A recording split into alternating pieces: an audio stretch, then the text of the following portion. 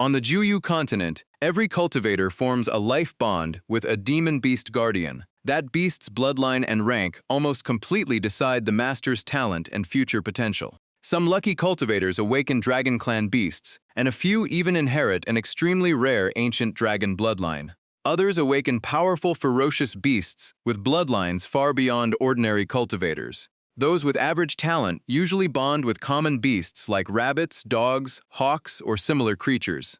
That was why the instructor had almost given up on Lin Guijing. Even though he ranked first in theory, if he still failed to summon a guardian beast tomorrow, not even the instructor could keep him at Fengtian Academy. With the assessment just around the corner, Lin Guijing focused on preparing. He even thought that summoning the weakest bloodline beast would already be enough. Just then, a spider appeared, and he immediately begged it for help. Lin Guijing promised to feed it fat worms every day if it became his partner. But the Spider Queen coldly raised the price. One worm was not enough. She wanted 10. Even so, he kept pleading, hoping it would help him pass tomorrow's test and stay at Fengtian Academy. At that moment, a group arrived to mock him. Leading them was Jin Xin from Fengtian Academy, who wasted no time insulting him. Facing them, Lin Guijing's attitude changed at once. He fired back with sarcasm, called out Jin Xin as the young master he was, and asked what brought him here. Jin Xin immediately picked a fight and demanded to know who allowed Lin Guijing into the immortal forest's secret realm. In his eyes, only those with spirit roots belonged here, while someone like Lin Guijing should leave at once. Wang Shidao joined in as well. She brought up tomorrow's assessment, praised those with powerful demon beast bloodlines, and mocked Lin Guijing even more. Hearing that only made Jin Xin smugger. The whole group burst into laughter, convinced that after tomorrow Lin Guijing would be expelled from the academy and become a nobody. But while Jin Xin was still laughing, a swarm of bees suddenly flew straight into his face, instantly wiping the smile away. Lin Guijing brushed off his hands and calmly said it was a special gift he had prepared, so there was no need to thank him. Furious beyond words, Jin Xin gritted his teeth and spat out Lin Guijing's name one word at a time. He immediately ordered his followers to deal with Lin Guijing on the spot. The two lackeys obeyed at once, summoned their wolf beasts, and charged straight at him. Without a guardian beast to help him, Lin Guijing could only widen the distance. As he ran, he pulled out talismans and threw them at the wolves. The talismans sliced through the air, carrying explosive power that was about to activate. A massive explosion erupted, and flames engulfed the area. Taking advantage of the chaos, Lin Guijing quickly retreated. As he ran, he glanced back with a satisfied grin, thinking the money he had spent on explosive talismans was definitely worth it. Unfortunately, things did not go as planned. Even after the blast, the two wolves could still fight and continued chasing him relentlessly. With no other choice, Lin Guijing sprinted for his life. He finally stopped at an open clearing to catch his breath. He then gathered his strength and leaped onto a tall tree nearby. Thanks to his quick reaction, the wolves completely missed their bite. Lin Guijing quickly calmed himself and climbed even higher. Once he reached a high branch, he was finally out of reach of the two beasts below. But the danger was far from over, because a chilling hiss suddenly came from right beside him. The moment he turned around, he came face to face with a gigantic green snake staring at him with its tongue flicking out. Startled out of his wits, Lin Guijing lost his balance and slipped off the branch. After the sudden fall, his head spun as he tumbled down the steep slope. In the end, he fell into a mountain ravine, luckily cushioned by the rocks sticking out along the way. After sliding farther, Lin Guijing landed at the foot of the mountain and rolled straight into a mysterious cave. Up above, Wang Shidao and the others looked down into the ravine and asked Jin Xin what they should do now that their target had entered the cave. One follower volunteered at once, offering to lead a team inside and drag Lin Guijing out. But this area seemed to be the territory of a bee colony. Swarms gathered in huge numbers, filling the air with threatening buzzing sounds. The two followers turned pale the moment they saw them and shouted that they were jade bees, a species whose venom could easily kill. Unlike his panicked men, Jin Xin stayed calm. He pulled out a talisman and scoffed that they were just a few insects. He poured spirit power into the talisman, creating a massive fireball that swept straight toward the jade bees. In moments, the swarm was burned to ashes and covered the ground. The two lackeys immediately competed to flatter their boss, praising his strength non-stop.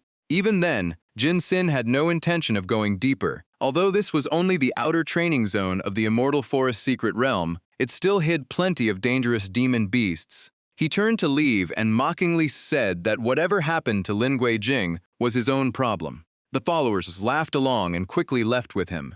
Inside the cave beneath the ravine, Lin Guijing quietly watched and waited until everyone outside was gone. After confirming the area was finally clear, he let out a small sigh of relief. Looking at his bruised and bleeding arm, Lin Guijing muttered that the fall had been unbelievably unlucky. As he thought about what to do next, something suddenly dropped from above and hit him on the head, making him jump. He quickly looked around, but the cave was pitch black and there was no one in sight. Looking down, he discovered a strange object lying on the ground. Curiosity got the better of him and he picked it up. It was an old mirror with no clue how it had ended up there. But the instant he touched it, the mirror burst with a blood-red glow that filled the entire cave. A pale hand slowly reached out from inside the mirror, followed by a cold voice echoing through the cave. Moments later, the owner of that hand appeared. She was a breathtakingly beautiful woman. Her stunning figure made it almost impossible to look away. Her crimson eyes were filled with exhaustion and resentment, as if she had slept for countless ages. The moment she appeared, she complained that she was starving before noticing Lin Guijing sitting in front of her. Seeing his confused expression, she wondered if he was the sacrifice prepared for her. He did not seem very satisfying, but he would do for a meal. The moment she finished speaking, she rushed straight at him. Watching her charge, Lin Guijing was terrified and screamed at the top of his lungs. But just before reaching him, the woman suddenly became weak, and her vision blurred as all her strength vanished. She wobbled right in front of him before fainting, leaving Lin Guijing completely stunned. The two crashed into each other with a loud thud, sending dust flying throughout the cave. Trapped beneath her, Lin Guijing had no idea what was happening. A few seconds ago she wanted to eat him, and now she was completely unconscious. Staring at the mysterious demon before him, cold sweat poured down his face as he wondered if this was some kind of trick. He forced himself to stay calm and decided that whether it was real or not, he should escape as quickly as possible. While quietly praying that she would not wake up, Lin Guijing carefully tried to push her off him. During the struggle, he suddenly noticed a pair of unusual ears on top of her head. The sight immediately caught his attention because they were clearly not human.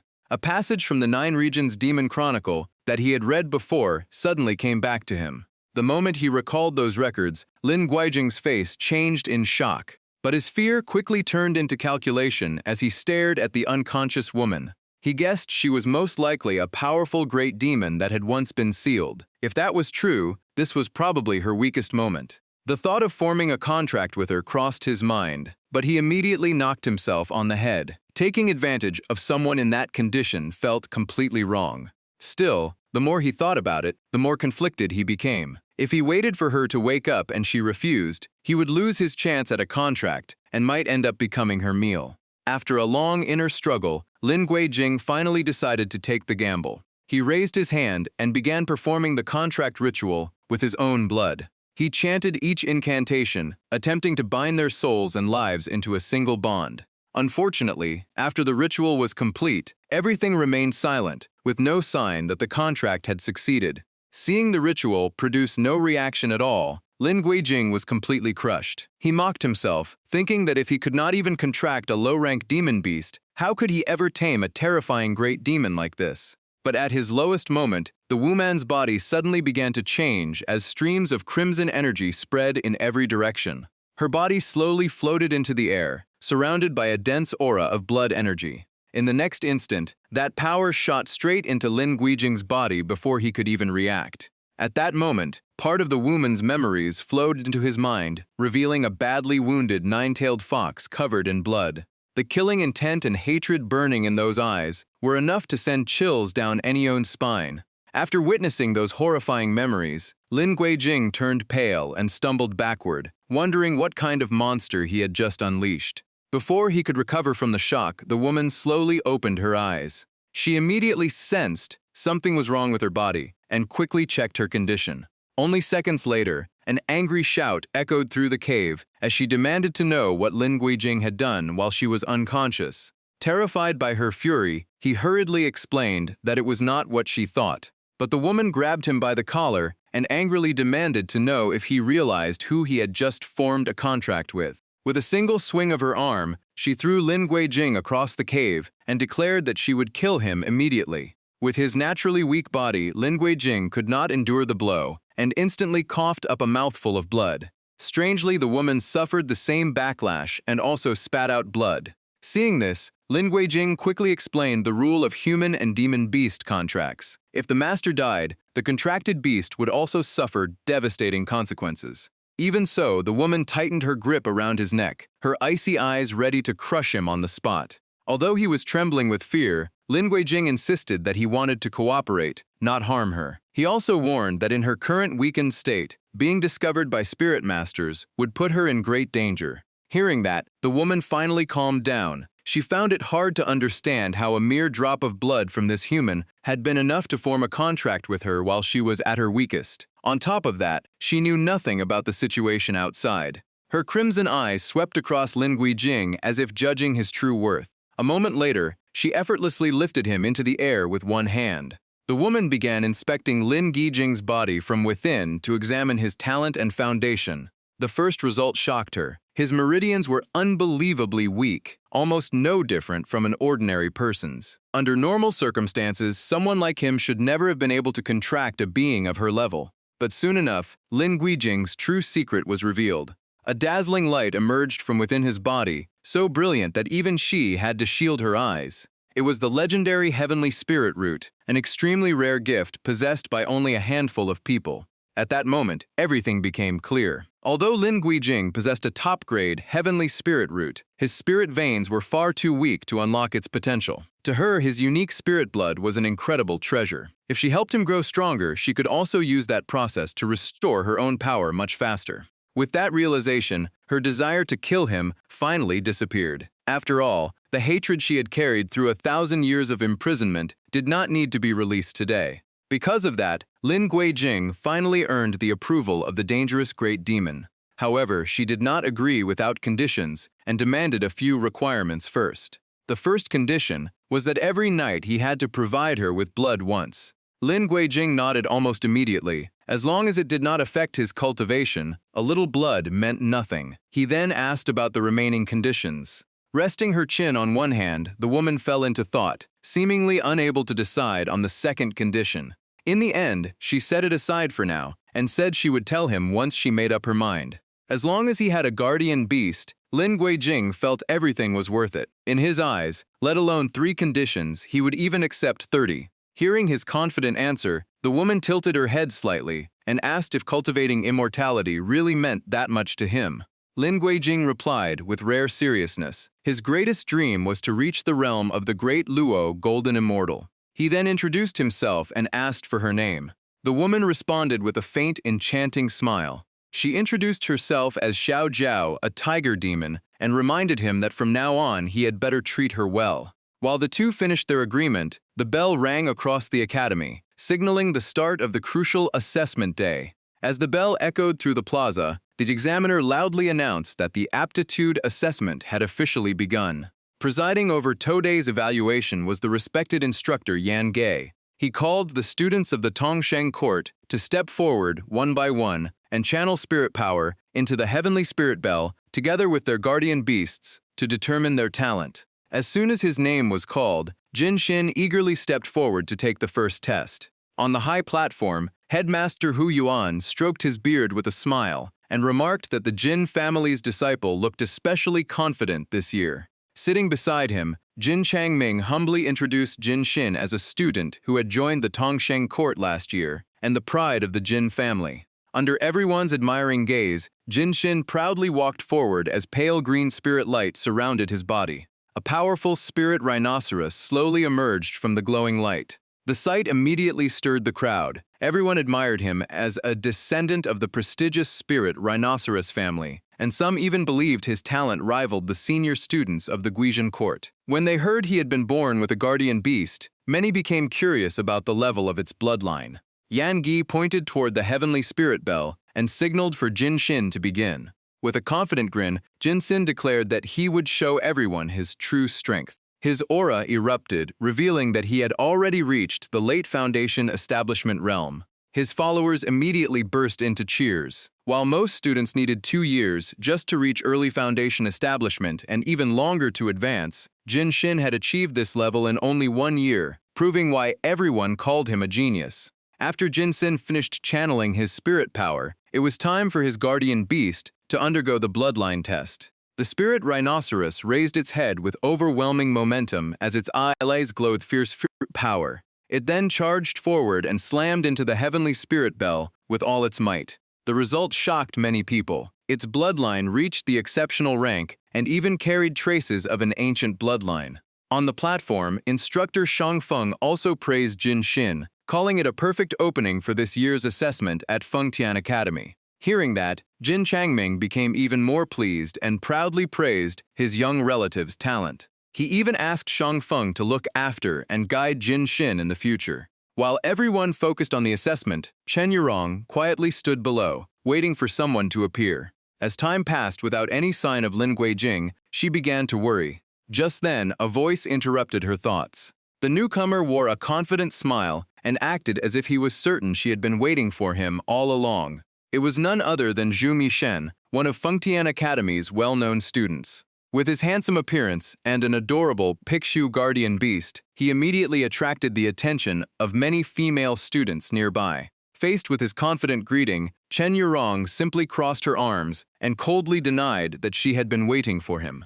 Even after being rejected, Zhu Mishen kept his composure. He gently assured the girls that he would chat with them after the assessment. He then turned back to Chen Yurong, repeatedly winked at her, and called her by affectionate nicknames. At that moment, Lin Guijing suddenly appeared beside Chen Yurong and quietly asked if she really liked someone who loved showing off that much. Without thinking, Chen Yurong immediately shook her head and called Zhu Mishen hopelessly narcissistic. But before she could continue, she suddenly realized something and quickly turned around. Standing before her was Lin Guijing with his familiar smile. Chen Yurong happily called his name and quickly asked if he had finally found a guardian beast, because failing To Day's assessment would have serious consequences. Before she could finish speaking, her eyes landed on Xiao Jiao standing beside Lin Guijing. Xiao Jiao's beauty was so stunning that Chen Yurong blushed without realizing it. Her gaze shifted back and forth between the two of them, and she immediately demanded to know who Xiao Jiao was. Lin Guijing hesitated, unsure where to begin explaining. But Xiao Jiao was faster. She wrapped an arm around his neck and boldly declared that she was Lin Guijing's guardian beast, leaving Chen Yurong completely speechless. After standing frozen for several seconds, Chen Yurong could only point at the two of them with a trembling hand and loudly object. No matter how she looked at it, Chen Yurong simply could not believe the explanation. In her eyes, Lin Guijing had just found a beautiful woman to pretend to be his guardian beast and fool the assessment. Chen Yurong still refused to believe it. She argued that fake ears and a fake tail could never fool the masters, let alone the heavenly spirit bell. Seeing the two standing so close together only made her more annoyed. She kept complaining that even if they were putting on an act, they did not need to be that intimate. Meanwhile, another student desperately tried to prove his beast was real, but the heavenly spirit bell showed no reaction at all, leaving him frantic. Even while the guards dragged him away, he kept protesting that he had raised the heavenly treasure pig since it was young, so it had to be his guardian beast. Watching the scene, Jin Changming sneered. Shang Feng explained that the heavenly spirit bell only recognized a true blood contract between a cultivator and a demon beast. Without one, even a divine beast meant nothing. After waiting a little longer without anyone stepping forward, Yan Ge asked if any students had not taken the assessment yet. At that moment, Lin Guijing confidently stepped out with Xiao Jiao, following behind him, and announced his presence. Seeing him alive and well, Jin Shin's group immediately began whispering among themselves. Jin Shin, however, was far more interested in Xiao Jiao, his eyes lighting up at the sight of the beautiful stranger beside Lin Guijing. Feeling their stares, Xiao Jiao leaned close and quietly asked Lin Guijing if she could just eat them all. He quickly stopped her, reminding her that they had already agreed to keep her true identity hidden by pretending she was his guardian beast. Lin Guijing then walked up to Yan Ge and respectfully requested permission to take the assessment. Not seeing any beast beside him, Yan Ge asked where his guardian beast was. Lin Guijing immediately pointed at Xiao Zhao and introduced her as his contracted tiger demon guardian beast. The answer stunned Yan Ge. A demon beast with a human appearance was incredibly rare. Lin Guijing simply smiled and said the test would reveal the truth. With that, he led Xiao Zhao toward the heavenly spirit bell. Standing before the testing artifact, Lin Guijing silently placed his future on this single trial. He gathered all his strength and struck the heavenly spirit bell. The tension on his face showed just how important this assessment was to him. The result surprised everyone. Lin Guijing's cultivation had only reached the early qi refining realm. It was then Xiao Zhao's turn. She curiously asked if all she had to do was touch the bell, and Lin Guijing nodded. Xiao Zhao did not even use her full strength. She simply tapped the heavenly spirit bell with one finger. Yet that simple gesture made Jin Changming jump to his feet in shock. The heavenly spirit bell declared that Xiao Zhao possessed exceptional rank talent and the incredibly rare primordial bloodline.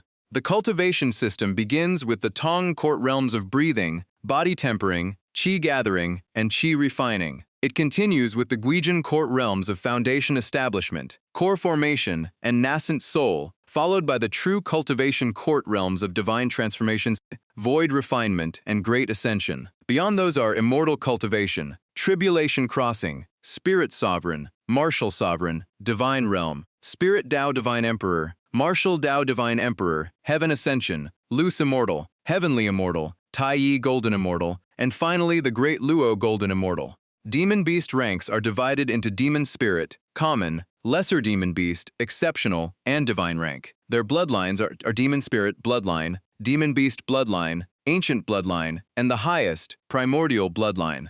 Xiao Zhao looked dissatisfied with the result. She kept tapping the heavenly spirit bell because she believed the reading was completely inaccurate. As for the bell itself, it seemed to have reached its limit, as though exceptional rank was the highest level it could measure, and it simply could not reveal her true strength. Since Lin Guijing was the last participant, the assessment officially came to an end. Next, Hua Molan stepped forward and introduced herself as the instructor responsible for Demon Beasties, congratulating the students on obtaining their own guardians. She explained that demon beasts were naturally straightforward. As long as they were treated sincerely, they would become the most trustworthy companions. Meanwhile, Xiao Zhao stayed glued to Lin Guijing's side. While teaching, Hua Molan watered a small plant to demonstrate her point. She also warned that if a master failed to treat a guardian beast sincerely, even the weakest one could eventually turn against them.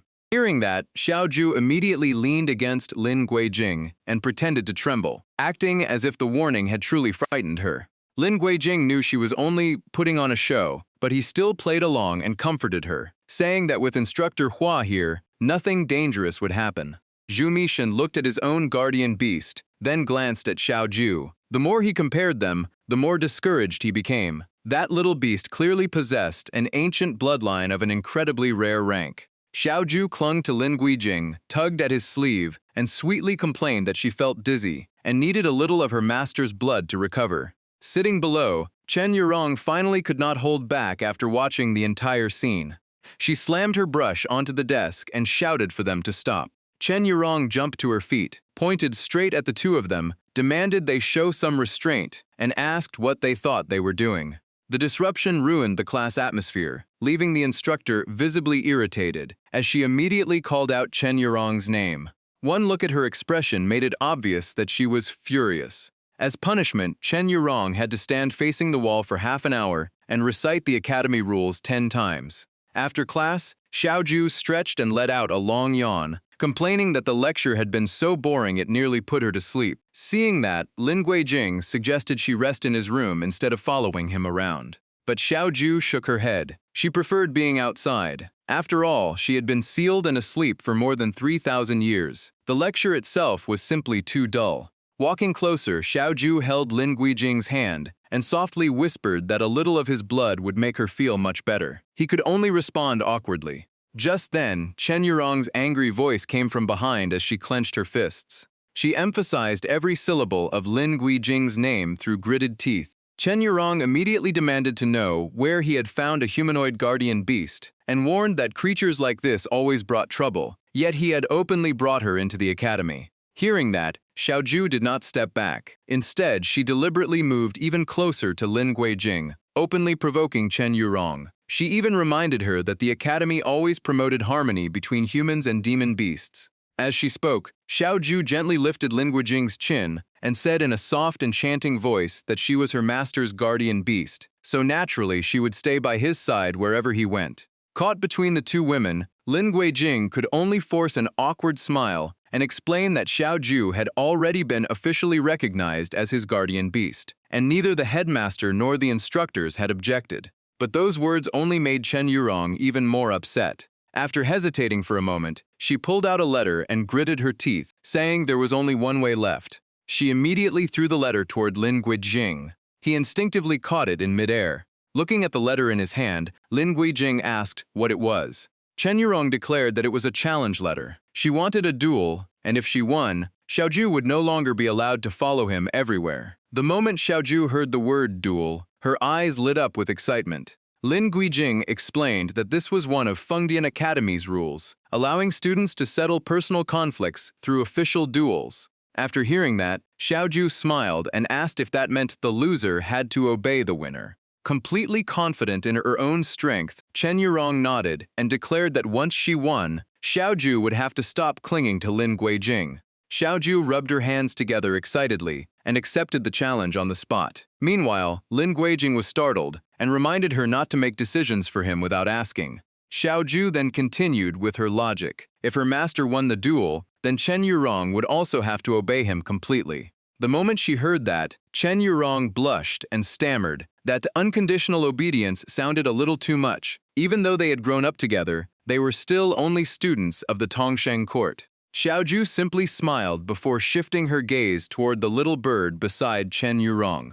With only a single intimidating glance, the tiny bird panicked and cried out non-stop. Seeing her guardian beast frightened, Chen Yurong hurried over to comfort it. She confidently declared that she could not possibly lose, because Li Jing had always cultivated more slowly than she had. There was no way her guardian beast could lose, since every guardian beast had to obey its master completely. Encouraged by its master, the little bird finally regained its courage and agreed to fight. With that, Chen Yurong considered everything settled. An aura burst from her body as she declared the duel would be fought alongside spirit beasts. If they wanted to avoid getting hurt, they could still surrender now. Knowing Xiaoju was no ordinary girl, Lin Guijing quickly tried to calm Yurong and urged her to settle things with words instead of fighting. But Yurong had no intention of stopping. She declared it was already too late to back down. Activating Wind Wing arts, she borrowed her spirit beast's wings to soar into the sky while summoning 2 raging tornadoes. Xiaoju calmly watched and admitted the technique was impressive. At such a young age, Yurong had already mastered wind magic that well. Realizing things were getting serious, Lin Guijing quickly activated a defensive talisman in front of Xiaoju and told her to dodge because it could block Yurong's attack. Yurong showed no intention of holding back. The twin tornadoes crashed down from the sky with overwhelming force toward Lin Guijing and Xiaoju. She was certain the fight was over. Even with a spirit beast, Lin Guijing could never survive her strongest attack. But what happened next left her speechless. Xiaoju walked out completely unharmed with a faint smile and calmly said it was her turn now. Behind her, Lin Guijing tried to stop her, but it was useless. Xiaoju spoke softly, yet her voice carried a chilling darkness that seemed to swallow everything around them. The moment Yurong faced her, both she and her spirit beast felt their bodies go weak. Neither of them knew where the terrifying pressure came from.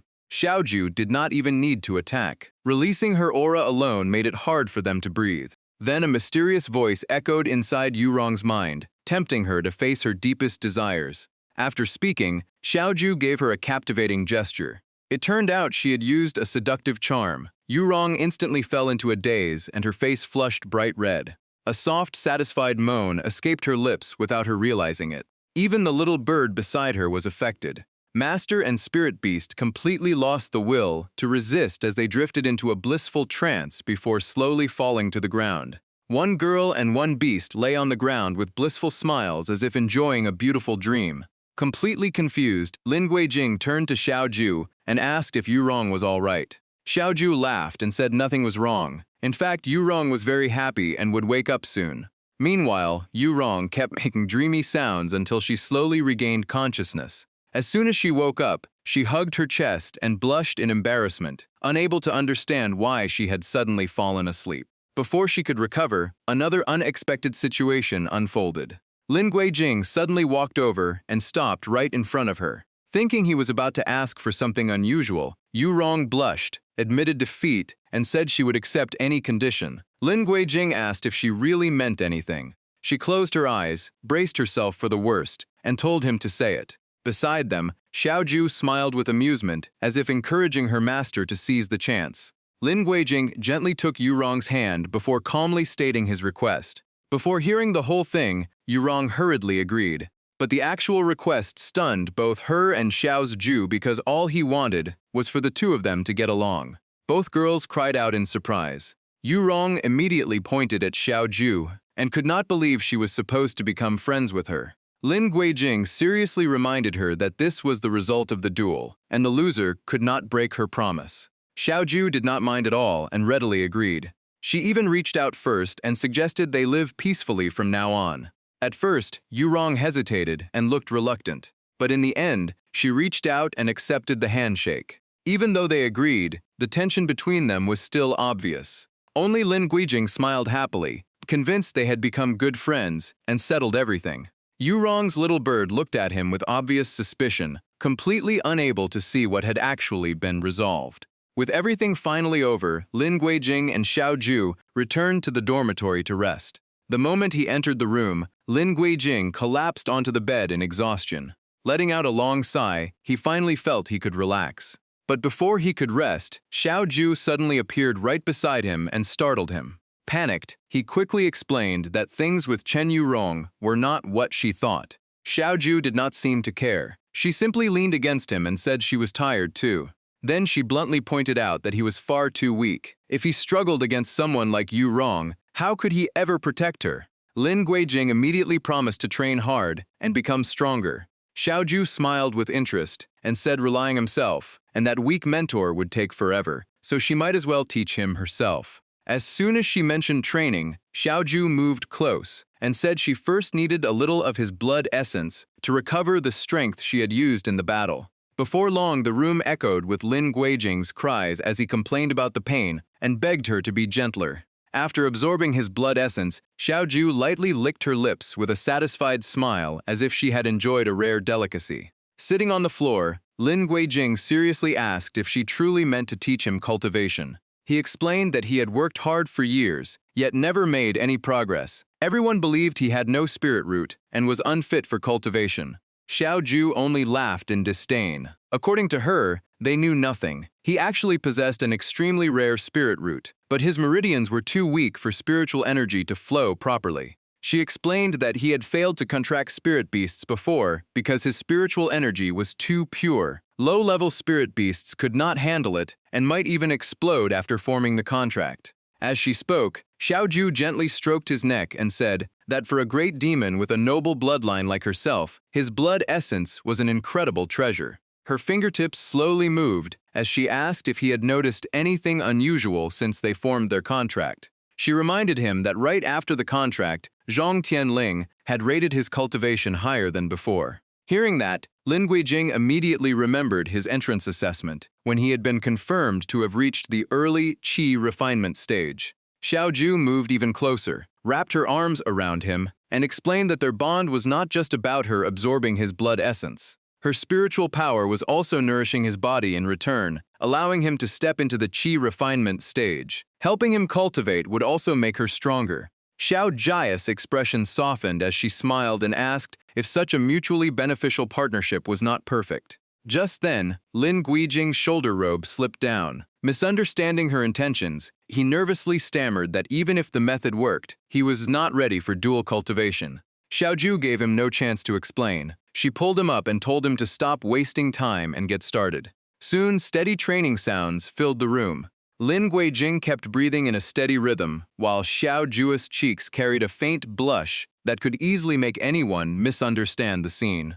She was actually sitting on his back while supervising his physical training. Xiaoju kept urging him to go faster, as Lin Guijing trembled with exhaustion and complained that he had already trained for 4 hours without a break. Xiaoju gently tapped his head and asked why he was in such a hurry. She explained that with his current weak body, forcing all his spiritual energy awake would destroy him instantly. Before wielding great power, he needed a solid foundation. Xiaoju also sighed that after being sealed for over 1,000 years, people had grown much weaker, and even the wine was no longer as good as it used to be. As for Lin Guijing, he had nearly reached his limit. His arms shook non-stop, and though he gritted his teeth, he finally admitted he could not hold on much longer. Not long after, he collapsed onto the floor, dragging Xiaoju down with him. She immediately scolded him for being so useless, after lasting only that long. Even with exhaustion weighing down his eyelids, Lin Guijing insisted that he was simply too tired today. Starting tomorrow, he would keep training without giving up. He even declared with complete confidence that one day he would become a great Luo Golden Immortal. They were standing incredibly close. Looking at Lin Guijing's face, Xiaoju suddenly drifted into an old memory. A familiar figure from the past appeared in her mind. He once asked why everyone longed to become immortal and live as long as the heavens. Then he boldly claimed he would prove that anyone could reach the great Luo Golden Immortal realm. Lost in that memory, Xiaoju unconsciously stepped closer and gently hugged the sleeping Lin Guijing. While she was at it, she absorbed a little more of his blood essence to heal her injuries. Once she was done, Xiaoju closed her eyes and rested beside him. The next morning, the academy became lively again, as disciples hurried each other toward class. Meanwhile, in a hidden corner along the road, Jingxin was lying in wait. He looked at his spirit beast and explained the plan. Once Lin Guijing and his guardian beast appeared, it would charge in and knock them down. Jingxin's voice was filled with jealousy. He could not accept that someone labeled a loser had formed a contract with a spirit beast carrying an ancient bloodline. In his eyes, a beast was only as strong as its master, so such a rare talent was completely wasted. Seeing his beast hesitate, Jingxin assured it that an ancient bloodline was nothing to fear. Held back by such a weak master, its strength was no better than an ordinary spirit beast. Finally, he told the rhinoceros to aim carefully. As long as it left Lin Guijing on the verge of death, the contract would break on its own, and that spirit beast would become his. Before long, Xiaoju and Lin Guijing walked onto the very road where Jingxin had set his trap. As they walked, Lin Guijing chatted happily. He could clearly feel that his body was much stronger today. His energy was overflowing, his stamina had improved, and he could even vaguely sense spiritual energy flowing through him. Xiaoju simply smiled and congratulated him. Seeing her calm reaction, Lin Guijing quietly wondered if Xiaoju was pretending that nothing had happened. He suddenly remembered that when he woke up that morning, she seemed to have been crying. After hesitating for a while, he softly called her name. Xiaoju immediately turned around and answered gently. At that very moment, a terrified scream rang out. A spirit beast was charging straight at them, while people shouted for everyone to get out of the way. The rhinoceros had bloodshot eyes and threw its entire strength into the fierce charge. Xiaoju glanced at it with a perfectly calm expression. What surprised her was that Lin Guijing stepped forward to shield her. He was genuinely worried that Xiaoju would get hurt and loudly told her to move away. But Xiaoju simply took one step forward and gently lowered the arm he had stretched out. Her voice was unbelievably calm as she told him not to worry. Even when the rhinoceros was almost upon them, Xiaoju remained still as if she were waiting for it to come closer. Then she slowly raised her hand, ready to strike. With nothing more than a simple finger snap, the charging spirit beast was blasted far away. Xiaoju casually added that a pet without proper discipline should quietly go back to its owner. The sight left Lin Guijing and everyone around him completely stunned. They stared in disbelief as the rhinoceros was sent flying so far. Xiaoju simply covered her mouth and chuckled as if she had dealt with something too trivial to mention.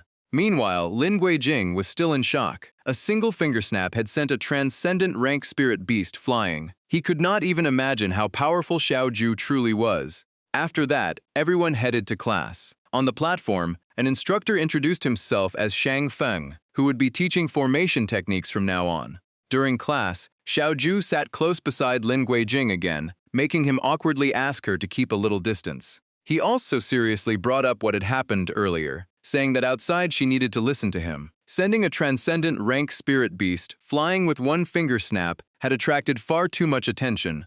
Xiaoju immediately pouted and argued back. In her opinion, if she had not acted, he would have been the one sent flying.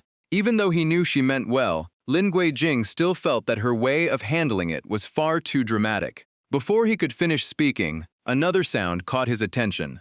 A few male disciples upstairs kept looking at Xiaoju and grinning like they had completely lost their minds. Lin Guijing dropped the subject and simply reminded her once again not to stand out so much in the future. Xiaoju casually replied that she understood. From now on, she would just ignore everything that happened. With that, she turned her face away in a cute little pout. The guys, secretly watching nearby, nearly had nosebleeds from the sight. Lin Guijing could only rub his head helplessly. Keeping a low profile with Xiaoju around was clearly impossible. At that moment, Instructor Shang Feng finished explaining the basic wind formation and asked for a volunteer to demonstrate. The first person he called was Lin Guijing. Caught off guard, Lin Guijing froze for a moment. Even so, he stood up and accepted. From her seat, Xiaoju kept encouraging him and told him not to worry.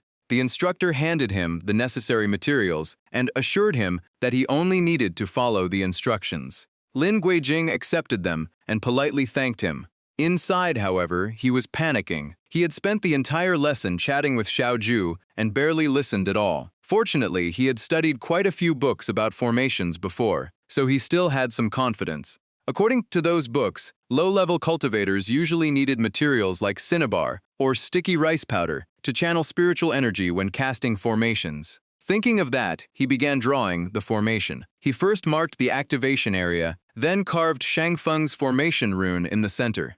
After finishing everything, Lin Guijing formed hand seals and recited the incantation to activate the formation. Finally, he pointed at the formation and gave the command to activate it. Unfortunately, after waiting for a while, everything stayed silent. There was not even the slightest ripple of spiritual energy. The result left Lin Guijing deeply disappointed. It seemed he still could not freely control spiritual energy like everyone else. Those who already disliked him immediately mocked him. They claimed that trash would always be trash and could not even learn a simple formation. Hearing the insults, Chen Yurong immediately stood up and demanded to know what nonsense they were talking about. Just as everyone believed the formation had failed, a faint stream of energy suddenly appeared at its core. In the blink of an eye, it surged into a massive tornado. Seeing that, Lin Guijing excitedly shouted that he had succeeded. Even Instructor Shang Feng could not hide his surprise. The tornado continued growing stronger, forcing many nearby disciples to back away in panic. Shang Feng walked over, patted Lin Guijing on the shoulder, praised his performance, and encouraged him to keep cultivating diligently. Sitting below, Xiaoju smiled with clear satisfaction at his performance. After class, as Lin Guijing and Xiaoju were leaving, someone called out from behind.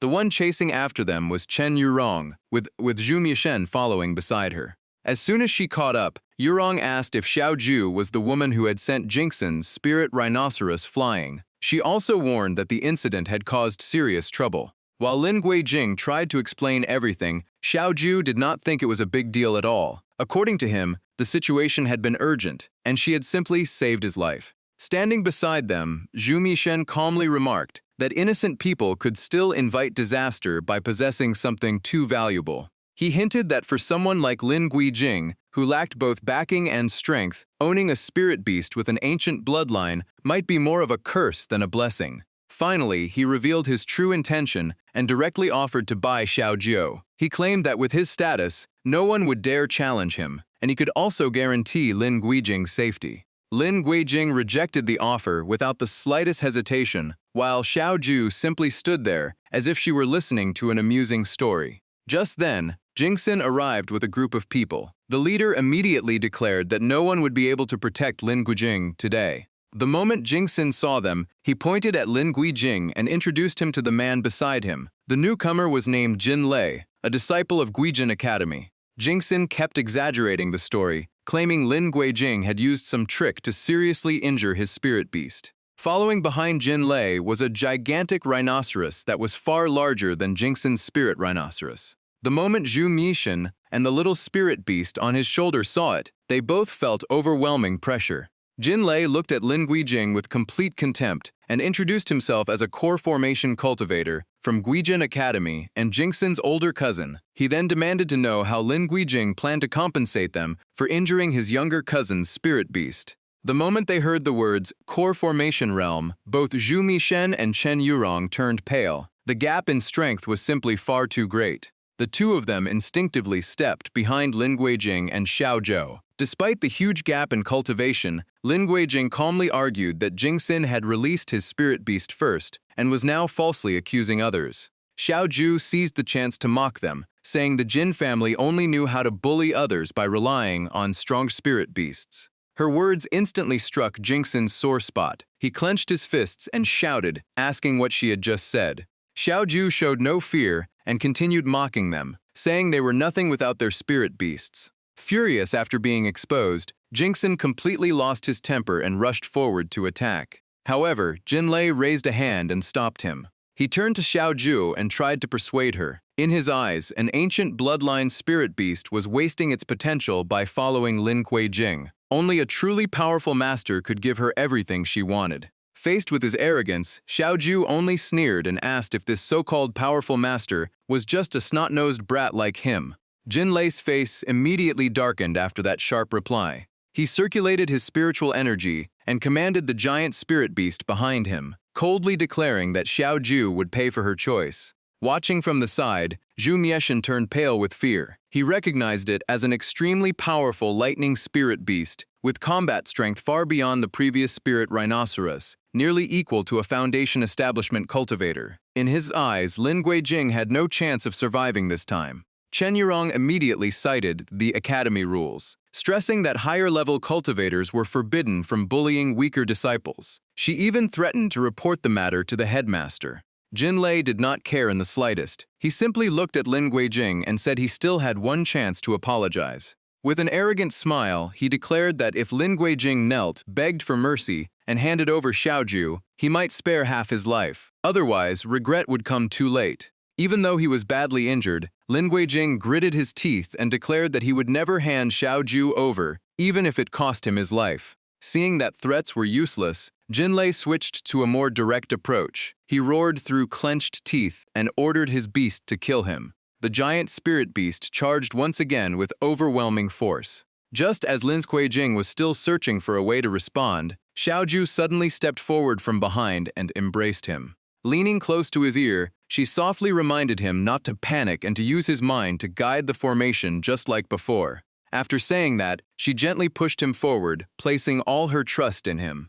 Lin Guijing immediately understood. He quickly activated the formations and continuously poured spiritual energy into it. Meanwhile, the raging rhinoceros was already closing in on them. He formed hand seals and cast the mystic ice spell, while Xiao Zhu completed the final step of the formation beside him. In an instant, thick layers of ice covered the rhinoceros, freezing it solid until it died on the spot. Watching his spirit beast perish, Jinlei let out a miserable scream. Jingxin rushed over in panic to support him, repeatedly calling out to his older cousin. After that attack, the rhinoceros completely lost the ability to move. Even Lin Guijing could not believe what he was seeing. He stood there in shock, wondering if he had really done it himself. Xiao Zhu walked over, praised him for doing an excellent job, and said his cultivation had improved enough to unleash such power through the formation. Chen Yurong then stepped forward and demanded to know what excuses the Jin brothers still had left. Even while supporting his injured older cousin, Jingxin refused to accept defeat and loudly threatened that the headmaster would definitely investigate this matter. Jinlei, however, immediately stopped his younger cousin from causing more trouble and decided to leave, though Jingxin was still unwilling to let it go. Annoyed by the continued argument, Jinlei turned around and shouted that the matter ended here. He openly admitted that he was not as strong as his opponent and that a loss was a loss. After saying that, he even took the initiative to bow and apologize. Seeing that he admitted his mistake, Chen Yurong relaxed and said she would not report the incident to the headmaster. She only hoped they had learned not to look down on weaker cultivators again. Jingxin ground his teeth in rage, but could do nothing except silently hold a grudge against Lin Guijing. Jinlei's defeat thrilled Zhu Mieshan. He burst into laughter and repeatedly praised Lin Guijing's strength. As he spoke, he threw an arm around Lin Guijing's shoulders and declared that from now on, Lin Guijing was his brother. Anyone who dared touch him would be making an enemy of Zhu Mieshan. Meanwhile, Xiao Zhu quietly sipped her tea, occasionally glancing at Lin Guijing. Unlike everyone else's praise, Chen Yurong seriously reminded him not to become overconfident just because he had grown stronger. She then marched over to Xiaozhou, slammed the table, and blamed her for causing all the trouble. While still upset, Chen Yurong noticed something even more shocking. Looking around the room and seeing only one bed, she immediately covered her mouth in disbelief. The more she thought about it, the angrier she became. She kept questioning them, saying that even if Xiaozhou was a guardian spirit beast, she was still a young woman. It was inappropriate for them to stay together like this, and she even wanted to ask an elder to change Xiaozhou's room immediately. Seeing her overreact, Lin Guijing explained that he slept on the floor while Shizhu used the bed. Chen Yurong still refused to let it go. Left with no choice, Lin Guijing changed his story and claimed he slept on the bed while Xiaozhou slept on the floor. Zhu Mishen quickly jumped in and offered to let Xiaozhou move into his room since he had plenty of space. It was already late, and Lin Guijidlen just wanted some peace and quiet. He kept pushing Chen Yurong toward the door, promising to be more careful in the future and urging everyone to go back and rest for tomorrow's cultivation, but she stubbornly refused to leave. After a long struggle, he finally gave her a light kick, causing Chen Yurong to lose her balance and stumble outside before telling her to hurry home. The door slammed shut, and Lin Guijing finally let out a sigh of relief now that the room was quiet again. Seeing it was time to rest, Xiaozhou stood up, stretched lazily, and let out a long yawn. Once everyone had left, Lin Guijing asked her about the mystic ice spell from earlier. Xiaozhou smiled, pointed at him, and insisted that he had cast it himself, though he still found it hard to believe. Thinking back to the moment Xiaozhou hugged him during the battle, he could not help wondering if she had secretly helped him. Xiaozhou slowly explained that he naturally possessed an extremely rare spirit root and a remarkably solid foundation. She had only helped open his meridians, so he could unlock his own potential. Sitting beside him, she continued that even the mystic ice spell was born from his own instincts, combined with the formation knowledge he had accumulated over the years. As she spoke, she looked straight at Lin Guijing, making it clear that everything had been his own achievement and that he should have more confidence in himself. Xiaozhou then sighed with regret, saying that the spiritual energy of the current era was far weaker than it had been 3,000 years ago, greatly slowing everyone's cultivation. As she spoke of the past, her expression turned sorrowful. Holding her forehead, Xiaozhou lamented that after one long sleep, the once glorious demon race had become a race forced to serve humanity. Seeing her like that, Lin Guijing became genuinely worried. After thinking for a moment, he suddenly remembered something. He immediately ran to the bookshelf and said that since Xiaozhou had slept for 3,000 years, she had probably missed many events that had been recorded. After searching for a while, he found a book titled Chronicle of the Demon Gods. Opening the book, Lin Guijing began reading about a great disaster caused by a powerful demon 3,000 years ago. According to the records, that great demon had thrown the world into chaos and even convinced the human emperor of that era to allow the demon race to hunt and eat humans. To save the world, a celestial god helped humanity overthrow the human emperor and destroy the great demon. The battle lasted 9 days and 9 nights before finally ending. The book also claimed that the celestial god showed mercy by sparing the demon race. Instead of wiping them out, half of their cultivation was sealed, and they were forced to serve humanity to atone for their sins. The moment she heard that, Xiaozhou's expression changed, and her body began trembling violently. She suddenly screamed as if an invisible force were restraining her. In her agitation, Xiaozhou snatched the book and threw it aside, insisting that everything in it was nothing but lies. She grabbed Lin Guijing by the collar and loudly denied everything he had just read. Tears streamed down her face as her voice choked with grief, repeating over and over that the truth was not like that. Seeing her in such pain, Lin Guijing could only gently pat her head and apologize. Before long, the next morning arrived. Remembering what had happened the previous night, Lin Guijing rubbed his neck and complained about the bite marks, while Xiaozhou simply folded her arms and looked away as if she had nothing to do with it. As soon as they stepped outside, they found instructor Chongfeng waiting for Lin Guijing. He quickly delivered the message that the headmaster wanted to see him immediately and told him to head over at once. Hearing that, Lin Guijing instantly became nervous and could not help wondering if Chen Yurong had actually reported him. At the sect's main hall, the headmaster gathered a group of disciples and announced that each class in Guizhen Academy would choose its top disciple. This year's Foundation Establishment Champion would be decided through a trial. Besides Lin Guijing and Chen Yurong, another female disciple named Zhu Mangmang would also compete. Watching from the side, Xiaoju quietly remarked that this was a great opportunity. She even teased that winning first place would bring him one step closer to becoming a great Luo Golden Immortal. Lin Guijing only smiled awkwardly, saying nothing was certain yet. The headmaster continued explaining the trial. Whoever found the Immortal Spirit Stone inside the Immortal Forest Secret Realm and returned before the deadline would become this year's top disciple. After hearing the rules, all three respectfully accepted the mission. At the trial site, Zhu Mishen had already arrived early. He confidently declared that no one but him would find the Immortal Spirit Stone because he was unmatched at tracking treasures. Walking with the group, Zhu Mengmeng glanced at Zhu Mieshen and curiously asked why he had come. Zhu Mishen winked confidently and said he was obviously here to compete for the top disciple title. There was no way his little sister would be chosen while he stayed home. Zhu Mengmeng bluntly exposed the truth, saying the headmaster had not selected him because he failed too many requirements. Hitting a sore spot, Zhu Mishen quickly brushed it off, insisting none of that mattered because whoever brought back the Immortal Spirit Stone first would be the winner. Chen Yurong calmly replied that he could come along if he wanted, as long as he did not slow them down. Zhu Mishen completely misunderstood her words and narcissistically assumed she liked him. Pretending to be touched, he declared that for the sake of their future together, he absolutely had to win this title. The moment he finished speaking, he took off running, before Chen Yurong could lose her temper. Watching her brother disappear, Zhu Mengmeng could only helplessly explain that he was not a bad person. He just had a few screws loose.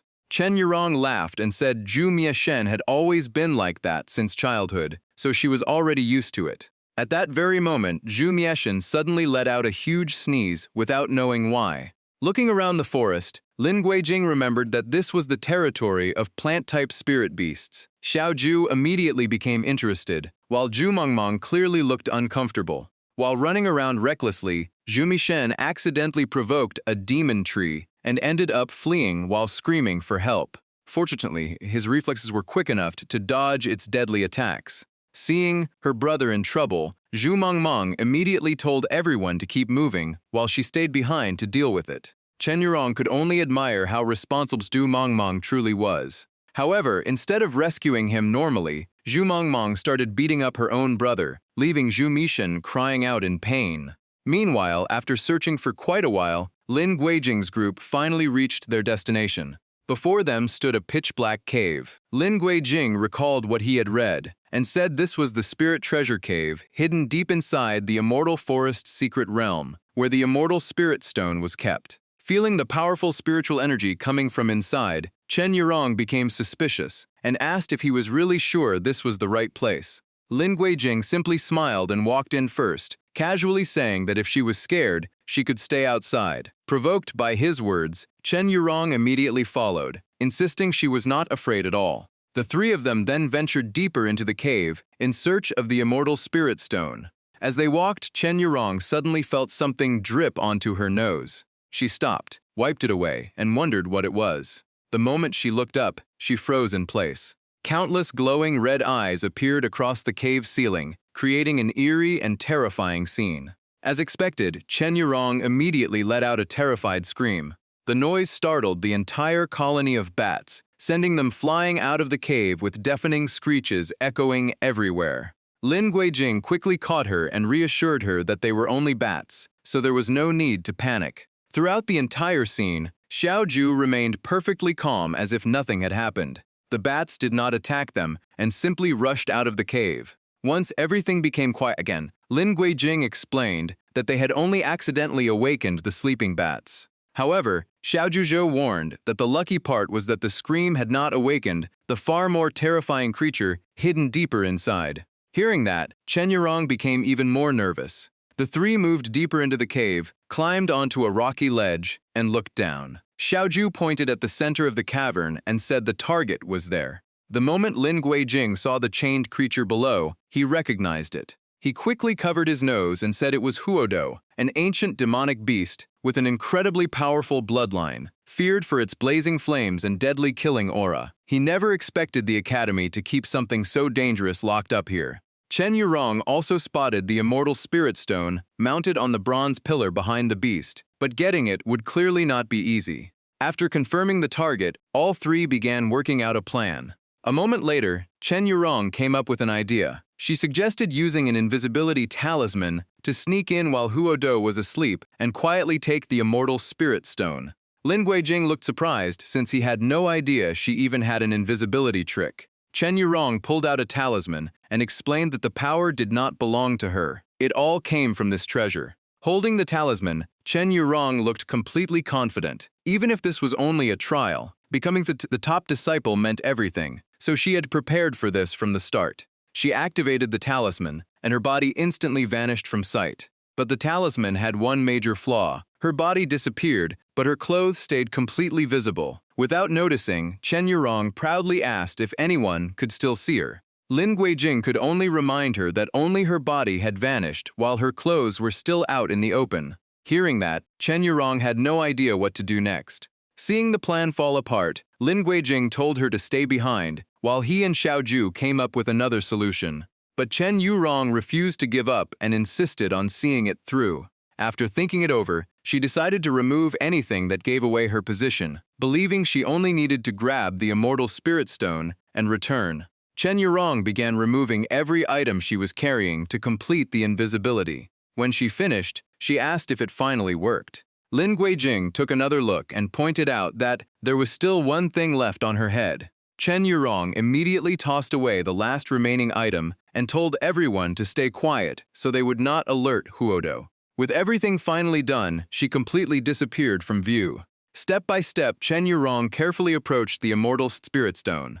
Meanwhile, Huodo remained still, seemingly unaware that anything was wrong. Even with her presence hidden, standing this close to an ancient demonic beast still left Chen Yurong drenched in sweat. From a distance, Xiaoju reminded Lin Guijing that if he did nothing, someone else would claim the victory. Lin Guijing understood and started thinking of a way to compete with Chen Yurong. Remembering the power from before, he asked if he could use the mystic ice spell with the same strength again. Xiaoju shook her head and said it would not be easy, leaving him wondering why. She explained that last time she had only released the hidden spiritual power inside his body. Huodo was far stronger, so defeating it would require power far beyond what he had used before. As she spoke, Xiaoju teased that if he wanted that level of strength again, she would have to transfer more spiritual power into him. At the same time, Chen Yurong was almost at the target but ran into another problem. The heat around Huodo was so intense that she could not help feeling uneasy. As the distance closed, Huodo's incredibly sharp nose seemed to catch something unusual. Suddenly, it opened its eyes and took a deep breath, pulling the surrounding air toward Chen Yurong's position. As the beast's head moved right in front of her, Chen Yurong turned pale, knowing she had been discovered.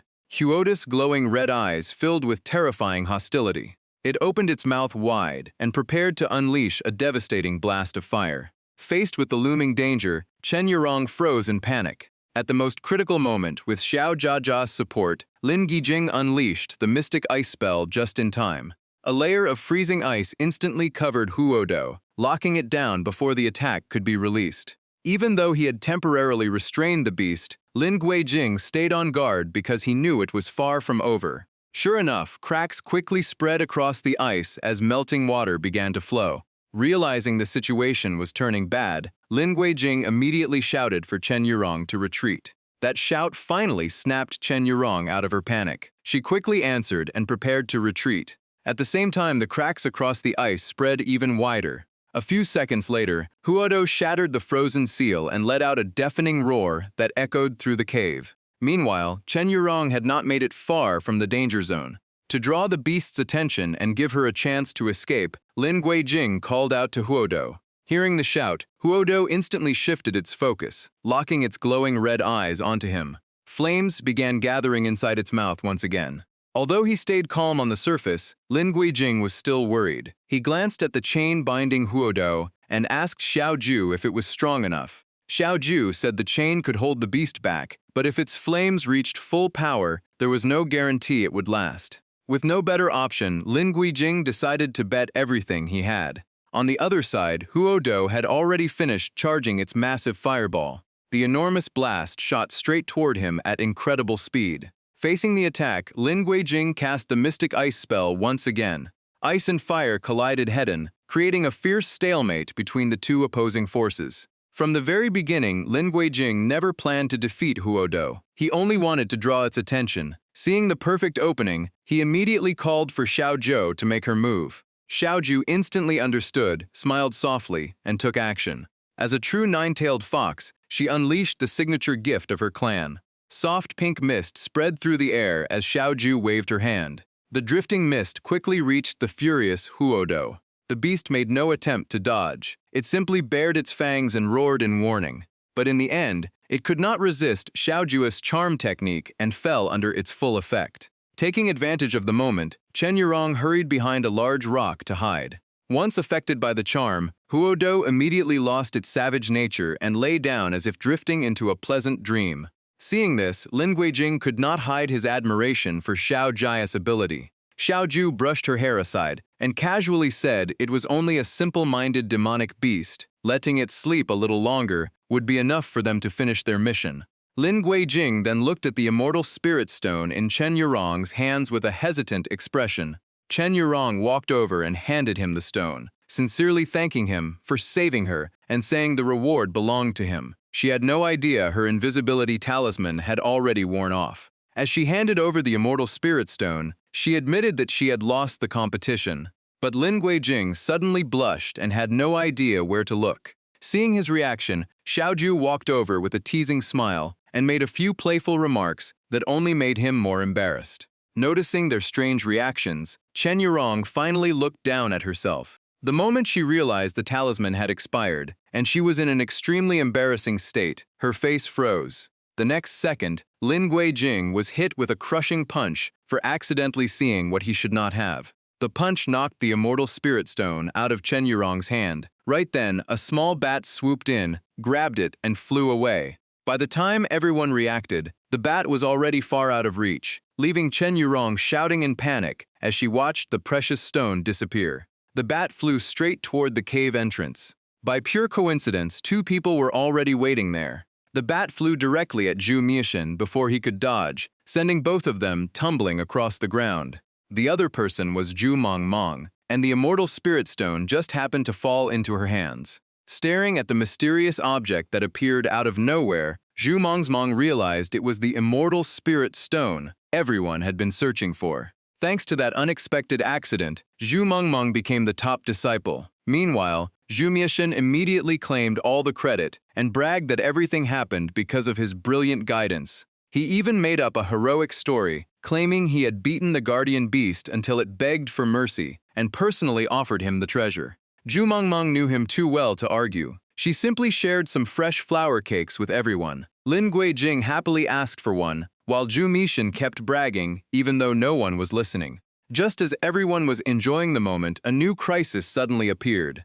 A disciple suddenly pointed at the sky and shouted that people from the Zhengxian sect had arrived. Everyone immediately looked up. The sight of the divine golden crow left the disciples in awe of the overwhelming presence of a god-level beast. Sitting on the golden crow's back was Xialan. Her stunning appearance and special status drew countless admiring eyes. Some disciples stared without blinking until their friends teased them to stop dreaming about Xialan. One of them quickly claimed he was only looking at the golden crow.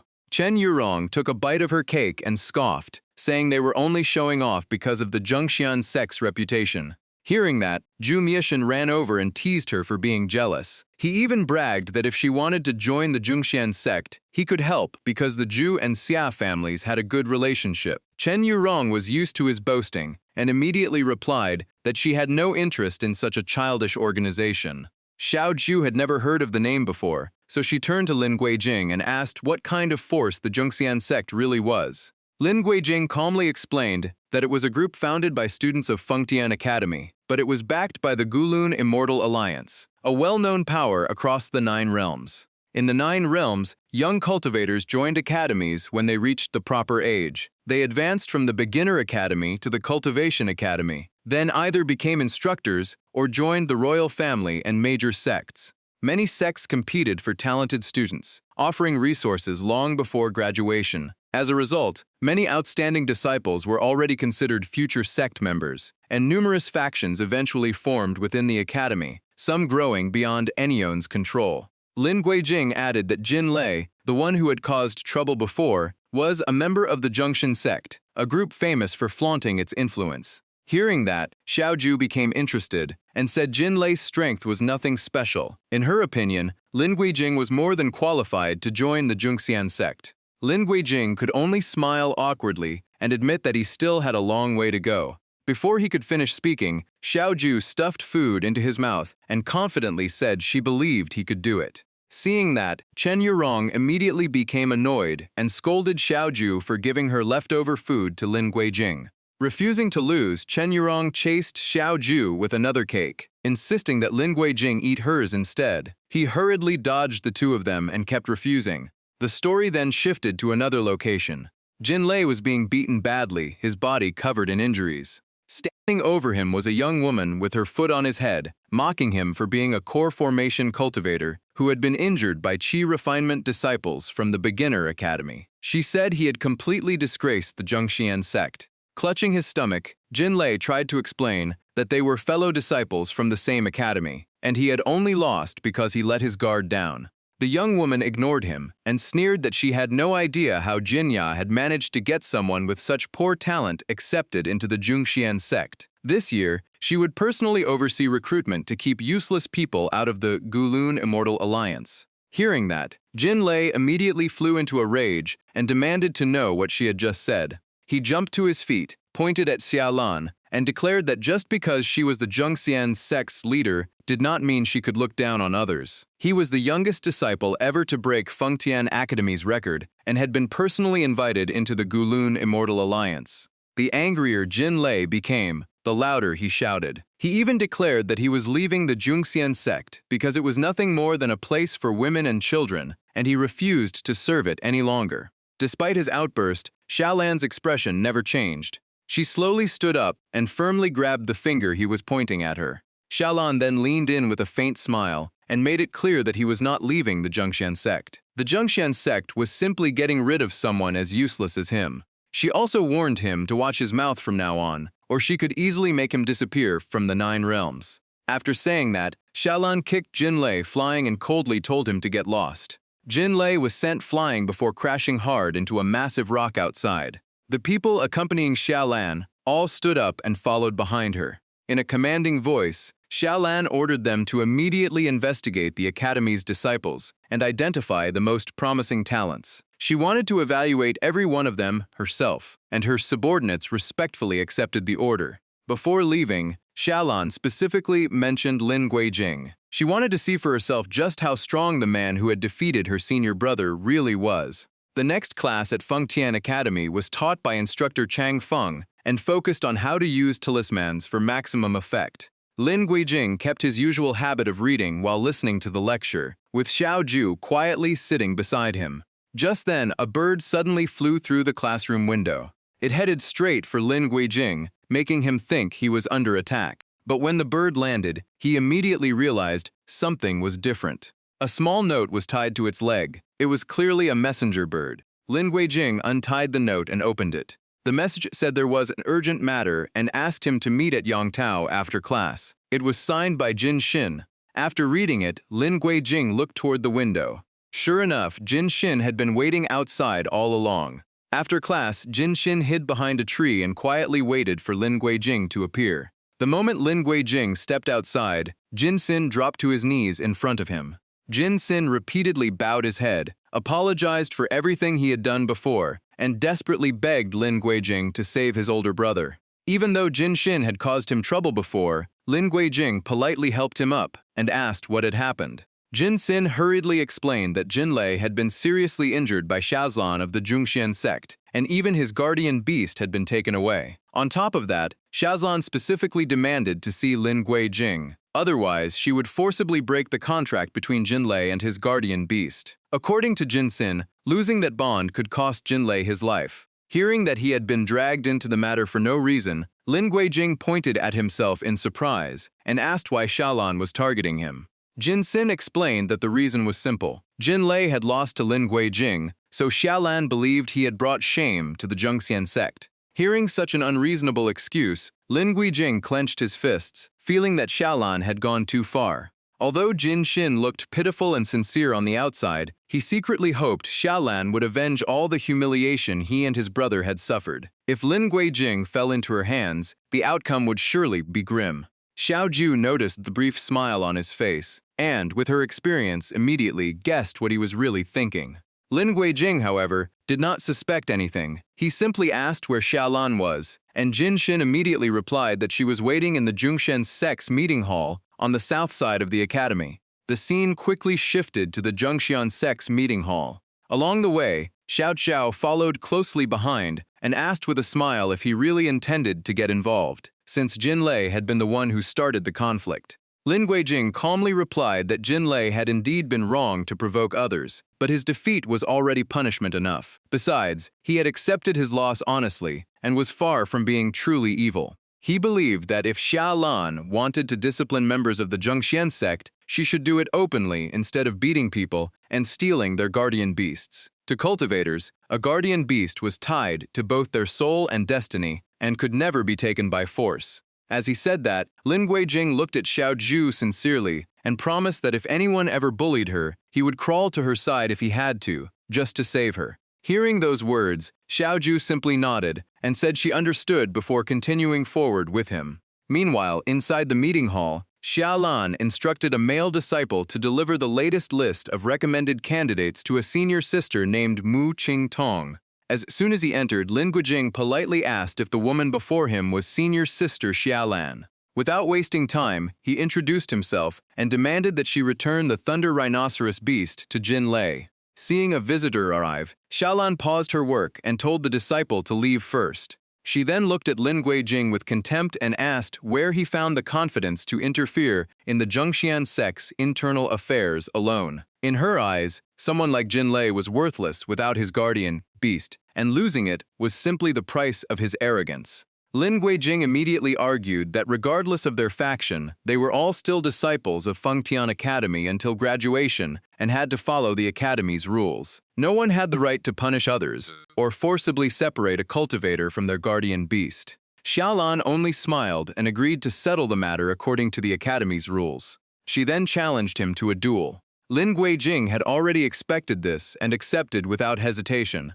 Xiaolan raised her hand, released her spiritual power, and summoned her guardian beast. A phoenix bird instantly appeared, spreading its wings across the sky. Xiaolan confidently declared that once he lost, he should not blame her for showing no mercy. With Xiao Ju secretly supporting him, Lin Guijing quickly prepared for the battle. The aura flowing from him caught Xiaolan by surprise. A foundation establishment cultivator who had just entered the True Cultivation Academy should not possess such abundant spiritual power.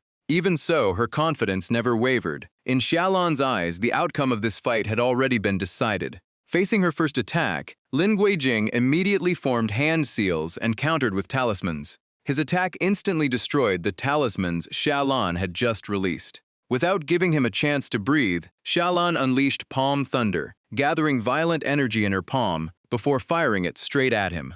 Sensing how dangerous the technique was, Xiao Ju immediately warned Lin Guijing to dodge. Xiaolan kept pressing the attack and coldly declared that she wanted to see how long he could keep avoiding her strikes. Lin Guijing and Xiao Ju constantly moved around the battlefield to evade the relentless barrage.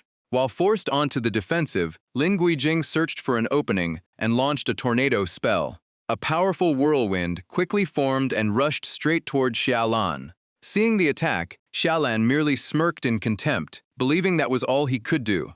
The raging tornado swept toward her with tremendous force. Although it caused little damage, it knocked several feathers from Xiaolan's guardian beast. When the attack ended, Xiaolan suddenly realized Lin Guijing had disappeared from sight, leaving her briefly surprised. He had quietly circled behind her and suddenly cast the mystic ice spell. By the time Xiaolan noticed, the attack was already about to reach her. At the critical moment, her guardian beast rushed in and carried her into the air. The phoenix bird spread its wings and lifted its master high above the battlefield. Forced to retreat, Xiaolan angrily admitted that Lin Guijing had some skill, but said the warm-up was over and she would finish the battle quickly. Focusing all her power, Xiaolan unleashed her ultimate technique, Blazing Feather Rain.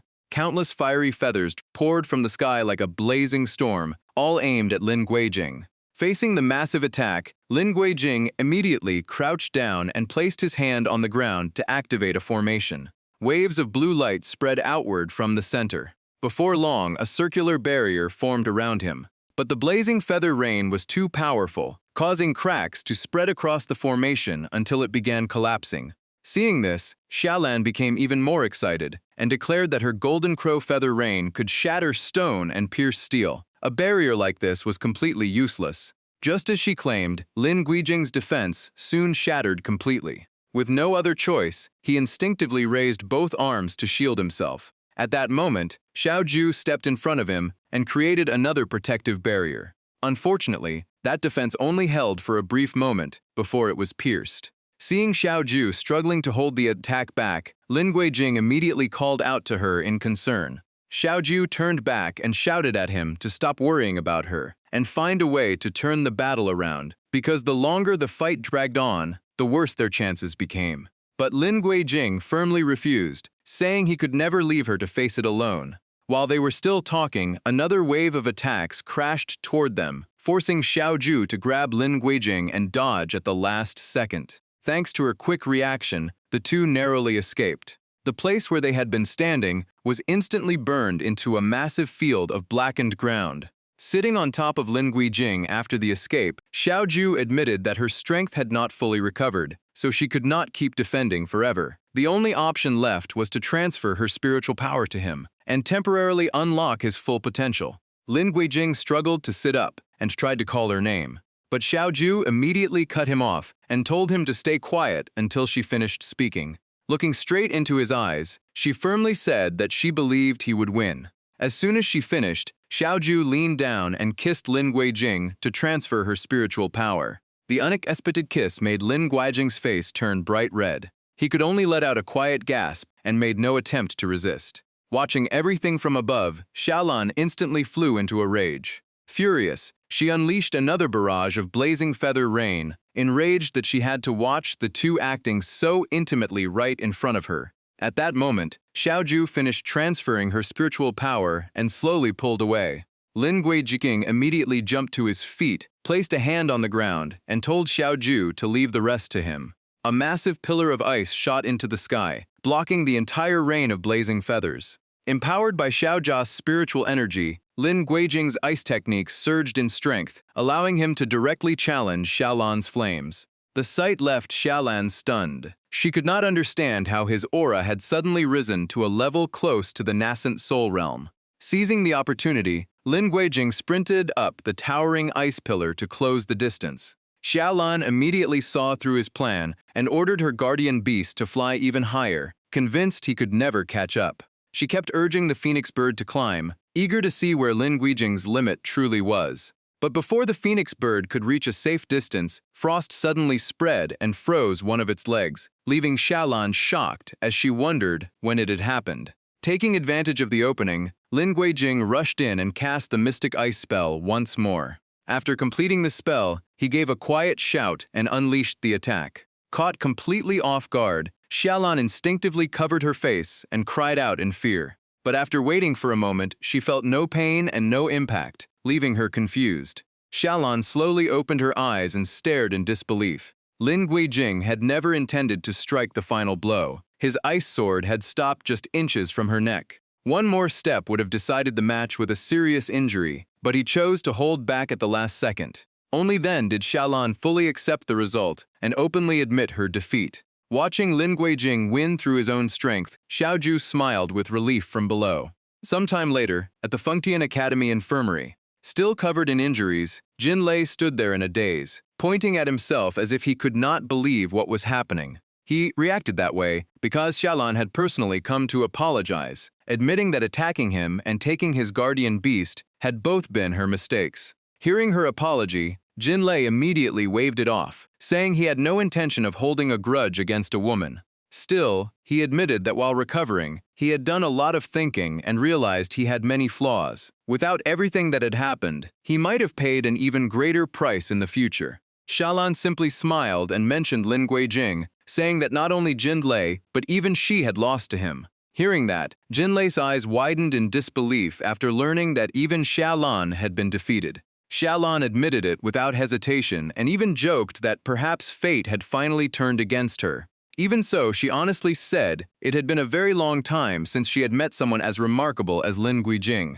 Before coming to apologize to Jin Lei, Xiaolan had asked Lin Guijing after their duel what he wanted, since the Academy's rules required the loser to fulfill the winner's request. Lin Guijing made only one request: return the Thunder Rhinoceros Beast to Jin Lei. His answer surprised Xiaolan because it was far simpler than she had expected.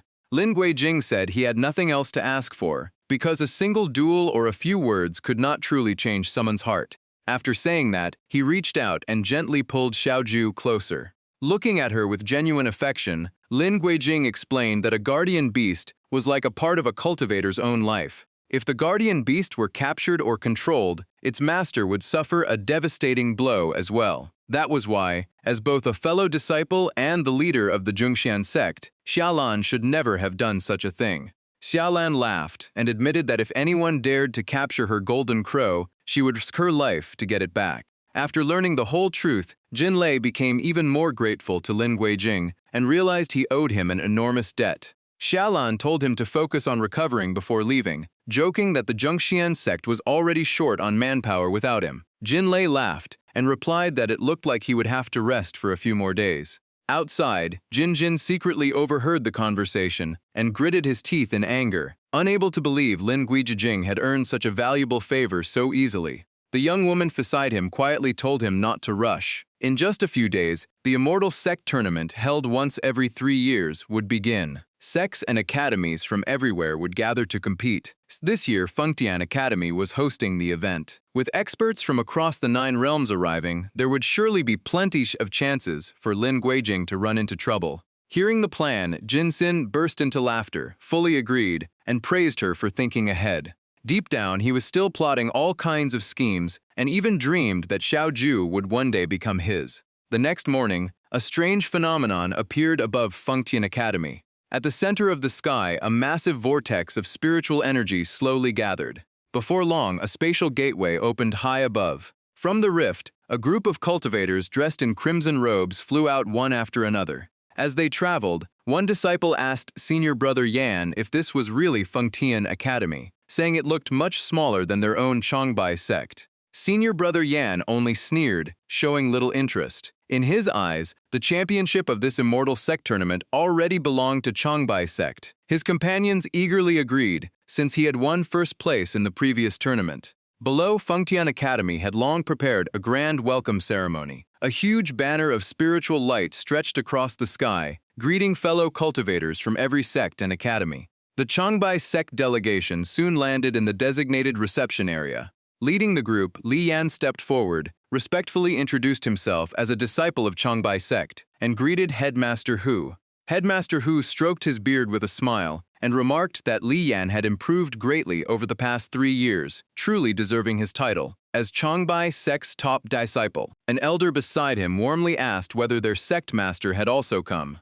Li Yan glanced behind him and replied that the sect master was traveling by spirit ship and would arrive shortly. As soon as he finished speaking, a gigantic ship slowly emerged from the spatial gateway. Its enormous size immediately drew every eye in Fengtian Academy. Many disciples could not help admiring the generosity of the greatest sect in the northern region. Simply powering such a massive spirit ship across that distance would consume an unimaginable amount of spiritual energy. Some also mentioned that Changbai sect only accepted the most gifted talents in the north, with extremely strict admission standards and disciples trained from childhood. That was why they consistently dominated the Immortal Sect tournament. Unlike the much freer atmosphere at Fengtian Academy, their arrival truly felt like the visit of honored guests from a great kingdom. Seeing how many people had arrived, the elder beside Headmaster Hu smiled and asked about arranging accommodations for the Changbai sect delegation. Li Yan answered politely, but there was clear pride in his voice. He said there was no need to prepare lodging, because everyone from Changbai sect would stay aboard the spirit ship and leave the academy's rooms for the other factions. The elder immediately frowned inwardly. He knew Li Yan was not being courteous. He was implying that the academy's accommodations were beneath them, and that they did not trust others enough to stay there. Parking their massive spirit ship directly above the academy was an obvious display of power. In contrast, Headmaster Hu remained perfectly calm. He simply told them to visit the council hall later to collect the Immortal Sect Tournament scroll, which contained a map of the academy and details about the upcoming trials. When the elder seemed ready to argue further, Headmaster Hu quietly signaled him to stop. Li Yan respectfully bowed once more before leading his group away. Not long afterward, two more spatial vortices appeared in the sky. The first gateway opened, to reveal a group of cheerful female disciples accompanied by a gigantic spirit beast. From the second gateway emerged cultivators dressed entirely in black, their icy presence making them look like a guild of assassins. The disciples below immediately burst into discussion. Some stared at the spirit beast from Hailan Academy. Others admired the beautiful female disciples, while many were impressed by the chilling aura of the disciples from Yu Valley. To prevent chaos, Headmaster Hu secretly sent a voice transmission to Chang Ming, reminding him that the Immortal Sect Tournament only took place once every 3 years, and since Fengtian Academy was hosting this time, countless problems were bound to arise. He instructed Chang Ming to keep a close eye on the Academy's disciples and handle everything else according to the situation. Amid the lively crowd, Xiaoju munched on snacks, while curiously asking what the Immortal Sect Tournament actually was. While eating, Lin Guijing explained that it had originally been a cultivation gathering held every 3 years. However, over the past 30 years, it had gradually become a trial generation. Every sect and academy wanted to prove it was the strongest in order to attract talent and secure resources, making the competition fiercer with every tournament. After hearing the explanation, Xiao Ju leaned closer and asked if he would be competing this time. Caught off guard, Lin Guijing immediately became flustered. He tried to turn it down, saying the academy representatives were all top disciples, and he was not at that level yet. Xiao Ju quickly pressed a finger to his lips and argued that someone who defeated even Shazlan was more than qualified. As she spoke, she casually wiped the crumbs from the corner of his mouth. Xiao Ju clearly wanted Lin Guijing to join the Immortal Sect Tournament and kept insisting he was strong enough. But Lin Guijing was thinking about something else entirely, and his face slowly turned red. He could not stop recalling the last time Xiao Ju passed spiritual power to him with a kiss. At last, Lin Guijing gathered his courage and asked if she understood what kissing really meant. Xiao Ju simply blinked, looking completely confused. Scratching his head in embarrassment, Lin Guijing explained that a kiss should only be shared with someone you truly love. Just then, several female disciples from another sect ran over and politely asked if he was Lin Guijing. Lin Guijing pointed at himself and calmly replied that he was indeed Lin Guijing. The moment she heard the answer, one girl excitedly shouted that she had guessed right all along. In no time, a crowd of girls surrounded Lin Guijing, praising his victories over stronger seniors, begging for cultivation advice, and even competing to stand closest to him. Watching the lively scene, Xiaoju simply smiled from the side. The girls looked at him with pure admiration, praising Lin Guijing's achievements while trying to start a conversation with him. Standing outside the crowd, Chen Yurong frowned and complained to Zhu Mengmeng that these same people used to mock Lin Guijing for being unable to cultivate. Yet now they had completely changed their attitude. The more she thought about it, the angrier Chen Yurong became, even trying to push through the crowd while muttering that she had to report this to the instructor. Just then Zhu Mengmeng suddenly asked if she liked Lin Guijing, leaving Chen Yurong nearly speechless. Chen Yurong immediately denied it, insisting she was only standing up for him, but her flustered expression gave everything away. Zhu Mengmeng laughed and advised that if her feelings were real, she should confess before someone else stole her chance, leaving Chen Yurong deep in thought. While the crowd remained noisy, a heavy stomp suddenly echoed across the ground. The newcomer was the Grand Instructor, followed by a group of disciples from Bai sect. He told the senior disciple beside him to wait for a moment, and the disciple respectfully acknowledged the order. The Grand Instructor then scolded everyone, saying the academy head and instructors were busy welcoming honored guests. So why were the students causing such a commotion? The girls immediately greeted him in unison. They quickly shifted their attention to the Grand Instructor and rushed over to surround him instead. Thanks to that, Lin Guijing was finally free and quietly sighed in relief. But before he could relax, the Grand Instructor called his name and praised him for defeating 2 opponents stronger than himself. Even so, he reminded Lin Guijing that the academy did not encourage private duels and hoped he would act more carefully in the future. Lin Guijing immediately cupped his hands and promised to remember the lesson. After finishing his advice, the Grand Instructor said he still had to escort the bisect delegation to the council hall and instructed everyone to behave properly to protect Fengtian Academy's reputation. He also reminded the girls to treat the guests well without being so enthusiastic that they frightened them, and everyone obediently agreed. However, before leaving, the Grand Instructor quietly glanced in another direction. The person he was looking at was Xiao Ju.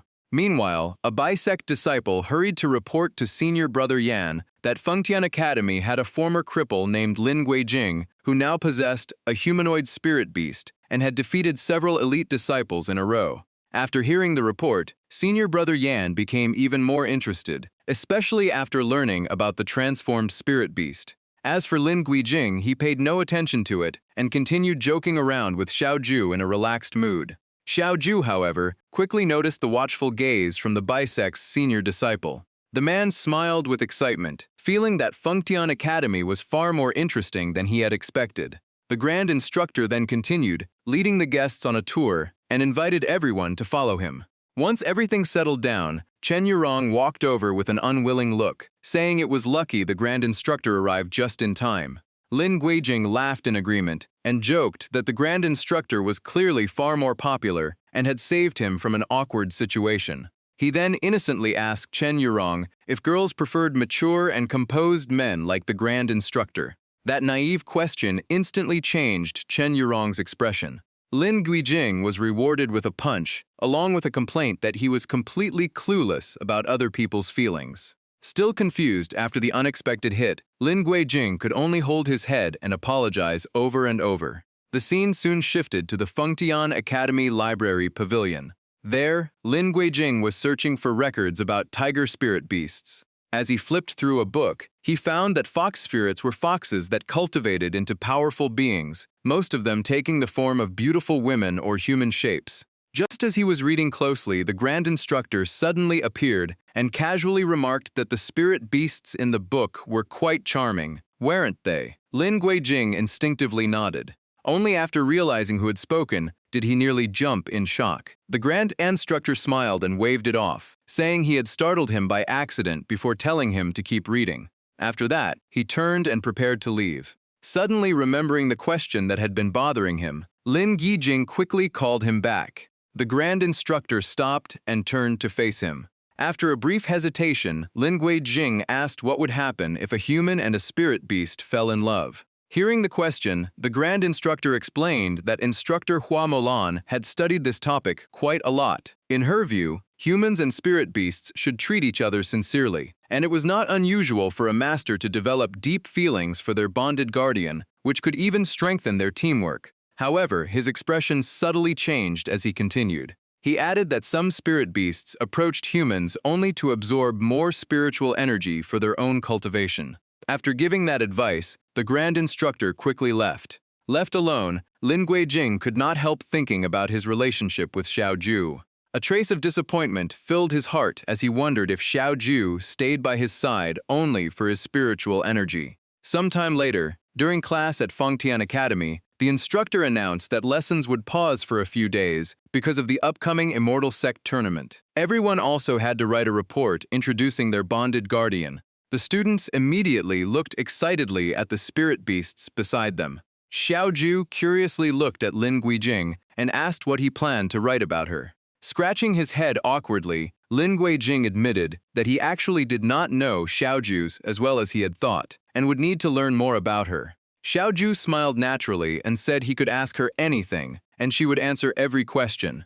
Watching the two chat so closely, Chen Yurong felt that something was definitely not right. That night, at Lin Guijing's residence, he sat down to finish the assignment, writing that his bonded guardian was Xiao Ju and that her race belonged to the Tiger Clan. But when he reached the section describing her appearance, his pen suddenly stopped. Without thinking, he turned to look at Xiao Ju. She was casually sitting there eating pastries, looking completely relaxed. But the more clearly he looked at her, the more embarrassed he became, unsure how to describe her properly. Just thinking about it made his face turn bright red. Meanwhile, Xiao Ju noticed that he was struggling with the assignment. She immediately stood up and walked over, making Lin Guijing panic. Leaning close, Xiaoju bent down and asked if he needed her help. The sudden closeness startled Lin Guijing, but someone outside was even more nervous than he was. Chen Yurong was secretly watching and angrily concluded that Xiaoju was definitely trying to get close to Lin Guijing. Standing beside her, Zhu Mengmeng could only point out that sneaking into the boys' dorm area at night to watch someone seemed a little inappropriate. Chen Yurong immediately argued that this was not spying but protection. In her eyes, only Lin Guijing failed to see how dangerous Xiaoju really was. The more she watched from a distance, the more anxious she became, so she decided to move even closer. Zhu Mengmeng asked in surprise if she was really planning to sneak inside. Chen Yurong attached a support talisman to herself and firmly declared that she had to watch everything with her own eyes to stop whatever Xiaoju was planning. Once everything was ready, Chen Yurong put her plan into action. Before leaving, she told Zhu Mengmeng to stay on watch and report to the academy head immediately if anything unusual happened. Zhu Mengmeng could only nod in agreement. Inside the room, seeing Lin Guijing still struggling with the appearance section, Xiaoju suggested they simply measure everything and write it down. The moment he heard that, Lin Guijing's mind filled with embarrassing images, and his face instantly turned bright red. He imagined himself personally taking Xiaoju's measurements, and the thought alone almost made him get a nosebleed. He hurriedly waved his hands and refused, saying there was no need for all that, and she could just describe herself instead. Seeing his reaction, Xiaoju laughed and told him to relax because she would help him write it properly. At the same time, Chen Yurong successfully sneaked into the room. As soon as she got inside, she secretly congratulated herself on how smoothly the plan had gone. After finishing the appearance section, Lin Guijing asked about his bonded guardian's favorite things. Xiaoju thought for a moment before saying he should write that she loved snacks, especially sweet pastries. Lin Guijing immediately wrote it down. But Xiaoju was not finished yet, and suddenly remembered something else. She casually added that she also liked Lin Guijing very much. Hearing that, the hidden Chen Yurong froze in shock with her eyes wide open. Meanwhile, Lin Guijing stared at her in surprise and asked if she really liked him. Xiaoju seemed to notice Chen Yurong's presence, so she deliberately explained that although the world had changed, she loved the sweets here, cherished her master Lin Guijing, and hoped he would one day become a great Luo golden immortal. Only then did Lin Guijing let out a relieved sigh, realizing she meant the affection between a guardian and its master, which was much better than being disliked. Noticing his awkward expression, Xiaoju asked if he disliked hearing that. Lin Guijing gently rubbed her head and quickly denied it, saying she was overthinking things. To change the subject, he quickly moved on to the next question and asked about Xiaoju's weaknesses. Xiaoju thought for a moment before confidently declaring that she had no weaknesses, and at least in this age of weakened spiritual energy, she feared no one. Seeing Lin Guijing's doubtful look, Xiaoju pouted and asked if he did not believe her. Lin Guijing explained that he had never doubted her strength, but unknown dangers were always the most worrying, so they still needed to stay cautious. Hidden in the corner, Chen Yurong listened carefully and was thrilled that she had finally learned something useful about dealing with Xiaoju. Just then, Lin Guijing remembered a book dedicated to the Fox clan that might mention possible weaknesses. He immediately walked toward the bookshelf, which happened to be exactly where Chen Yurong was hiding, leaving her terrified. As he drew closer, Chen Yurong froze in place and silently prayed that he would not find her. Being so nervous, she accidentally lost her balance and fell. With a bookshelf behind her and Lin Guijing approaching from the front, she had nowhere left to escape. The distance between them kept shrinking. Chen Yurong's heart pounded wildly as she desperately hoped he would not take another step. At the most critical moment, Xiaoju suddenly called out to Lin Guijing. Seeing his hand stop just inches away, Chen Yurong finally dared to breathe again. Xiaoju was holding a sheet of paper and asked Lin Guijing if she had written everything correctly. Lin Guijing immediately turned to check it and praised her work, giving Chen Yurong the chance to quietly slip away. Lin Guijing secretly decided that after Xiaoju fell asleep, he would revise a few parts to make the assignment more complete. He then found the book he needed and brought it back to the table. After narrowly avoiding discovery, Chen Yurong felt as though she had escaped death. Xiaoju continued encouraging Lin Guijing, but she also said that relying only on hard work was the simplest and least effective path. As Lin Guijing flipped through the book, he admitted that although Xiao Ju had helped him tremendously, and he had improved a lot, he knew he was still far from his goal. Thinking back to his battle with senior sister Xiaolan, he felt she had been testing and guiding him more than trying to defeat him. If she had fought at full strength, he would never have stood a chance. That with Xiao Ju behind him, he had the courage to challenge stronger opponents, and he would keep cultivating not only for his own dream, but also to become strong enough to protect her.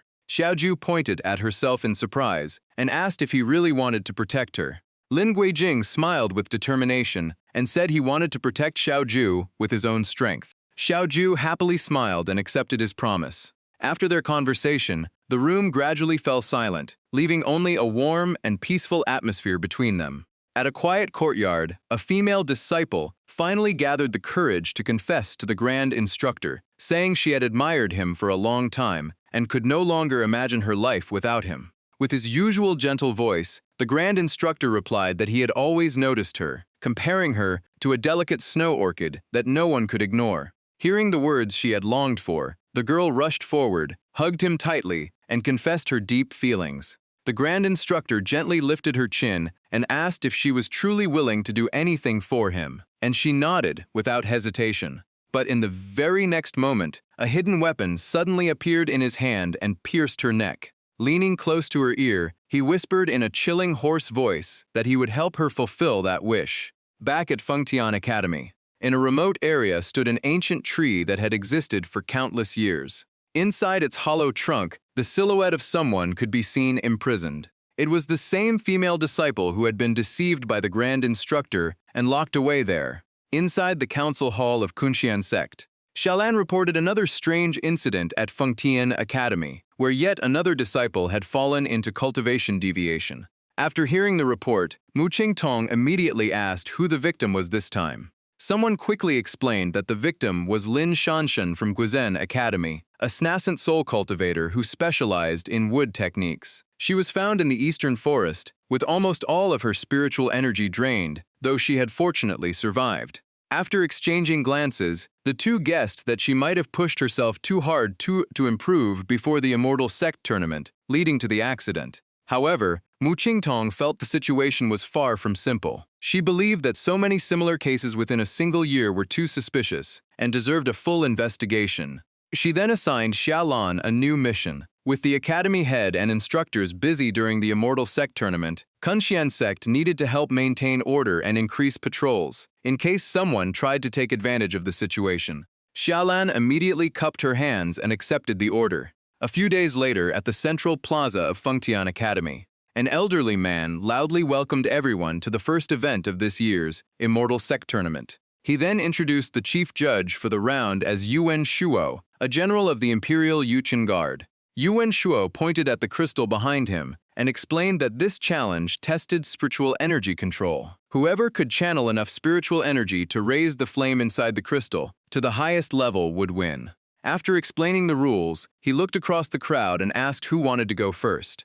The disciples immediately began whispering among themselves. Some thought the challenge sounded simple, while others believed it could not possibly be easy if the famously strict general was judging it himself. Among the crowd, several bisect disciples quietly exchanged knowing looks as if they already had a plan.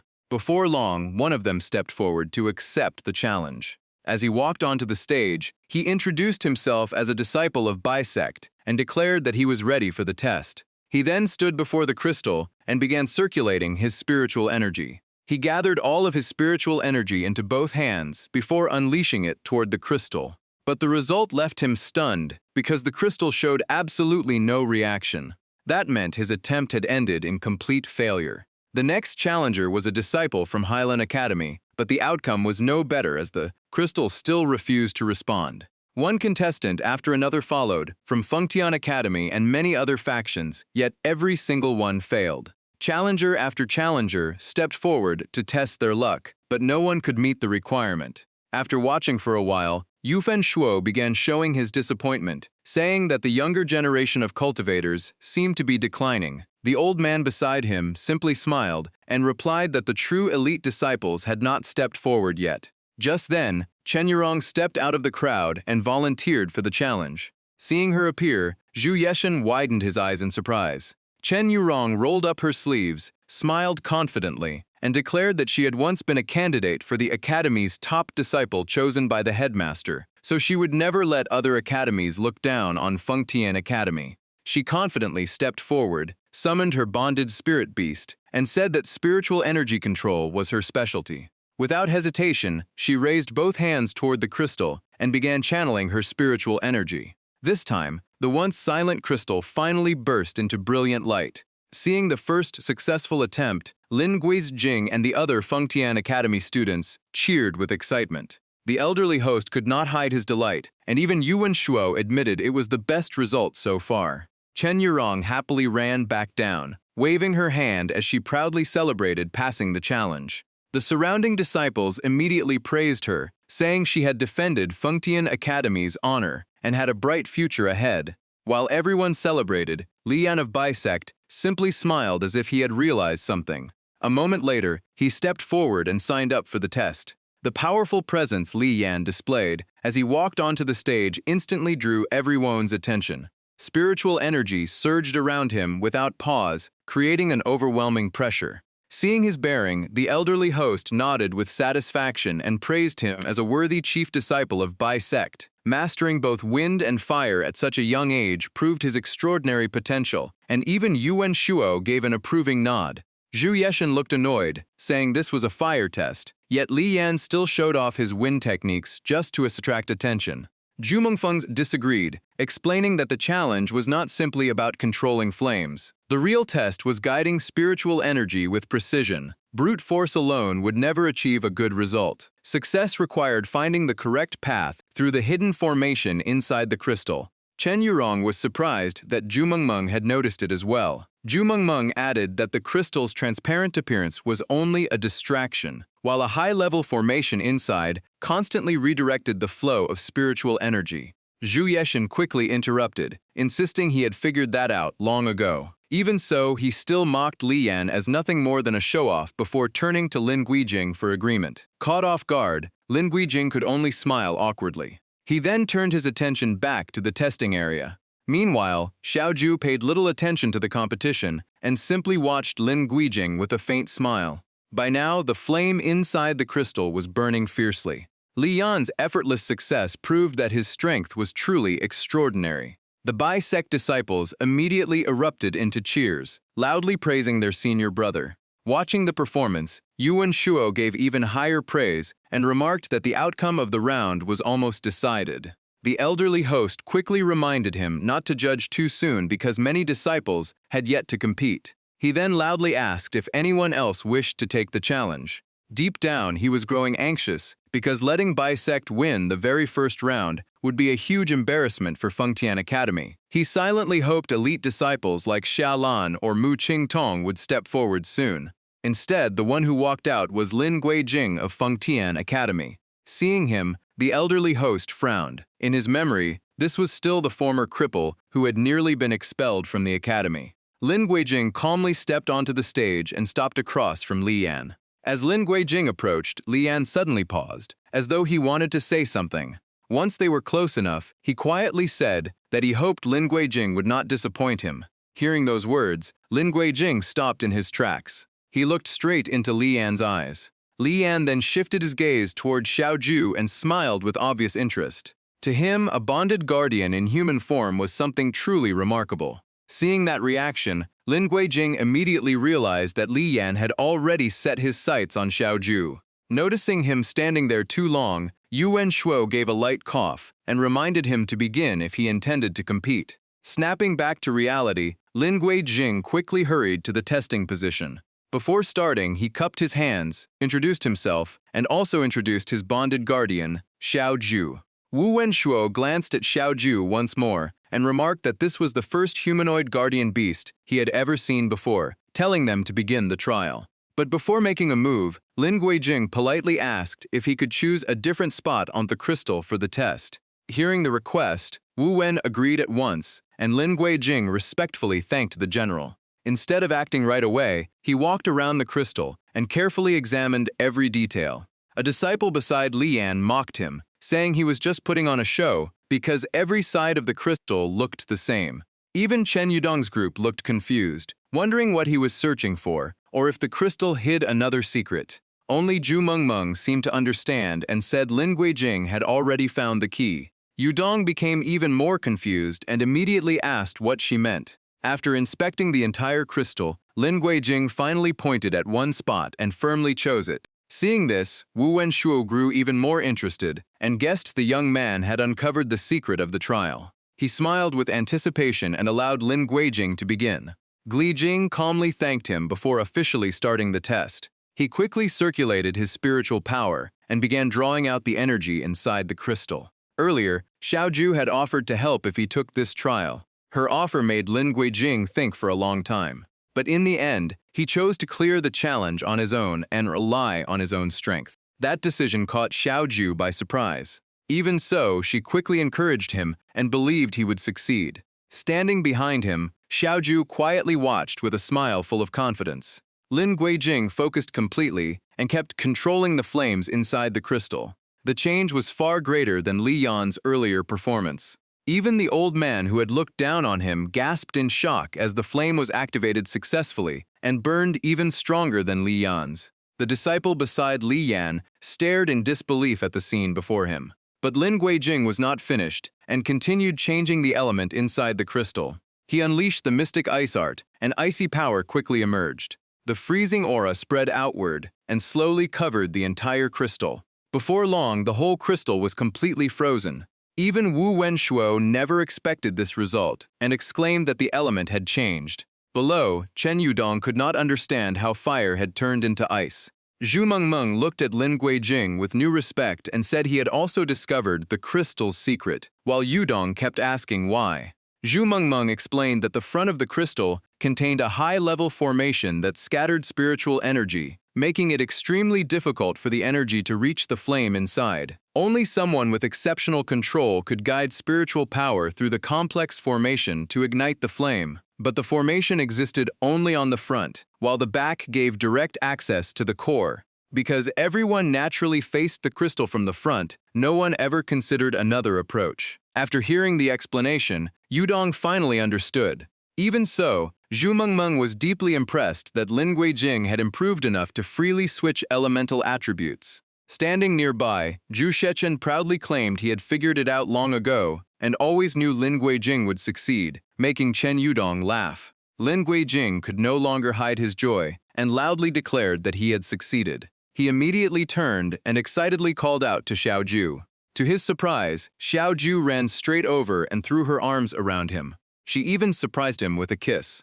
It was clear Xiaoju was even happier than Lin Guijing himself. Wu Wenshuo also praised him generously, saying Fengtian Academy truly gathered outstanding talents everywhere. The old man completely changed his attitude, laughed loudly, and revealed that Lin Guijing had only been promoted from the Tongsheng Academy to the Guizhen Academy earlier this year. Looking at the disciples, Wu Wenshuo slowly said that every cultivator must first temper both mind and body. Precise control of spiritual power was important, but sharp insight and sound judgment were even more valuable. At last, he officially announced that Fengtian Academy had claimed first place in the opening round.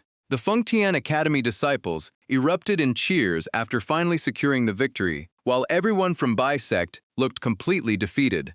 Night slowly fell over Fengtian Academy. Xiaolan carried a lantern as she patrolled the academy grounds alone. While checking her surroundings, she thought it was almost the next watch, and since nothing unusual had happened, tonight would probably stay peaceful. But at that moment, a dark figure suddenly rushed toward her at incredible speed, forcing Xiaolan to stay on guard and demand an answer. The stranger said nothing and threw a punch straight at her. The two immediately clashed in a fierce battle. As the dust settled, a man with a mutated arm stepped forward with a twisted grin, revealing that he had finally found Xiaolan. His eyes glowed blood red, and strange growths covered his face, making him look terrifying. The shockwaves from their clash spread everywhere and shook the ground. While attacking, Jinlei sneered that Xiaolan was no longer worthy of his respect. Unlike him, Xiaolan had no desire to fight and kept trying to persuade him, wondering why he had become like this. Jinlei only laughed like a madman, saying this form made him feel better than ever. The moment he finished speaking, he charged again, clearly enjoying the chance to torment a cultivation genius like Xiaolan. She raised her hand to block, but his overwhelming strength still forced her backward. At that moment, Jinlei's guardian beast rushed in from behind. Unable to react in time, Xiaolan took the giant beast's attack head-on. Blood immediately flowed from the corner of her mouth, showing the injury was severe. Her body quickly weakened, and she collapsed to the ground. Jinlei slowly walked toward her, laughing as he complained that the battle had ended too quickly. Even then, Xiaolan kept trying to convince him to turn back, saying she could still help him. In response, Jinlei blasted her away and roared that she was the one about to die, not him. Just as the situation became critical, a voice suddenly ordered everyone to stop. Seeing Lin Guijing and Xiao Ju arrive, Jinlei immediately realized the people he wanted had come to him. Seeing Jinlei's horrifying appearance, Lin Guijing was stunned. He had only sensed strange spiritual energy and never expected the culprit to be Jinlei, who was supposed to be recovering at Yiliu. Sensing the dangerous aura, Xiao Zhou quickly pulled him back and warned that the demonic energy around Jinlei was far too strong. Jinlei laughed even more wildly, saying this saved him the trouble of hunting them down one by one. Just then, Xiaolan suddenly forced herself up, wrapped her arms around Jinlei, and told everyone because they could not defeat him. Furious at being restrained, Jinlei grabbed Xiaolan by the hair, yanked her violently, and shouted with rage. He then sent her flying once again. Lin Guijing immediately rushed forward and caught Xiaolan in midair, but the impact was too powerful, and both of them crashed to the ground. Jinlei and his guardian beast slowly approached, declaring that no one would leave alive tonight. Xiao Ju quickly stepped in front of Lin Guijing, ready to face the enemy. At that moment, another voice told her to step aside, making Xiao Ju instantly turn around in alarm. Mu Qingtong appeared and immediately activated a sealing formation. A massive golden dragon emerged from the formation and charged forward with overwhelming power. The golden dragon swept past everyone and slammed directly into Jinlei. At the same time, Mu Qingtong sent her twin swords soaring into the air. After a graceful spin, she gathered her sword intent and struck downward from above. Countless, invisible yet mysterious sword lights appeared from every direction and completely trapped Jinlei. After finishing her attack, Mu Qingtong landed lightly with perfect composure. Her assault shattered the defenses covering Jinlei's mutated arm. Without giving him a chance to fight back, she rushed in and drove her sword straight through his chest. That fatal strike instantly left Jinlei unable to continue fighting. Streams of dark red demonic energy burst from his body as he screamed in agony. Before long, both Jinlei and his guardian beast collapsed to the ground. Watching everything unfold, Lin Guijing could not hide his shock at the strength of a senior officer like Mu Qingtong from the Zhongshan sect. After dealing with the enemy, Mu Qingtong immediately asked about Xiaolan's condition. By then, Xiaolan was critically injured and had fallen unconscious. Seeing her condition, Mu Qingtong coldly remarked that being beaten this badly by a nascent soul disciple who had fallen into demonic corruption was truly embarrassing. Lin Guijing quickly explained that Mu Qingtong had misunderstood because Xiaolan never used any killing moves, which was why she ended up so badly injured. Hearing that, Mu Qingtong frowned and sternly said that showing mercy in battle only put yourself in danger. There was no point reasoning with someone consumed by demonic corruption. Reducing casualties came first. After that, she asked Lin Guijing and Xiao Ju why they were out there so late at night. Lin Guijing calmly explained that they lived nearby. While cultivating, Xiao Ju sensed strange fluctuations in the area's spiritual energy, so they came to investigate. Hearing that, Mu Qingtong looked at Xiao Ju and said she had long heard of the extremely rare humanoid guardian beast. She then asked Xiao Ju if she knew anything else about what had just happened. Xiao Ju glanced at Lin Guijing as if carefully weighing her answer. Her eyes slowly opened before gently closing again. In the end, Xiao Ju simply smiled and said she knew nothing. Meanwhile, someone was secretly watching everything from a nearby tree branch. It was none other than Li Yan, wearing an amused smile. The next morning, Fengtian Academy was lively once again. Jinlei was still receiving treatment and showed no signs of waking up. After investigating, Mu Qingtong learned that Jinlei's condition closely matched the previous disciples who had fallen into demonic corruption. They all unleashed power far beyond their normal realm before falling into a deep coma. With so many similar cases appearing, Mu Qingtong sensed something was seriously wrong. She believed someone was likely using forbidden techniques or special drugs to force them beyond their limits. Looking at Xiaolan, who sat quietly with a heavy expression, Mu Qingtong said they had to find the mastermind as soon as possible. At that moment, Xiaolan suddenly stood up, startling everyone around her. With determination in her eyes, she declared that she would find the person responsible. After saying that, Xiaolan immediately left the room without another word.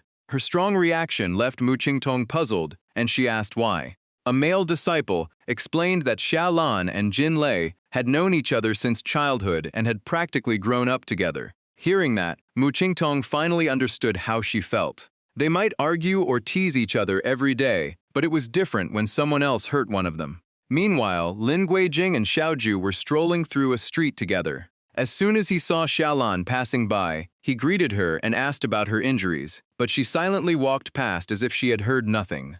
Lin Guijing stood there in confusion, wondering who had upset his senior sister so badly. Just then, Li Yan suddenly appeared behind him and called his name.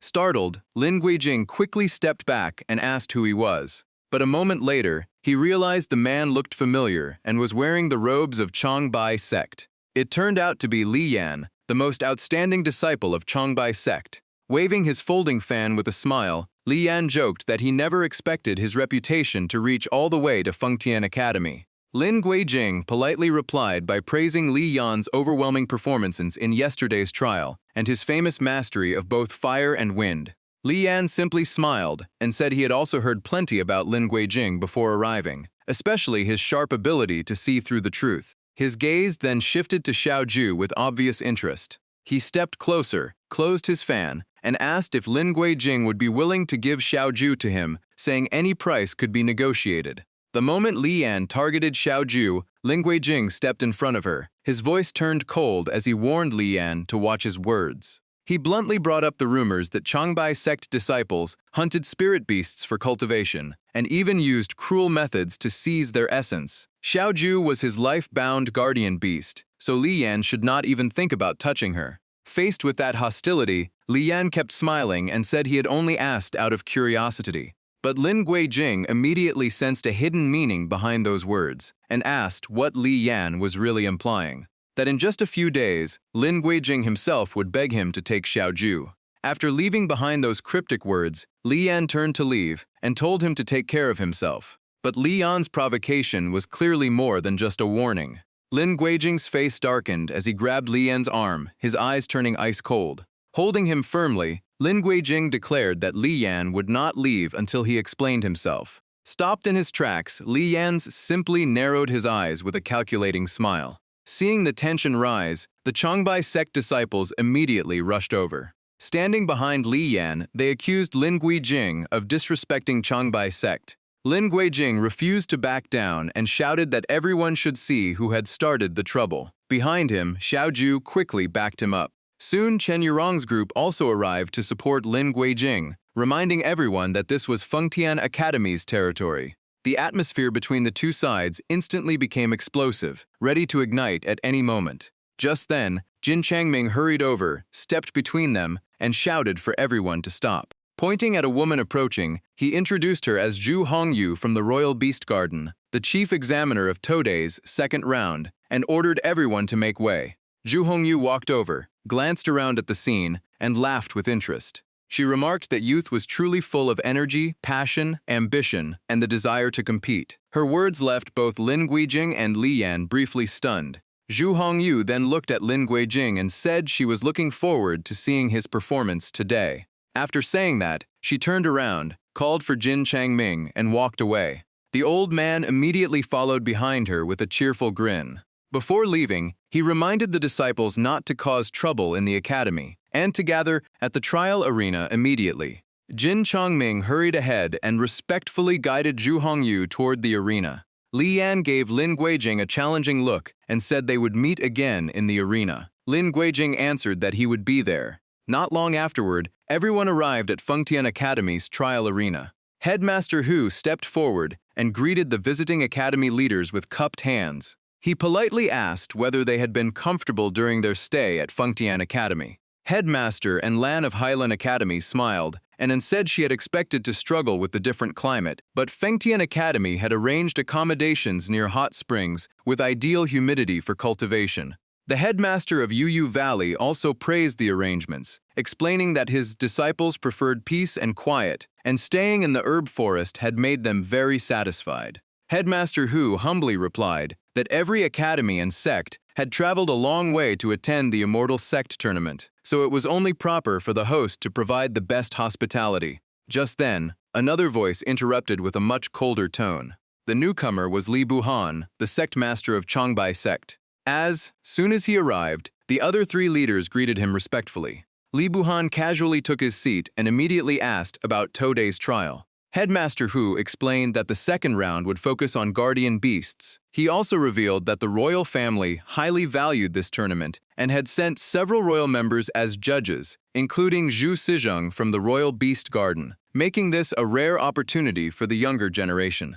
After hearing that, Li Buhan said that with Zhu Sijeng overseeing the event, no one could question the fairness of the competition. Soon after, the second trial officially began with guardian beast battles, and Zhu Sijeng stepped forward to host the event. As soon as she appeared, she channeled her spiritual power and cast a powerful technique. A massive wave of red light quickly spread across the arena. Within moments, the entire battlefield was sealed inside a barrier. After completing the barrier, Zhu Sijeng explained the rules. Every participant had received a numbered jade token, and those with matching numbers would face each other. Only the guardian beasts could enter the barrier to fight, while their masters were strictly forbidden from interfering. The side that surrendered or lost the ability to fight would be defeated. After hearing the rules, the disciples below responded in unison that they understood. Zhu Sijeng wasted no time and announced that the matches would begin with pair number 1.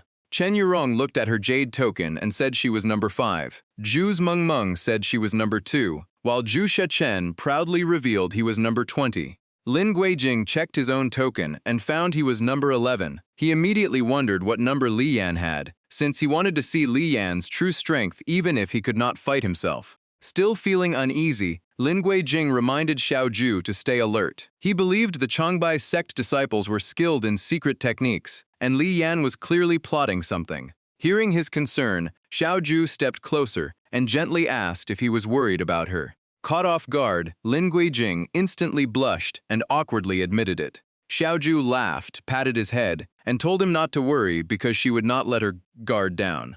From a distance, Li Yan watched everything unfold and curled his lips into a knowing smile. Once the matchups were finalized, the battles officially began. A ferocious lion beast charged into the arena with a thunderous roar. Its opponent was only a tiny spirit beast that was quickly overwhelmed and left motionless on the ground. The results were announced, and Chen Yurong's team number 5 claimed victory. She jumped with excitement to celebrate. Zhu Sijeng then called for pair number 10. As his turn drew closer, Lin Guijing unconsciously clenched his fists and grew increasingly nervous.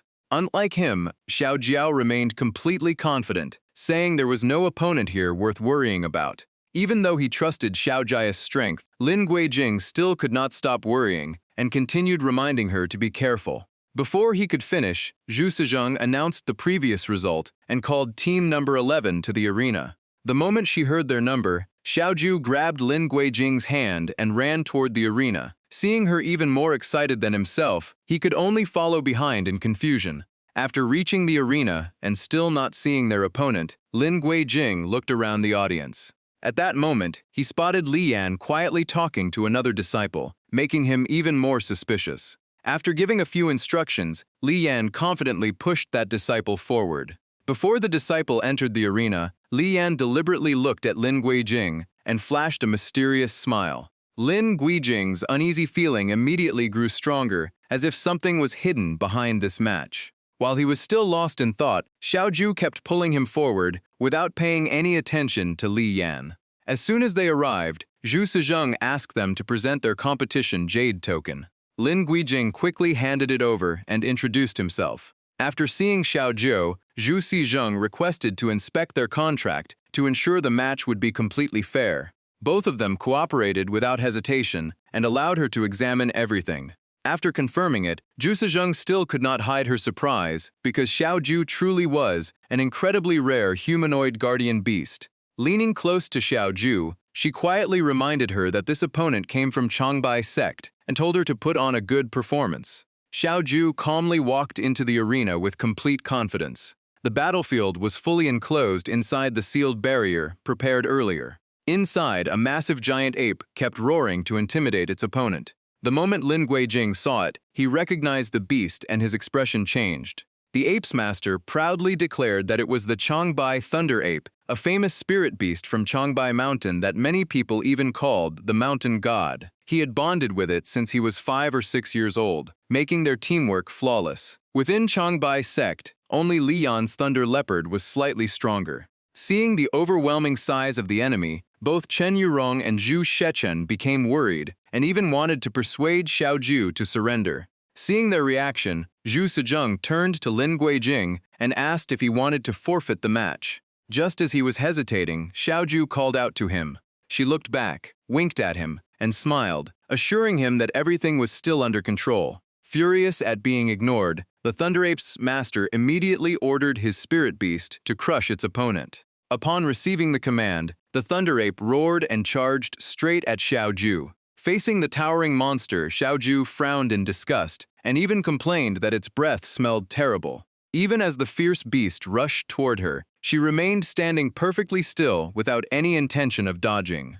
The Thunder Ape opened its massive fanged jaws and lunged forward with enough force to crush its target. Xiao Ju simply raised one hand. The instant they collided, her tiny arm effortlessly stopped the giant ape's charge. Its fierce momentum vanished in an instant, replaced by pure fear in the Thunder Ape's eyes. Xiao Chu casually slammed it into the ground, leaving the beast completely helpless.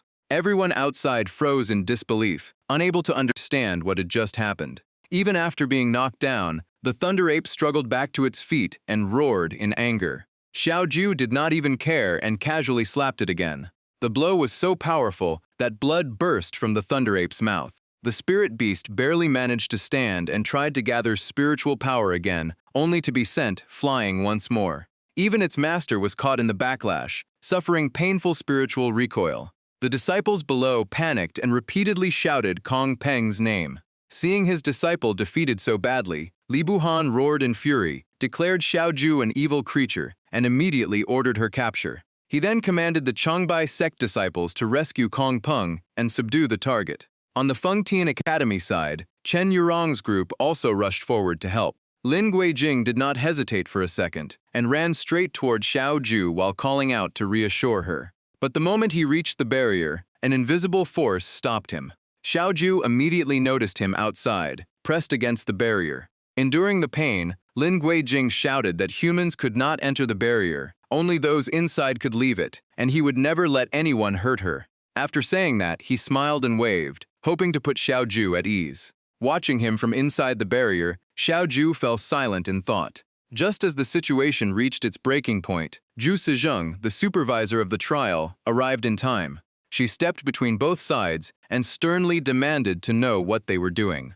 Li Yan immediately argued that Xiao Ju had injured his sect's disciple and questioned why she was doing nothing. Zhu Sejong coldly replied that the match result had not even been announced yet, asking if they intended to cause chaos. Lin Guijing also stepped forward to explain the situation and urged everyone to stay calm. He explained that he had just checked Kong Peng, who had only collapsed from spiritual exhaustion caused by his bond with the guardian beast, and was not in mortal danger. Their guardian beast match was already decided, so the priority was taking Kong Peng away to recover. However, Li Yan completely rejected that explanation, arguing that a master and guardian beast could not differ by more than 2 major realms. A newly established foundation disciple like Lin Guijing could never possess such a powerful guardian beast. Based on that, he concluded there were only 2 possibilities. Either Lin Guijing was hiding his true cultivation, or Xiao Ju had used a forbidden technique. He stepped closer and openly challenged Lin Guijing, saying that if he was truly concealing his strength, he should fight immediately to prove it, leaving Lin Guijing silent. Suddenly, an attack shot toward them from another direction. The strike cut between them and forcibly separated Li Yan from Lin Guijing. Zhu Sejong immediately took control and ordered everyone to stand down, warning that the trial was not over, and any further disturbance would disqualify both Fengtian Academy and Changbai sect. Li Buhan was about to intervene when someone stopped him and advised him to respect Zhu Sijeng's authority as the chief examiner. But he ignored the warning, shoved the person aside, and mocked her as nothing more than a woman who cared for spirit beasts in the inner court, claiming she knew nothing about the cruelty of the world. A moment later, he launched an attack directly toward the trial grounds. The shockwave from the strike instantly swept across the entire arena. Without stopping, he charged forward and unleashed another attack. The terrifying power devastated large sections of the trial arena.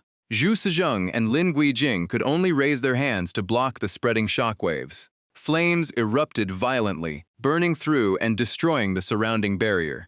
Zhu Sijeng's eyes turned icy as she demanded to know what Li Buhan thought he was doing. Controlling the flames in his hand, Li Buhan loudly declared that his disciple only wanted justice, and everyone had witnessed Fengtian Academy's guardian beast causing trouble at the Immortal Sect tournament. As he continued speaking, his tone grew increasingly certain. In his eyes, any creature with that kind of power had to be a demonic beast. The accusation instantly stirred the other sects, and even accused Zhu Sijeng of favoritism, asking if she was ready to face the consequences of letting a demon live. Standing beside her, Lin Guijing immediately declared that Xuzhou was absolutely not a demonic beast. But Li Buhan ignored him and coldly demanded to know what gave him the right to make that claim. The moment he finished speaking, he blasted Lin Guijing away. Lin Guijing tried to resist, but was still slammed to the ground. Seeing that, Xiao Zhu became desperate and wanted to step outside. Even while badly injured, Lin Guijing stopped her and insisted he was fine. Zhu Sijeng stared at Li Buhan and asked if Changbai sect intended to challenge the imperial family, but he argued that Xiao Zhu was a demonic beast and even claimed she was the enemy of the entire cultivation world. As the tension kept rising, Chen Yurong stepped forward and argued that Changbai sect simply could not accept defeat. The disciples of Changbai sect fired back at once, claiming the monster from Fengtian was the real troublemaker. The endless accusations brought back painful memories for Xiao Zhu. Countless hostile voices echoed in her mind, shouting to destroy the demonic beast and hunt down the tyrant. The voices repeated and over while outside, Lin Guijing kept begging her not to come out. Xiao Jia's eyes turned red with tears as she trembled and insisted she was not a demonic beast. But the more she denied it, the heavier those memories became, and her spiritual power began erupting out of control. Seeing Xiao Zhu losing control, Lin Guijing grew even more anxious and kept calling her name. He rushed straight toward the barrier without caring about the danger. As he pounded on the barrier, he kept reassuring Xiao Zhu that everything was fine and she did not need to be afraid. Meanwhile, Li Buhan loudly declared that the monster had lost control and ordered his disciples to capture her immediately. Hearing the command, Li Yan and the others charged forward at once. However, Chen Yurong's group quickly stepped in and blocked them from reaching Xiao Zhu. Just as both sides were locked in a standoff, a strange rift suddenly opened in the sky, and a massive claw slowly emerged. A gigantic spirit beast then stepped out beside Zhu Sijeng and let out a terrifying roar. Standing beside her spirit beast, Zhu Sijeng declared that anyone who wanted to cause trouble at the trial grounds would have to get past her first. Li Buhan refused to back down, saying that eliminating demons was Changbai sect's duty, and if Zhu Sijeng insisted on protecting her, he would personally answer to the human emperor afterward. Just as the situation was about to explode, another wave of spiritual power suddenly appeared. Headmaster Hu arrived from afar, stopped Li Buhan, and calmly asked why he was so furious. He then apologized to Zhu Sijeng first and admitted that a long-hidden secret of Fengtian Academy had caused Today's huge misunderstanding.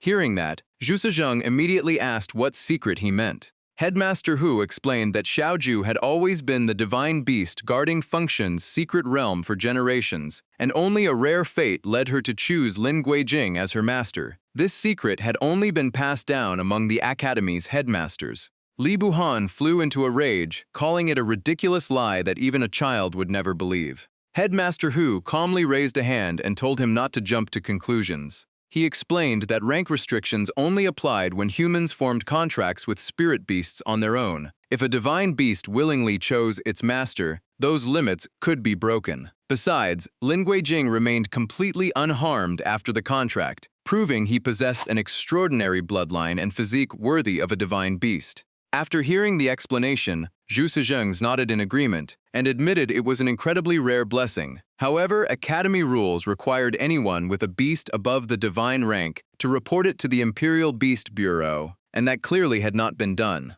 Headmaster Hu immediately admitted the mistake, explaining that the matter had existed for so long that he had accidentally overlooked it after taking office. He promised to complete the paperwork himself later, and Zhu Sijeng chose not to pursue it further. Only Li Buhan remained furious, convinced that the two of them were putting on an act right in front of him. Right after that, Li Buhan quietly glanced at Li Yan, silently giving him a signal. Li Yan immediately understood and pointed at Xiao Zhao, arguing that even if she was a divine beast, she was still extremely dangerous if Lin Guijing could not control her. She had already injured Changbai sect's disciples and was now losing control of her spiritual power. No one could guarantee she would not cause more disaster. The disciples of Changbai sect immediately echoed his words, insisting no one could feel safe with such a dangerous beast around. Faced with the accusations, Headmaster Hu remained calm and told everyone to stay composed because he would handle the matter himself. Meanwhile, Lin Guijing anxiously told the headmaster that Xiaozhu no longer seemed able to hear him. Headmaster Hu calmly replied that there was no need to worry and that he would show him what to do. He gently placed a hand on Lin Guijing's shoulder and reminded him that he shared a special bond with Xiaozhu, so ordinary words were no longer the way to reach her. Following Headmaster Hu's guidance, Lin Guijing focused his mind and reached out through their mental connection instead of speaking, while his spiritual power spread around him. The violent fluctuations surrounding Xiaozhu gradually faded, and her condition slowly stabilized. Through their unique bond, Lin Guijing successfully sent his consciousness and spiritual power through the barrier. Even Zhu Sijeng was stunned by what she saw. She could hardly believe he had passed through a barrier she had personally created, and once inside, Lin Guijing immediately called for Xiaozhu to wake up. Pushing through the chaotic spiritual energy around her, he kept sending the same message that he was Lin Guijing, and everything was over. Step by step, he drew closer and gently called her name. His voice became the key that awakened Xiaozhu's fading consciousness. In that moment, the voice felt incredibly familiar, just like the figure that had always appeared in her memories. Lin Guijing reached her, wrapped her in his arms, and gently comforted her. With his reassurance, Xiaozhu slowly calmed down, and her tearful eyes trembled softly. She quietly answered, letting him know she was all right now. At the same time, the barrier surrounding them dissolved on its own. Lin Guijing refused to let go and kept reassuring Xiaozhu that everything was all right. After that incident, the atmosphere finally settled down. Sometime later, Chen Yurong started complaining about the written exam of the Immortal Sect tournament. She argued that cultivators should settle everything through strength in the arena, with the strongest taking first place instead of sitting through written tests. While she kept talking, Lin Guijing quietly watched Xiaozhu, lost in thought. Thanks to Headmaster Hu's intervention, the previous day's incident was finally resolved. Although many people still had doubts, at least no further conflict broke out. However, after returning, Xiaozhu barely spoke at all. Other than eating and resting, she simply sat in silence, nothing like her cheerful self before. That left Lin Guijing constantly worried because he had no idea what she was thinking. Seeing him staring into space again, Chen Yurong impatiently called out to him. Only then did Lin Guijing snap back and ask what she had just said. Chen Yurong pouted and suggested they practice together for the upcoming exam, since the results would affect the academy's overall ranking. Lin Guijing agreed, but his eyes remained fixed on Xiaozhu. Just then, Xiaozhu finally moved. The moment she stood up, Lin Guijing jumped to his feet as well. He hurried over to pour her some water and anxiously asked if she was thirsty after sitting there for so long. Xiaozhu gently declined and said she wanted to take a walk outside. Hearing that, Lin Guijing quickly set the cup down and asked to come with her. But Xiaozhu firmly refused, saying she wanted to be alone. Lin Guijing became even more anxious, worried she might run into someone from Changbai sect and another conflict would break out. Seeing this, Chen Yurong also offered to accompany Xiaozhu, saying it was not safe for a girl to go out alone, especially under the current circumstances. Even so, Xiaozhu politely refused again. She smiled and said everyone should focus on tomorrow's written exam, because she was only going to the Immortal Forest secret realm, where a protective barrier kept outsiders from entering freely. Lin Guijing still could not relax, and asked if he could at least escort her there and wait outside.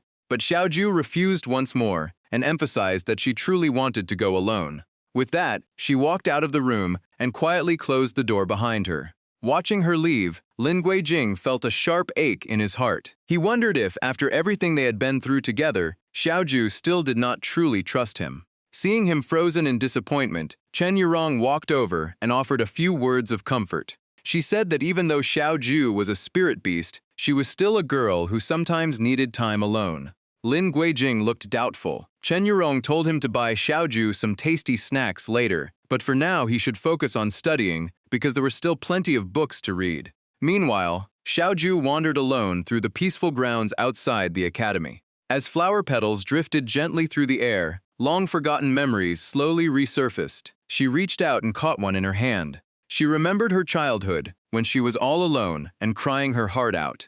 Just then, someone appeared and gently asked why she was crying. Xiaoju looked up at the stranger with tear-filled eyes. The man softly asked where her mother was. The question only made her cry harder as she said she could no longer find her mother. He gently patted her head and told her to come with him, because he would take care of her from now on. Hearing those kind words, Xiaoju slowly stopped crying and obediently followed him. Along the way, he kept trying to cheer her up and even told her she looked adorable when she was not crying. After a quiet moment, Xiaoju softly told him her name and asked who he was. Smiling warmly, he said everyone called him Sheng Sijun, and if she wanted, she could call him father. Xiaoju innocently nodded. Looking at the flower petal in her hand, the memory came flooding back, and she unconsciously whispered, "Father." But at that very moment, someone else's arrival pulled her back to reality.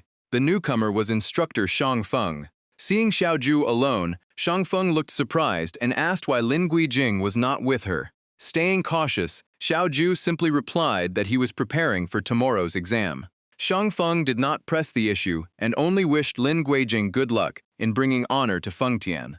However, Xiaoju suddenly brought up the academy students who had suffered cultivation deviation and directly asked if he was behind it. The question instantly changed Shang Feng's expression. He turned around, forced a smile, and pretended not to understand what she meant. Xiaoju did not waste time. She pointed out that although he had hidden it well, he could not erase the aura of a low-grade spirit-devouring beast from his body. The moment he heard the words low-grade, Shang Feng's eyes darkened. Xiaoju continued, explaining that he had forced the student's spiritual power to erupt beyond its limits, then let the spirit-devouring beast absorb that power to strengthen itself. She warned him that if he continued down that path, the backlash would eventually destroy him. Shang Feng was left speechless. Seemingly uninterested in the matter, Xiaoju casually advised him to stop before it was too late and turned to leave. Afraid his secret would be exposed, Shang Feng immediately asked whether she had told Lin Guijing. Xiaoju coldly replied that if he wanted more people to find out, he should keep causing trouble. If he insisted on ruining himself, no one could stop him.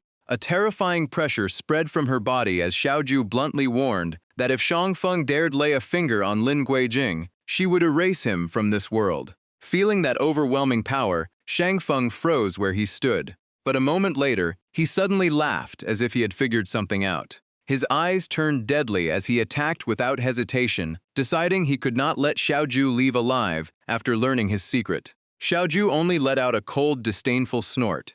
Shang Feng unleashed one secret technique after another to counter her attacks. In the blink of an eye, his figure vanished, leaving only violent clashes of spiritual power across the battlefield. Before long, a thick fog spread through the area, blocking everything from view. Xiaoju remained perfectly calm, treating it as nothing more than a cheap trick. From within the fog, Shang Feng transformed into a stream of mist and lunged at her with his sword. Unfortunately for him, Xiaoju easily dodged the strike. Failing to land the attack, he disappeared back into the dense fog. He continued using the terrain to launch one surprise attack after another. But Xiaoju's reactions were incredibly sharp, and she effortlessly neutralized every single strike. Tired of dragging it out, she turned and unleashed a powerful attack straight into the fog. Then, with a single light step, she drew the entire cloud of mist back toward herself. The surroundings instantly became clear again, and Shang Feng lost every advantage he had. At that moment, Lin Guijing came running from afar and immediately called out to Xiaoju and instructor Shang Feng. Completely confused, he asked what was happening. The moment Shangfeng saw Lin Guijing, a sly smile spread across his face. He instantly switched targets and charged straight at Lin Guijing. Realizing his intention, Xiao Jia's expression changed as she rushed in to protect him. Both of them sprinted toward Lin Guijing at the same time, but with completely opposite intentions. Fortunately, Xiao Ju arrived first and blocked Shangfeng's attack. After the clash, she quickly pulled Lin Guijing back to a safe distance. Standing in front of him, Xiaozhou scolded him for coming here. But as soon as she finished speaking, a wave of dizziness hit her, and she grabbed her head. Seeing her reaction, Shangfeng burst into a triumphant laugh. He declared that this new drug had been greatly improved and was nothing like the version Xiaoju knew before. Xiaoju tried to speak, but her consciousness was already fading. Spreading his arms, Shangfeng laughed and said the harder she resisted, the faster the medicine would destroy her meridians, so she might as well fall asleep. When Xiaoju finally collapsed, Shangfeng caught her and smiled with satisfaction, as if his plan had finally succeeded. The scene then shifted to another room, where Lin Guijing and Chen Yurong sat together in an awkward silence. Trying to act naturally, Lin Guijing fanned himself and complained that the weather was unusually hot, then asked if Chen Yurong felt the same. Chen Yurong seriously explained that this time of year was always hotter than usual, and if he felt uncomfortable, he could visit the library, where ice stones and chilled drinks were available to cool off. His overly calm attitude secretly annoyed Chen Yurong. After finally getting a chance to be alone with him, he still failed to notice her feelings and acted like a block of wood. After hesitating for a while, Chen Yurong finally gathered the courage to softly call his name. At that exact moment, the contract mark on Lin Guijing's forehead suddenly reacted. A sharp pain struck him, and he immediately clutched his head in agony. Seeing his face turn pale, Chen Yurong hurriedly asked if something was wrong. But Lin Guijing instantly jumped to his feet and rushed outside, explaining that the contract was reacting abnormally, which could only mean Xiao Ju was in danger. Meanwhile, somewhere else, the silence was so deep that not a single sound could be heard. Mu Qingtong was quietly cultivating inside her room. She suddenly opened her eyes, and her expression changed at once. Without wasting a second, she grabbed her weapon. Then she rushed out toward the source she had just sensed. At the infirmary, Xiaolan was treating patients when she also sensed the strange aura and was shocked by the overwhelming demonic energy that had appeared. In one corner of Fengtian Academy, waves of dark crimson demonic energy surged into the sky. Watching from a distance, Li Yan smiled with satisfaction, as if he had been waiting for this moment all along. Xiao Ju was being suppressed, and the demonic energy inside her kept pouring out. Meanwhile, Shangfeng continuously provoked her to release even more of her power. At the same time, he circulated his spiritual power, clearly preparing another scheme. A tiny creature on his shoulder frantically absorbed the demonic energy pouring out of Xiao Ju. Watching the scene, Shangfeng could barely hide his excitement because he had never seen such pure demonic energy before. He kept urging the creature to absorb even more. Laughing almost like a madman, Shangfeng believed that once he claimed this power, he would soon break through to a higher realm. Behind Xiao Ju, all 9 of her tails had fully appeared. Back at the infirmary, Xiaolan tried to force the door open, but discovered it had been locked from the outside. That only made her even more uneasy. Xiaolan quickly realized someone had deliberately trapped her there, proving that something major was happening at the academy. At the same time, Mu Qingtong raced toward the source of the demonic energy at full speed.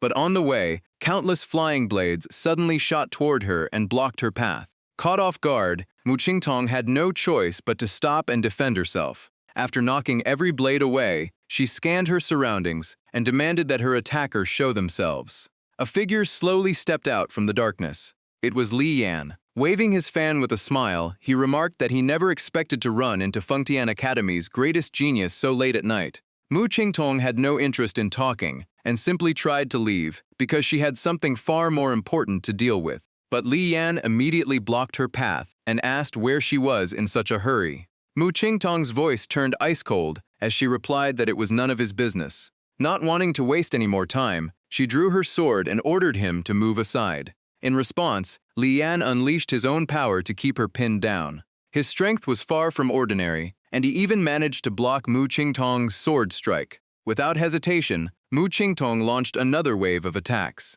But under Li Yan's relentless counterattacks, even she was forced to retreat several steps. Realizing she could not afford to drag this out, Mu Qingtong decided to summon her spirit beast. A massive dragon appeared and charged straight into the battlefield. Li Yan quickly summoned his guardian beast as well, determined not to let her leave. Mu Qingtong warned him again that a strange demonic aura had recently appeared, and his attempt to stop her only made her suspect Changbai sect was behind it. Li Yan had no intention of backing down. He claimed that he had come to the Immortal Sect tournament mainly because of her, and since they had finally crossed paths, they had to settle who was stronger first. Deep down, he was secretly pleased because the longer he delayed Mu Qingtong, the smoother the plan involving Xiaoju would go. Elsewhere, Lin Guijing was rushing forward when he suddenly saw a massive explosion ahead. As he picked up speed, the contract mark on his forehead throbbed with even greater pain, proving he was getting close to the source of the disturbance. Clutching his forehead, Lin Guijing kept praying that Xiaoju was safe. Just then, a gigantic pillar of spiritual power shot straight into the sky. The sight instantly changed Lin Guijing's expression, and he sprinted toward the brilliant light. At the center of the chaos, Xiaoju was still releasing endless waves of demonic energy. Her agonized cries echoed through the sky, sounding utterly heartbreaking. Meanwhile, Shang Feng absorbed an enormous amount of demonic energy and could clearly feel spiritual power pouring into his body through the spirit-devouring beast. The sensation filled him with overwhelming delight. At that moment, Lin Guijing finally arrived and shouted Xiaoju's name. The instant Shang Feng saw him, he launched an attack. Lin Guijing barely managed to raise an arm and block the strike. Annoyed that someone had interfered, Shang Feng sneered and called him a nuisance. Lin Guijing, however, tried to reason with him, saying Xiaoju was his guardian beast and that he could control her, so Shang Feng should stop. Shang Feng coldly replied that he had thought Lin Guijing was intelligent, yet he still failed to understand the truth. With a twisted smile, he revealed that everything had been part of his plan from the very beginning. Lin Guijing's face instantly changed as he struggled to believe what he had just heard. Shang Feng went on about his twisted theory, claiming that if the world desired the power of spirit beasts, the best way was to seize it directly instead of relying on contracts. After more than 10 years of research, he had finally discovered a way to steal that power and considered it his greatest masterpiece. He proudly boasted that he could force spirit beasts to unleash their full potential beyond their natural limits and called it a breathtaking sight. Hearing those words, Lin Guijing suddenly connected the dots and realized the academy students who had lost control of their spiritual power must have been his victims. Shang Feng did not deny it. Instead, he calmly admitted they had merely been test subjects to help perfect his technique. As the conversations continued, Shang Feng's body suddenly began to change. His body started swelling in a grotesque way. Before long, Shang Feng transformed into a gigantic monster and proudly declared that endless demonic power was reshaping his body. In his view, true cultivators should not exist as separate beings. His hoarse voice echoed with madness as he claimed that everything should become one. Meanwhile, Xiaoju continued to have her demonic energy forcibly drained, screaming in unbearable pain. Unable to stand by any longer, Lin Guijing clenched his fists and charged forward, shouting for Shang Feng to stop. After being empowered, Shang Feng did not even bother dodging the incoming attack. With one hand, he effortlessly grabbed Lin Guijing by the throat. Lifting him into the air, Shang Feng said he had no intention of killing him and only wanted him to witness everything with his own eyes. He declared that the ancient great demon would soon become part of his own body. At the same time, Shang Feng's body continued expanding as it absorbed even more demonic energy. Lin Guijing struggled desperately to break free, but it was completely useless. As for Xiaoju, the remaining demonic energy inside her grew weaker and weaker, and even her painful cries gradually faded. In the end, nearly all of Xiaoju's demonic energy was drained away. As Xiaoju fell, Shang Feng merely glanced at her and remarked that she had been drained faster than expected. Taking advantage of that brief opening, Lin Guijing pulled out a talisman hidden inside his robe. He activated it at once and unleashed the Thunderbreak talisman. The talisman exploded with power and blasted Shang Feng's arm away. Even so, the attack only forced him to let go and caused almost no real damage. The moment he broke free, Lin Guijing angrily cursed at Shang Feng. Then he immediately began gathering his spiritual power. With a loud roar, Lin Guijing attacked with both hands. He kept pouring more and more power into the strike. In the end, the attack pierced straight through Shangfeng's body. Unfortunately, it still was not enough to bring the monster down.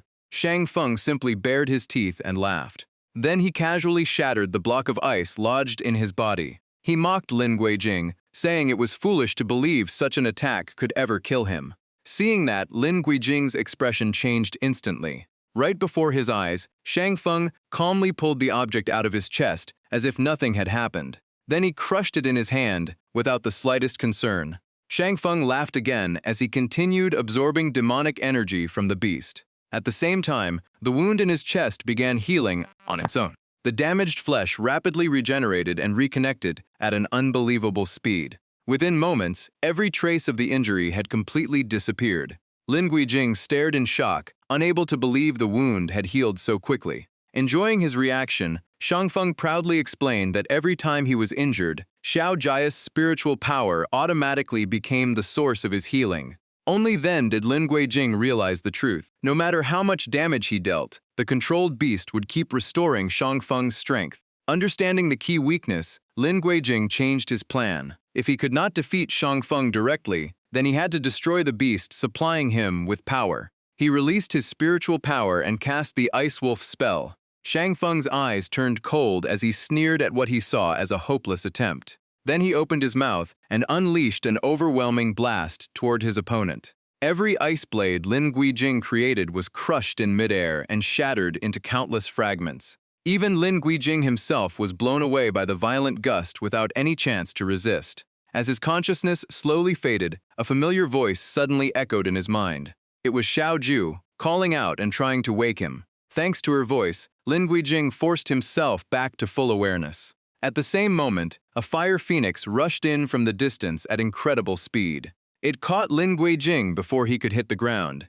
Xiaolan arrived carrying a disciple from Changbai sect. The moment she landed, she mocked them for trying to block her path. She casually threw the disciple onto the ground and sneered that his clumsy talisman tricks were useless and that he could not even keep a secret. In a cold voice, Xiaolan exposed Shangfeng's true identity. She revealed that he was a Changbai sect spy planted inside Fengchen Academy to hunt talented cultivators and powerful spirit beasts, then sarcastically wondered if the Changbai sect master even knew what kind of monster he had become. Shangfeng merely glanced at her and replied that both Xiaolan and her golden crow were extremely valuable to Changbai sect. Smiling with ambition, he declared that absorbing the power of geniuses like them would give him enough strength to reshape the world, and even overthrowing the human emperor would no longer be impossible. Xiaolan folded her arms with a look of complete disbelief, while the fire phoenix gently set Lin Guijing back on the ground. After catching his breath, Lin Guijing wiped the blood from the corner of his mouth and gritted his teeth in anger.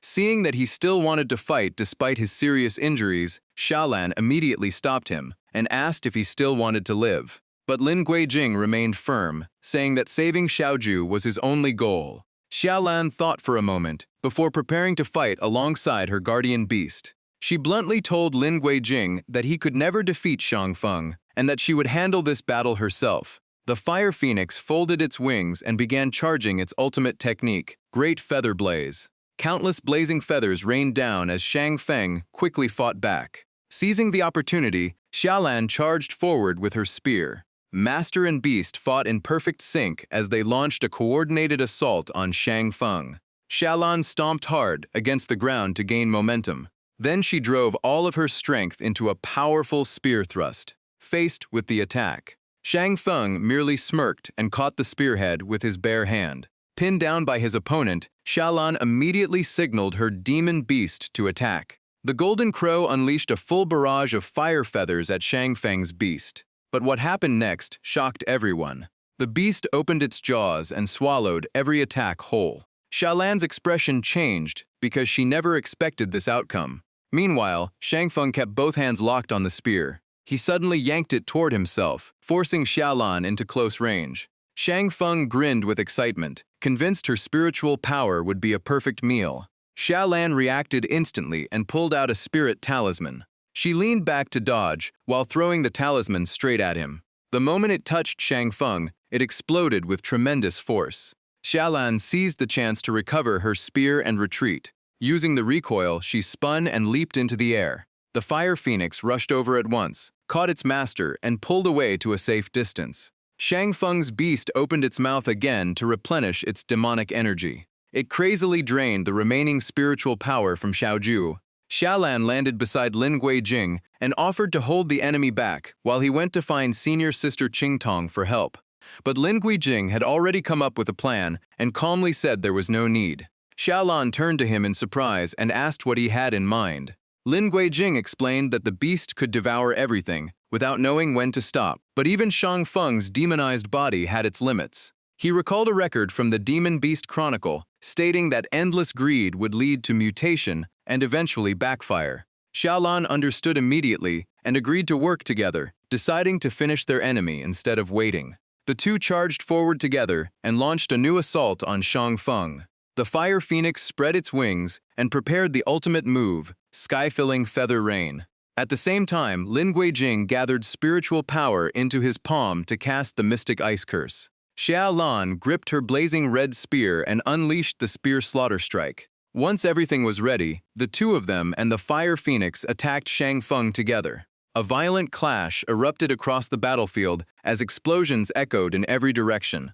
When the smoke cleared, Lin Guijing and Xiaolan were both forced back. Shang Feng, however, was almost completely unharmed, and his hoarse voice showed his patience had finally run out. He then unleashed the ultimate technique, Heavenly Spear 100 Crimsons. Shang Feng roared for the devouring beast to absorb even more spiritual power, healing him while draining the great demon, Lin Guijing, Xiaolan, and even the entire Feng Tian Academy. Following the order, the devouring beast opened its jaws even wider and devoured everything more frantically than before. Every bit of spiritual power it absorbed flowed into Shang Feng's body. That endless energy kept healing his wounds. Shang Feng laughed proudly, believing no one could kill him as long as anyone here was still alive. Meanwhile, Xiaoju was relentlessly drained of spiritual power and cried out in agony. Seeing her suffering, Lin Guijing could not stand still and rushed forward despite the danger, knowing Xiaoju was almost at her limit. But at that moment, a hand suddenly stopped him. Xiaolan calmly told him to wait because the situation had already started to change. Sure enough, while Shang Feng's wounds were healing, strange red lumps began appearing all over his body. Before long, more and more red growths covered him, forcing Shang Feng to order the devouring beast to stop. His body had clearly reached its limit, and panic filled his voice. But the devouring beast completely ignored the command and kept devouring spiritual energy. Shang Feng's body swelled larger and larger as the red lumps stretched to the breaking point, filling him with real fear. No matter how desperately Shang Feng screamed for it to stop, the devouring beast refused to quit absorbing. Xiaoju's demonic energy continued pouring out at an alarming rate, leaving her in constant agony. Meanwhile, Shang Feng's body was also nearing its absolute limit as cracks began spreading across his skin. His bloated body looked ready to explode at any second, and his voice grew weaker. Seizing the opportunity, Lin Guijing suddenly grabbed the spear from Xiaolan, leaving her stunned. He burst forward at full speed and charged straight toward Shang Feng. Gripping the spear tightly, Lin Guijing roared and drove it down with all his strength. Every strike widened the cracks across Shang Feng's body. At the same time, the devouring beast reached its limit and began to fall apart. Moments later, Shang Feng's body completely collapsed and burst into eerie blue flames. All that remained were a few sparks burning away the last traces of his existence. Before long, everything disappeared, and the dust finally settled. Xiaoju regained consciousness and hurried to Lin Guijing, softly calling his name. After the battle, Lin Guijing was so exhausted he could barely stay on his feet. Just then, a rope suddenly shot in from the distance, along with a shout activating a magic treasure. Its target was Xiaoju, leaving her no time to react. In the blink of an eye, she was tightly bound and violently pulled backward. No matter how hard she struggled, Xiaoju could not break free. Li Yan appeared at the main gate, holding the rope and laughing after finally catching his target. Seeing this, Xiaolan immediately rushed over and shouted his name. After capturing Xiaoju, Li Yan tightened his grip on the magic treasure. He smiled at Xiaolan and claimed the current outcome solved nothing, while Xiaoju desperately struggled to escape. Xiaolan angrily accused the famous Changbai sect of fighting with dirty tricks. Li Yan simply shook his head and argued that Feng Tian had suffered a disaster, and the Changbai sect was only capturing a demon and removing the threat. Xiaolan pointed at the spot where Shang Feng had died and declared that every disaster in Feng Tian had been caused by this Changbai sect traitor. Standing beside the Fire Phoenix, she demanded to know if the Changbai sect could really walk away without taking responsibility, but Li Yan immediately asked if she had any proof Shang Feng belonged to the sect. He arrogantly declared that even if Shang Feng had once been a member, he had long been expelled, making all of his actions unrelated to the sect. Hearing that, Xiaolan's eyes turned ice cold. Li Yan released Xiaoju and smugly claimed Feng Tian should be the one worried because they had hidden a forbidden great demon whose uncontrollable power had caused countless casualties. He insisted Xiaoju should be handed over to the Changbai secta for sealing once and for all. The moment she heard that, Xiaolan charged with the Fire Phoenix, her spear slicing through the air. Meanwhile, Xiaoju slowly rose to her feet as demonic energy surged around her. The overwhelming aura made Li Yan turn pale, and he instinctively stepped back in fear. He quickly drew another magic treasure and shouted as he tried to strike first. But Xiaoju was faster, spinning around and driving a kick straight at him. A single kick sent Li Yan flying. His body slammed across the ground before rolling away. But Xiaoju showed no sign of stopping. She had almost completely lost her reason and fought like a wild beast. Li Yan frantically swung his enchanted rope in panic. Every attack was effortlessly dodged by Xiaoju.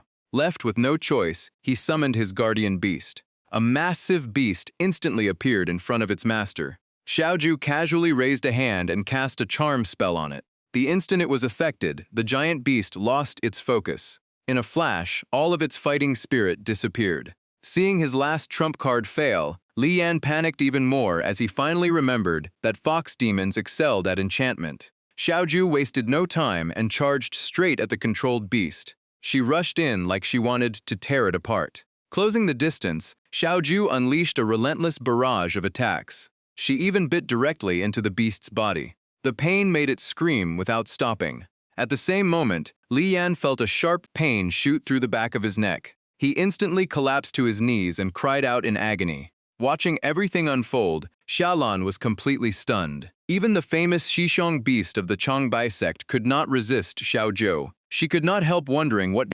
existence Lin Guijing's demon beast truly was. Meanwhile, Lin Guijing slowly regained consciousness beside the devouring beast's corpse, his head still spinning. The moment he came to, he immediately jumped up to search for Xiaoju. After scanning the battlefield, he finally found her. Lin Guijing immediately ran toward her, shouting for Xiaoju to stop. But Xiaoju was still consumed by killing intent as she charged straight at Li Yan. Li Yan froze in place, trembling from head to toe. At the last possible second, Lin Guijing stepped in front of him and Xiaojia's strike pierced his chest. Even with a fatal wound, he refused to let go and held her tightly. In a gentle voice, he reassured her that everything was fine and that he was still here. Hearing those words, Xiaojia's berserk state slowly faded. She gradually regained her senses and stared blankly at the man before her. Her voice trembled as she called Lin Guijing's name. He gently touched her face and smiled, relieved that she had come back to her senses. His final reminder was to never let herself become a killer. As soon as he finished speaking, Lin Guijing collapsed in front of Xiaoju. Realizing she had wounded him, Xiaoju let out a heartbreaking scream. Meanwhile, somewhere else, Mu Qingtong was still tied down in battle and could not come to help. Her opponent looked remarkably similar to Li Yan. Mu Qingtong's guardian beast launched one fierce attack after another at the giant white bear. The impostor defended himself while admitting that if Mu Qingtong had truly gone all out, he would already be dead. That only made Mu Qingtong more suspicious, and she demanded to know his real identity because Lian could never have dodged those attacks. The man paused in surprise before letting out an eerie laugh. He said his identity no longer mattered because the mission was complete and the battle on the other side was probably already over. With those words, he activated a secret technique and vanished into the mist. Even the guardian beast fighting beside him disappeared.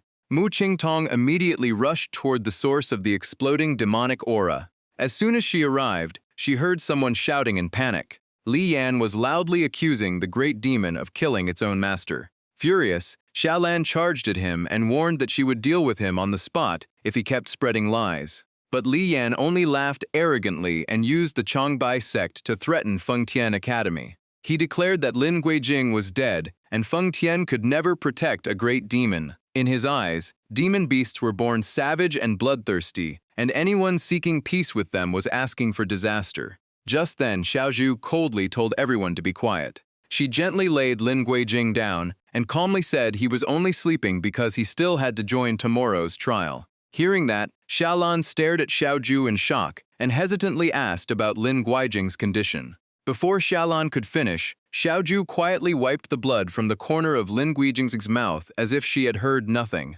She gently shook her head, her eyes filled with unwavering resolve, and declared that she would never let that happen. Then Xiaozhu reached into her collar and took out something she had kept hidden. A soft pink glow slowly appeared in the palm of her hand. She carefully placed the object into Lin Guijing's mouth. The sight left both Xiaolan and Li Yan speechless. At that moment, Mu Qingtong arrived. The instant she saw what Xiaozhu had taken out, she recognized it as a demon core and exclaimed that a demon beast was actually willing to give its own core to save its master. Was this really the savage creature everyone feared? Seeing Mu Qingtong arrive, Xiaolan immediately greeted her. Li Yan, however, kept denying what he saw, unable to believe it. Meanwhile, Xiaozhu successfully fed the demon core to Lin Guijing. She then leaned down beside him, gently helping the demon core move deeper into his body. The demon core smoothly slid down Lin Guijing's throat. Xiaozhu sat quietly beside him, watching every change with anxious eyes. Once swallowed, the demon core immediately moved to the wound in his chest and replaced the damaged tissue. Xiaozhu gently placed her hand over his chest as if easing his pain. Empowered by the demon core, the wound quickly closed and fully healed. Thanks to that, Lin Guijing slowly opened his eyes. Seeing Xiaozhu in tears, he weakly called her name. He reached up, gently touched her face, and softly thanked her. The moment she heard his voice, Xiaozhu burst into tears. She hugged Lin Guijing tightly and kept apologizing for everything that had happened. He gently stroked her hair and reassured her that he was fine and it was all over. Watching the scene, Mu Qingtong admitted it was the first time she had ever seen a demon beast save its master's life, and she realized she had missed far too much. But then her gaze shifted to Li Yan, deciding it was finally time to settle the score with the Changbai sect. Meanwhile, Li Yan stood frozen, repeating over and over that this was impossible. His memories drifted back to his childhood when he was just an innocent boy, waiting for his father to return. The moment he saw his father, he happily ran over, and his father smiled with open arms. Li Yan's attention was immediately drawn to the captured demon beast, and he excitedly admired its massive size. His father explained that the steel-tusk beast normally lived deep in the snowy mountains, but for some reason it had wandered out and attacked travelers. Capturing it had taken tremendous effort, and handing it over to the Changbai sect would earn them a handsome reward. He also said that during the hunt, one of their senior uncles had lost an arm to the beast. Hearing that, Li Yan clenched his fists and vowed to become a demon hunter just like his father. His father smiled, patted his head, and said an elder from the Changbai sect believed Li Yan possessed a rare dual bloodline talent with the potential to become an immortal. But the young boy only pouted, clearly uninterested in cultivation. Li Yan hugged his father and said he only wanted to hunt demon beasts with him, making his father laugh in agreement. Just then, his mother came out and called them inside because it was freezing outside. His father jokingly declared that whoever reached the house first would get the chicken drumstick before sprinting off. Li Yan chased after him as the whole family shared a warm and joyful moment. But everything changed on the night of the blood moon. That night, Li Yan was sleeping peacefully as usual. Not long afterward, he suddenly woke in the middle of the night. Sitting up and finding no one around, he softly called for his parents. When no one answered, he walked into the main room to look for them. What he saw filled him with horror. His parents lay motionless on the floor as blood covered the room. In complete panic, Li Yan rushed over and desperately tried to wake them. Just then, a noise behind him made him spin around. A gigantic wild boar in a berserk state was standing right behind him. Terror overwhelmed him, and he let out a desperate scream. It seemed his family was not the only victim. Many villagers had already been slaughtered by the monster. The giant boar fixed its savage eyes on the last surviving child. Trembling with fear, Li Yan still charged forward in rage over his parents' deaths. He shouted that he would avenge them no matter what. Before he could do anything, a mysterious figure appeared and attacked the wild boar. A powerful bolt of lightning crashed down from the sky and pierced straight through the monster's head.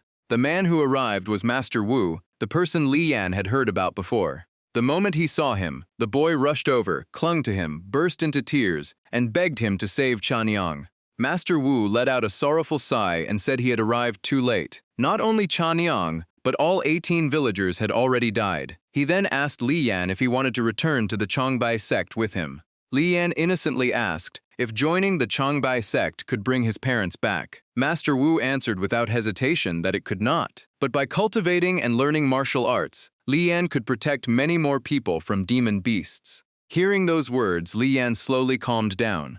After thinking for a while, he nodded and agreed to leave with Master Wu. Master Wu carried Li Yan away from the devastated village. Along the way, he explained that the village had to be burned so the scent of blood would not attract more demon beasts. He also planted a firm belief in the young boy's heart, telling him to remember what he had seen because demon beasts existed only to kill. The only way to survive was to become stronger, strong enough that demon beasts would fear him and kneel beneath his feet. Only then could humanity survive in such a dangerous world. Remembering those words, Li Yan knelt before everyone and admitted he had always believed demon beasts were nothing but savage creatures whose only value was serving humans. That belief drove him to pursue stronger and stronger beast contracts. Hearing that, Li Bufan could no longer stay silent. He slammed the table and shouted that those words were utter nonsense. Seeing Li Yan still kneeling, Li Bufan immediately turned and pointed at Mu Qingtong. Veins bulged across his face as he angrily insisted that the people from Fengtian must have filled Li Yan's head with those ridiculous ideas. Mu Qingtong remained calm and cupped her hands in greeting. She stated that Fengtian Academy had never used such underhanded tactics. Whether Li Yan was telling the truth or not could be determined by the two academy heads from Hailan and Yugu. Dragged into the argument without warning, the other two leaders immediately looked uncomfortable. Seeing that, Li Bufan turned to Hu Yuan and demanded to know if Fengtian Academy really taught its disciples to disrespect their elders. Dean Hu Yuan had no idea how the blame had suddenly landed on him. Mu Qingtong immediately answered that Fengtian Academy always valued virtue, distinguished right from wrong, and respected those of true character. Her response left Li Bufan speechless for a moment. Li Yan bowed again and firmly stated that no one had forced or manipulated him. These were his own genuine thoughts. That only made Li Bufan even angrier, as he shouted whether Li Yan understood what he was saying. Li Yan lowered his head and replied that he understood perfectly, but he had carried one question for many years and wanted an answer today. With complete sincerity, he looked at the old sect master and asked, "Are demon beasts truly good or evil?"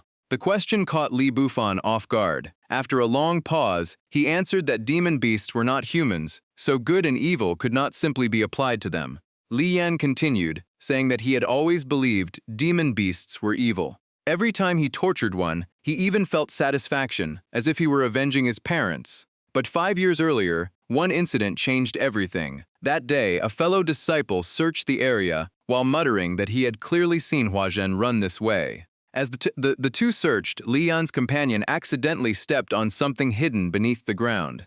In an instant, a trap snapped shut around his leg, and he cried out in pain. Just then, someone in the distance shouted that a tree was about to fall.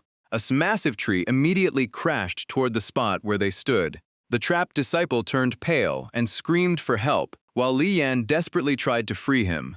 But the trap would not budge, and the falling tree left both of them in despair. At the most critical moment, a figure suddenly rushed in and blocked the falling tree. The trapped disciple slowly opened his eyes and was shocked to realize he was still alive. Even Li Yan was stunned that they had escaped death. A thunderous crash echoed as the giant tree was effortlessly dealt with. Soon after, someone walked over and asked if either of them was hurt. It was a muscular man with his upper body uncovered. Scratching his head, he apologized because the forest was so large that he had not noticed them sooner. Li Yan's companion looked toward the fallen tree and curiously asked what had saved them.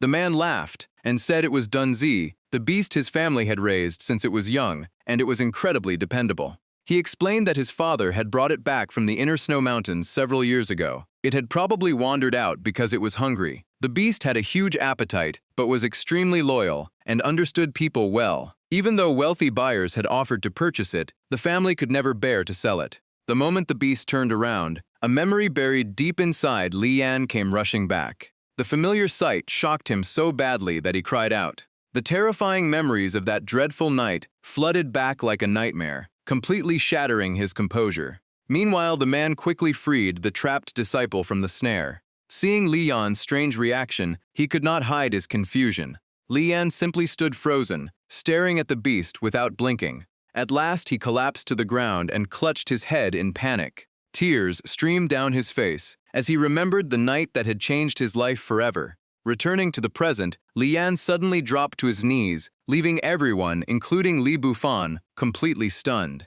Even Li Bufan was shaken by the story. His expression changed as he completely lost his usual composure. Li Yan repeatedly bowed until his forehead struck the ground. Sobbing uncontrollably, he kept blaming himself. He then said that ever since arriving at Feng Tian Academy, he had realized the rumors were true. Humans and demon beasts truly lived together in harmony there. Their expressions and actions showed genuine trust and happiness, as if they were real companions. It was the complete opposite of life in the Changbai sect. The demon beasts there were always cautious and afraid. Outside of battle, they either stayed beside their masters or remained locked away in their own spaces, rarely enjoying any freedom. That stark contrast made Li Yan begin paying close attention to everything around him. He never admitted it, but deep down, Li Yan truly admired the atmosphere at Feng Tian Academy. Everything changed the day he saw Xiao Ju walking beside Lin Guijing.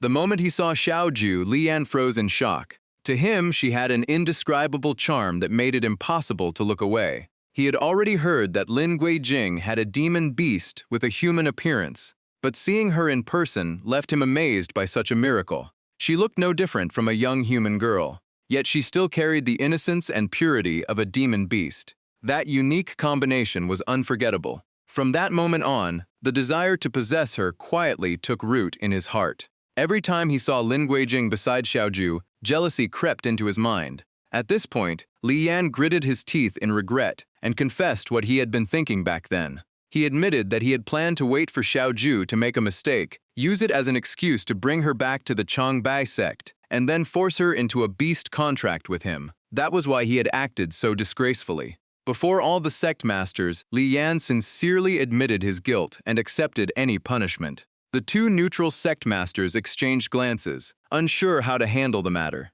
Dean Huyuan, however, wore an extremely grim expression. After hearing the whole story, Mu Qingtong calmly asked if that was everything. Li Yan stood straight and firmly replied that it was the complete truth. Mu Qingtong pressed further. She pointed out that Shang Feng and Xu Yuan Shao had once been disciples of the Changbai sect, and that many strange incidents at Feng Tian Academy, including Xiao Ju's rampage, were connected to them. Hearing that, Li Bufan suddenly clenched his fist.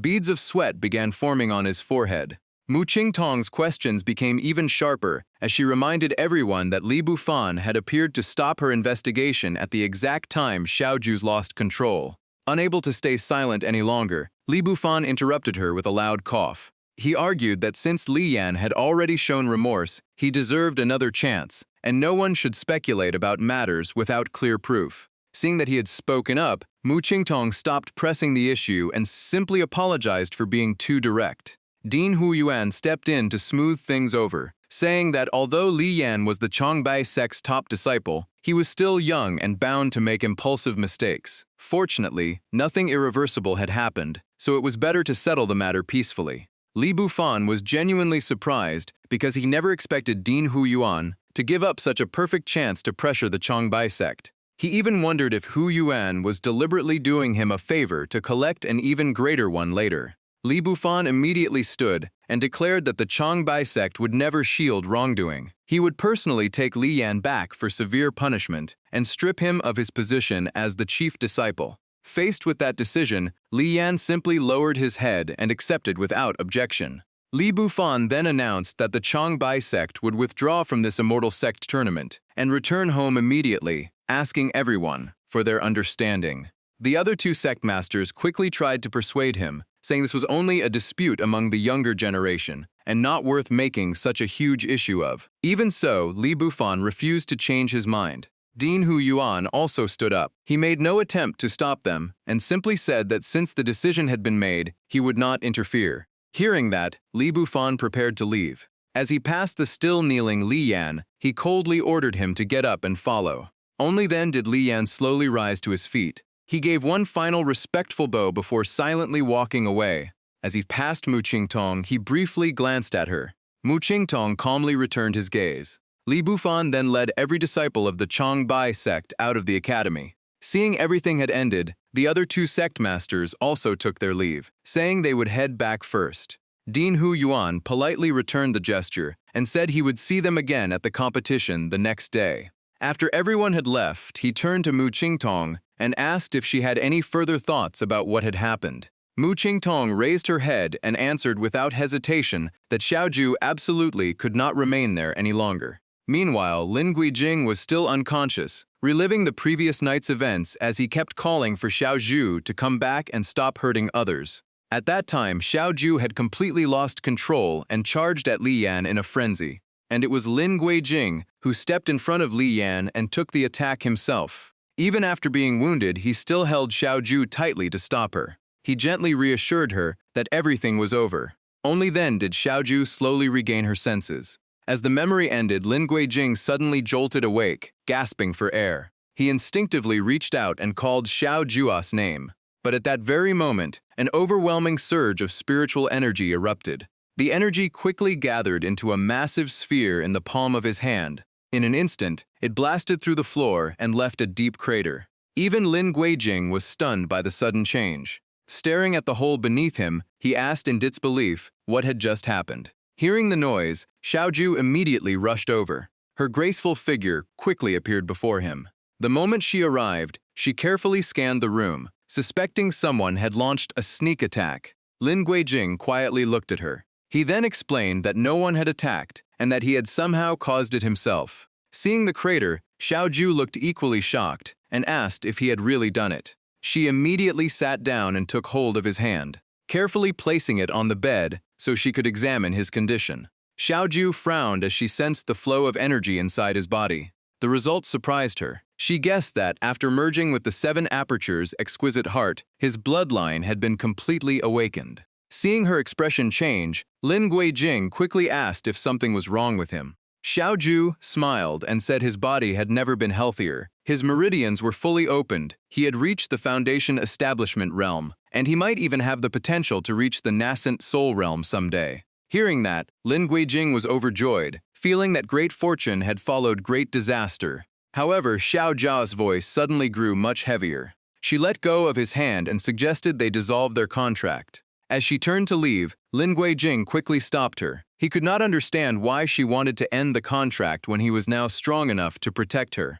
Xiaoju quietly explained that as a demon beast, she would no longer be accepted by Fengtian Academy, and the other factions would never let her go either. On top of that, after giving him her heart, her own strength had greatly declined. Staying by his side would only bring him more danger. Lin Guijing immediately stood up and pulled her back. He firmly refused to end the contract, declaring that Xiaoju was his bonded guardian beast. He said their lives were already bound together. If he abandoned his companion out of fear, then he no longer deserved to call himself human. He also realized Xiaoju was only trying to keep him from being dragged into her troubles, making her eyes instantly redden. After a long silence, she bit her lip. Then she admitted that sooner or later she would lose control again and might hurt him. Lin Guijing gently held her shoulders and assured her that would never happen. But the painful memories inside Xiaoju's heart refused to fade. That was exactly why she wanted to end their contract. In her eyes, a demon beast like herself should have been sealed away. Yet Lin Guijing's unwavering determination slowly changed the way she looked at him. He continued, saying that a guardian beast belonged beside its master, and as her master, he would never allow her to leave. Those words finally shook Xiaoju's resolve. A faint smile slowly appeared on her lips. She looked at him with enchanting eyes and softly asked, "Why?" Lin Guijing stepped closer as the distance between them disappeared. He was about to confess that he loved her, and their lips were almost touching. At the most critical moment, the door suddenly burst open, as Chen Yurong walked in and loudly called Lin Guijing's name.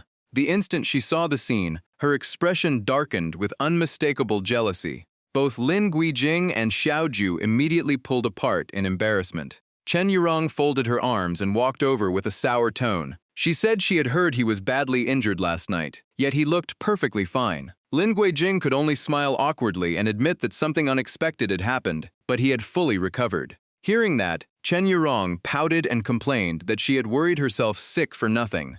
Seeing her suddenly show up, Lin Guijing guessed she had business with him and asked directly. Chen Yurong then remembered why she had come and said Dean Huyuan wanted to see him to discuss something important. She then pointed at Xiaoju and added that the dean wanted her to come as well. The moment they heard that, both Lin Guijing and Xiaoju understood the meaning behind the summons. The moment they had been dreading finally arrived.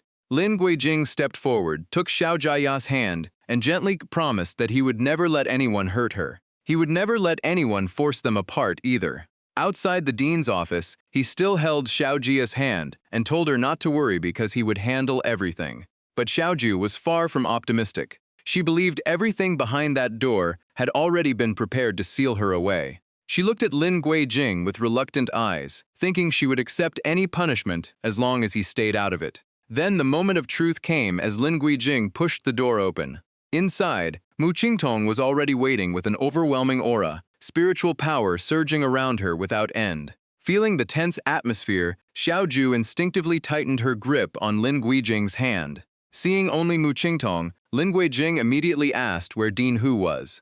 Xiaolan was also standing beside Mu Qingtong. The two demon beasts with them were staring at Lin Guijing as if ready to attack at any moment. Mu Qingtong raised her sword and pointed the tip straight at him. She coldly declared that she was carrying out Dean Hu's orders to arrest Lin Guijing and his guardian demon beast. Lin Guijing quickly explained that everything yesterday had been Shangfeng's scheme. Xiaoju had only lost control because she was set up. Every incident in the academy was caused by Shangfeng and the soul-devouring beast, while Xiaoju had never intentionally harmed anyone. He turned to Xiaolan for confirmation and reminded her that she had heard Shangfeng confess everything, but Xiaolan remained silent. Mu Qingtong refused to back down and warned him not to resist because the consequences would be severe. Xiaolan finally spoke, saying Xiaoju was even more dangerous than Shangfeng.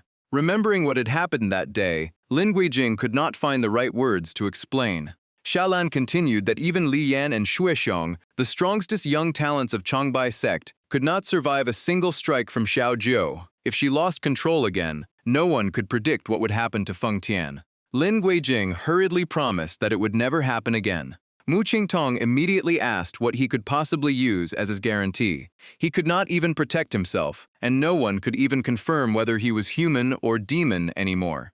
Those words shocked Lin Guijing, and he immediately demanded an explanation.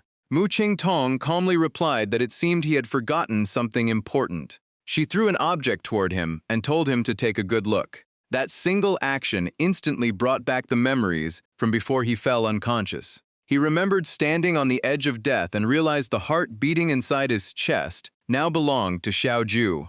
Standing beside him, Xiaoju lowered her head and quietly apologized. Mu Qingtong insisted that until they could prove both of them were harmless, they had to remain imprisoned. She raised her sword again, leaving no room for negotiation. She also warned that if they resisted, they would deal with his demon beast immediately. The crushing pressure of her aura forced Lin Guijing to keep stepping backward. Every step felt incredibly heavy, but Xiaoju was different. Demonic energy rapidly filled the room, as she coldly declared that even without her heart, her strength had never disappeared. Seeing the situation getting worse, Lin Guijing anxiously called out to her. Mu Qingtong lifted her sword even higher, refusing to give an inch. Xiaoju let out a cold smile and declared that anyone who dared hurt Lin Guijing, even the slightest bit, would pay a terrible price. Realizing how dangerous she was, Mu Qingtong no longer dared underestimate her and immediately turned to Xiaolan. She ordered Xiaolan to summon every instructor and every nascent soul cultivator in the academy at once, because suppressing the great demon before them might require the full strength of Feng Tian.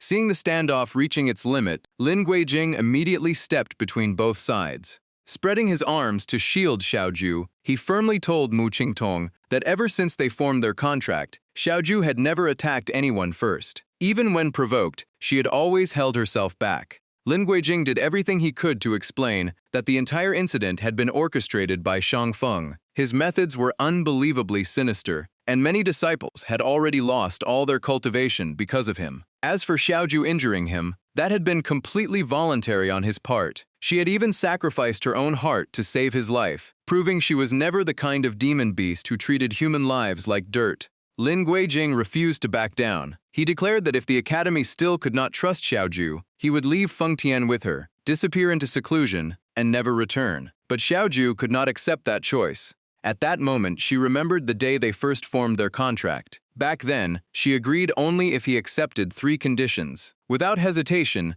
Lin Guijing said that if it meant becoming a cultivator, he would agree to 30, not just 3. Xiaoju had asked if cultivation really mattered that much, and he answered that his ultimate goal was to reach the realm of the great Luo Golden Immortal. Thinking back, Xiaoju smiled softly and asked if he was really willing to give up Feng Tian Academy and his entire cultivation path just for a demon beast like her. She reminded him that a lone cultivator without support had almost no chance of becoming immortal, especially while traveling with a humanoid demon beast and living as fugitives forever. But Lin Guijing never wavered and simply replied that he understood all of that. Holding Xiaoju's hand tightly, he declared that she was his bonded guardian demon beast. He added that Fengshen's true spirit was built on trust between humans and demon beasts. As her master protecting his companion was a responsibility he would never abandon. Hearing those words, Xiaoju's smile became even gentler. But Mu Qingtong remained unmoved. She believed that if they left Feng Tian, the great demon might one day reclaim her heart, or Lin Guijing could be manipulated into becoming someone's pawn. It would be far safer to seal them inside the Academy's secret realm. Lin Guijing was about to argue again when Xiaoju stopped him. She calmly announced that she agreed to dissolve their contract. Lin Guijing immediately objected, reminding her that they had promised never to separate. Xiaoju quietly told him to remember the 3 conditions from long ago. She revealed that the second condition was for him to end their contract and remain at Feng Tian Academy to continue cultivating. Lin Guijing refused without hesitation. To him, cultivation meant nothing if he lost his bonded guardian demon beast. Xiaoju gently said that she already knew how he truly felt. That was exactly why she wanted to protect him. More than anything, she wished to one day see him reach the peak of cultivation and become a great Luo Golden Immortal. Just as the atmosphere turned heavy, sudden applause echoed through the room. Dean Hu walked in with a smile and sighed that someone was actually willing to quit school and abandon cultivation just to protect a guardian demon beast. He did not know whether to feel happy or worried. As soon as he appeared, Mu Qingtong stepped forward and bowed respectfully. Dean Hu nodded and immediately asked about the inspection results for Lin Guijing and Xiaoju. Mu Qingtong sheathed her sword and calmly reported that there were no major issues, though they still required careful observation. Hearing that exchange, Lin Guijing instantly realized something was off and asked what was going on. Mu Qingtong explained that the Immortal Sect tournament was being held at Feng Tian. So, news of Xiaoju losing control the previous night had already spread across the 9 realms. Countless factions were now watching how the Academy would handle them. She then announced the final decision. From this day forward, both of them would join the Kunxian sect for supervision and management. Lin Guijing froze, completely caught off guard. Xiaolan stepped forward to explain further. She revealed that Dean Hu had gone to great lengths to protect Xiaojio. To the outside world, he announced that Feng Tian and Changbai sect had worked together to eliminate an evil fiend. Li Yan had returned to his sect to recover from his injuries, and that so-called evil fiend was naturally Shangfeng. Xiaolan added that they had discovered forbidden techniques, pills, and the belongings of many victims inside Shangfeng's residence. The evidence proved that he had secretly used the soul-devouring beast to murder disciples for a long time. Finally, Xiaolan looked directly at them and stressed that the Academy had worked extremely hard to shield Xiaoju from public scrutiny. But now, both of them were under the attention of the entire cultivation world. Joining the Kunxian sect under supervision was no longer open for discussion. It was a mandatory decision. Hearing that, Xiaoqiao's eyes lit up as she quickly confirmed that this meant she would not have to break her contract with Guijing or be sealed away anymore. Mu Qingtong nodded, but her expression stayed grim. She warned that if she ever believed it was necessary, even Dean Hu might not be able to protect them. Lin Guijing was still trying to process everything he had just heard. Xiao Qiao rushed over and hugged him tightly, overjoyed that he could finally continue his path of cultivation. Xiaolan immediately stopped them, clearly displeased by the display, and declared that from now on, they must strictly follow the rules of Yuanxing. Lin Guijing smiled and sincerely thanked Dean Hu, Senior Sister Mu, and Senior Sister Xia. Dean Hu simply stroked his beard without saying a word, while Mu Qingtong remained silent, with an expression that still showed some dissatisfaction. When Zhu Miashen and Chen Yurong heard the news, they were stunned that Lin Guijing had officially joined the Kunxian sect. Zhu Miashen immediately slapped Lin Guijing on the shoulder and proudly declared that this was exactly what he expected from his brother. He even bragged that Mu Qingtong had once invited him to join, but he turned it down because it sounded like too much trouble. Then Zhu Miashen wrapped an arm around Lin Guijing and laughed, asking him to tell Senior Sister Mu that he had changed his mind, leaving Lin Guijing with an awkward smile. Right then, Mu Qingtong suddenly appeared and called Lin Guijing's name. She ordered Lin Guijing and Xiao Qiao to follow her immediately because Shang Feng had disappeared. The news caught Lin Guijing completely off guard, and he asked if Shang Feng was really gone. After all, Shang Feng had been recovering in the infirmary, where everything had been quiet. Xiaolan led everyone to Shang Feng's room and explained that when she checked on him the previous night, he was still in a deep coma. She held up the damaged sealing artifact and explained that the seal outside the door had not been broken from the inside, so Mu Qingtong believed someone had taken Shang Feng away. While everyone examined the scene, Xiao Qiao noticed something unusual. Hidden in a dark corner was a single forgotten feather. She picked it up and asked if there were any phoenixes at Fengtian Academy. That question immediately made both Xiaolan and Mu Qingtong focus on the feather. Meanwhile, inside a cave on a mountain not far from the academy, a blazing crimson phoenix stood inside with its massive wings spread wide. In front of it, Shang Feng knelt on the ground, repeatedly apologizing for underestimating the fox demon, which caused the soul-devouring beast to collapse under the overwhelming spiritual power. Sitting above him, Zhu Zheng smiled dangerously and asked if he was actually expecting another chance. Shang Feng hurriedly begged for mercy, reminding her that he had faithfully served for years and delivered plenty of refined spiritual energy. All he wanted was another soul-devouring beast. Zhu Zheng rested her chin on one hand for a moment before casually saying that perhaps another one should indeed be made. Losing the last one was truly unfortunate. Hearing that, Shang Feng was overjoyed. He thanked her repeatedly and promised to be far more careful next time. But just as he was celebrating, Zhu Zheng suddenly grabbed his face with one hand. In a terrifyingly cold voice, she said that creating a soul-devouring beast required spiritual power equal to that of 10 Earth-rank cultivators, so he would repay the loss with his own. With those words, she directly drained every bit of spiritual power from Shang Feng's body. Before long, his body slowly disintegrated, while Zhu Zheng merely let out a quiet snort and summoned her subordinates. Shadowy figures instantly appeared and knelt, reporting that their trip to the Immortal Sect tournament had produced many gains, but the Beast Taming Division was urging them to return. Zhu Zheng looked at them and asked if they understood their next mission, and they all answered in unison that they did. She casually drew a line through the air. Countless images appeared before them, and she ordered that anything worth claiming should be taken. If not, they were to bring back the owner's demon beasts instead. It was clear Zhu Zheng was secretly preparing a massive conspiracy. She declared that the day the demon beast army emerged would also be the day the human emperor met his end. According to her, it was finally time for this world to change rulers. But a moment later, she sensed a masked figure hiding nearby. Zhu Zheng immediately looked toward a large boulder and shouted for the intruder to reveal themselves. Behind the rock, a person dressed in black had been silently watching everything unfold. After being exposed, the mysterious figure immediately became alert. Zhu Zheng's gaze turned icy as she demanded to know the stranger's identity. When the figure turned and fled, she immediately ordered her subordinates to pursue them. Following Zhu Zheng's command, the shadowy figures accepted the order and rushed out together.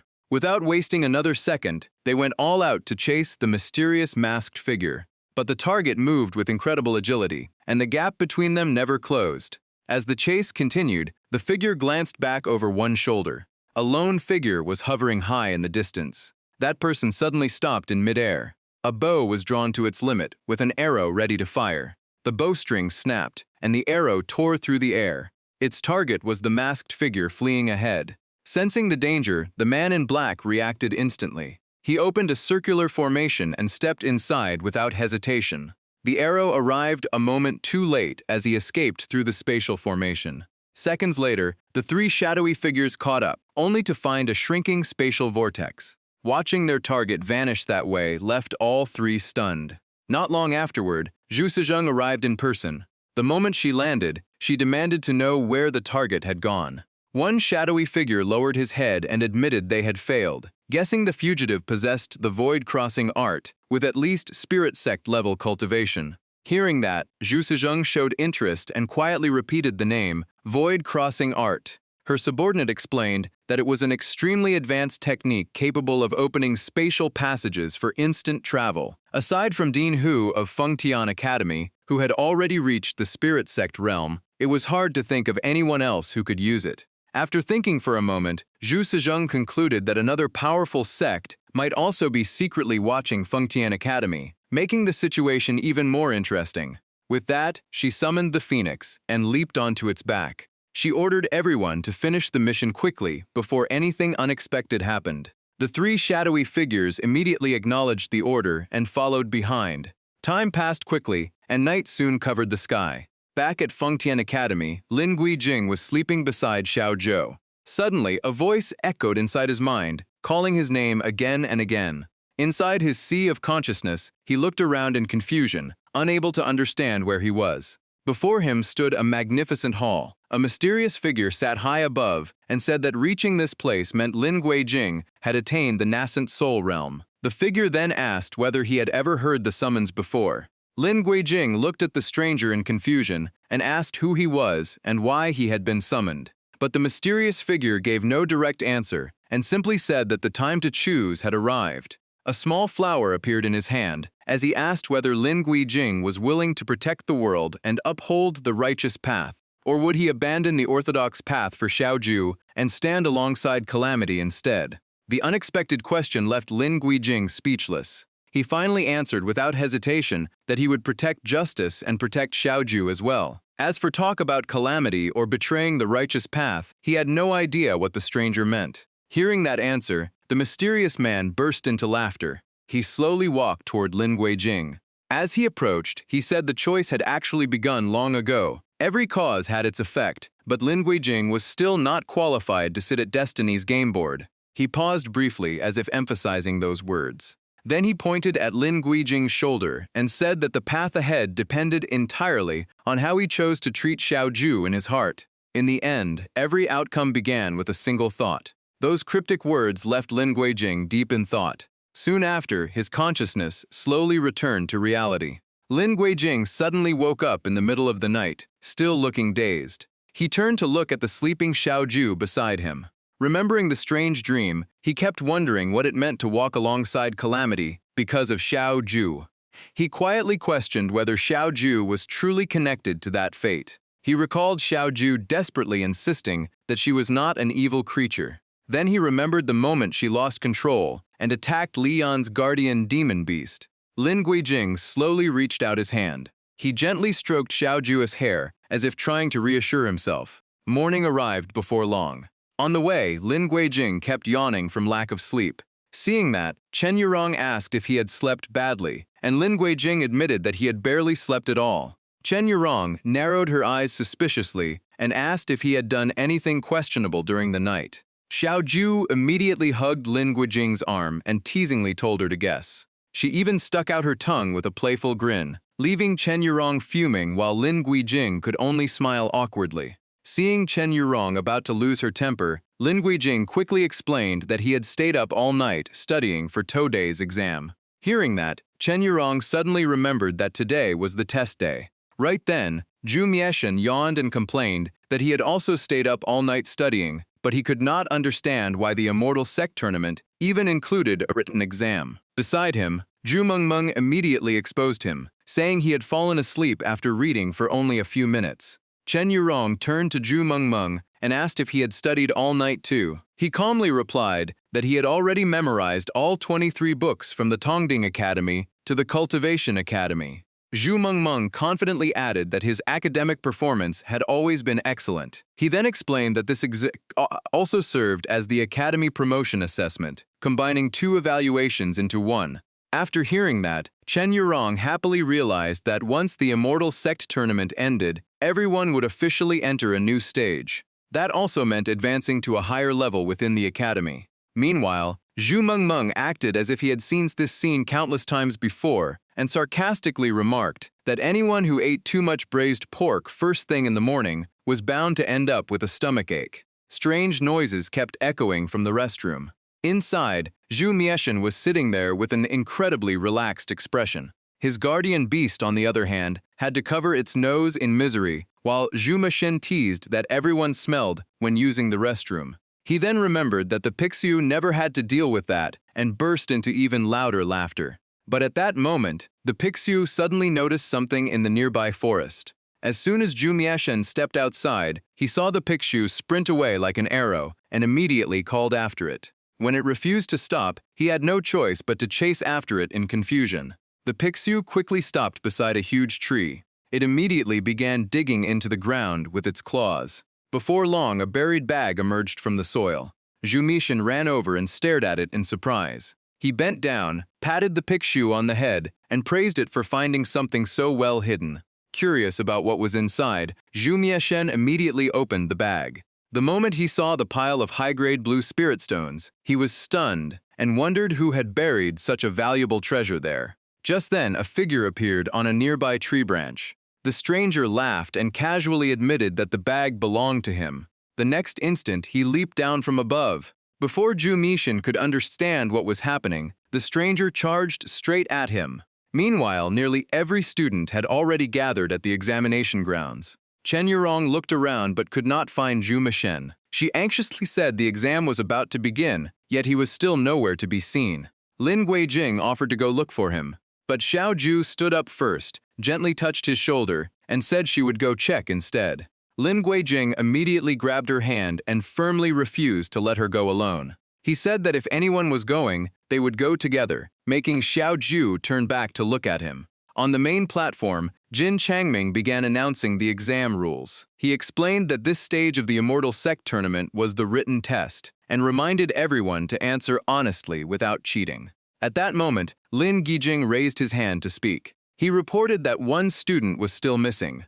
Jin Changming frowned slightly and asked who it was. Just then, a voice came from behind. Zhu Mieshan had finally arrived. He announced that he was here and the exam could begin. Seeing him take a seat behind him, Lin Guijing quietly asked if something had happened. Zhu Mieshan simply replied that everything had already been taken care of. As the exam officially began, Jin Changming handed out the test papers and ordered everyone to recall their guardian beasts. He also warned that anyone caught using a guardian beast to cheat would be disqualified immediately, making many students visibly nervous. Lin Guijing turned to Xiao Ju and told her to wait outside, not wander too far, and visit Senior Sister Mu from the Kunxian sect if she got bored. Xiao Ju responded with a gentle smile. Then she playfully placed a finger against her lips. She even sent him an encouraging gesture and told him to do his best. That tiny gesture alone made Lin Guijing blush as he silently vowed to ace the exam and meet her again afterward.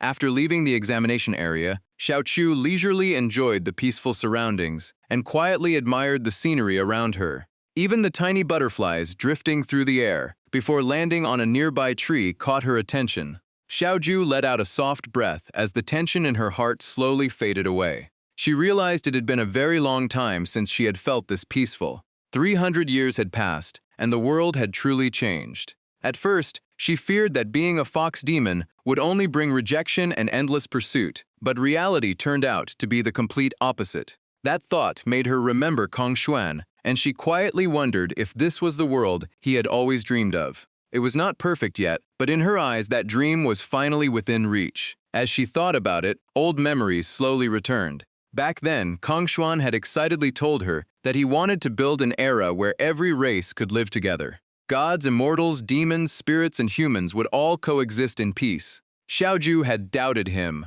believing that different races would always clash because of their conflicting interests. Kang Xuan gently took her hand.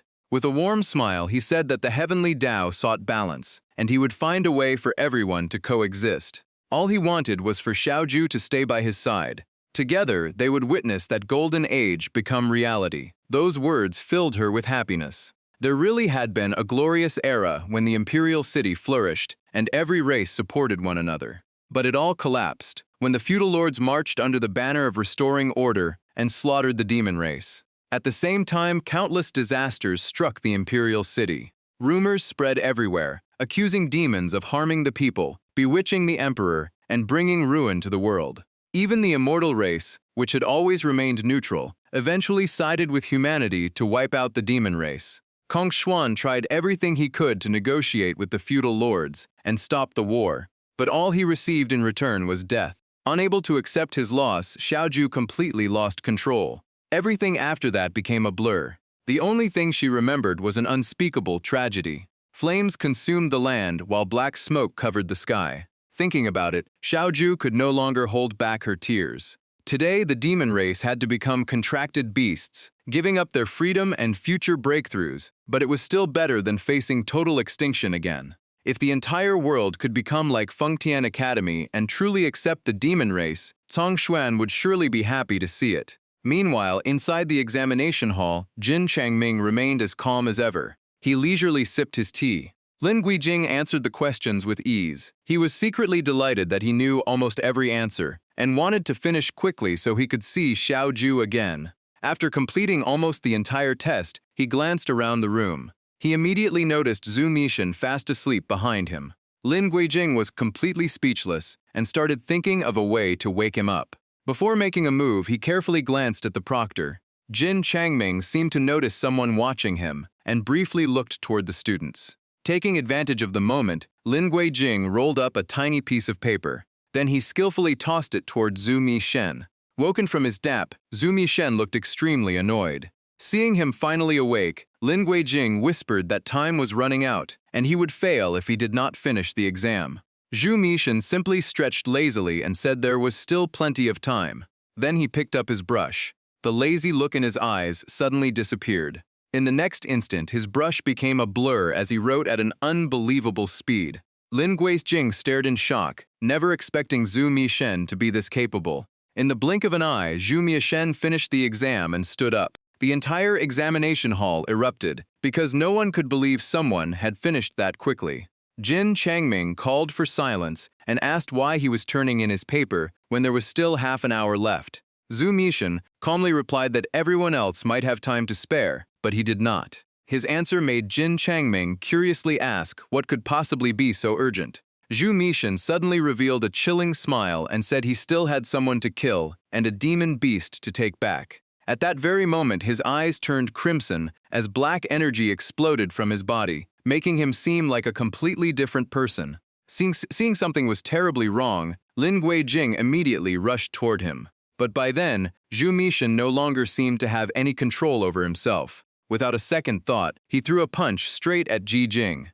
The blow was so powerful that Ji Jing was sent flying. His body slammed into the far wall, leaving countless cracks spreading across it. After that devastating hit, Ji Jing lost consciousness on the spot. Waiting outside, Xiaoju suddenly felt a sharp pain in her chest, and her expression instantly changed. From that familiar aura alone, she knew Ji Jing was in danger. Inside the exam hall, the dark figure of Zhu Mishan sent the students fleeing in panic. He smirked coldly and declared that no one would leave without his permission.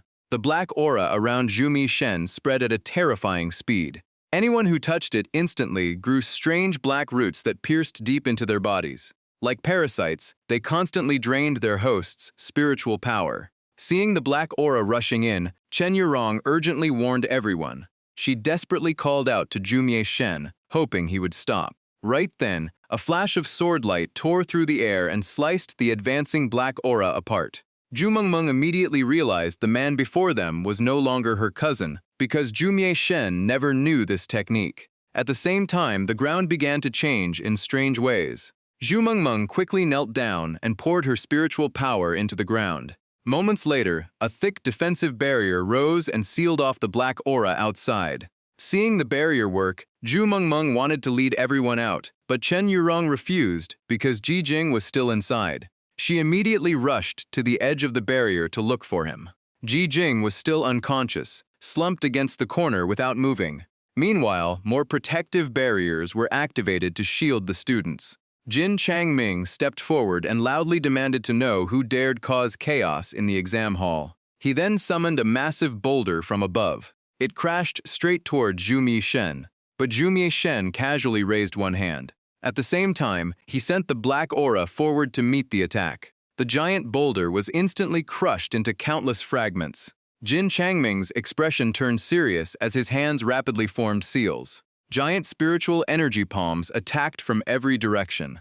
Facing the assault, Zhu Mishen simply raised one finger. The black aura swept up every rock fragment and turned them into deadly weapons. Witnessing this, Chen Yurong realized in horror that even ordinary obstacles could not stop him. Jin Changming slowly closed his eyes as his aura began to change. When he opened them again, a pair of blood-red eyes appeared behind him. The Mountain Rhino King was summoned, and his guardian beast charged straight at Zhu Mishen. Even before the gigantic beast, Zhu Mishen kept his calm smile. Thick black aura surrounded the Mountain Rhino King from every direction. It tightened instantly and pinned the beast in place. Jin Changming was stunned because the Mountain Rhino King's charge matched the force of countless spirit rhinos, yet it was completely stopped. Zhu Mishen let out an eerie laugh and declared that this beast now belonged to him. The Mountain Rhino King struggled with all its strength but could not break free from the black aura. Just then, a streak of light shot in and sliced through the black aura binding it. Seeing someone interfere, Jin Changming immediately looked over and asked who it was. A figure landed across from Zhu Mishen. Standing beside Jin Changming, the newcomer warned that the enemy possessed overwhelming demonic power, making normal attacks nearly useless, and said their priority was getting the students to safety. The moment Zhu Mishen recognized Xiaoju, he grinned and said he had been looking for her. But Xiaoju ignored him completely and immediately searched for Ji Jing. Her eyes swept across the chaotic battlefield. She quickly found Ji Jing's location. Without the slightest hesitation, she rushed toward him. As she charged, Xiaoju roared with killing intent and went straight for Zhu Mishen. She leaped high into the air. Her razor-sharp claws, empowered by demonic energy, slashed straight at him. Zhu Mishen instantly countered with countless crimson-purple energy blasts from his palm. They turned into a storm of attacks that shot toward Xiaoju, forcing her to keep changing direction to dodge. Every dodge was a near miss, and some attacks even grazed her hair. The instant she found an opening, Xiaoju leaped into the air once again. Filled with overwhelming killing intent, she dove straight down from above. Zhu Mishen only smiled as if he were watching a show.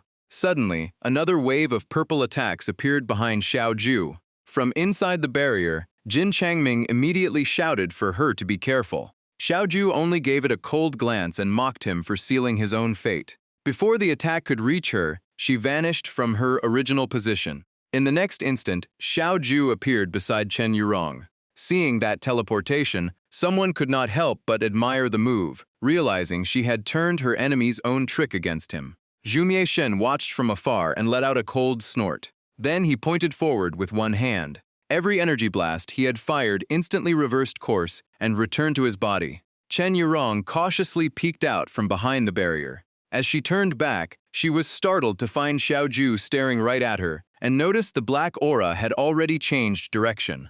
Zhu Mishen slowly walked forward and warned that if they ran, the two girls behind her would die first, and if they stayed, they would eventually become his prey. Zhu Mengmeng suggested counting to 3 and dodging in opposite directions, but Chen Yurong was so terrified she nearly burst into tears, saying she did not want to die. Xiaoju let out a soft cough and stopped them, explaining that the black aura hunted spiritual beings and there was nowhere to hide. It had never fought them seriously before, because it only saw them as toys. Xiaoju immediately raised a white barrier, told the two girls to stay behind her without moving, and vowed to protect them no matter what. The black aura charged at them once again. Xiaoju Shu stepped forward and firmly blocked the attack with her barrier. But holding it back was far from easy. Before long, her strength began to fade as her legs trembled and she was slowly pushed backward. Looking at her back, Chen Yurong asked with a trembling voice why Xiao Ju would risk everything to protect people who had always treated her like a rival. Despite the pressure, Xiao Ju calmly replied that they were Ji Jing's friends, and she could not face him if she saved only him. Hearing that, Chen Yurong suddenly remembered something and quickly asked if Xiao Ju was Ji Jing's guardian beast. Then as long as she was alive, he must still be alive too.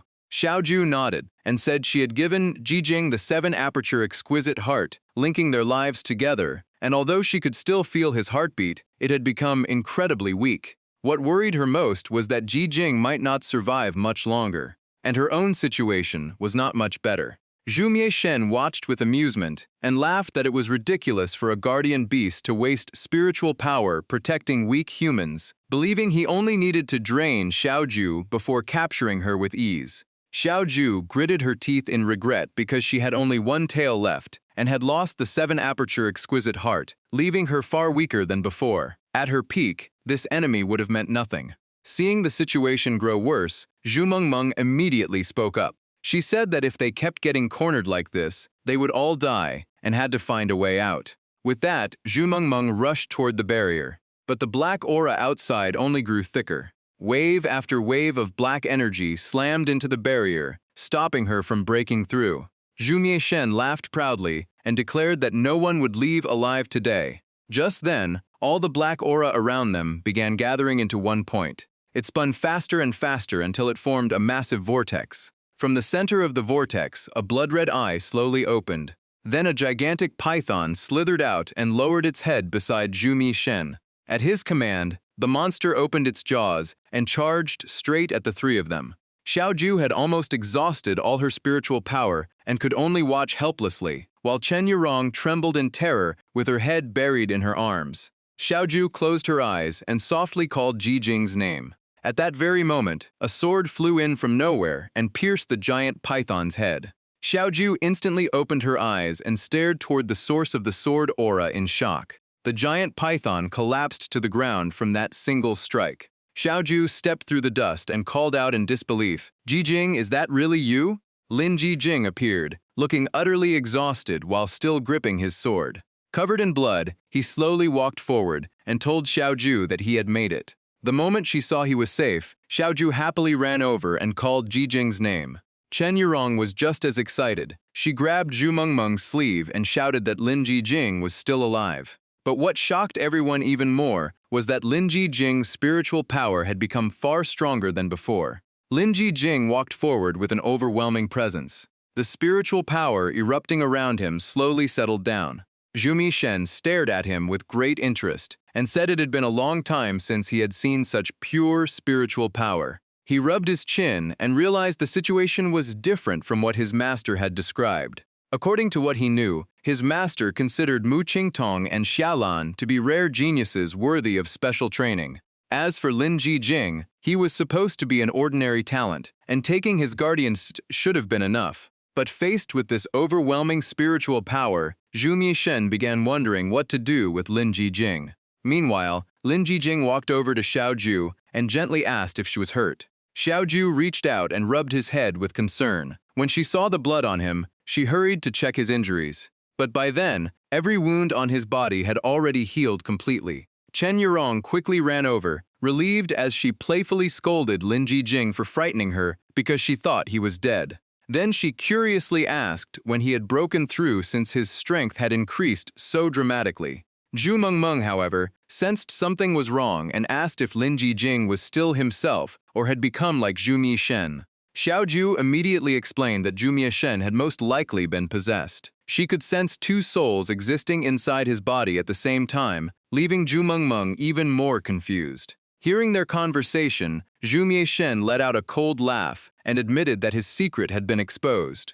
Still looking completely relaxed, he mocked them by saying that any attack against him would only damage his current body. The smile on his face became more twisted and insane. He threw back his head and laughed, declaring that under his master's orders, Xiao Ju was the only target while everyone else was beneath his notice. Sensing the danger about to erupt, Lin Ji Jing immediately told the other three to leave at once. A pale blue sphere of energy appeared in his palm. He compressed the power with both hands. The energy spread outward and began forming a barrier around the area. Lin Shijing focused with everything he had, holding the energy firmly between his palms. When the moment was right, he released all of its power at once. A complete barrier instantly rose with him at its center. Standing outside, Xiaoju immediately understood his plan. He wanted to trap himself inside with the enemy, so no one else would be caught in the battle. But Xiaoju did not stay behind. She instantly dashed toward the barrier. Moving at incredible speed, she slipped through the barrier the moment it formed. She successfully made it inside. Xiaoju immediately ran to Lin Jijing's side. Seeing her, Lin Jijing looked both surprised and worried, asking why she came back. Xiaoju simply smiled and said she was his guardian beast, so there was no way she would miss this fight. Outside the barrier, Chen Yurong wanted to rush in as well, but Zhu Mengmeng stopped her and told everyone to leave the exam hall immediately and report everything to the headmaster and the masters. Even though Chen Yurong wanted to stay, Zhu Mengmeng pulled her away, saying that calling for reinforcements was the only way to save Jijing and Xiaoju. Then Zhu Mengmeng suddenly thought of something. She immediately shouted for everyone to evacuate the exam grounds at once. Chen Yurong ran over to Jin Changming and offered to take him somewhere for treatment. Jin Changming said he had already contacted the headmaster, who would arrive soon. He urged everyone to leave immediately because the barrier would soon be completely sealed, and anyone who stayed would be trapped. With a determined look, he told them not to worry because he would remain behind to protect his disciples. Zhu Mengmeng respectfully bowed and wished her master well. As Zhu Mengmeng pulled her away, Chen Yurong still refused to give up and accused her of being too cold when her own cousin, Jijing and Xiaoju, were still inside. Zhu Mengmeng turned back and asked whether Chen Yurong was capable of handling the current situation, healing Master Jin, or fighting the possessed Zhu Shen. Hearing that, Chen Yurong could only awkwardly admit that she could do none of those things, but she still could not bear to abandon them. Zhu Mengmeng gently explained that right now, keeping themselves safe was the greatest help they could give. She went on to explain that with Lin Jijing and Xiaoju as strength, escaping would have been easy. They stayed behind only to protect everyone else. Only then did Chen Yurong finally realize the truth. Once everyone was safe, the headmaster and the others could fight the enemy without holding back. Even so, Chen Yurong could not hide her worry. Zhu Mengmeng, however, trusted the headmaster and believed her cousin's luck was strong enough to survive this disaster. Inside the barrier, Zhu Shen remained completely calm as if nothing could pressure him. He smiled faintly and asked if they had really trapped themselves in their own grave. A terrifying aura erupted from his body, and his voice turned even colder. He looked at the three of them with cruel eyes and declared that they were the ones truly trapped. The next moment, countless streams of black aura shot toward them once again. Zhu Shen shouted that the smaller the space became, the harder it would be for them to escape. Lin Jijing reacted instantly, lowering himself and placing both hands on the ground. A massive pillar of ice burst up from below. It stretched into a solid wall that blocked the incoming black aura. But the defense could not last long as cracks quickly spread across its surface. Moments later, the black aura pierced through the ice pillar and shattered it completely. Facing the relentless assault, Xiaoju and Lin Jijing immediately split up and dodged in opposite directions. The black aura closed in at incredible speed, but Jijing barely managed to dodge at the last second.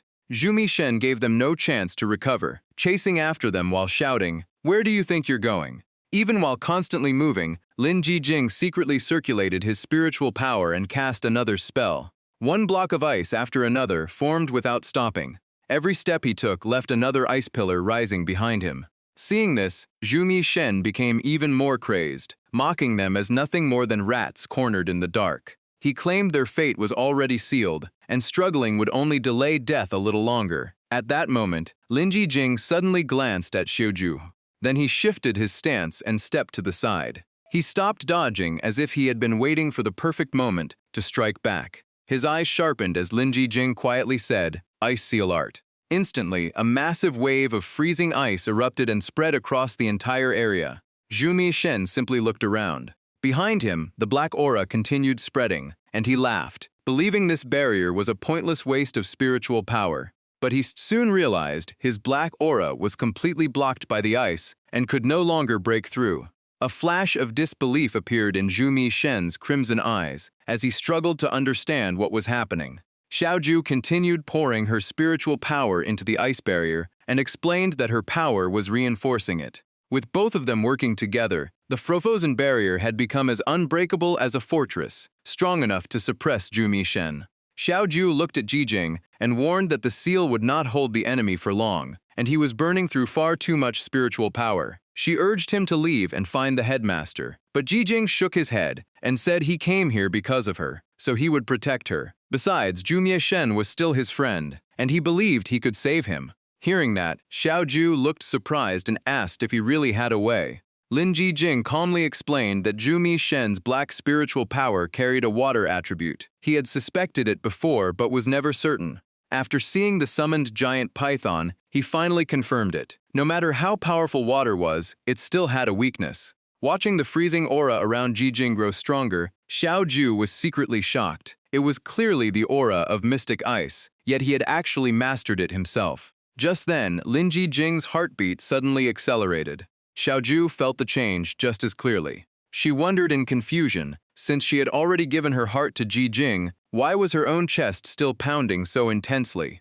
As the thought crossed her mind, Xiaoju's face flushed. Every heartbeat filled her body with warmth. Meanwhile, the black aura outside was now completely helpless against the solid wall of ice.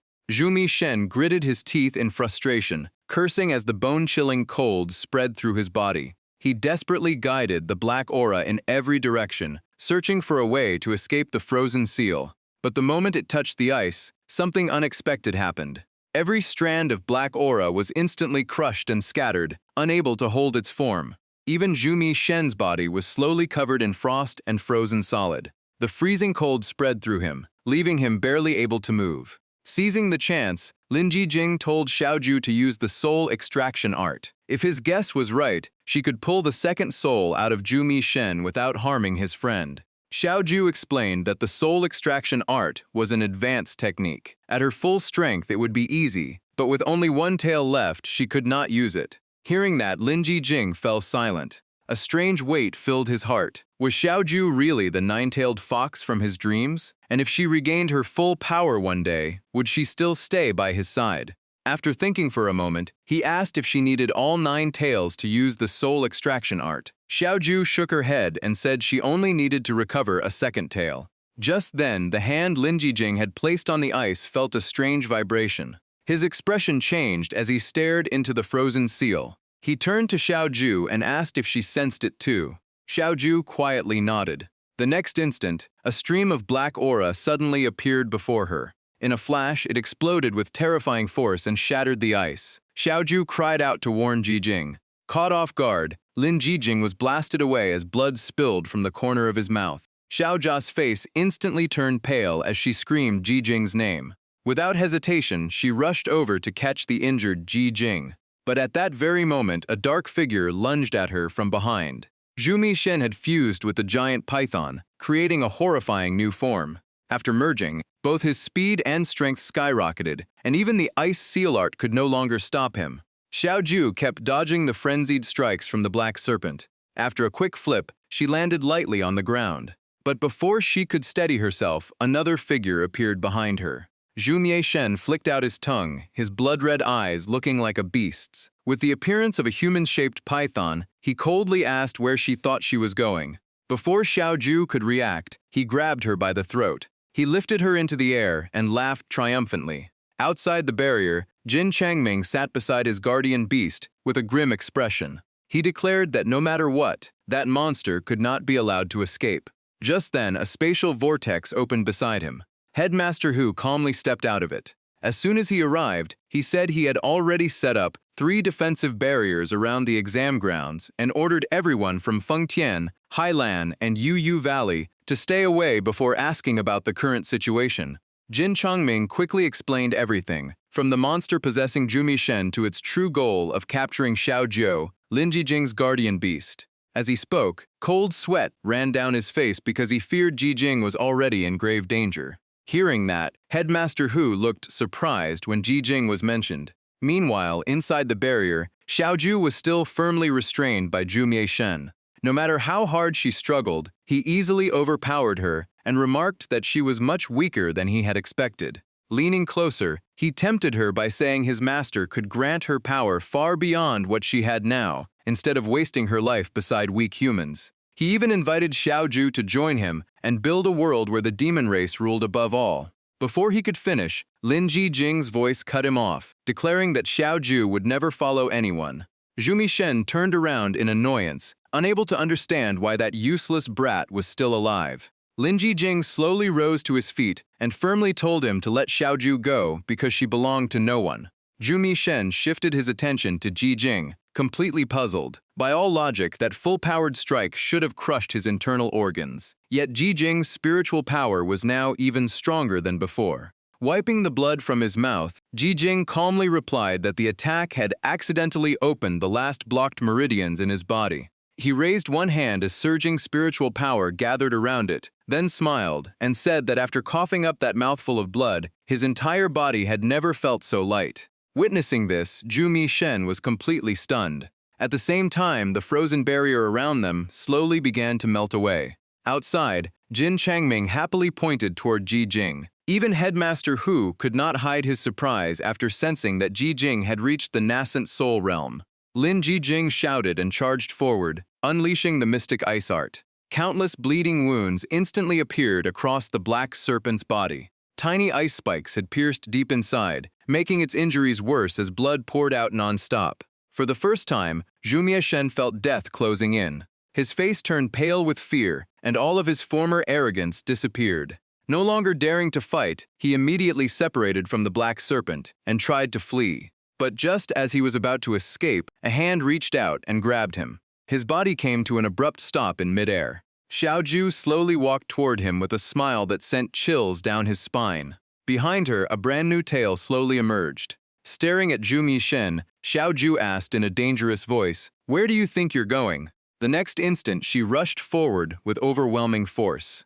Grabbing his head with one hand, Xiaoju directly cast the soul extraction art. A second soul inside Zhu Mishen's body was forcibly pulled out. No matter how hard it struggled, the soul could not resist the terrifying force and was completely torn free. Lin Jijing stood nearby and watched the entire process closely. Then he quickly rushed over to Xiaoju. He caught Zhu Mishen's body with one hand and pulled it safely aside. Thanks to that, Xiaoju completely removed the parasitic soul from Zhu Mishen's body. Even after losing, the soul still tried to tempt them, claiming its master possessed the power they truly sought. It declared that the human emperor had long since fallen and the demon king's era was about to begin.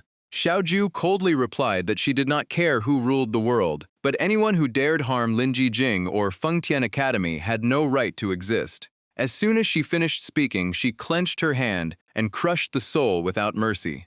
Once the soul was completely destroyed, the black serpent also lost its source of power and slowly faded away. Seeing everything finally end, Lin Jijing immediately walked over to Xiaoju. They looked at each other and almost spoke at the same time, asking if the other was hurt. The coincidence made them both burst into laughter. Only then did Jijing notice Xiaoju's back and happily realize she had grown another tail. With a faint blush, Xiaoju smiled and nodded. Even she had never expected to break through alongside him, because she once believed losing the 7-aperture exquisite heart had ended her path of cultivation. Jijing gently rubbed her head and promised he would keep growing stronger until she fully regained her power. But a moment later, he suddenly fell into deep thought. The image of Xiaoju with all 9 tails and the terrifying aura from his dream appeared in his mind. Noticing his silence, Xiaoju softly called his name. Jijing snapped back to reality and smiled, saying it was nothing, and that he would still keep his promise to protect her. Xiaoju gently touched his face and softly said that their lives were now connected, so she understood exactly what was troubling him. Just then, Headmaster Hu and Jin Changming walked over and happily congratulated them on surviving the crisis. Jin Changming laughed loudly, patted Jijing on the shoulder, and praised him without restraint. He said Jijing truly deserved to be a disciple of Fengtian for reaching the nascent soul realm so quickly and saving the academy. Even Headmaster Hu offered him high praise. In response, Lin Jijing humbly said he had only won by luck and regretted that they still had not uncovered the true identity of the mastermind. Headmaster Hu then discussed the matter with Jin Changming, explaining that the enemy had used forbidden techniques and even summoned a sealed ancient fiend. He suspected this was no isolated incident and ordered immediate contact with Hailan and Yu Valley to discuss whether the Immortal Sect tournament should be suspended. Hearing that, Jin Changming finally realized how serious the situation was. Headmaster Hu continued, saying that if the hidden force was truly hunting spirit guardian beasts, then the major academies would be their most likely targets.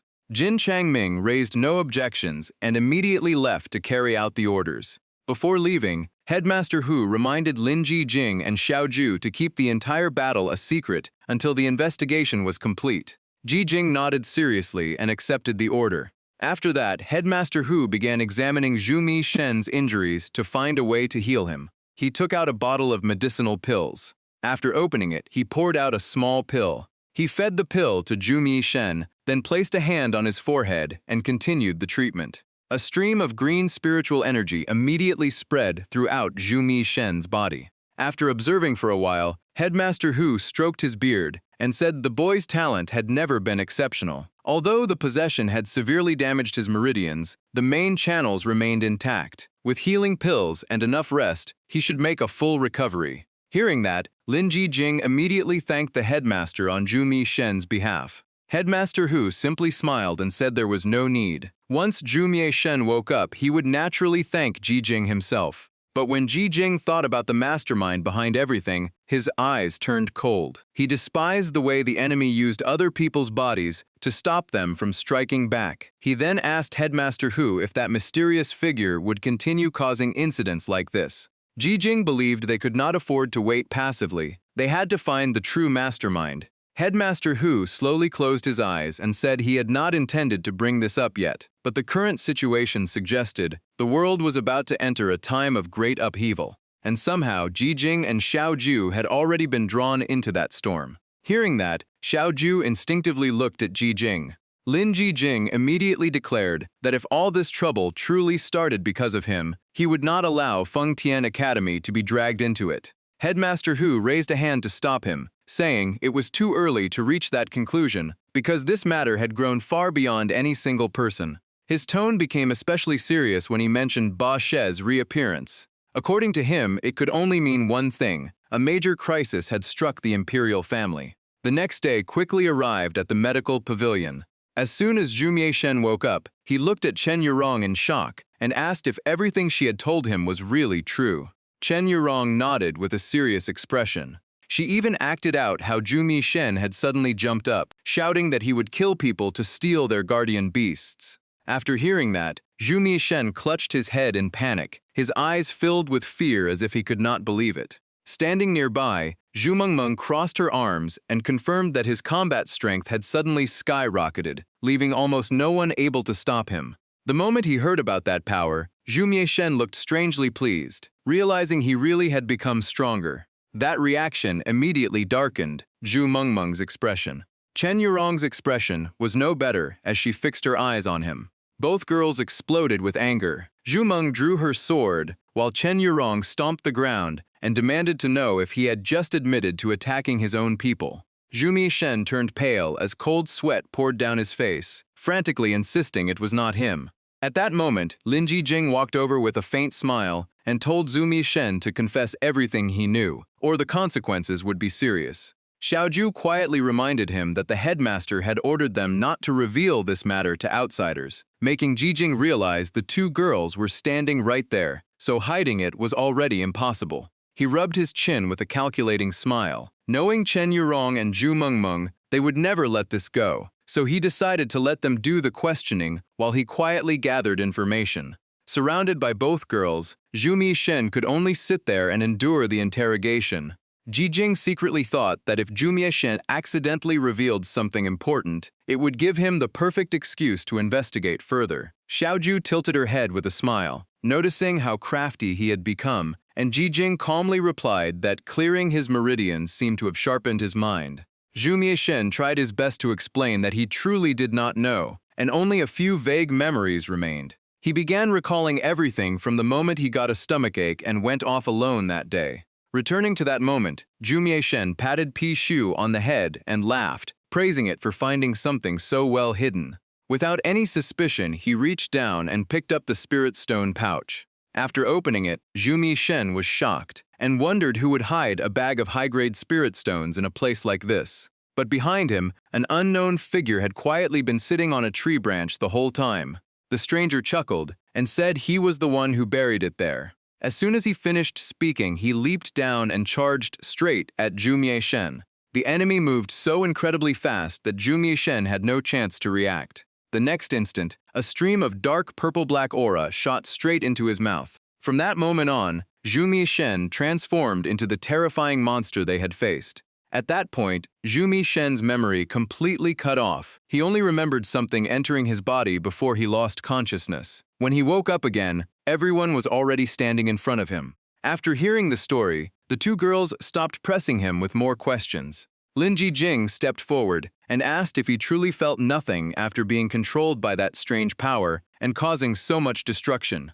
Zhu Mishen shook his head and said he honestly knew nothing. Chen Yurong suddenly remembered his guardian beast and asked where Pishu was. Zhu Mishen explained that he was still connected to his guardian beast, but it seemed so terrified that it had hidden inside its own space and refused to come out. Chen Yurong smacked him on the head and warned that if the Zhu family's inherited guardian beast was lost because of him, no amount of money could make up for it. From his story, Xiaoju said something strange. While possessing Zhu Mishen, that creature drained the life force of both humans and beasts. So why had it never touched his guardian beast? Lin Jijing also felt the key to the mystery lay with Pishu.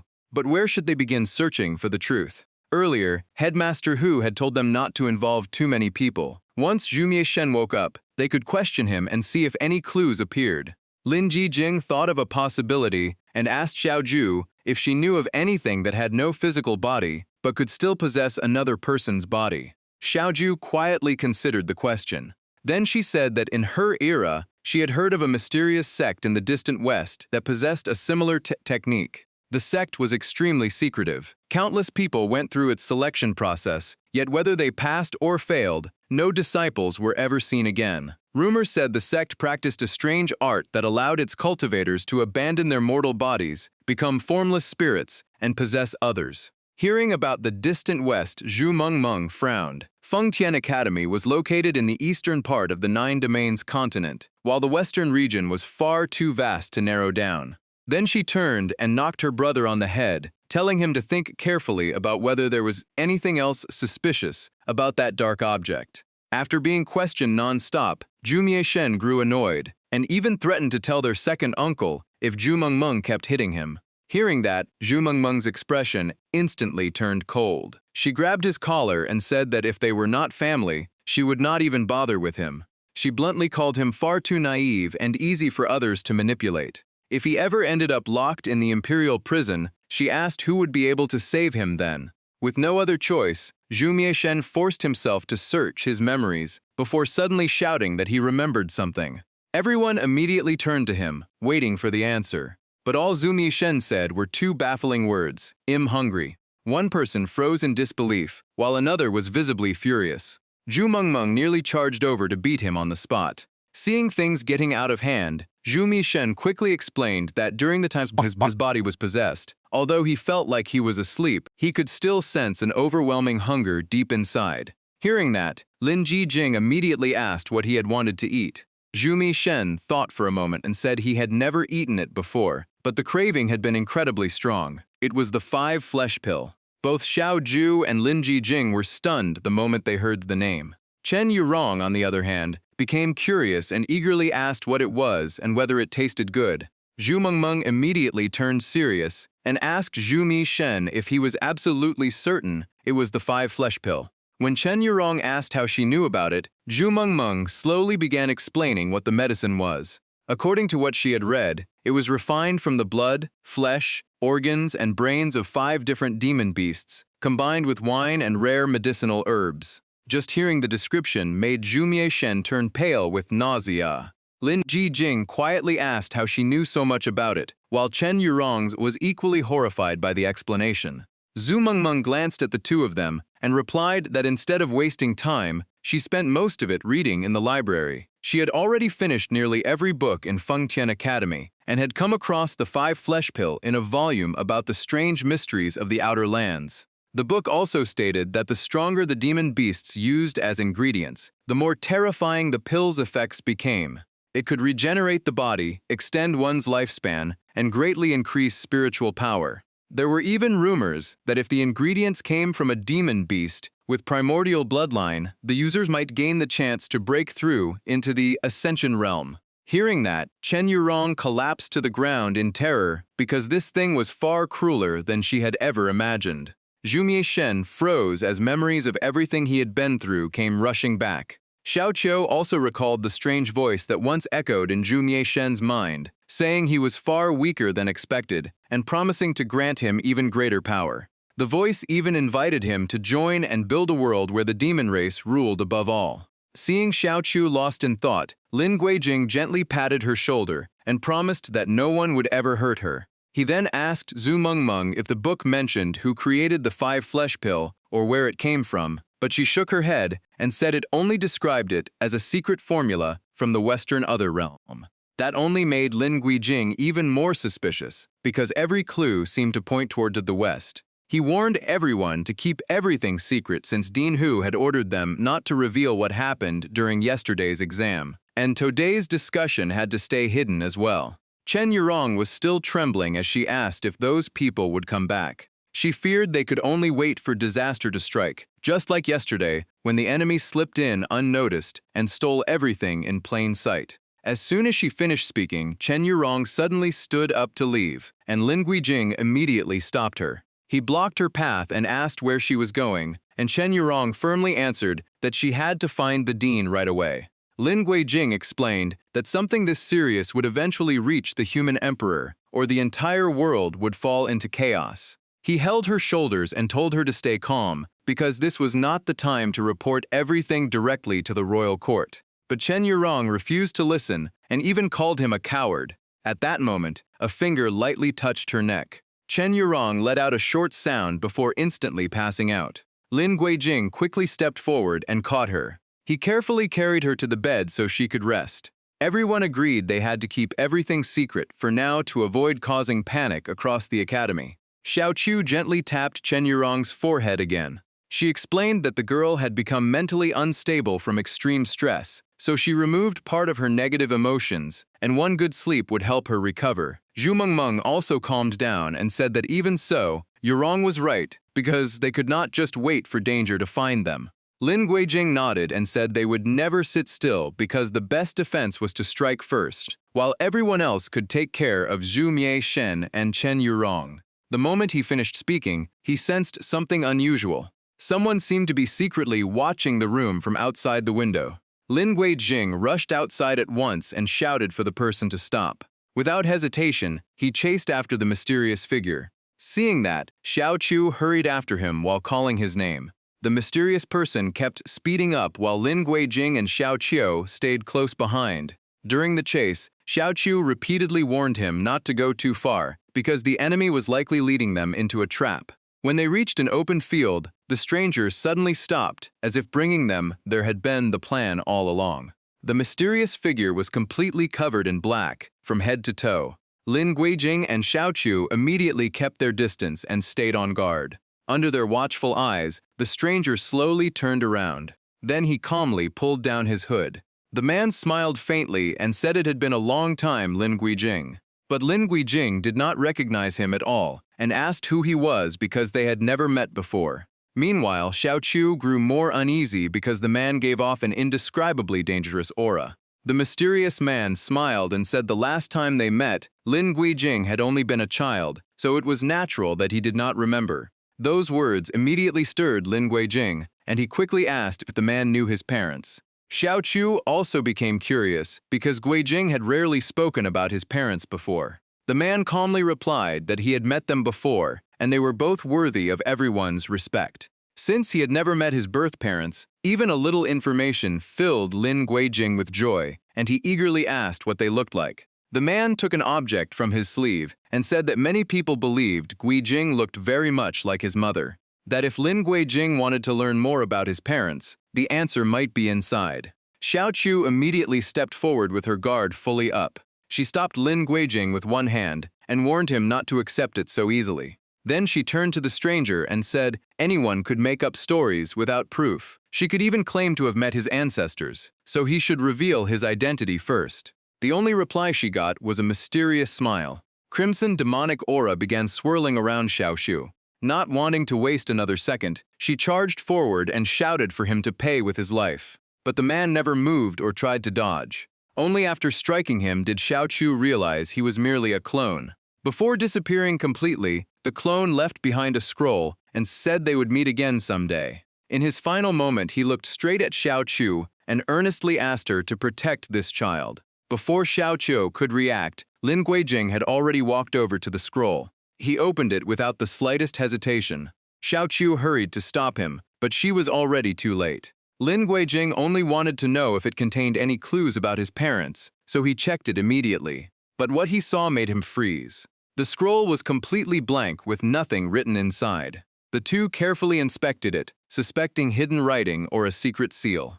Xiao Chu angrily smacked his head and scolded him for opening it without thinking. What if it had contained a formation, poison, or hidden weapon? Lin Guijing only smiled and explained that he had scanned it with his inner energy first and sensed no danger. But Xiao Chu kept scolding him, saying he trusted a stranger just because of a few words about his parents. These mysterious people were masters of disguise, and if Jumie Shen was only the beginning, there could be many more victims. Hearing her worry so much, Lin Guijing smiled and asked if she was concerned about him. Xiao Chu instantly blushed and said of course she was because their lives were already tied together. She added that she did not want both of them to end up captured and turned into 5 flesh pills because of his carelessness. Lin Guijing gently held her hand and seriously promised that he would never let anyone hurt her. He also admitted that he had been too reckless this time. He explained that he acted that way because he desperately wanted to learn the truth about his birth parents. Hearing that, Xiao Chu softly called his name with a much gentler voice.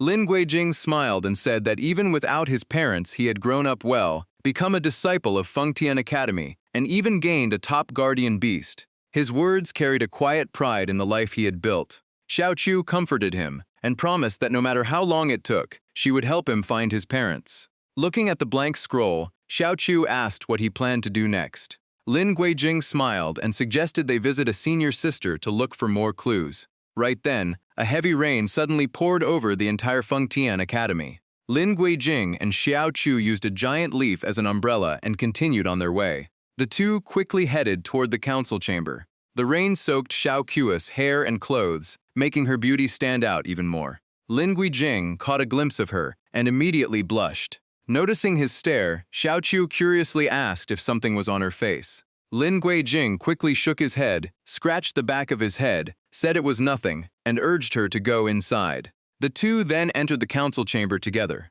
But the moment they stepped inside, they found Mu Qingtong and Xialan fresh from a bath, dressed only in thin cloth, leaving Lin Guijing completely caught off guard. The sight froze him in place as his face turned bright red. Mu Qingtong was also startled by his sudden appearance and immediately glared at him. The result was that Lin Guijing got beaten on the spot until his nose started bleeding. Xiao Chu sat nearby with a hand over her mouth, laughing at his miserable state. Lin Guijing now looked like a prisoner awaiting interrogation, with bruised eyes from the beating. Xialan coldly asked why he had come to the council chamber. Xiao Chu rested her chin on her hand and waited to see how he would explain himself. Lin Guijing seriously recounted everything that had happened and asked if the two senior sisters knew anything about the incident during the exam a few days ago. Xialan smirked and said she did. After all, wasn't he the one who solved that disaster? Or had he come today to claim the credit? A mysterious man had left it behind before disappearing. Since the stranger might be connected to the exam incident, he wanted the two senior sisters to examine it. Mu Qingtong and Xialan exchanged puzzled looks as soon as they heard about the scroll. When they opened it and found nothing inside, they were even more surprised. Xialan frowned and said the scroll was completely blank, asking if he had come just to play a joke. Lin Guijing explained that its strange nature was exactly why he had come to seek their advice. Mu Qingtong sensed that something was wrong and asked him to describe the stranger and everything he had said. Lin Guijing recalled that the man looked to be in his 40s, wore black clothes, and promised he would return to find him again. Xiao Qiu added that the man they met was only a clone, while the real body was likely at the Divine Emperor level. That revelation shocked Xiaolan to her feet, while Mu Qingtong said that across the Nine Realms continent, there were only 3 Divine Emperors in both spirit and martial cultivation combined. Xiao Qiu explained that she did not know the man's identity, but even his clone had reached the Void Refinement realm, so the real body had to be at least a Divine Emperor. Xiaolan immediately looked at Mu Qingtong with concern because all 3 Divine Emperors belonged to the royal family, making her suspect the empire's highest ranks were involved. After a brief silence, Mu Qingtong closed her eyes and ordered Xiaolan to train Lin Guijing for the next 10 days and sharpen his real combat skills. Xiaolan froze as if she had been struck by lightning. She loudly protested, saying he had already seen everything after barging in on them, and she wanted to skin him alive, not teach him. Mu Qingtong ignored the complaint and explained that although she had not been at the exam site, her investigation showed the enemy was no weaker than she was. If 2 opponents of that level appeared in the academy together, the consequences would be disastrous. Xiaolan kept arguing, saying the enemy was hiding in the shadows while Lin Guijing lacked real combat experience and could not keep relying on luck. Mu Qingtong even defended him, saying they had forgotten to lock the door after changing out of their wet clothes, so Lin Guijing could not be blamed entirely for walking in by accident. Hearing someone defend him, Lin Guijing immediately thanked her and insisted he had truly not meant to intrude. But the moment he saw Xiaolan's murderous glare, his smile vanished. Xiaolan still refused to give up, saying the treasure court had countless disciples from nascent soul to spirit transformation, so why did she have to train him? Mu Qingtong calmly replied that those who handled great matters should not dwell on trivial ones. She reminded everyone that according to Lin Guijing, the mysterious man's target was him, so strengthening him was not only for his own safety. More importantly, it was also the best way to protect Fengtian Academy's greatest treasure. Hearing that, Xiao Qiu seemed to understand and smiled, saying everyone had worked hard to protect Dean Huss' lifelong legacy. Though still embarrassed, Xiaolan realized she had no reason left to refuse and reluctantly accepted the task. She lowered her voice and said that if Lin Guijing wanted to become stronger, he would have to endure real training. She clenched her fists, her eyes filled with pressure as the special training officially began. In sharp contrast, Lin Guijing weakly begged senior sister Xia to go easy on him. But Xiaolan showed no mercy and charged at him with her sword the instant she drew it. Lin Guijing could only defend himself while Xiaolan mocked him, asking if he planned to stand there until his arms were cut off. Every sword strike came down with overwhelming force, as if she were venting all the frustration she had been holding back. In the distance, Mu Qingtong and Xiao Qiu watched the training while a maid served tea and quietly remarked that she had never seen Xiaolan fight this fiercely, almost like she was facing a mortal enemy. The maid nervously asked if this training was too harsh, but Mu Qingtong calmly replied that special training should look like special training. She then turned to Xiao Qiu and said that although Lin Guijing's cultivation had improved rapidly, his combat skills were only above average, asking whether he trained diligently in daily life. Xiao Qiu looked surprised before pouting in response. She said Fengtian Academy was far too strict. Every day was packed with books, exams, and evaluations, leaving Guijing so busy that he barely even had time to rest.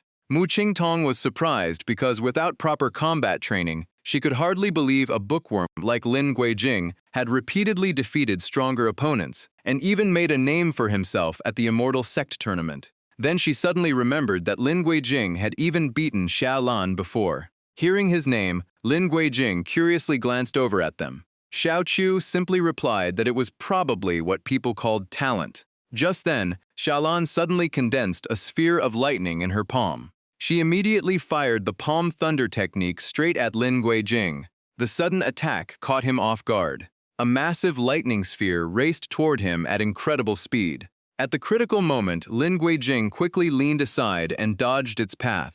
The watching maid gasped in surprise at his reaction. Mu Qingtong calmly sipped her tea and said there was no need to be so shocked. Xiaolan gave him no chance to recover and unleashed wave after wave of lightning attacks. Every strike blasted a huge crater into the ground, forcing Lin Guijing to dodge non-stop while trying to reason with her. In the end, he had no choice but to fight back with the mystic ice spell. A massive block of ice appeared at once and forced Xiaolan to retreat. The moment she landed, she looked at him with a far more serious expression. Seizing the opportunity, Lin Guijing rushed forward to counterattack. His eyes were completely focused with no trace of playfulness left. Xiaolan wasted no time and charged forward to meet him. Both poured all their strength into one arm before clashing head-on. Xiaolan gritted her teeth, determined to overpower him. Neither side gave an inch as their attacks collided directly. Lin Guijing also fought with everything he had to avoid defeat.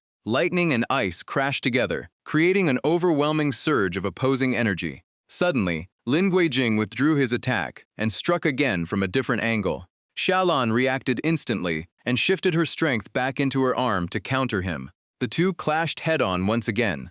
Just as the battle reached its peak, Mu Qingtong's voice ordered them to stop. Both attacks halted only inches from each other. Raising her teacup, Mu Qingtong remarked that Lin Guijing was already skilled enough to skip basic combat training. Lin Guijing immediately thanked Xiaolan for going easy on him. Mu Qingtong looked around the room before suddenly bringing up the damaged council chamber. She declared that the repair costs would be split between the two of them, and both protested at once. Xiaolan immediately tried to dump all the blame on Lin Guijing and even wanted him to pay her share, while he could only tearfully call out to senior sister Xia in protest. After the training ended, Mu Qingtong walked over to Xiao Qiu and told her to pack as well, because they would move to a new training site tomorrow. Xiao Qiu looked surprised and asked if she had to come too.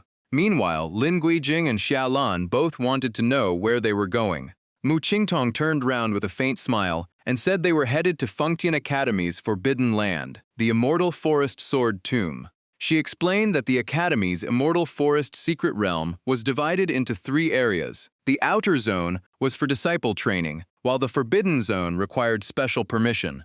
Deep beyond the Forbidden Zone lay the Immortal Forest Sword Tomb, a place that almost never opened except during the sword rite, held once every 10 years for only 7 days. One disciple recalled that the last sword rite was 3 years ago, when a senior sister stayed alone inside the sword tomb for 7 days and returned with the ancient twin swords Cheng Ying and Wang Gui. Mu Qingtong then explained to Lin Guijing that the dean had personally granted them special permission to enter the forbidden area for 7 days of training. However, since this was not the sword rite, they would have to find the entrance to the sword tomb on their own. If they failed within 7 days, they had to return to this gathering point. Understood? After hearing that, Lin Guijing looked around and asked if senior sister Xia would be going with them. Mu Qingtong nodded and said Xiaolan had joined the sword rite 3 years ago, so she knew the area well and also knew how to find the sword tomb. Xiaolan immediately teased Lin Guijing, saying that if he started crying and wanted to leave in a few days, she would not hesitate to abandon him and head into the sword tomb alone. The disciple in charge handed everyone several storage bags filled with supplies prepared for dangerous situations. Inside was a teleport talisman that could instantly take them out of the Forbidden Zone and back here once activated. Xiaolan accepted the supplies with a smile and signaled everyone to get ready. Just then, 3 people came running from the distance and shouted for them to wait. Chen Yurong rushed over, panting, and told them to wait for her group. With determination in her eyes, she declared that they wanted to travel with Lin Guijing. Mu Qingtong looked at the 3 of them in surprise and asked how they had learned about this mission. Chen Yurong clenched her fists and said she and Lin Guijing were both disciples of the Guizhen court, so there was no reason only he could enter the Forbidden Zone. The young man beside Mu Qingtong was still hesitating, but she immediately agreed to let all 3 join. She then took out an agreement and asked them to confirm that entering the Forbidden Zone was entirely voluntary, and that Fengtian Academy would bear no responsibility for life or death. Chen Yurong signed without hesitation, while Zhu Mishen paused because of his status as the young master of the Zhu family. Zhu Mengmeng encouraged him, saying the Forbidden Zone contained countless treasures, and the sword tomb even held legendary divine weapons. Hearing that, Zhu Mishen decided to join as well. In the end, all 3 left their handprints on the agreement. Lin Guijing was thrilled and immediately shouted for everyone to set off. The group crossed the barrier and ventured deep into the hidden realm. After watching them leave, the young man asked worriedly if this was really a good idea, But Mu Qingtong only smiled and said a united group was stronger than one person alone. In fact, Chen Yurong had previously wandered near the place where the dean was discussing important matters. She had accidentally overheard part of the conversation. They were discussing obtaining special permission from the dean to send Lin Guijing into the Immortal Forest secret realm. The news left Chen Yurong completely shocked. That conversation had taken place at Dean Huss' residence. After hearing the report, he took out a command token and stressed that the sword tomb inside the Immortal Forest was extremely dangerous. Even though Lin Guijing had reached the nascent soul realm and had Xiao Chao protecting him, he still could not afford to let his guard down. Mu Qingtong accepted the token and replied that they still did not know whether the group would even find the entrance to the sword tomb, and if they did, it would be their destined opportunity. Dean Hu remained uneasy and repeatedly reminded her to prepare everything carefully to avoid irreversible consequences. Mu Qingtong respectfully replied that she understood. She then left with the command token. As she passed the doorway, a scroll resting nearby suddenly caught her attention.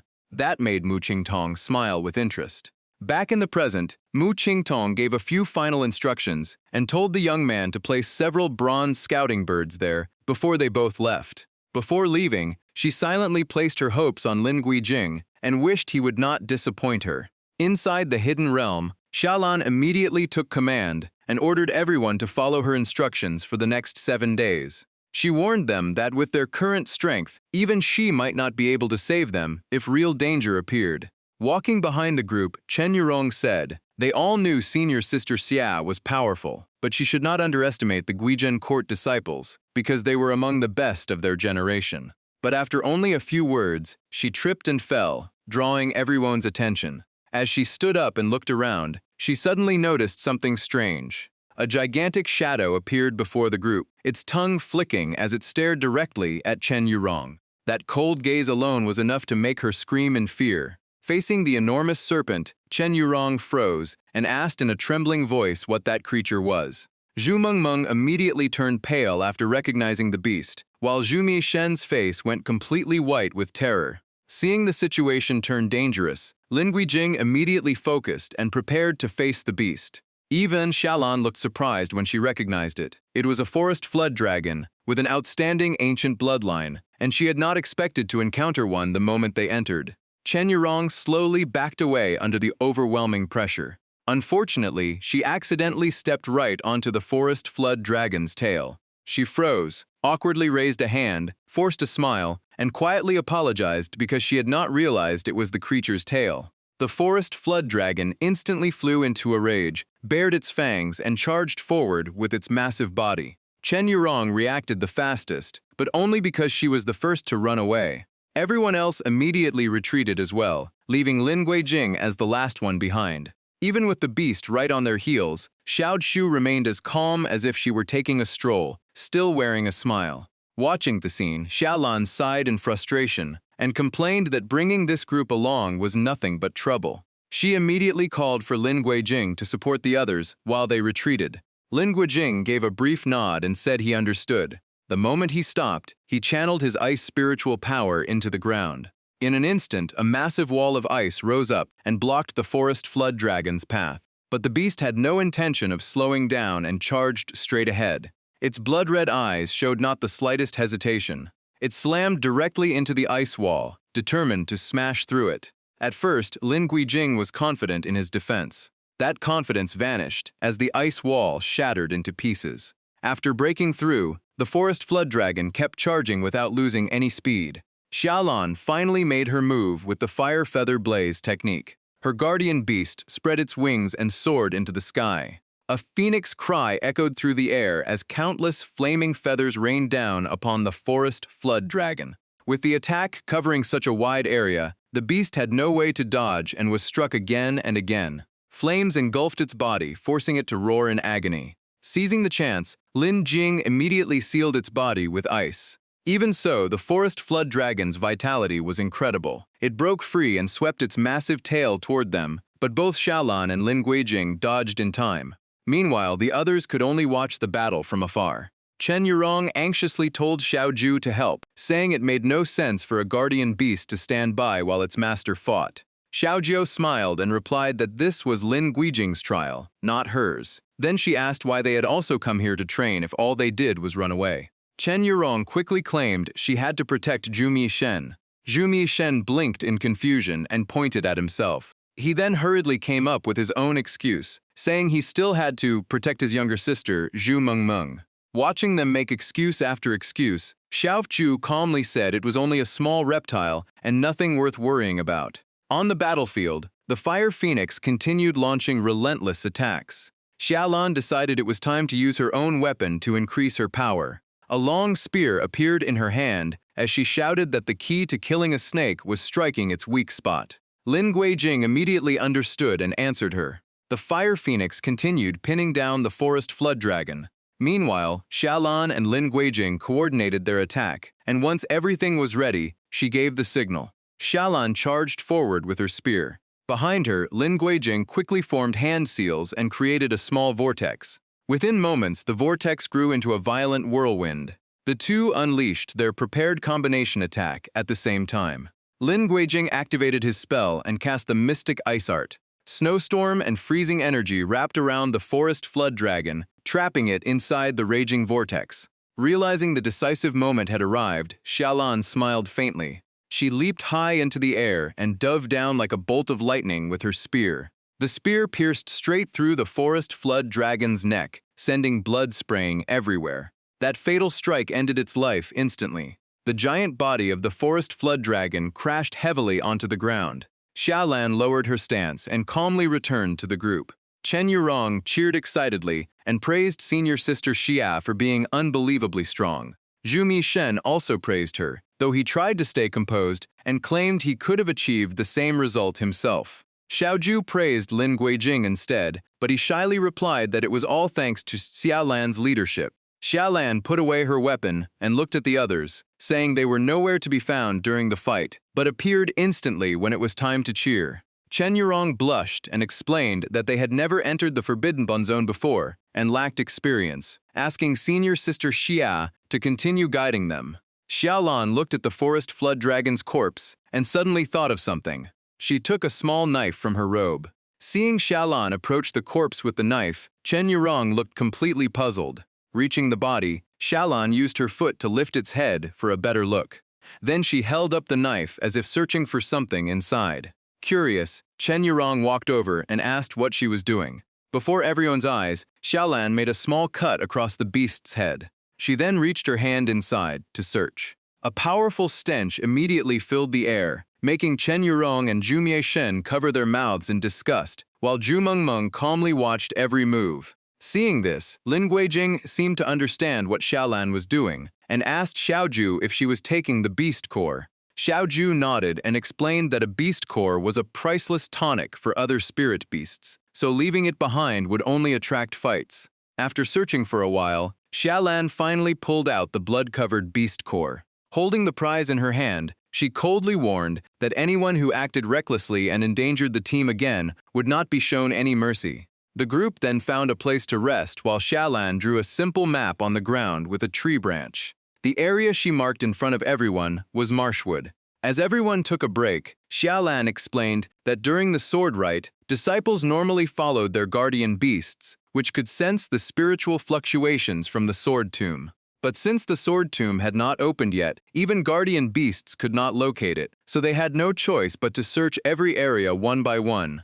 Lin Guijing asked Xiaoju if she sensed anything unusual, but she simply shook her head and said she felt nothing at all. Zhu Mishen began to worry, saying that if the entrance had not appeared yet, they might not be able to enter even if they reached the right place. Zhu Mengmeng immediately disagreed, recalling academy records that mentioned people entering the sword tomb before it officially opened. As long as their aura matched, they still had a chance. Zhu Mishen laughed proudly and claimed he had great luck, so following him might lead them straight to the entrance. Zhu Mengmeng only gave him a doubtful look and reminded him how he had almost been eaten by a plant before. After quietly observing for a while, Chen Yurong suddenly called out to senior sister Xia.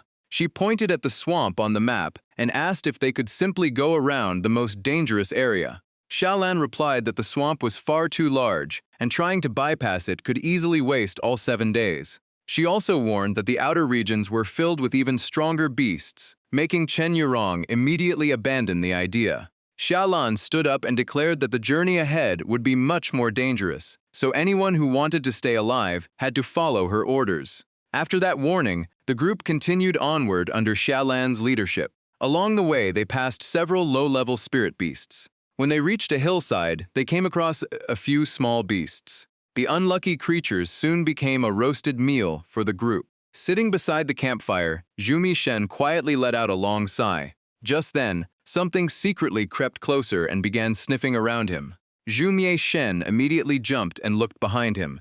It turned out that after everyone had fallen asleep, the small beasts had come to clean up all the leftover food. Seeing that, Zhu Mishen cried out in despair because even their emergency food supply was gone. The next morning, gentle sunlight filtered through the trees, welcoming a new day. Perched on a nearby branch, the fire phoenix was sleeping peacefully. Xiaolan was also asleep while leaning against her guardian beast. Nearby, Chen Yurong and Zhu Mengmeng rested with their shoulders against each other. Xiao Zhu, meanwhile, was peacefully sleeping on top of Lin Guijing. The quiet forest looked especially peaceful in the morning light. Above them, a single drop of water slowly fell from a leaf. That tiny sound was enough to wake Lin Guijing. He slowly opened his eyes and looked around. Then he realized Xiao Zhu was still lying on top of him. The unexpected sight made his face turn bright red. He instinctively swallowed hard. Without thinking, his hand slowly reached forward. But at that exact moment, Xiao Zhu suddenly opened her eyes. Caught red-handed, Lin Guijing awkwardly turned his head away. The small commotion also woke Xiaolan, who looked down at them. Chen Yurong and Zhu Mengmeng gradually opened their eyes and sleepily asked what had happened. Meanwhile, Zhu Mieshen turned pale when he realized a beast was hugging him tightly and screamed for help, convinced he was about to be eaten. Seeing Zhu Mieshen trapped, Lin Guijing's expression changed as he urgently told everyone to save him first. Unlike the panicked group, Xiao Zhu burst into laughter. Lin Guijing stared at her in confusion, completely lost. Xiao Zhu smiled and explained that there was nothing to worry about because the Yuan was a gentle beast. It had probably crawled over to hug Zhu Mishen for warmth during the cold night. Xiaolan saw that the Yuan was still sleeping soundly even after being disturbed. She did not care in the slightest, let out a yawn, and simply lay back down. There was nothing surprising about it, reminding everyone that shouting would only attract more spirit beasts. Meanwhile, Chen Yurong desperately tried to pull Zhu Mishen away. Zhu Mengmeng explained that although the Yuan possessed an outstanding ancient bloodline, it was so gentle that almost no one chose it as a guardian beast. But while she was speaking, she and Chen Yurong both heard a strange sound in the distance. A dark shadow quickly appeared in the sky. Everyone immediately became alert and looked up. A flying spirit beast was diving straight toward them at incredible speed. Zhu Mishen was still trapped in the Yuan's embrace and could only scream in panic. The Yuan looked confused at first, but the moment it noticed the incoming creature, its eyes suddenly changed. As the fierce bird swooped down, Zhu Mishen panicked, hugged the Yuan back, and screamed even louder. But the Yuan showed no fear at all and instead revealed a strange grin. It slowly opened its harmless-looking mouth. Countless bizarre tentacles burst out and instantly dragged the flying beast down. In the blink of an eye, the fierce bird disappeared into the Yuan's mouth, leaving only a few feathers drifting to the ground. The scene left Lin Guijing staring in shock, unable to believe this was the gentle beast everyone talked about. Xiao Zhu smiled and explained that the Yuan was normally peaceful, but it became terrifying whenever its life was threatened. Even the fire phoenix shrank behind Xiaolan in fear. Xiaolan herself turned pale because the cloud eagle beast was known as the ruler of the skies, and anyone below the nascent soul realm would normally stand no chance against it. Chen Yurong grabbed Zhu Mengmeng by the shoulders and repeatedly asked if she had not just said the beast was harmless. Zhu Mengmeng could only admit that the academy records never mentioned anything like this. After thinking for a moment, she guessed that perhaps the Yuan was simply too powerful, so no one had ever managed to tame it and record its true abilities. Xiao Zhu added that they should not be fooled by what they had just seen. The Yuan's greatest weakness was its extremely slow speed, making it easy to avoid or capture. Zhu Mishen, however, was still in shock and lay sprawled across a tree branch like all the life had left him. Seeing his condition, Chen Yurong suggested getting him down before doing anything else. The moment Zhu Mieshen recovered, he immediately burst into loud sobs. He threw himself at Lin Guijing and wailed that he had truly thought he was going to die and would never see everyone again. Lin Guijing looked at him helplessly and reminded him that he had been crying for an entire 2-hour watch. Hugged so tightly that he could barely breathe, Lin Guijing finally shouted that he was the exhausted one here. Even Zhu Mengmeng had enough and pointed out that his crying would only attract more spirit beasts. Hearing that, Zhu Mieshen reluctantly stopped and forced back his tears. The group continued onward, but after walking for a while, Xiaolan suddenly raised her hand and signaled everyone to stop. Looking ahead, she quietly said they had probably reached the swamp. However, this place looked completely different from what she remembered because the last time she came, it had been covered with water. Xiaolan knelt down to inspect the ground and found the mud was still damp, as if the water had only disappeared recently. Lin Guijing noticed Xiaoju staring in one direction and asked if she had sensed something. Just then, Chen Yurong pointed toward the forest and called out for senior sister Xia to look. Thick fog was slowly closing in around the area like a massive cage. The moment Xiaolan saw it, her expression changed as she realized it might be poisonous miasma, and she immediately ordered everyone to retreat. But Chen Yurong looked around and nervously reported that every escape route had already been blocked by the fog.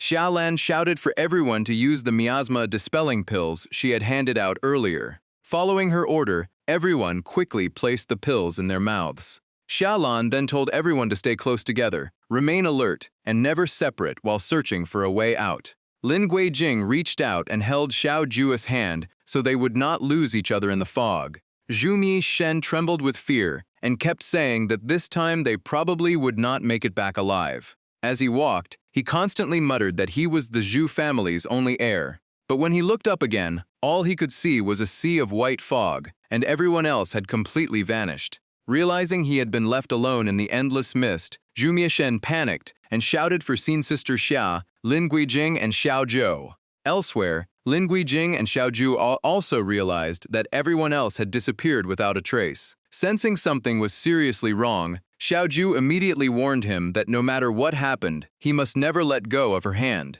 Lin Guijing forced himself to stay calm and promised Xiao Zhu he would protect her no matter what. After a careful look, Xiao Zhu realized the fog did more than block their sight. If they got separated, they could be teleported to different places. Hearing that, Lin Guijing immediately worried about Xiaolan, Zhu Mieshen, Chen Yurong, and Zhu Mengmeng, wondering what they were facing now. Xiao Zhu turned serious and said they had to find the one controlling the fog before they could save everyone. Lin Guijing quickly asked if she knew who was behind the strange mist. Xiao Zhu said she only had a guess because so much time had passed and that race might no longer exist. From the memories of her era, there was once an insect race that feared light. They lived in dark forests and hunted with thick fog. That reminded Xiao Zhu of when Zhu Mieshen was almost possessed. She suspected the mastermind belonged to the same race. Lin Guijing was shocked. If she was right, separating everyone with the fog was likely meant to make body possession easier.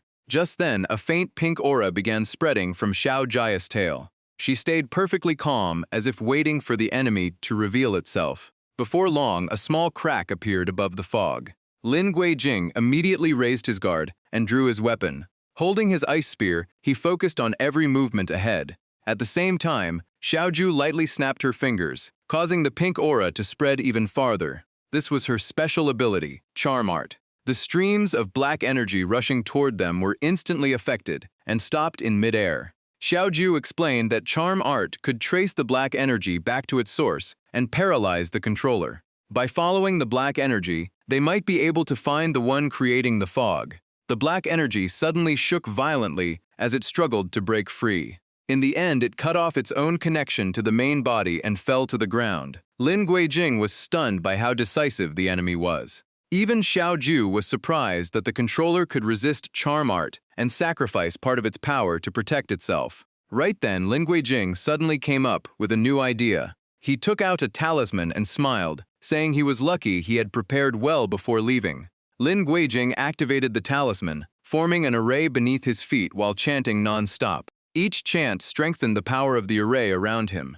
Centered on his position, streams of energy representing different elements appeared one after another. Lin Guijing explained that the 5 elements' directions would not change because of the fog. Even if they could not see, the earth veins remained fixed. Xiaolan had guessed the sword's tomb was to the northwest, so if the enemy wanted to stop them, their actions would expose the direction. Using the erase reaction, Lin Guijing quickly pinpointed a suspicious direction. Xiao Ju nodded in agreement with his reasoning. She added that with Xiaolan's personality, she would keep heading toward the sword tomb even if she got lost. But the other 3 might not, and she wished they had a way to contact each other. Her words immediately gave Lin Guijing another idea. He turned to Xiao Ju and asked if spirit beasts normally used pressure and aura to mark their territory. Xiao Ju instantly understood. He wanted her to release her spirit power so the other guardian beasts could sense their location, and Lin Guijing confirmed it. Xiao Ju said it would work, but every spirit beast nearby would also discover where they were. They would become like a blazing torch in the night. Lin Guijing admitted that risk was real. Even so, he chose to try, because there was no better option. If their teammates noticed the signal before the spirit beasts arrived, everyone could regroup and face the dangers together. Hearing Lin Guijing's decision, Xiao Ju quietly nodded. She slowly stood up. Unwilling to leave anyone behind, she decided to try controlling every spirit beast in the area. She stretched out one arm, and waves of pink energy instantly spread across the forest. Her all-living being's charm art rapidly expanded in every direction. Since she had not fully recovered, using such a large-scale technique in her two-tail form consumed a great deal of spirit power. All she hoped was that the others were still safe, and their bodies had not been taken over. Meanwhile, the scene shifted to Chen Yurong. She was struggling against countless tentacles rising from the ground. No matter how many she cut down, they instantly grew back. Chen Yurong was running out of strength as more and more tentacles closed in. Wave after wave of tentacles kept advancing, leaving her less room to dodge. She was now on the verge of being overwhelmed. Just then, Xiao Ju's charm art wave reached her location. The tentacles immediately slowed down. Chen Yurong was also surrounded by the pink energy. Elsewhere, Zhu Mengmeng tightly gripped her whip. Her guardian spirit beast was still fighting beside her. After expanding the range of her spell, Xiao Ju had nearly exhausted all her strength. Before long, her weakened body collapsed to the ground. Lin Guijing rushed over in panic and repeatedly called her name. As he caught Xiao Ju, he warned that she had used too much spirit power and was in serious danger. Even with her weak voice, Xiao Ju insisted that he would never rest easy until everyone was found. She explained that she had expanded charm art to guide the others. It cost more spirit power, but Lin Guijing could help her recover quickly. Hearing that, Lin Guijing froze for a few seconds. Then he slowly leaned closer to her. Just as they were about to kiss, a sudden noise interrupted them. The ground nearby suddenly bulged into a strange pit. Xiao Ju and Lin Guijing instantly turned toward the sound. Both raised their guard and prepared to attack at any moment. They slowly moved closer, ready to strike whatever came out. But the one who's emerged was Zhu Mishen and his guardian spirit beast, and he looked completely exhausted. Xiao Ju and Lin Guijing were both shocked to see Zhu Mishen appear this way. Zhu Mishen looked up at Lin Guijing with a dazed expression. Then he rushed over and hugged him, overjoyed to finally find so familiar. Lin Guijing checked him over and asked how he had ended up here. Zhu Mishen began explaining what happened after he was separated from the group in the fog. He kept shouting for Yurong and Mengmeng, hoping they would answer. But while calling out, he suddenly remembered an important warning and quickly covered his mouth. It was Zhu Mengmeng's reminder that loud noises could attract more spirit beasts. At that moment, silent tentacles began reaching out from the thick fog. Their target was none other than Zhu Mishen. Feeling something crawling behind him, he quickly turned around. The moment he saw the grotesque tentacles, Zhu Mishen's face turned pale. He frantically waved his hands and tried to cast mountain and sea overturning. Unfortunately, the tentacles were completely unaffected. He was on the verge of tears, unable to understand why his technique had failed. While he was still in shock, the tentacles charged straight at him. Frozen with fear, Zhu Mishen could only raise his hands and cry for help. At the critical moment, his guardian's beast stepped in front of him. It gently bit Zhu Mishen's hand. A brilliant light immediately burst from its body. Its body rapidly transformed as sharp claws emerged. Zhu Mishen stared in disbelief. In just moments, the guardian spirit beast became a massive and majestic cat. It charged forward and shredded the incoming tentacles with its claws. Even so, the attacks only weakened the tentacles instead of destroying them. Meanwhile, Zhu Mieshan was still standing there in a daze. Half terrified, he shouted that the monster had been driven back, and mountain and sea overturning had finally appeared. But before long, the fog covered the entire area again. Realizing the situation was getting worse, the guardian spirit beast grabbed Zhu Mieshan by the collar. Then it dragged him away at incredible speed. After finding a tunnel underground, it led Zhu Mieshan inside to hide. After finishing his story, Zhu Mieshan still clung to Lin Guijing's arm and cried, saying that only his earth escape technique and the Pikshu had gotten him here, and he never expected to run into Big Brother Lin the moment he came out. Just then, Zhu Mieshan suddenly noticed something off to the side. The Pikshu was peacefully resting in Xiao Ju's arms, looking completely relaxed. Zhu Mieshan's eyes lit up as he happily ran over, asking if he could hold it too. But Xiao Ju answered him with a cold glare that could freeze anyone in place. She flatly refused and reminded him that without the Pikshu protecting him, he would have become a spirit beast's meal long ago. Then Xiao Ju looked gently at the Pikshu and explained that it had been forcefully summoned and had used its transformation art, leaving it exhausted and asleep to recover. Lin Guijing then asked if the others also had a chance to regroup, since Zhu Mieshan had managed to find them. Xiao Ju glanced at Zhu Mieshan and explained that the Pikshu had guided him through underground tunnels, so he was never affected by charm art. As for the others, she could not guarantee they would make it. At that moment, a figure slowly emerged from the fog. Lin Guijing immediately went on guard and demanded to know who it was. The person who stepped out was Xiaolan, but something about her was clearly wrong. Even her guardian spirit beast looked strange, with both of their eyes glowing an eerie purple. Lin Guijing called out to senior sister Xiaolan, and Zhu Mieshan quickly did the same. Behind her, Zhu Mengmeng and Chen Yurong also slowly walked forward. Zhu Mieshan happily ran over to greet them, but none of the three even acknowledged him. It seemed they had all fallen under the effects of Xiao Ju's charm art. Even Xiaolan was staring intently at Lin Guijing. Faced with the strange scene, Lin Guijing had no idea what was happening. Only when all three girls rushed over to hug him at once did he panic and call each of their names. Xiaolan moved close, gently touched his face, and asked if he wanted to get closer to his big sister. Zhu Mengmeng also leaned in, looking completely satisfied with the moment. Chen Yurong hugged Lin Guijing's arm and sweetly asked him for a kiss. Trapped between the three girls, Lin Guijing desperately begged Xiao Ju to remove the charm art. Xiao Ju simply snapped her fingers and calmly canceled the spell. The three girls immediately regained their senses. Xiaolan reacted first by giving Lin Guijing a loud slap across the face.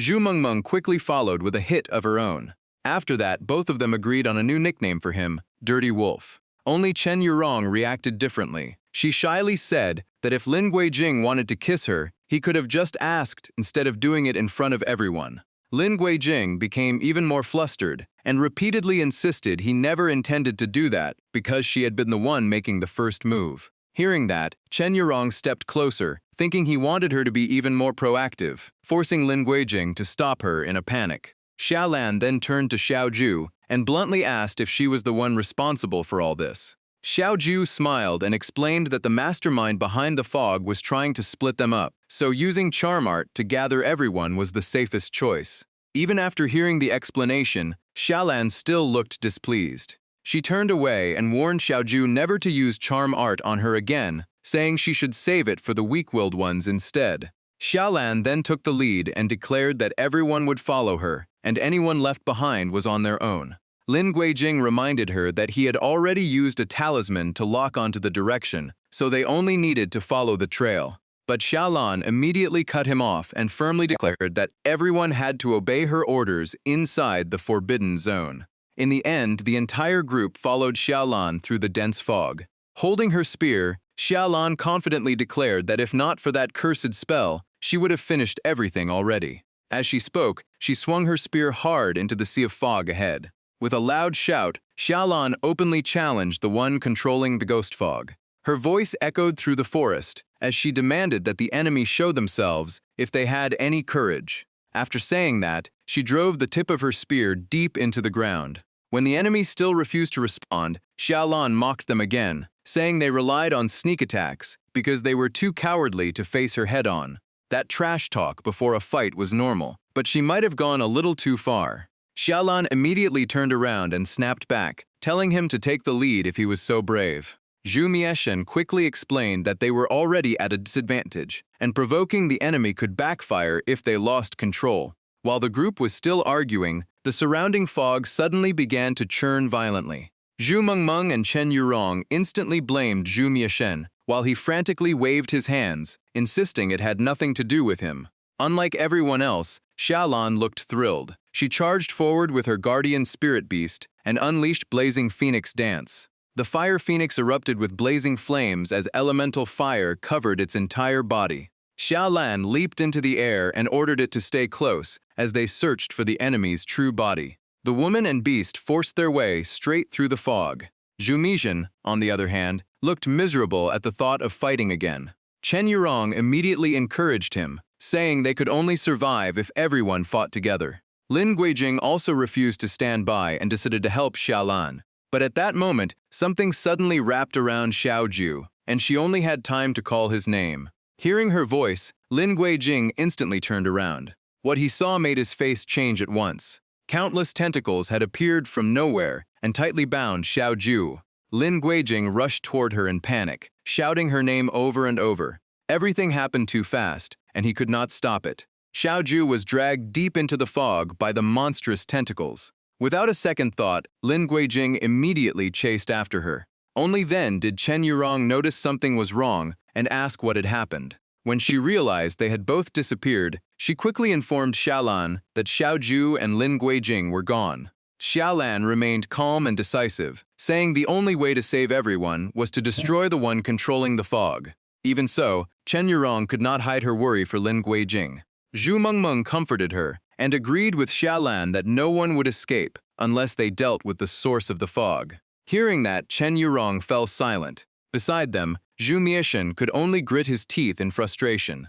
In the end, the group put their concerns aside and continued searching for the mastermind. The scene shifted back to Lin Guijing. He ventured deeper into the fog alone, searching for Xiaoju, but found no trace of her. Lin Guijing shouted Xiaoju's name, hoping for an answer. But every sound was swallowed by the strange space, leaving no echo and making him even more anxious. Just then, a mysterious voice suddenly told him to stay calm. A figure slowly appeared and reminded him that Xiaoju was his contracted spirit beast, so they shared a special bond. The stranger touched the pendant on Lin Guijing's chest and told him to close his eyes and feel the signal Xiaoju had left behind. Lin Guijing followed the instructions, slowly closing his eyes and focusing. His consciousness gradually entered a strange state where he could sense the flow of spirit energy. After a short while, a familiar aura appeared in the distance. It soon became like a thread directly connected to his heart. The sight left Lin Guijing in complete shock. He quickly realized it was Xiaoju's aura. She had left him a trail to follow. When he opened his eyes again, the mysterious figure had vanished without a trace, and so had every sign of their presence. Lin Guijing closed his eyes once more to reconnect with that feeling. He soon discovered a new method. Only by sensing with his heart could he see Xiaoju's guiding path. Gripping his sword tightly, he silently vowed to find her no matter what dangers lay ahead. Without hesitation, Lin Guijing dashed off in the direction the aura was leading him. Meanwhile, somewhere else, Xiaoju was still tightly bound by countless tentacles. A hideous old man standing nearby let out a sinister laugh, confident that this time he would finally bring back what his master wanted. Even while unconscious, Xiaoju softly murmured Lin Guijing's name. Elsewhere, Chen Yurong and her guardian spirit beast continued destroying every tentacle blocking their path. Zhu Mieshen held his sword, but he was so terrified that he barely dared to charge into battle. Zhu Mengmeng stayed true to herself and rushed straight to the front line. Xiaolan led the group. Her eyes lit up when she spotted the target ahead, and she smiled. Without hesitation, she unleashed a powerful slash at the giant tree before her. The strike split the tree in half and destroyed the hidden creature controlling the tentacles. Before long, the entire thing crumbled away, leaving Chen Yurong confused because nothing important remained inside.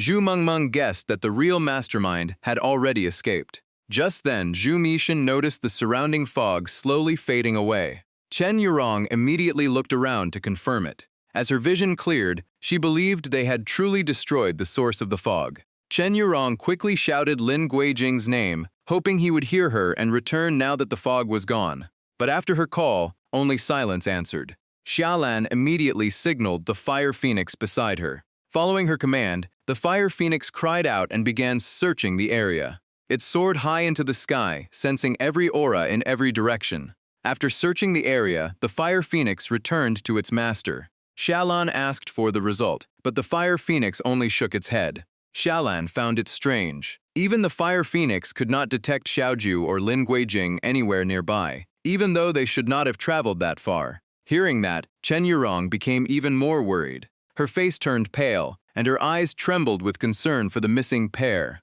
Meanwhile, Lin Guijing finally followed the trail and found Xiaoju. Before him was a strange vortex trapping her at its center. Without hesitation, Lin Guijing rushed forward and shouted her name. The moment she heard his voice, Xiaoju warned him to watch his back. Lin Guijing spun around and saw countless tentacles rushing toward him. He immediately drew his ice artifact and gripped it tightly. In an instant, ice spread out and froze the charging tentacles in place. He did not stop there and immediately cast Mystic Ice Spell. Countless razor-sharp ice shards shot toward the enemy. At that very moment, Xiaoju suddenly moved inside the vortex. She slowly opened her eyes, looking completely calm, as if she had never been in danger. Then she suddenly rushed over and hugged Lin Guijing, catching him completely off guard. A bright smile appeared on Xiaoju's face. Then she leaned in and kissed him.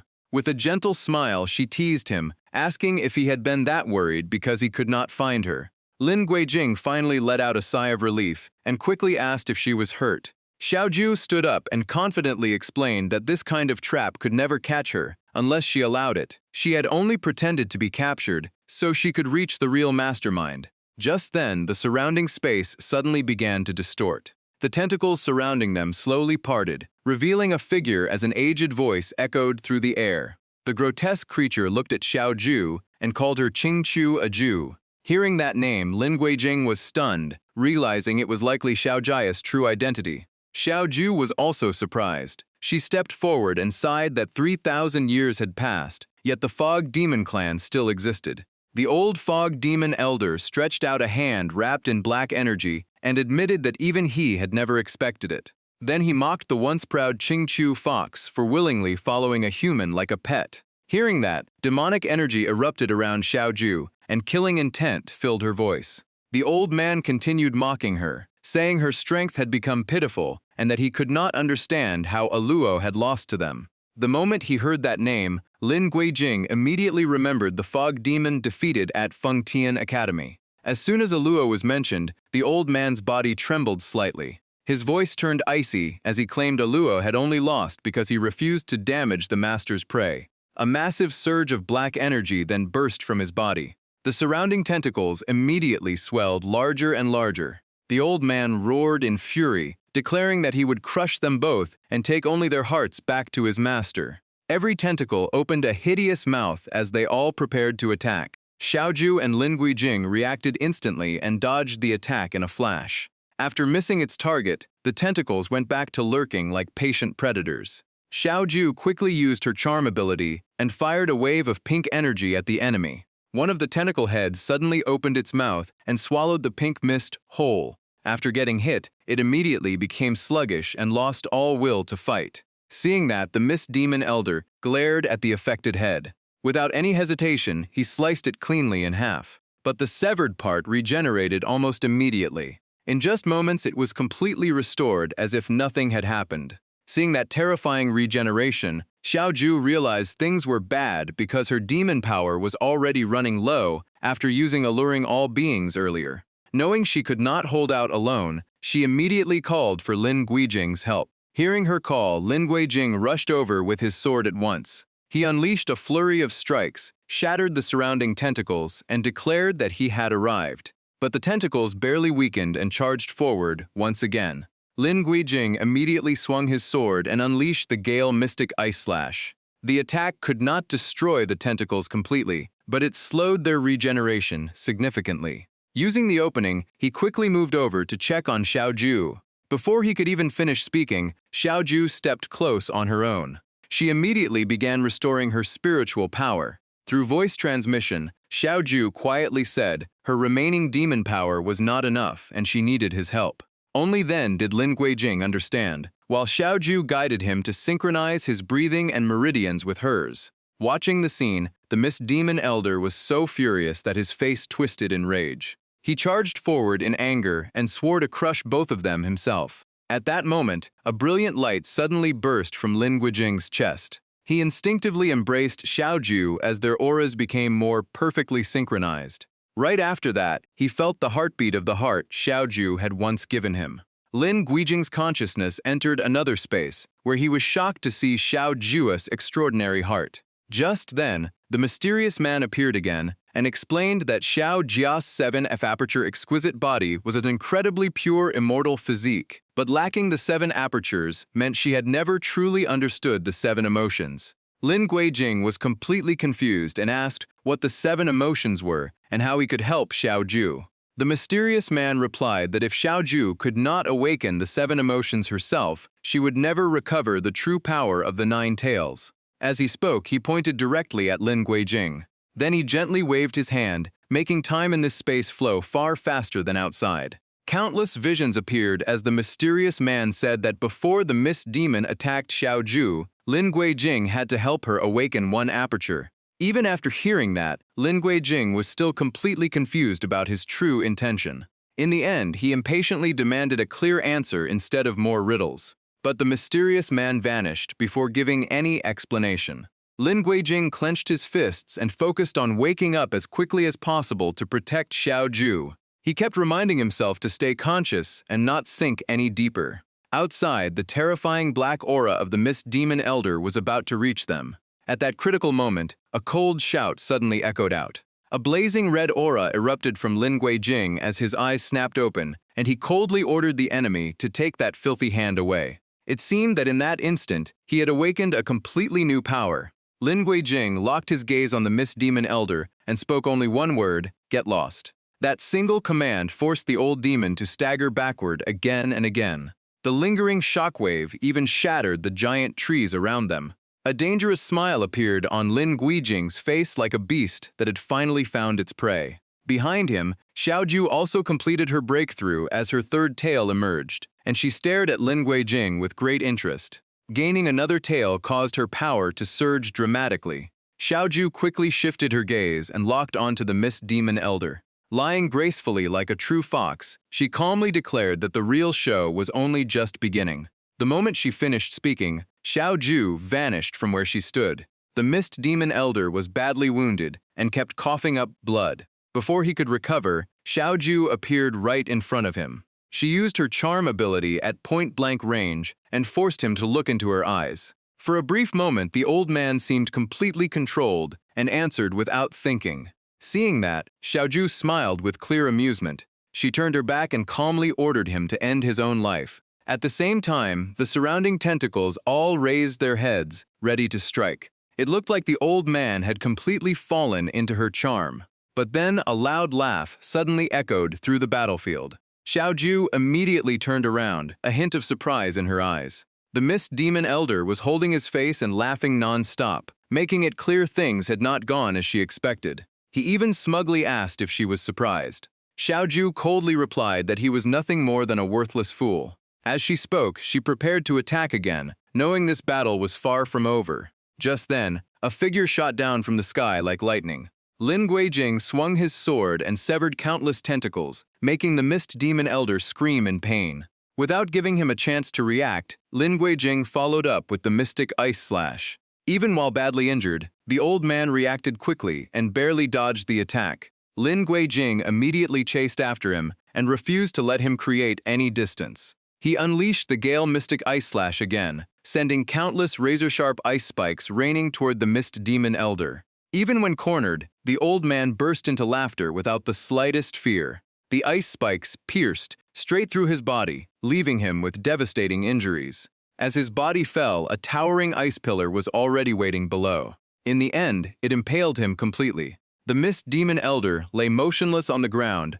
with only a faint breath left. Xiaoju stepped forward and coldly asked who was truly behind them and what their real goal was. But the old man stubbornly replied that there was no need to rush because this land would soon belong to his master, and so would she. Xiaoju only smirked and mocked him, saying that a once proud mist demon clan had willingly become someone else's servant, and even now his master had not come to save him, proving he was worth less than grass. Those words instantly froze the old man's expression. But Xiaoju gave him no chance to speak again. She ended his life on the spot and refused to hear another word. Lin Guijing walked over and asked if she knew who was behind the Mist Demon clan. Xiaoju playfully stuck out her tongue and admitted she had no idea, leaving Lin Guijing speechless. She stayed optimistic and said the mastermind would come sooner or later, and they could deal with him then. Just then, the ground beneath them suddenly shook violently. Lin Guijing stumbled and shouted in surprise, wondering if it was an earthquake. Before either of them could react, the ground split apart, and he fell straight into the abyss. Xiaoju was pulled in as well and plunged into the depths. At the critical moment, Lin Guijing quickly grabbed her arm. He tried to hold onto the edge to stop them from falling, but the massive crack quickly began to close. Their last foothold disappeared completely. The two of them plunged into the endless abyss beneath the earth. After the ground sealed shut, they continued falling through an endless void, with no end in sight. Using her power, Xiaoju gradually stabilized herself in midair. She reached out as far as she could and loudly called Guijing's name. Fortunately, she caught his hand before they drifted farther apart. A swirling vortex appeared behind Xiaoju and helped them stay balanced inside the strange space. Looking around and seeing nothing but darkness, Lin Guijing uneasily asked if this was another mist demon trap. After scanning the area with her spiritual sense, Xiaoju concluded there was no trace of the mist demon here, and it felt like an endless realm of chaos without boundaries. Unwilling to wait, Lin Guijing took out a talisman and began casting a spell. The talisman lit up as he continuously chanted to activate its tracking power. Once it was ready, he released the talisman and sent it downward to scout the area. The moment it left his hand, the talisman transformed into a glowing 8 trigrams formation. But the deeper it descended, the dimmer the light became until it finally disappeared. That result made Lin Guijing even more uneasy, because this place was so vast that even his spiritual detection could not find its limits. Xiaojiao frowned as her expression turned serious, saying she had noticed it too. Suddenly, a drop of blood trickled from Lin Guijing's nose. He casually wiped it away as if nothing had happened. But when he saw the blood on his hand, he fell into thought. Xiaoju noticed immediately and asked if he was injured. Lin Guijing just smiled and said he had probably overused his power. As he kept waving his hands to explain, a few drops of blood slipped from his palm. They slowly drifted into the endless void below. At that very moment, something invisible seemed to awaken. The space around Lin Guijing began to change in a bizarre way. In the blink of an eye, the endless darkness became a desolate desert. After landing, Lin Guijing tested the ground and realized it felt completely real. As he helped Xiaoju down, he wondered how an empty void had suddenly become this strange land. Before he could think further, he spotted something unusual. A blurry shadow rushed toward them at incredible speed, and he first thought it was a giant bird. Hearing that, Xiaoju immediately turned to look. The moment she saw it clearly, her eyes narrowed as she shouted that it was not a bird. The approaching shape revealed itself as a massive whirlwind. Countless flying swords poured out from inside like a storm. Neither of them hesitated and immediately turned to run. But the endless wave of swords chased them without letting up. While running, Lin Guijing looked back in shock and wondered where so many swords had come from, saying anyone caught inside would be turned into a pincushion. Realizing they could not keep running forever, Lin Guijing stopped and cast the mystic ice spell, raising a massive ice wall in front of them. But the number of flying swords was overwhelming, and the constant impacts quickly covered the wall with cracks. Seeing the danger, Xiaoju immediately poured her spiritual power into the barrier to help him hold the line. With both of their strength combined, the ice wall barely managed to withstand the fierce assault. After that, they continued pouring all their power into maintaining the defensive barrier. After a long while, the attacks finally stopped. Xiaoju guessed the swords had given up, and Lin Guijing nodded, saying that anyone who could control so many flying swords had to be at least in the spirit transformation realm. He smiled and guessed this might be the home of a senior from Fengtian Academy, and if they found that person, they might learn how to leave this place. With that in mind, Lin Guijing slowly stepped out from behind the ice wall. He respectfully cupped his fists and introduced himself as a disciple of Guijin Institute from Fengtian Academy. He also explained that they had entered by accident and politely asked the senior to forgive any offense. Standing behind him, Xiaoju thought the gesture was unnecessary and stopped him, saying she had already searched with her spiritual sense and found no humans or demon beasts anywhere. Hearing that, Lin Guijing became even more confused. If no one was here, then who had controlled those swords? Xiaoju only smiled and let out a soft snort. Then she reminded him that he still had not realized they had already reached the place they were searching for. The moment she said that, Lin Guijing finally understood. This place was the Sword Seed. Xiaoju looked around once more and confirmed that this was indeed the domain of the Sword Seed. Lin Guijing looked surprised and asked how they were supposed to notify Xiaolan and the others if this really was the Sword Seed. Xiaoju smiled and guessed that the Sword Seed had chosen only him, which was why it had brought him here. After thinking it over, Lin Guijing agreed. The mastermind behind the mist had already been defeated, and Xiaolan was still outside, so everyone should be safe. He decided to focus on the opportunity before him and suggested they uncover the Sword Seed's secrets together. Just then, the swords embedded in the ice suddenly began to tremble violently, as if trying to break free. The screeching noise was so unbearable that both of them had to cover their ears. The shaking grew stronger, and the swords were on the verge of escaping. Xiaoju immediately warned that things were going badly because the swords were about to burst through the ice. Realizing they could not hold them back any longer, Lin Guijing spotted a nearby cave and told Xiaoju to run inside. The two of them rushed toward the cave entrance. Once inside, Lin Guijing immediately sealed the entrance with ice. As he reinforced the frozen's barrier, he said that if they could hide their auras, the swords might never find them. Almost at the same time, the ice barrier finally gave way, and every flying sword broke free. But instead of chasing them, the swords gathered into a stream and shot toward a distant location. Once everything outside became completely quiet, Lin Guijing broke the seal and stepped out of the cave. Watching the direction the swords had flown, he guessed they were heading toward the source of that strange sound. Xiaoju agreed, saying the sound had felt like the sigh of a divine weapon and was likely coming from the heart of the Sword Seed. Hearing that, Lin Guijing grew excited and wanted to see what kind of divine weapon could command so many flying swords. Meanwhile, outside the Forbidden Beast Land, Xiaolan and the others continued searching for the missing pair. Chen Yurong ran while repeatedly calling out the names of Lin Guijing and Xiaoju. Zhu Mengmeng saw it was not working and comforted her, saying the Golden Crow had searched everywhere without finding any trace. Chen Yurong became even more anxious and quietly said they had to find them, dead or alive. Xiaolan stayed more optimistic, saying that not finding them was not necessarily bad because they might have already left the area. She added that although Lin Guijing was not the strongest, he was quick-witted, and his spirit beast was more than capable of protecting him. Just then, an excited shout echoed from afar, saying they had finally found a clue. Chen Yurong reacted first and hurriedly asked if they had found Lin Guijing. Everyone turned and saw Zhu Mishan's Pixu Guardian running over with something in its mouth. When the beast dropped it, they realized it was a small piece of ice.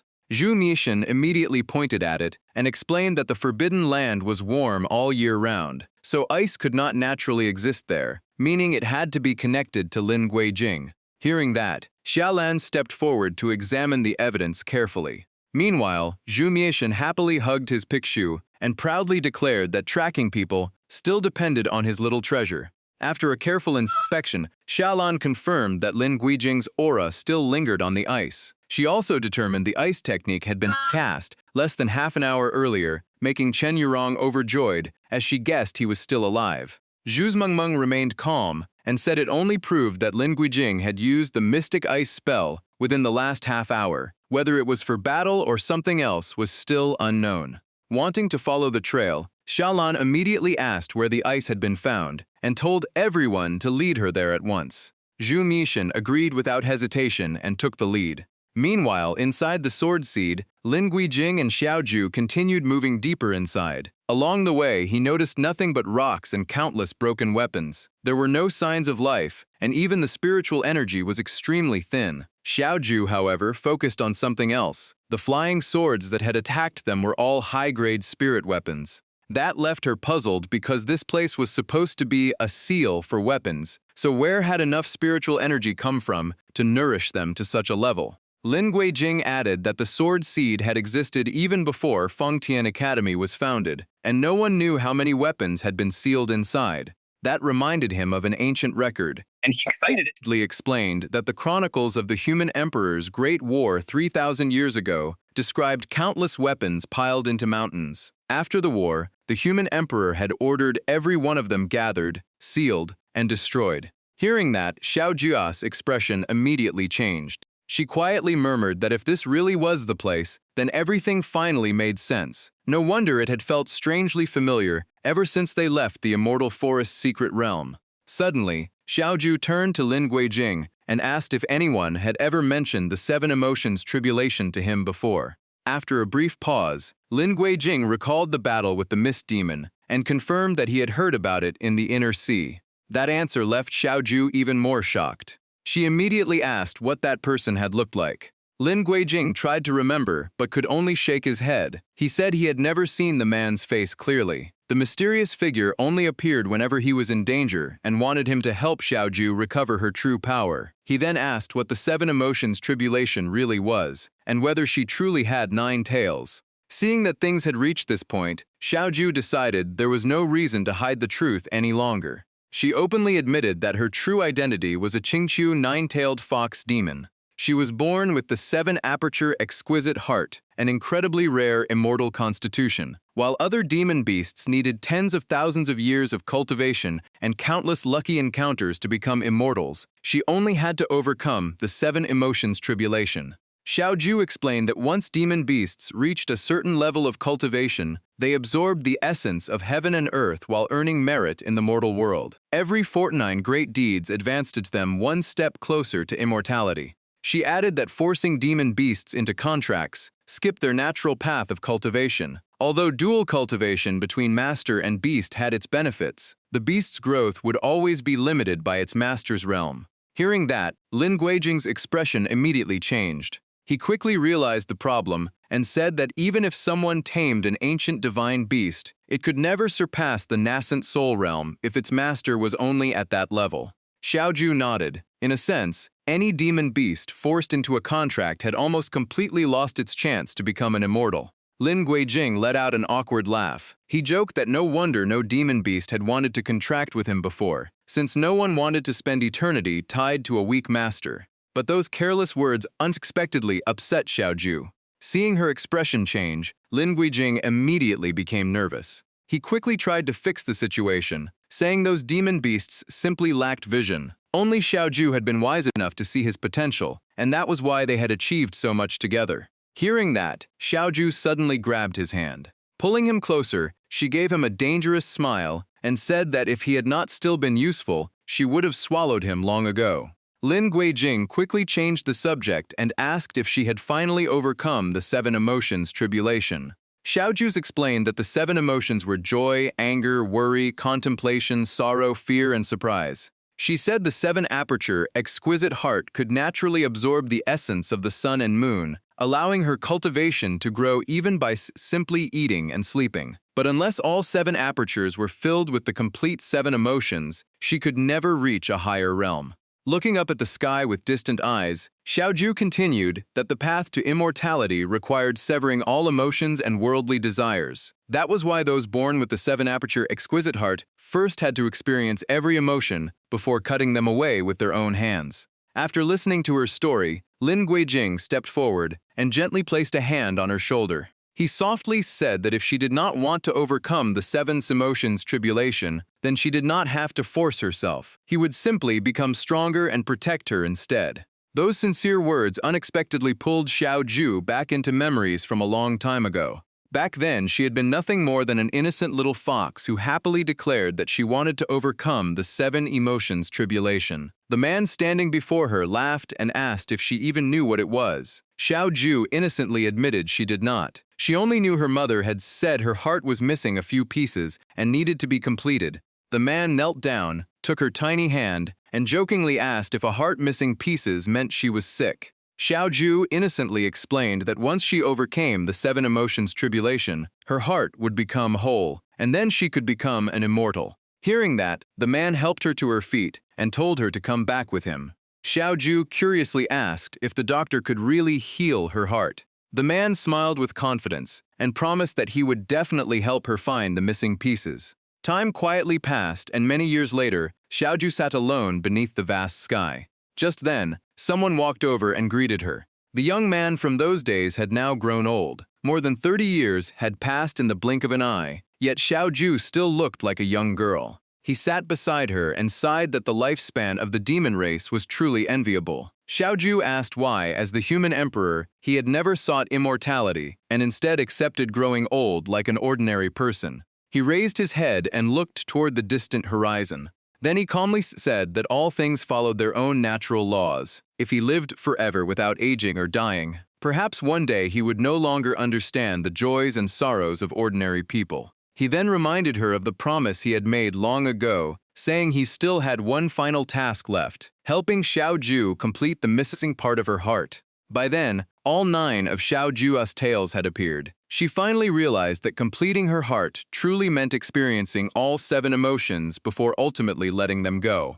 Over the years, she had witnessed countless farewells, reunions, joys, and sorrows. But the more she understood the world, the less immortality appealed to her. If becoming an immortal meant abandoning every emotion, then it was not the path she truly wanted. Hearing that, the human emperor simply smiled and gently patted her head. He said that because all living beings suffered, they needed reincarnation and a path to liberation to reach true freedom.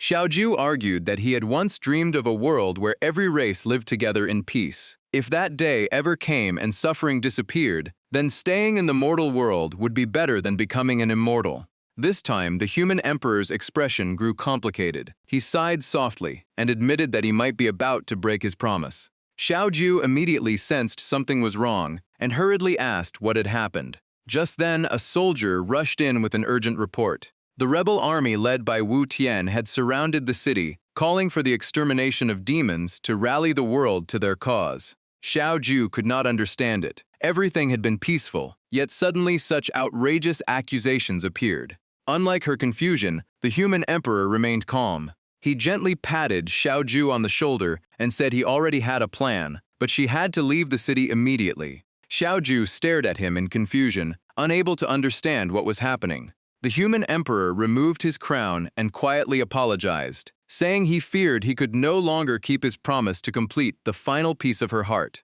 Those words left Xiaoju frozen in place. She could only watch as his figure slowly disappeared into the distance. The aged human emperor slowly closed the door behind him. Before the door fully shut, he left her with only one final message, telling Xiaoju to live well. After that, war erupted, flames consumed the land, and the human emperor was ultimately defeated. Xiaoju was captured and bound like a criminal. A general stepped forward with an imperial decree and loudly announced that by the order of the immortal sovereign, the human emperor Sheng Ying was a cruel tyrant who had lost his humanity and harbored demon creatures. He had also used evil demons to bring disaster upon the mortal world. Therefore, Hao Tian had been entrusted to lead the 12 envoys, suppress the rebellion, cleanse the world, and inherit the throne as the next human emperor. The crowd below erupted into cheers praising Hao Tian. Amid the deafening voices, only Xiaoju remained completely silent. After finishing the decree, Hao Tian declared that Sheng Ying had burned himself alive to atone before the world. Those who had committed evil would be punished, while those who repented could still be forgiven. At once, the crowd eagerly echoed his words. Some claimed they had only followed orders, while others insisted Sheng Ying had forced them into everything. Finally, Hao Tian pointed directly at Xiaojuo and placed all the blame on her, declaring that this fox demon had bewitched Sheng Ying and thrown the empire into chaos. Hao Tian declared that the fox demon would be executed on the spot to eliminate all future trouble. Only then did Xiaoju slowly raise her head to look at him. Hao Tian walked toward her step by step and drew the sword from his waist without hesitation. Suddenly, Xiaoju spoke, saying that her father was still up there. Hearing those unexpected words, Hao Tian frowned and asked what she meant. Xiaoju repeated that Sheng Ying was still trapped in the sea of flames and had to be rescued immediately. Those words instantly enraged Hao Tian. He shouted that a demon like her had no right to call the human emperor her father, and accused her of bewitching him. Xiao Jia's eyes turned red with tears. She choked back her emotions and explained that ever since she had been brought home, Sheng Ying had allowed her to call him father, and she hadn't so for more than 30 years. Then she gritted her teeth and demanded to know exactly how she had ever bewitched him. Hao Tian was left speechless, his fists clenched tightly, but no answer came. In the end, he still blamed everything on Xiao Jiu, claiming she had led the human emperor astray, brought disaster to the world, and plunged the people into suffering. Hearing those accusations, Xiao Jiu suddenly laughed. Then she loudly demanded to know how she had ever harmed the people. Every race inside the city had lived together peacefully, and the citizens had enjoyed quiet lives. It was the people standing before her who had brought war, forced her father to his death, and twisted black into white. Hao Tian's expression immediately darkened. He slapped Xiao Jiu hard across the face and shouted for her to be silent. Then he pointed at the crowd below and demanded to know whether the immortal sovereign's decree was fake, or if every official present was lying. He coldly declared that Sheng Ying was dead, no one would ever be bewitched by the fox demon again, and then he raised his sword high. The blade thrust straight toward Xiao Jiu, aiming to kill her. But the sword suddenly stopped in midair and could not move another inch. At the same time, Xiao Jia's demonic aura erupted violently as the bloodline within her body began to boil. She slowly raised her head. Her eyes and even her voice had completely changed, like countless wild beasts desperate to break free. Her blood-red eyes locked onto Hao Tian. Xiao Jiu whispered, so this was what true rage felt like. That single glance was enough to send a chill down Hao Tian's spine and force him to step back. Demonic aura flooded the battlefield, mixed with endless hatred and unbearable pain. Xiao Jiu roared that every last one of them would be buried with her father. Back in the present, Lin Guijing noticed Xiao Jiu spacing out and softly called her name. It took a second call before Xiao Jiu snapped out of her memories. Seeing something was wrong, Lin Guijing worriedly asked if she was hurt and even offered to transfer his spiritual energy. Xiao Jiu looked surprised for a moment, then smiled and said his instincts really were incredibly sharp. Lin Guijing held her hand and seriously repeated that if she did not want to face the 7 emotions tribulation, she did not have to force herself because he would protect her. But if what she wanted was to reclaim all 9 tails, he would also give everything to help her. To him, whatever Xiao Jiu wanted was what he wanted too. Those heartfelt words made Xiao Jiu smile gently before softly calling his name. She slowly moved closer as the distance between them shrank until they were almost about to kiss. But at that exact moment, a sudden voice startled them both by asking what they were doing. Not far away, a little boy was squatting there and watching them with curious eyes. Cold sweat instantly covered Xiao Jiu. She had carefully scanned the area with her spiritual sense earlier, but found no sign of life. Lin Guijing was just as shocked. This child had appeared right beside them without even Xiao Jiu noticing. Seeing them stop, the boy stood up and innocently asked why they did not keep going. Lin Guijing immediately became alert and sternly demanded to know who the boy was. At those words, the child's eyes turned red before he burst into loud tears and complained that they were bullying him. Watching the boy roll around on the ground throwing a tantrum, Lin Guijing scratched his head and asked Xiao Jiu if the child had also been pulled into the seed like them. Xiao Jiu kept staring at him, her heart filled with doubt. Meanwhile, Lin Guijing softened, walked over to comfort the boy, and asked his name and why he was here. The boy sobbed that he remembered nothing and only knew he woke up in this place. Hearing that, Lin Guijing felt even more sympathy. He reached out his hand, helped the boy up, and promised to take him outside. But at that very instant, a terrifying smile suddenly appeared on the boy's face. From a distance, Xiao Jiu sensed something was wrong and immediately shouted Guijing's name. When he did not respond, she rushed over without hesitation. But the moment she got close, Xiao Jia's expression changed. Lin Guijing stood frozen with empty eyes as if his soul had been dragged away. She instantly swung one of her tails to knock the boy away while pulling Lin Guijing back to her side. Flames erupted along Xiao Jia's tail before turning into a fire spell that shot straight at the enemy. The boy was no pushover. The moment he sensed danger, he quickly retreated. But dodging alone was not enough. He stopped, calmly raised one hand, and released a faint stream of energy. A moment later, he used that very hand to block the incoming flames head-on. Xiao Jiu was genuinely shocked. The thing before her carried no demon beast aura, yet it feared no flames at all. Xiao Jiu quickly shook Lin Guijing and asked if he was all right. He rubbed his head and dazedly said he felt dizzy and had no idea what had just happened. Looking at the boy, Xiao Jiu immediately warned Lin Guijing that the creature had just drained his spiritual energy, leaving him stunned. The boy puffed out his chest like an old master and irritably corrected them, saying they should stop calling him a thing because he had a proper identity. Xiao Jiu immediately guessed his background was extraordinary and asked for his name. The boy proudly lifted his chin, looking extremely smug as he prepared to introduce himself. Both of them fixed their eyes on him, waiting to hear just how impressive his name would be. Instead, he rattled off an absurdly long title about being the universe's sharpest supreme shadow, Heaven Breaker, World Slayer, and countless other grand names. After hearing it, both of them froze, their expressions toward the boy becoming impossible to describe. Then neither of them could hold it in anymore and burst into laughter right in front of him. The boy's face darkened with rage as he gritted his teeth and shouted that they actually dared to make fun of him. The moment his anger flared, the sword energy surrounding the area began to tremble violently. Lin Guijing quickly sensed something was wrong. The space rippled strangely, as if the mountains and earth were being dragged by the boy's aura. The boy raised one hand high, looking as though he was summoning something. Then he shouted, "Swords, come!" Instantly, countless flying swords surged together like a raging torrent and rushed toward him. Once the swords gathered, he pointed at the pair and coldly ordered them to strip their bones, tear out their tendons, and drain their essence to nourish his future descendants. Xiao Jiu immediately cast a charm technique while telling Lin Guijing to use the profound ice spell. Lin Guijing wasted no time and unleashed his ice power. A gigantic ice beast took shape from his spiritual energy. It opened its massive jaws and charged straight into the incoming sword storm.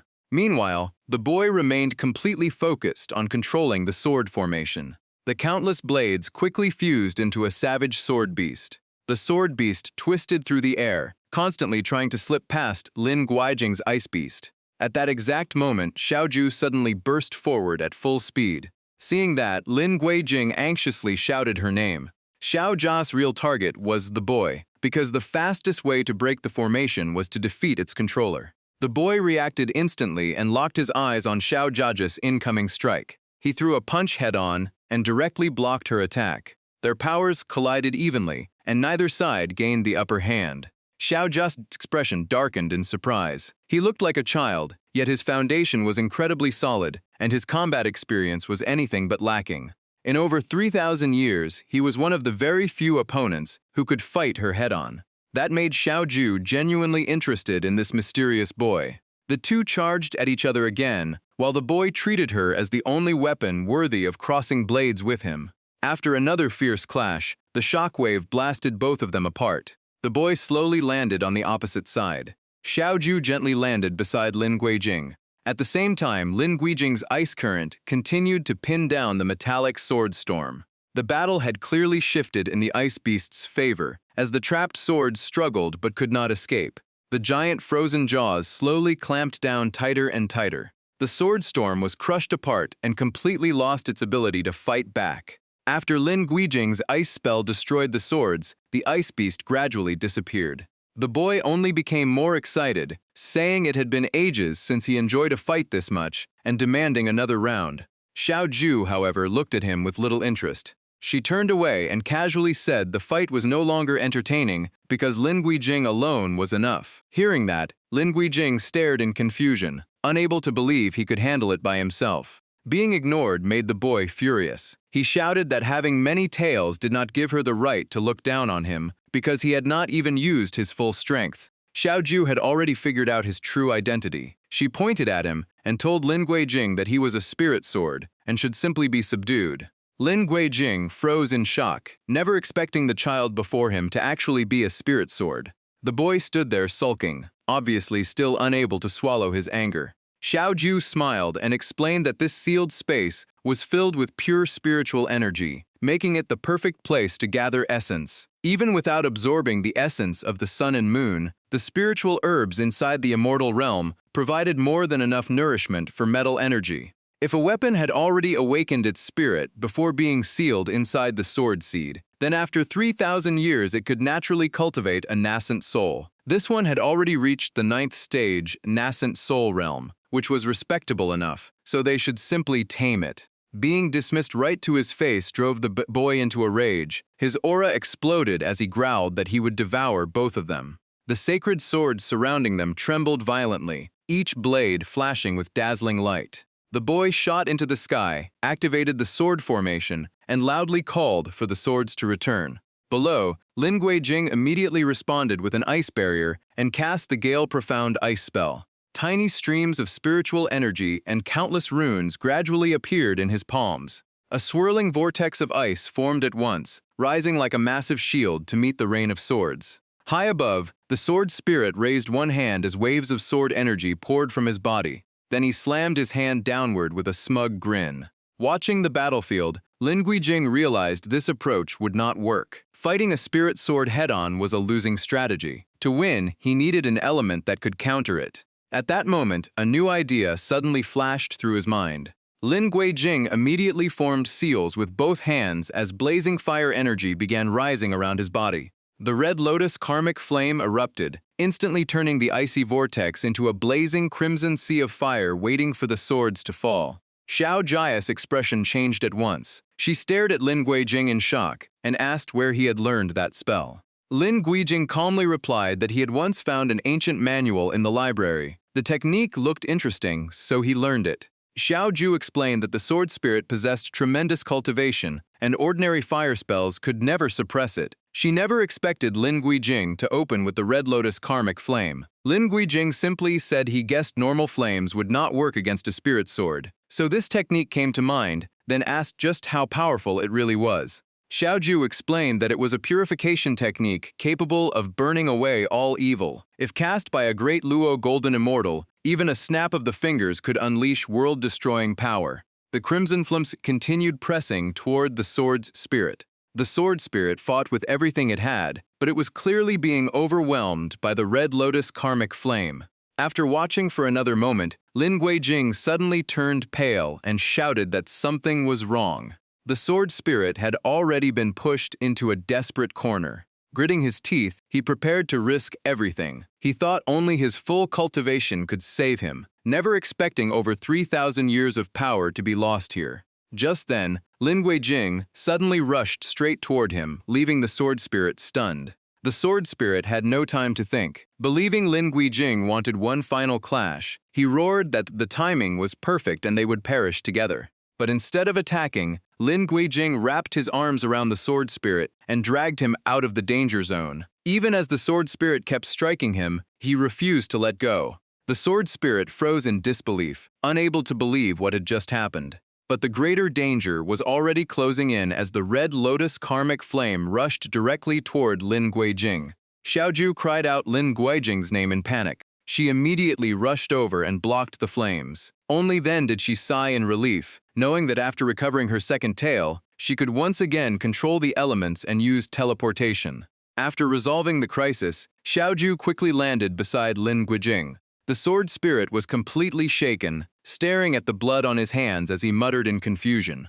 Xiaoju ignored everything else and hurried to Lin Guijing's side, urging him to wake up because she had already brought them both to safety. But the moment she saw his wounds, her face turned pale in disbelief. Lin Guijing had already lost consciousness. Furious and worried, Xiaoju shoved the sword spirit to the ground, yelling that Lin Guijing had risked his life to save him. Yet he still tried to kill his savior. The sword spirit sat there in silence, staring at the unconscious young man before him.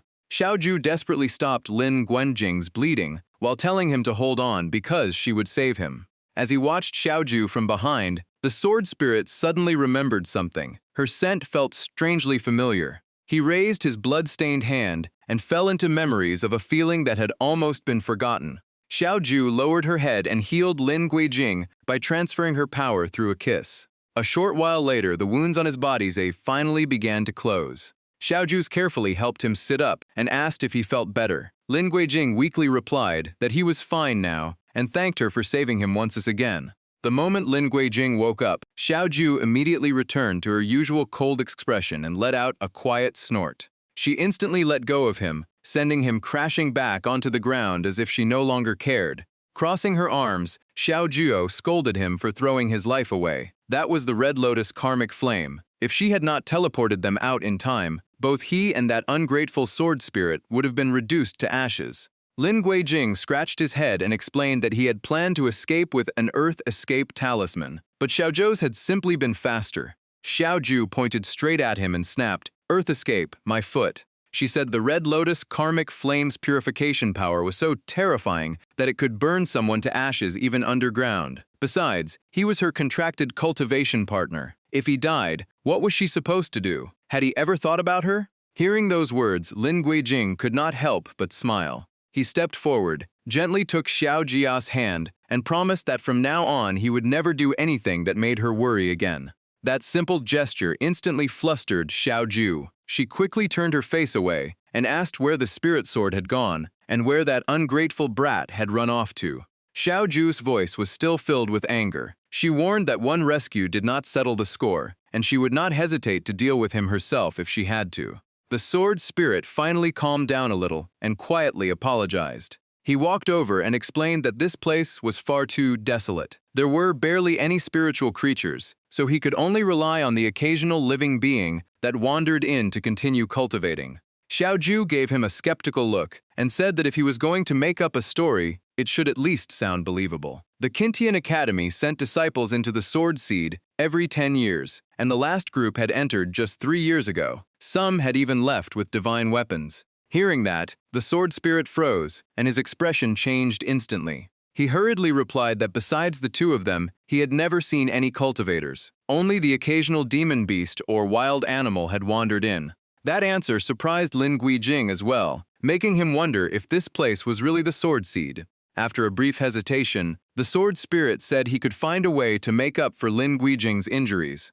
Lin Guijing simply smiled and waved it off. He said they could forget the whole thing, since strangers often became friends after a fight. All he needed was a way out. The sword spirit honestly admitted he did not know the exit, but if people had taken divine weapons out before, then he probably counted Jazrishan too. He wanted to offer himself in return, leaving Lin Guijing completely confused. The sword spirit happily held out his fist and said he already carried Lin Guijing's blood, so he was willing to form a contract with him. Xu Chu immediately became wary and demanded to know if he was some evil weapon sealed away by humans that wanted to use them to escape. Offended by the accusation, the boy put his hands on his hips and proudly repeated his ridiculously long title about being the universe's sharpest supreme shadow, Heaven Breaker, World Slayer, and countless other grand names. Xiao Ju burst into laughter, patted him on the head, and told him to stop using that absurd title. Weapons that cultivated human forms were incredibly rare, but he still needed to prove he was the real deal. Embarrassed, the sword spirit brushed her hand away and grumbled that if they did not believe him, they could just leave. As the sword spirit stormed off, Lin Guijing hurried after him, calling out the completely mangled version of his absurd title. Then Lin Guijing firmly declared that he agreed to form the contract. He turned to Xiao Ju and explained that he still needed a reliable weapon. Even if this place was not truly the Sword Seed, meeting the Sword Spirit was still a fortunate opportunity. Xiao Ju remained openly hostile, reminding him that the Sword Spirit had been pretending to be harmless while hiding his true nature and had already tried to kill him twice. Lin Guijing did not mind. He believed the Sword Spirit was not a bad person and that they could get along just fine in the future. The moment they heard that, Xiao Ju and the Sword Spirit glared at each other with obvious irritation. At this rate, getting along peacefully seemed like a distant dream. Even so, Xiao Ju quickly gave in and coldly said it was his decision. She then warned the Sword Spirit that if he ever harmed Lin Guijing again, she would personally throw him into a refining furnace. The Sword Spirit only smirked back with the most punchable expression imaginable. Lin Guijing stepped in front of the Sword Spirit, reached out his hand, and asked if he was ready. The Sword Spirit gently reached out as well and nodded. Lin Guijing began forging the contract, using his own blood as the catalyst to bind the Sword Spirit's soul. The moment the contract was complete, their minds became linked, and from then on they would share each other's joys and sorrows. A faint golden light surrounded the Sword Spirit, signaling that the ritual was complete. But what appeared next left Lin Guijing completely speechless. Xiao Ju was equally stunned and blurted out that she never expected it to be him. In his spiritual form, the sword spirit quietly felt the connection to his new master and remarked that this was what a contract felt like. It was not bad at all. A sword appeared before Lin Guijing, and the sword spirit finally revealed his true identity. He was the Xuanyuan sword. Seeing that spiritual form, Xiaoju finally understood who he really was. This was her father's sword. Lin Guijing could hardly contain his excitement. The legendary Xuanyuan sword, the ancient divine weapon forged from the finest immortal bronze and honored as the sword of the sacred path, had just chosen him. Grinning from ear to ear, he held up the sword and told Xiaoju that he had never even dreamed the Xuanyuan sword would choose him. Xiaoju admitted she had never expected it either. Somehow, the Xuanyuan sword had truly chosen Lin Guijing. At that very moment, the entire space suddenly began shaking violently. The two looked around in confusion, unable to understand why the whole place was trembling like an earthquake. High above them, a pitch-black crack suddenly split open in the sky. The crack widened rapidly and spread across the entire space. The whole dimension began breaking apart piece by piece as if it were about to collapse completely. Xiaoju immediately understood what was happening. This place existed to seal the Xuanyuan sword. Now that it had formed a contract with Lin Guijing, the seal had lost its power, and the space was falling apart. The black void overhead grew larger and larger, as though it wanted to swallow the entire dimension. Xiao Jia's expression turned grim. She warned that this was the backup formation triggered when the seal was broken. It would erase the entire sealed space. Whoever created this place had clearly been determined to make sure the Xuanyuan sword could never escape. Lin Guijing immediately came up with an idea and asked the sword spirit if he could fly. The sword spirit calmly replied that it was no problem. Lin Guijing decided to escape using the sword flight technique. He and Xiaoju jumped onto the sword, preparing to leave the collapsing space. Pointing toward the exit, Lin Guijing shouted for the sword to fly because they had to break out immediately. Outside the forbidden zone, Xiaolan was leading the search. She pointed ahead and said she had found the frozen area. But there was no trace of Lin Guijing or Xiao Jia's aura anywhere nearby. Chen Yurong turned pale with worry. Two living people could not simply disappear without a trace. Standing nearby, suddenly remembered something and muttered that maybe Boss Lin had been swallowed by another mysterious tree and turned into fertilizer, just like what almost happened to him before. Zhu Mengmeng immediately glared at him with red eyes and warned that if he kept talking nonsense, she would leave him here as real fertilizer. Zhu Mishan quickly raised his hands and insisted he was only considering a possibility. Just then, Xiaolan sensed something unusual. She crouched down to examine the ground and immediately told everyone to stay quiet. The others fell silent and fixed their eyes on Xiaolan. A violent tremor surged up from underground. Xiaolan's face changed as she shouted that it was coming from below. A huge crack split open across the ground. Zhu Mengmeng looked down and quietly wondered if some massive demon beast was about to emerge. At that exact moment, Lin Guijing burst out from deep underground with incredible speed. A dark figure shot through the air and soared into the sky. Everyone looked up in shock, wondering what had just appeared. Lin Guijing and Xiaoju were riding atop the Xuanyuan sword, making an unforgettable entrance. The people below were completely stunned. They could not understand how the two of them were flying on a sword, why Lin Guijing was still alive, or how he had come out from beneath the earth. The moment Lin Guijing saw everyone, he immediately landed and happily greeted senior sister Xiaolan, Mishen, Yurong, and Mengmeng, saying how good it was to see them again. Seeing him emerge from underground, Xiaolan frowned and asked what had actually happened.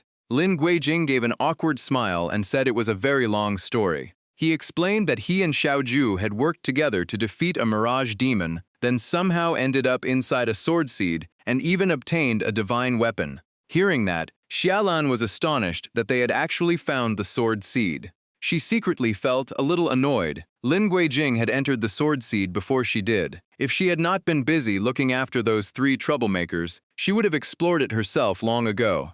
Zhu Mengmeng stepped closer to inspect the sword and remarked that it truly was an exceptional weapon. The patterns engraved on it also seemed strangely familiar. Chen Yurong ignored the sword completely and hurried over to ask if Lin Guijing had been injured. She told him they had searched everywhere and were worried sick. She then turned to Xiaoju and asked if she had dragged Lin Guijing off again, causing them to fall into the sword seed. She scolded her for not waiting for the group because it had been far too dangerous. Lin Guijing smiled reassuringly and said everything was fine. After all, they had both returned safely. Zhu Mieshan walked over and patted Lin Guijing on the shoulder, praising him as the greatest boss and saying he admired him completely.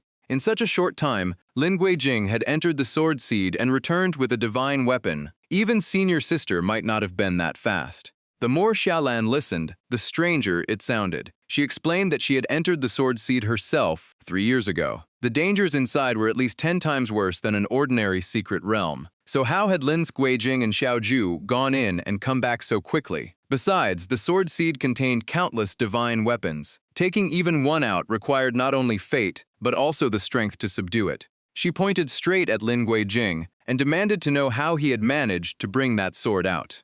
Xiaolan pressed even harder. When the mist appeared, everyone had been fighting the Mirage Demon together, yet Lin Guijing and Xiao Zhu vanished. He claimed they had killed the Mirage Demon, so where was the body, and where was the proof? The flood of questions caught Lin Guijing off guard, leaving him stammering without an answer. The others exchanged uneasy glances, beginning to suspect there was more to the story. Xiaolan's jealousy finally became obvious as she declared through gritted teeth that Lin Guijing had cheated. Chen Yurong quickly stepped in to calm her down, insisting that Lin Guijing would never do something like that. But by now, Xiaolan no longer seemed willing to listen to anyone. She continued accusing him, demanding to know what forbidden trick he had used to fool everyone into believing he had entered the sword seed. She had been there herself, and the exit definitely was not like that. Lin Guijing raised a hand and honestly explained that he did not know what the real sword seed looked like. But he and Xiao Zhu had truly fallen into a space filled with nothing but swords, with no other living creatures, and barely escaped with their lives. Unlike him, Xiao Zhu had no patience. She coldly replied that they had no reason to prove their own innocence. Lin Guijing quickly tried to calm Xiao Zhu, saying that senior sister Xiaolan had simply misunderstood. Xiao Zhu only smiled faintly and calmly asked what there was to misunderstand. Then she folded her arms and deliberately provoked Xiaolan, saying she simply could not stand seeing Lin Guijing obtain a divine weapon. In the end, it was nothing more than jealousy. Those words finally pushed Xiaolan over the edge. She ground her teeth and called Xiao Jia's name in a terrifyingly cold voice. A massive wave of dark spiritual energy burst from her body as she shouted for Xiao Zhu to shut up. The sinister aura quickly spread and blanketed the entire area. Lin Guijing looked on in confusion, but Xiao Zhu explained that Xiaolan's mind had already been corrupted by the Mirage Demon's poison. She had provoked her on purpose to force the poison into the open. If they failed to discover it here and let Xiaolan leave the secret realm, the consequences would be disastrous. Xiaolan drew her weapon and slowly walked forward with icy eyes, repeating that Lin Guijing had cheated and deserved punishment. Lin Guijing had no desire to fight Xiaolan, so he asked Xiao Zhu if there was any cure for this poison. Xiao Zhu replied that the Mirage Demon's poison was completely different from what had possessed Zhu Mishan before. This case was far more troublesome. With no guaranteed solution for now, Lin Guijing summoned the Xuanwan sword, deciding to subdue Xiaolan first and worry about the rest later. Xiaolan had almost completely lost her sanity. Holding her sword, she advanced like an empty shell, still muttering that he had cheated and had to be punished. Lin Guijing watched her with a solemn expression, knowing he could not afford to underestimate this fight. He raised the Xuanwan sword, intending to test its true power, but the sword spirit immediately appeared, and warned that Lin Guijing could not yet unleash its full strength. Without another word, Lin Guijing pushed off the ground and shot high into the air. He unleashed the Gale-Profound ice spell, sending a powerful wave of freezing energy forward. Xiaolan responded by summoning her guardian beast and casting the blazing feather inferno. Their attacks collided violently, while their weapons clashed again and again with thunderous explosions. Watching from below, Chen Yurong nervously clenched her fists, unable to understand why senior sister Xiaolan had become like a completely different person. Zhu Mengmeng noticed that every one of Xiaolan's attacks targeted vital points. If Lin Guijing had not been wielding such an extraordinary weapon, she doubted anyone else could have survived. Hearing that only made Chen Yurong even more afraid that Xiaolan might end up killing all of them. After studying the battle for a moment, Xiao Zhu suddenly came up with an idea. She immediately ordered Zhu Mishan and the Pixiu to find purple snowgrass as quickly as possible. Zhu Mishan, who was holding the Pixiu, jumped in surprise before quickly regaining his composure and nodding. He set the guardian beast down and ordered the Pixiu to find the purple snowgrass immediately. Xiaoju then assigned the remaining 2 girls. She explained that Xiaolan had been poisoned by the Mirage Demon. Xiaoju would trap her inside a barrier, while Chen Yurong and Zhu Mengmeng would help restrain her. Chen Yung looked frightened, saying it would be far too difficult because senior sister Xiaolan was fighting like a madwoman. Zhu Mengmeng, however, accepted the task without hesitation. Once everything was ready, Xiaoju shouted for Lin Guijing to lure Xiaolan toward her. High above, Xiaolan's sword strikes continued raining down without end. Lin Guijing kept twisting through the air, searching for openings to dodge every wave of attacks. He slowly retreated toward the position Xiaoju had prepared. Xiaolan chased after him without hesitation, completely unaware that she was being lured into a trap. Countless black sword strikes continued screaming toward him. Lin Guijing focused only on evasion, deliberately refusing to defend so he could draw her in. The moment the timing was right, Xiaoju formed hand seals and activated a barrier formation to suppress evil energy and banish all demons. By the time Xiaolan sensed something was wrong, the barrier had already begun closing around the entire area. In an instant, Xiaolan and her Fire Phoenix guardian beast were separated, each trapped on opposite sides of the barrier. Xiaolan's eyes turned ice-cold as she slowly glanced back with murderous intent. Zhu Mengmeng immediately followed the plan and summoned her water-killing guardian beast. Chen Yurong quickly called forth her azure mystic bird to help restrain Xiaolan. Surrounded from every direction, Xiaolan cursed in fury. Even as everyone charged at her, spear in hand, Xiaolan loudly declared that even without her guardian beast, she alone could defeat all of them. From behind, Xiaozhou reminded Lin Guijing to keep Xiaolan occupied, while Zhu Mieshen searched for the medicine. Lin Guijing immediately replied that she could leave it to him. Without wasting another second, Lin Juweijing drew his weapon and unleashed the Xuanyuan sword formation. Instantly, countless sword phantoms filled the sky and blanketed the space above Xiaolan. Even Xiaolan's expression changed as she watched the overwhelming display, her eyes filled with caution. She rapidly spun her weapon, creating a defensive wall against the endless rain of swords. Each collision piled more pressure onto Xiaolan. Even at a disadvantage, she fought with everything she had to maintain her defense. Refusing to give her a chance to recover, Lin Guijing followed up with another powerful ice attack. By this point, Xiaolan could no longer keep hold of her weapon.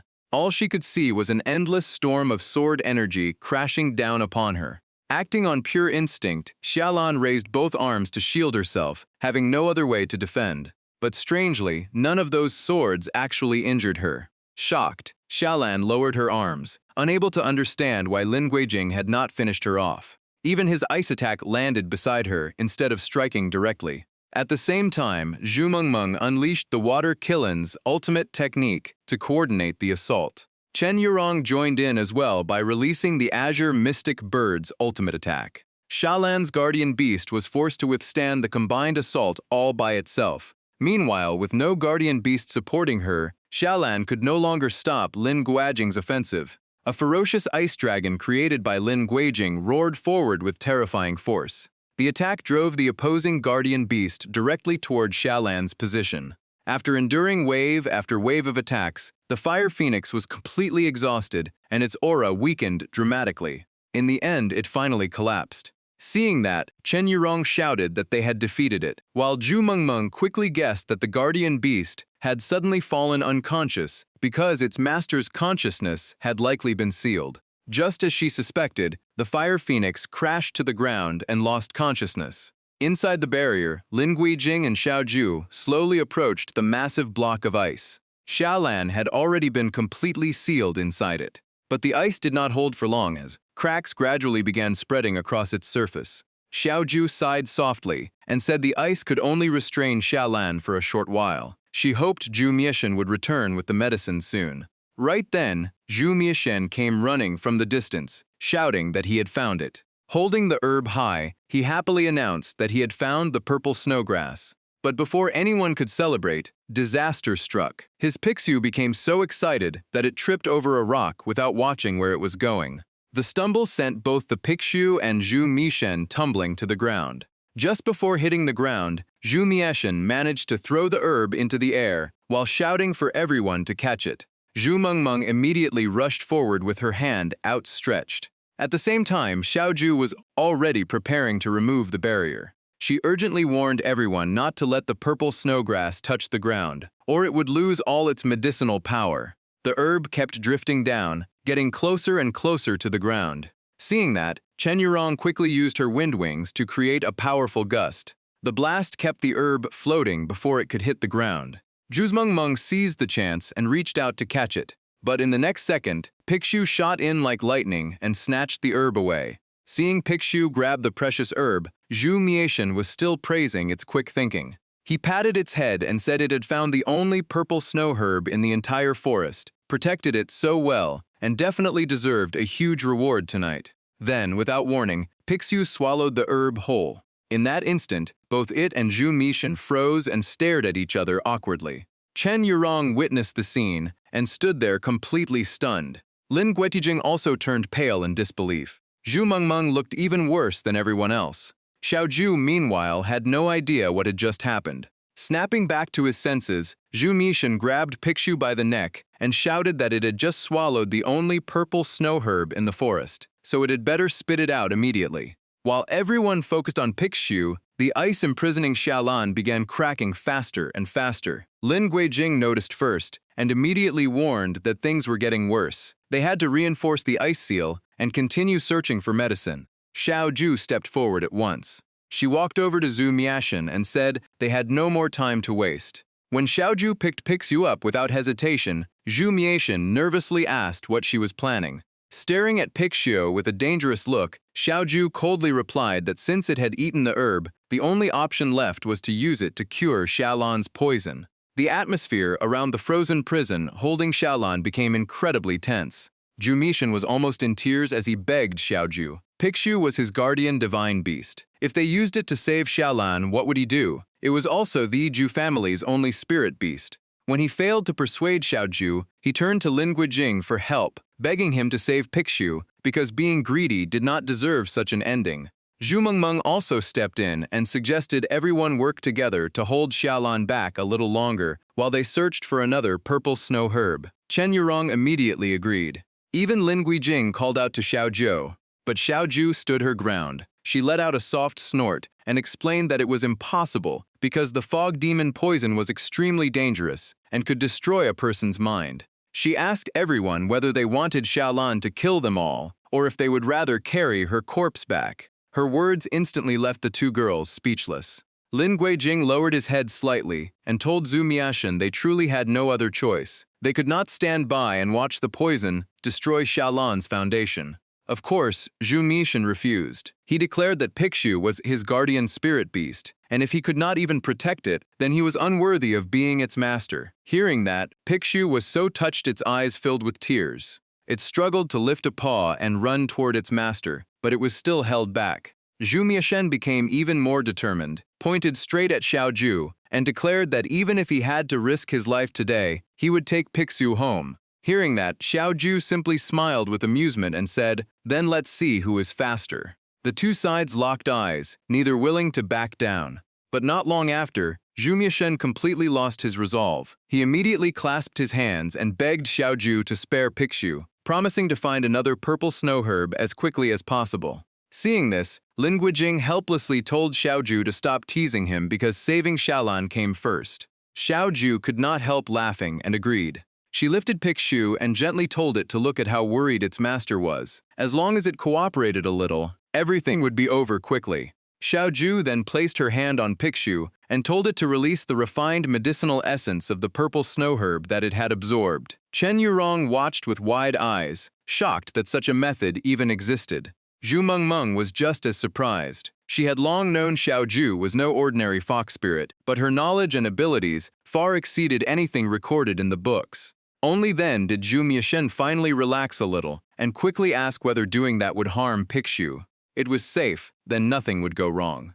At the same time, he could clearly feel the gap between himself and Xiaoju growing wider. The three-tailed fox spirit now possessed incredible abilities far beyond when they first met. While everyone was talking, Xiaoju stayed completely focused on separating the medicinal essence from inside Pixius' body. After some time, she finally extracted the refined essence of the purple snow herb and set Pikshu down. The moment it was free, it rushed straight into Zhu Mishen's arms. Zhu Mieshen hugged Pikshu and gently comforted it, saying everything was over and it must never eat things recklessly again. He stroked its head with affection and silently vowed to train even harder after this trial so he could protect his companion.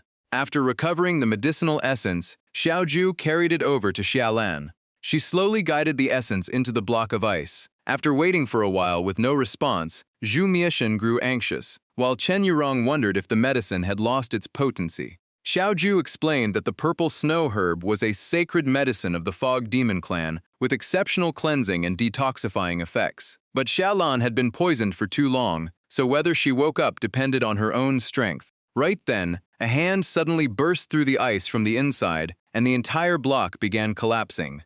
Xiaolan stepped out of the shattered seal, gasping for air like someone waking from a nightmare. Shivering from the cold, she looked around in confusion and asked why there was ice everywhere. Seeing her condition, Xiaoju smiled with relief, knowing she was finally safe. Chen Yurong quickly rushed over to support Xiaolan and happily said she had finally awakened. Xiaolan remembered nothing after that point, so she asked in confusion if they had not all been trapped inside the Great Mist, and what had happened afterward.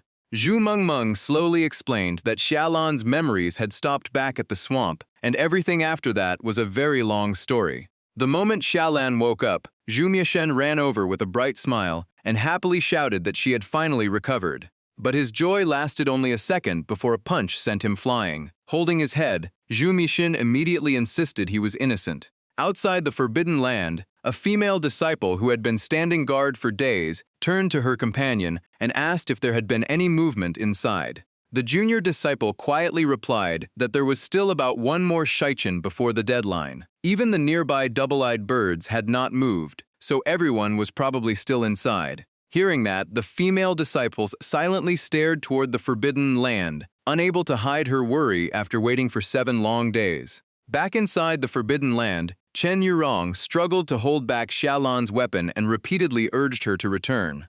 But Xiaolan refused to give up, insisting she still had to find the sword seed. Chen Yurong reminded her of their agreement that if they failed after 7 days, they would return. Even so, Xiaolan remained firm. She said there was still one final shichen left. Anyone who wanted to leave could go first, but she would keep searching.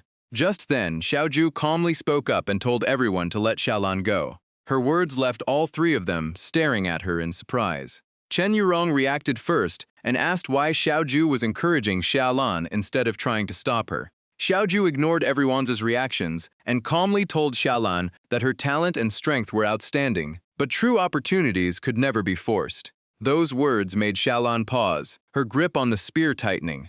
Right before everyone's eyes, the spear in her hand slowly faded away. Xiaolan let out a long breath, as if releasing a heavy burden. She admitted that ever since childhood, she had almost always gotten everything she wanted. She explained that 3 years ago, during the sword festival, a senior sister had returned from the sword tomb with a divine weapon.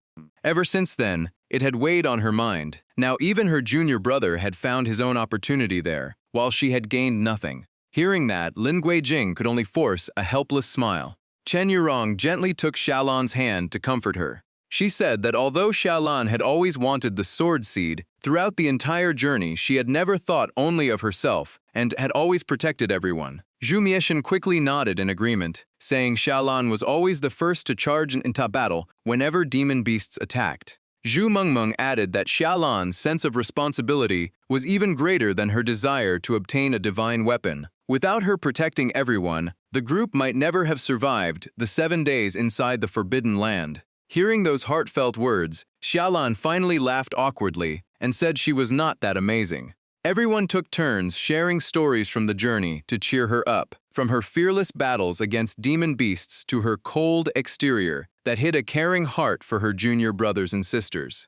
Once Xiaoju saw that Xiaolan had fully returned to normal, she quietly muttered that the poison was completely gone. Xiaolan did not even get angry when teased anymore. Hearing that, Lin Guijing immediately asked if Xiaoju had been testing her on purpose. Xiaoju stuck out her tongue playfully and said she just wanted to make sure nothing dangerous would follow them back. Thinking back to what had happened, Lin Guijing could not help turning pale because he truly never wanted to fight Xiaolan again.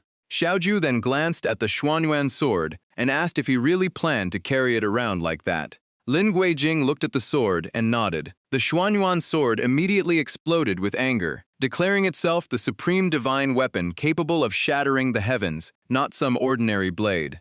Xiaoju said nothing and cast a spell on the Xuanyuan sword. In an instant, the legendary weapon shrank into something no bigger than a dagger. The Xuanyuan sword cried out in outrage, calling it the greatest humiliation of its existence. Xiaoju calmly explained that if such a famous divine weapon appeared openly, it would attract endless trouble and countless greedy rivals. Seeing that it was still unconvinced, Xiaoju switched to a different approach. She began describing all kinds of delicious food from the outside world, including cinnamon cakes, 8 treasure candy, braised fish, and whole roasted lamb. Even though it sounded tempted, the Xuanyuan sword still acted proud, saying that before being sealed it had existed only as a spirit and had never eaten anything, so a few tasty descriptions would not sway it. When that failed, Xiaoju instantly changed tactics and let out a disappointed sigh. She stood up as if ready to leave and casually said, "Then forget it." Just as expected, the sword spirit was as curious as a child. The moment it heard about food outside, it quickly asked if it could really taste all those dishes. Lin Guijing laughed and promised that, if it behaved, he would take it to eat every delicious meal after they left this place. Only then did the sword spirit reluctantly agree. Just then, a bird flew over from the distance, landed nearby, and began calling non-stop. Xiaolan immediately recognized it as a double-eyed bird and told everyone that the time had come. The signal to return had finally arrived. She then turned to Xiaoju with a much more serious expression. Xiaolan reminded Xiaoju that she now had 3 tails, so after leaving, she should keep them hidden. As long as she continued pretending to be Lin Guijing's spirit beast, it would be much easier to protect both herself and him at Fengtian Academy. Xiaoju smiled softly and thanked Xiaolan for the reminder. Xiaolan then turned to congratulate Lin Guijing. She admitted he had performed exceptionally well during this trial and had even obtained the legendary divine weapon. Even so, their rivalry was not over, and she would not surpass her so easily. Lin Guijing smiled and replied that he would work even harder to catch up with his senior sister. Xiaolan raised her hand high and happily declared that the trial was finally over and it was time to go home. The scene shifted back to the academy, where Dean Hu nodded happily after seeing everyone return safely. He looked at Xiaoju and Lin Guijing and asked if it was true that they had encountered a great opportunity during this trip. Lin Guijing immediately presented the Xuanyuan sword with both hands and explained that he and Xiaoju had accidentally entered the sword tomb, where he obtained the legendary weapon. The moment Dean Hu saw the sword, he recognized it at once. He could not stop praising the young man's incredible fortune. Seeing his reaction, Lin Guijing asked if the dean knew the sword's true origin.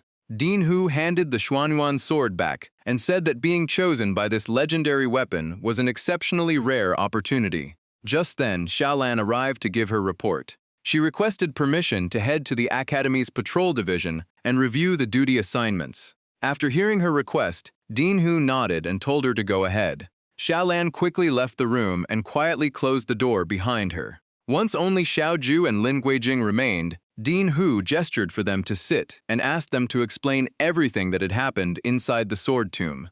Lin Guijing immediately agreed. He then recounted every detail of their experience without leaving anything out. After hearing the story, Dean Hu stroked his beard thoughtfully and sighed that it was truly a once-in-a-lifetime opportunity. Since he knew little about the Xuanyuan's sword, Lin Guijing respectfully asked the dean to explain its origins.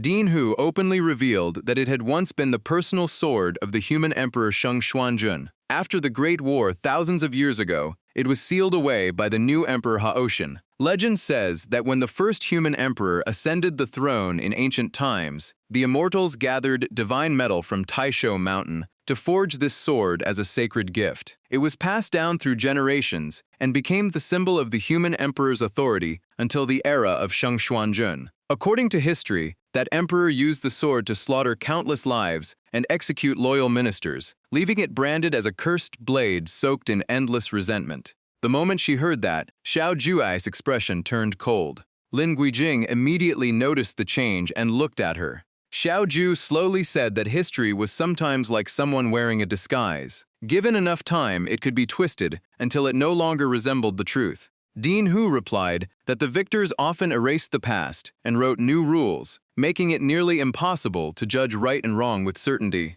But those words pushed Xiaoju past her limit. She immediately demanded to know whether that meant people could keep blaming every crime on Sheng Xuanjun forever. Her question left Dean Hu deep in thought.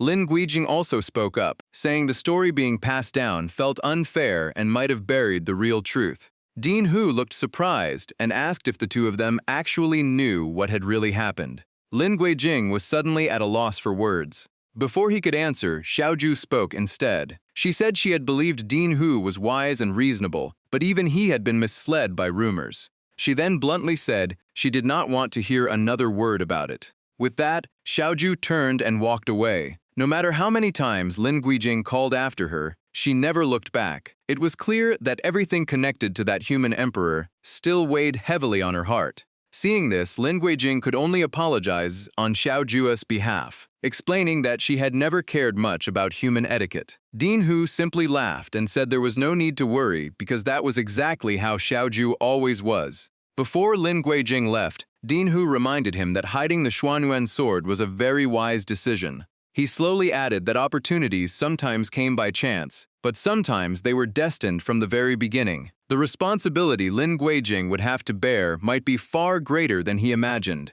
Dean Hu then took a jade token from his sleeve and handed it to Lin Guijing. He explained that it was one of a paired set. As long as Lin Guijing infused it with spiritual energy, Dean Hu would sense it immediately. Hearing that, Lin Guijing grew even more confused and quickly asked what it was for. Dean Hu did not answer right away and simply told him to follow. He led Lin Guixing to a sealed wall and poured spiritual energy into it. A hidden chamber immediately opened. Dean Hu reached inside and retrieved something that had been stored there for a very long time. It was a jade scroll. As he opened it, he explained that it contained a secret passed down only between the successive deans of Fengtian Academy. It recorded not only the Academy's history, taboos, and hidden secrets, but also a prophecy he had never expected to come true during his lifetime. He then handed the jade scroll to Lin Guijing so he could read it himself. Only one short sentence was written on it. The Xuanyuan sword returns, and the ruler of the world will change.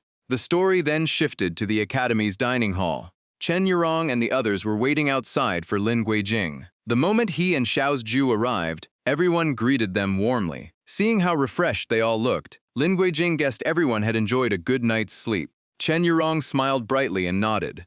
Zhu Mixin eagerly joined in, saying that after returning, he had slept straight through until morning and had never felt so relaxed before. Chen Yurong walked over to Lin Guijing and gently asked if he had rested well. Her question instantly reminded Lin Guijing of what had happened the previous night, leaving him unsure how to answer. The memories from last night flashed through his mind as clearly as ever. The moment he remembered, his face turned bright red and he awkwardly scratched his head. Just from that reaction alone, Chen Yurong knew something was off. She immediately pointed at Xiaoju and suspiciously asked if she had done something strange to Lin Guijing.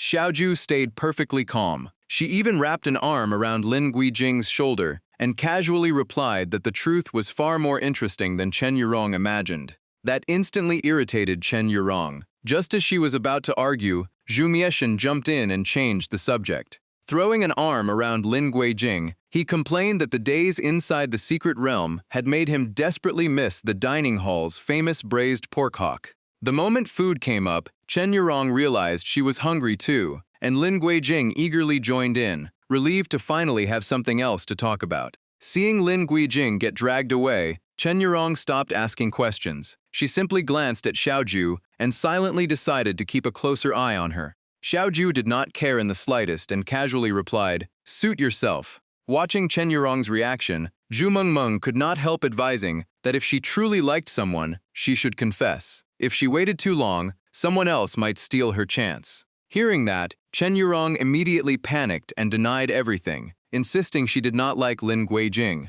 They had simply grown up together, so of course she cared about him. She continued claiming she was only fulfilling her responsibility to look after him. Zhu Mengmeng could only shake her head and walk away. Almost everyone in the academy could see her feelings, except the person herself. Those words kept echoing in Chen Yurong's mind, making her blush as she wondered if she should confess before it was too late. Meanwhile, in the dining hall, Zhu Mishen stared at the braised pork hock with sparkling eyes, praising the chef's skills and declaring he could eat it every day for a month without getting tired of it. Just as he reached for his chopsticks, a voice suddenly stopped him. Zhu Mishen turned toward the speaker and saw a young man walking over, coldly declaring that the dish belonged to him.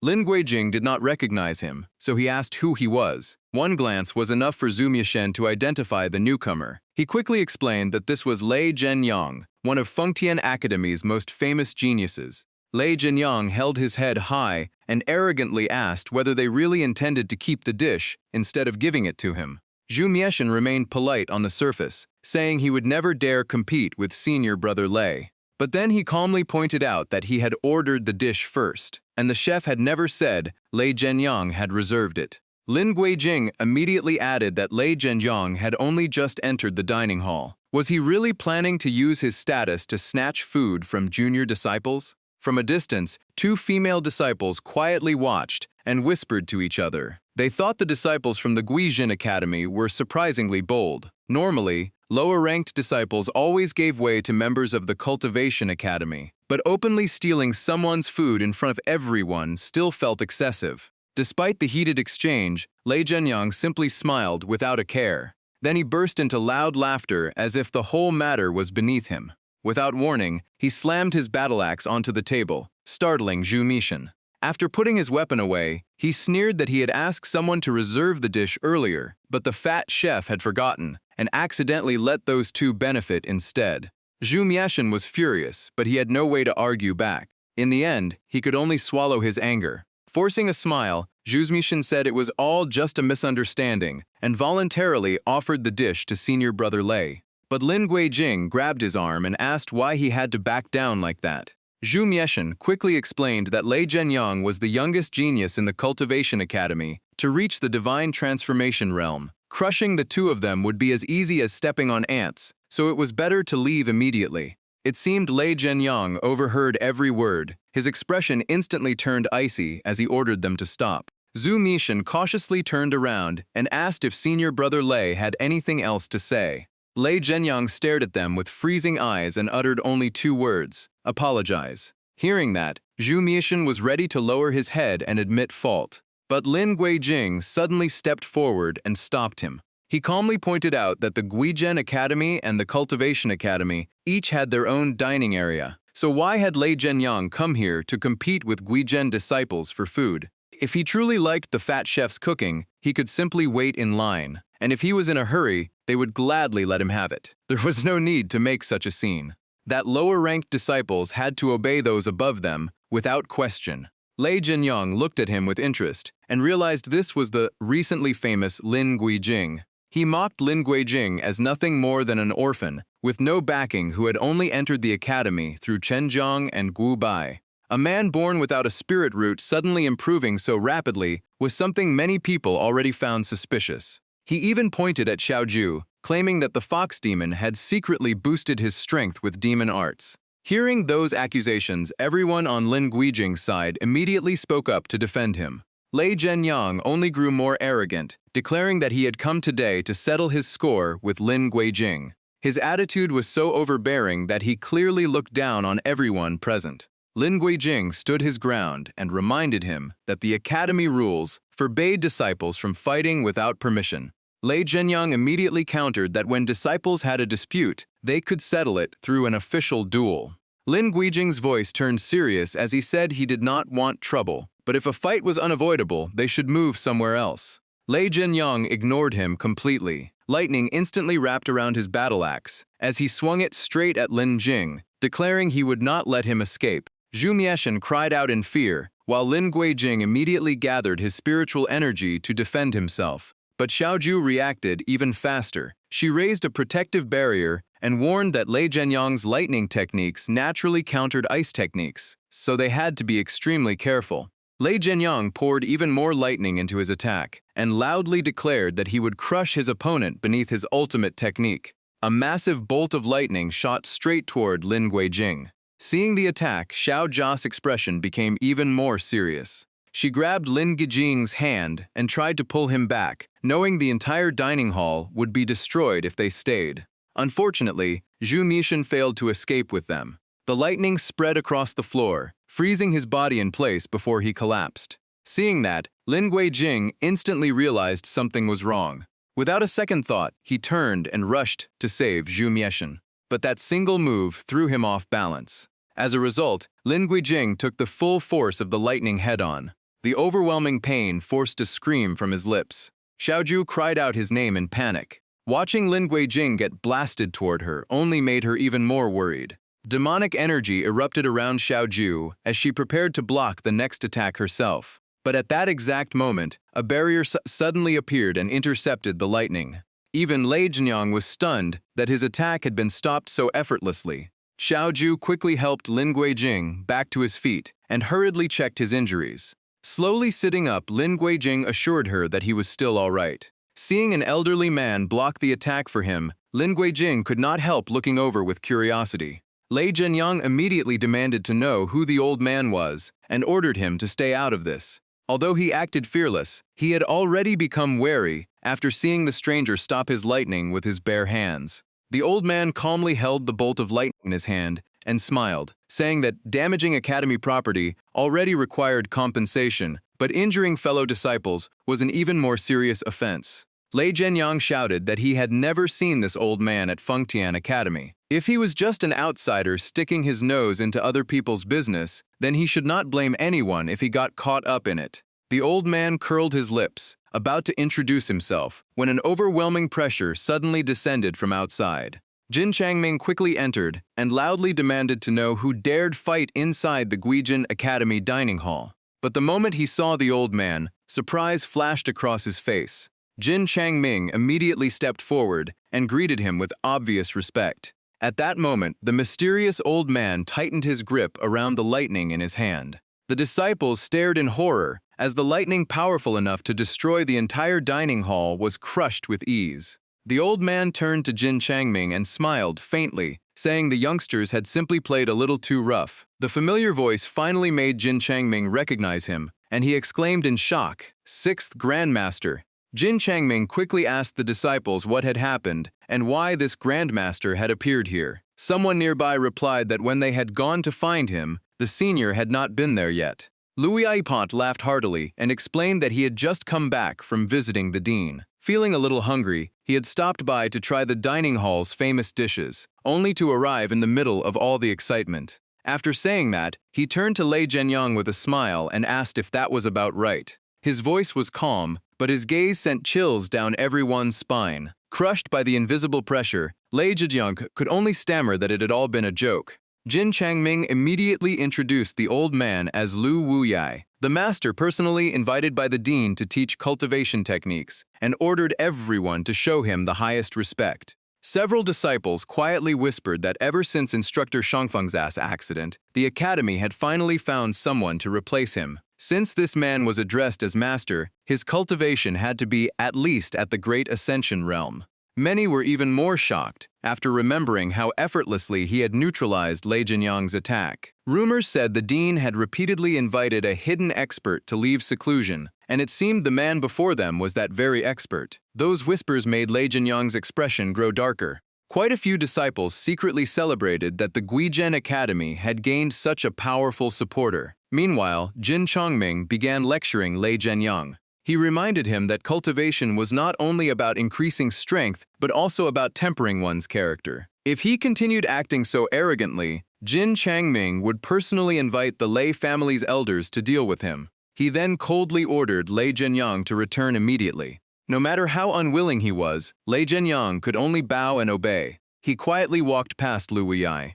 Meanwhile, Xiaoju moved beside Lin Guijing to check the injuries on his back. As Lei Jianyang passed them, he suddenly stopped. He turned around and grimly reminded Lin Guijing that the Cultivation Academy entrance trial would begin in 1 month, and with his current strength, he would surely participate. Lin Guijing calmly looked back at him. Everyone understood this was an open challenge. Lei Jianyang sneered that others might have been fooled, but not him. As long as he was there, Lin Guijing would never enter the Cultivation Academy so easily. Leaving those words behind, he turned and walked out of the dining hall. Just then, the fat chef came out of the kitchen. The moment he saw the damaged floor, He cried out in heartbreak over his newly laid blue steel tiles. Jin Changming could only comfort him and promised to have everything repaired. After checking Lin Guijing's injuries, Xiaoju immediately used a healing technique. Under the glow of her spell, the wounds across his body slowly closed. Lu Wuyai also stepped forward with concern and asked whether Lin Guijing needed further treatment at the medical hall.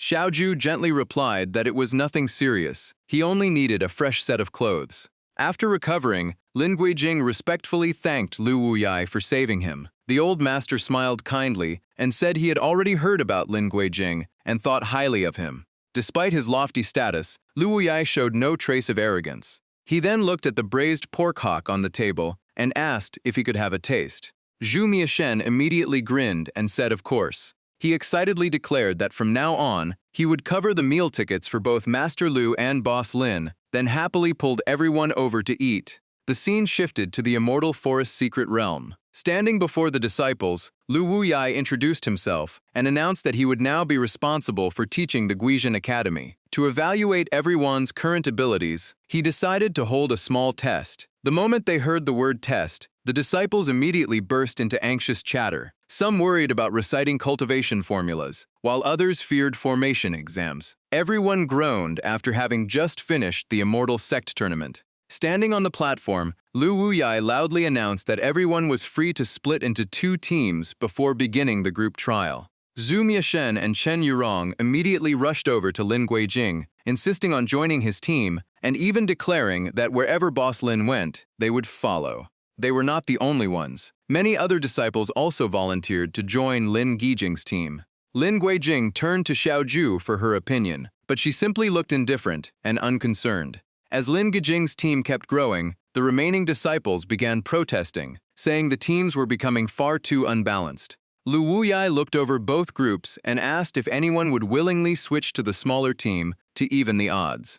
Zhu Miashen immediately spoke up, reminding everyone that Master Lu had only said they were free to choose their teams. He had never required both sides to have equal numbers. With no one objecting anymore, Lu Wuyai officially announced the start of the test. Both teams kept their original lineups and urged him to begin the trial. With a wave of his hand, Lu Wuyai opened an independent space. He explained that this was the trial zone, and clearing every challenge inside would count as passing the test. Pointing toward Lin Guijing's team, Lu Wuyai decided they would enter first. The moment they entered the trial space, one disciple looked around and remarked that it looked exactly like the outside world, with no sign of any challenge. But before he could finish speaking, strange noises echoed from the depths of the forest. A female disciple jumped in fright and asked what that sound was. In the next instant, a giant spider burst out of the woods. The appearance of the demon beast instantly changed everyone's expressions. The spider continuously spat streams of venom straight at them.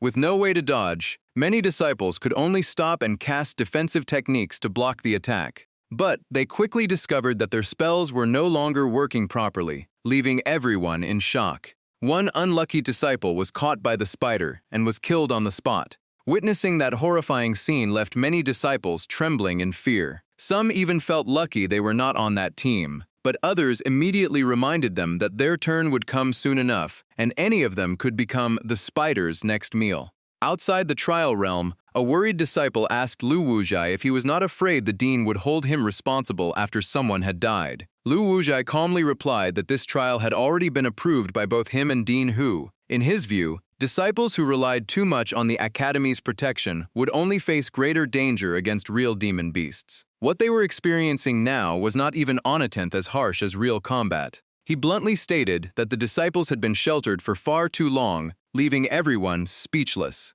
The pressure of the trial made one disciple decide to run away. With a pale face, he quietly slipped away from the group, hoping no one would notice. But the moment he turned around, Lu Wuyai was already standing in front of him. The disciple could only stammer that he needed to use the bathroom. Lu Wuyai coldly replied that if it was so urgent, he could take care of it after entering the trial with the first team. Hearing that, the disciple forced an awkward smile and immediately claimed he was no longer in a hurry. Inside the trial space, Lin Guijing constantly supported the weaker disciples with his ice techniques. While holding back the demon beasts, he urged everyone to retreat as quickly as possible, prompting one frightened disciple to turn back and thank him.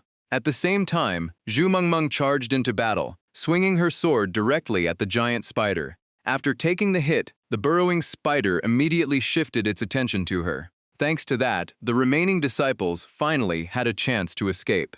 Zhu Mengmeng was not fighting alone. She summoned her guardian spirit beast, and a Qilin quickly appeared to battle the giant spider. Xiaoju and Lin Guijing observed the battlefield and realized that although each burrowing spider was manageable with their current strength, there were simply too many of them. Meanwhile, their disciples had been scattered everywhere, making it easy for the spiders to defeat them one group at a time. After thinking for a moment, Lin Guijing finally came up with a solution. He immediately cast an ice technique, creating a defensive zone, and shouted for everyone to get inside. The disciples, still capable of fighting, quickly gathered together, protecting their teammates while holding back the advancing spiders. With the support of her companion beast, Chen Yurong soared into the air and unleashed attack after attack from above. Watching the battle unfold, she was amazed to discover that Zhu Mengmeng's spirit beast could provide such complete support in combat.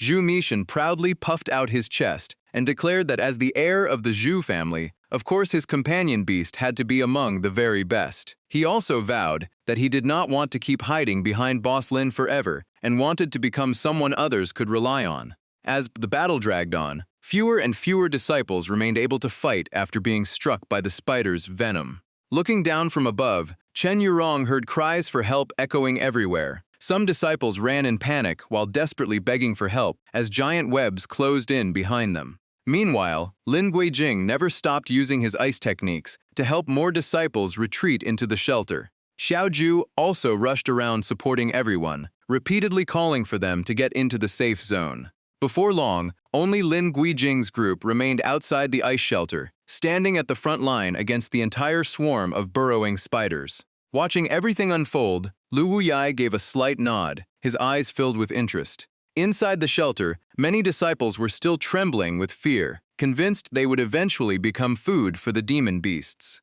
Meanwhile, Lin Guijing's group continued, holding their ground at the entrance to the ice shelter. Lin Guijing turned to Xiaoju and asked if she could handle the situation. Xiaoju simply smiled with confidence and said it would be no problem at all. Right after that, she unleashed the nine-tailed fox's special talent, the enchantment technique. Just watching it made many male disciples outside blush, and some nearly got nosebleeds. The burrowing spiders stood no chance and fell under the enchantment at once. They instantly turned chaotic and moved as if they had lost all fighting instinct. After casting the spell, Xiaoju leaned on herself and caught her breath from the heavy drain. It was obvious that move had consumed a huge amount of her energy. Zhu Mishan praised her without holding back, amazed that Xiaoju could control an entire swarm. Chen Yurong wondered why she had not used the skill earlier, since many disciples might have survived. Lin Guijing quickly explained that the enchantment affected a wide area. If Xiaoju had used it at the start, both the spiders and their own disciples would have been caught. Thinking about everyone lying unconscious among the spicers, Chen Yurong admitted the explanation made perfect sense. She then asked Lu Wuya if disabling the spiders counted as passing the trial. Lu Wuya smiled and said no, because once they woke up they would still be a threat. The only permanent solution was to wipe them all out. Both Chen Yurong and Zhu Mishan were shocked by that answer. Lu Wuya stressed that the trial would only end after every danger inside the barrier had been completely removed. Those words filled Chen Yurong with even stronger resolve. She clenched her fists, remembered her fallen fellow disciples, and vowed to seek justice for them.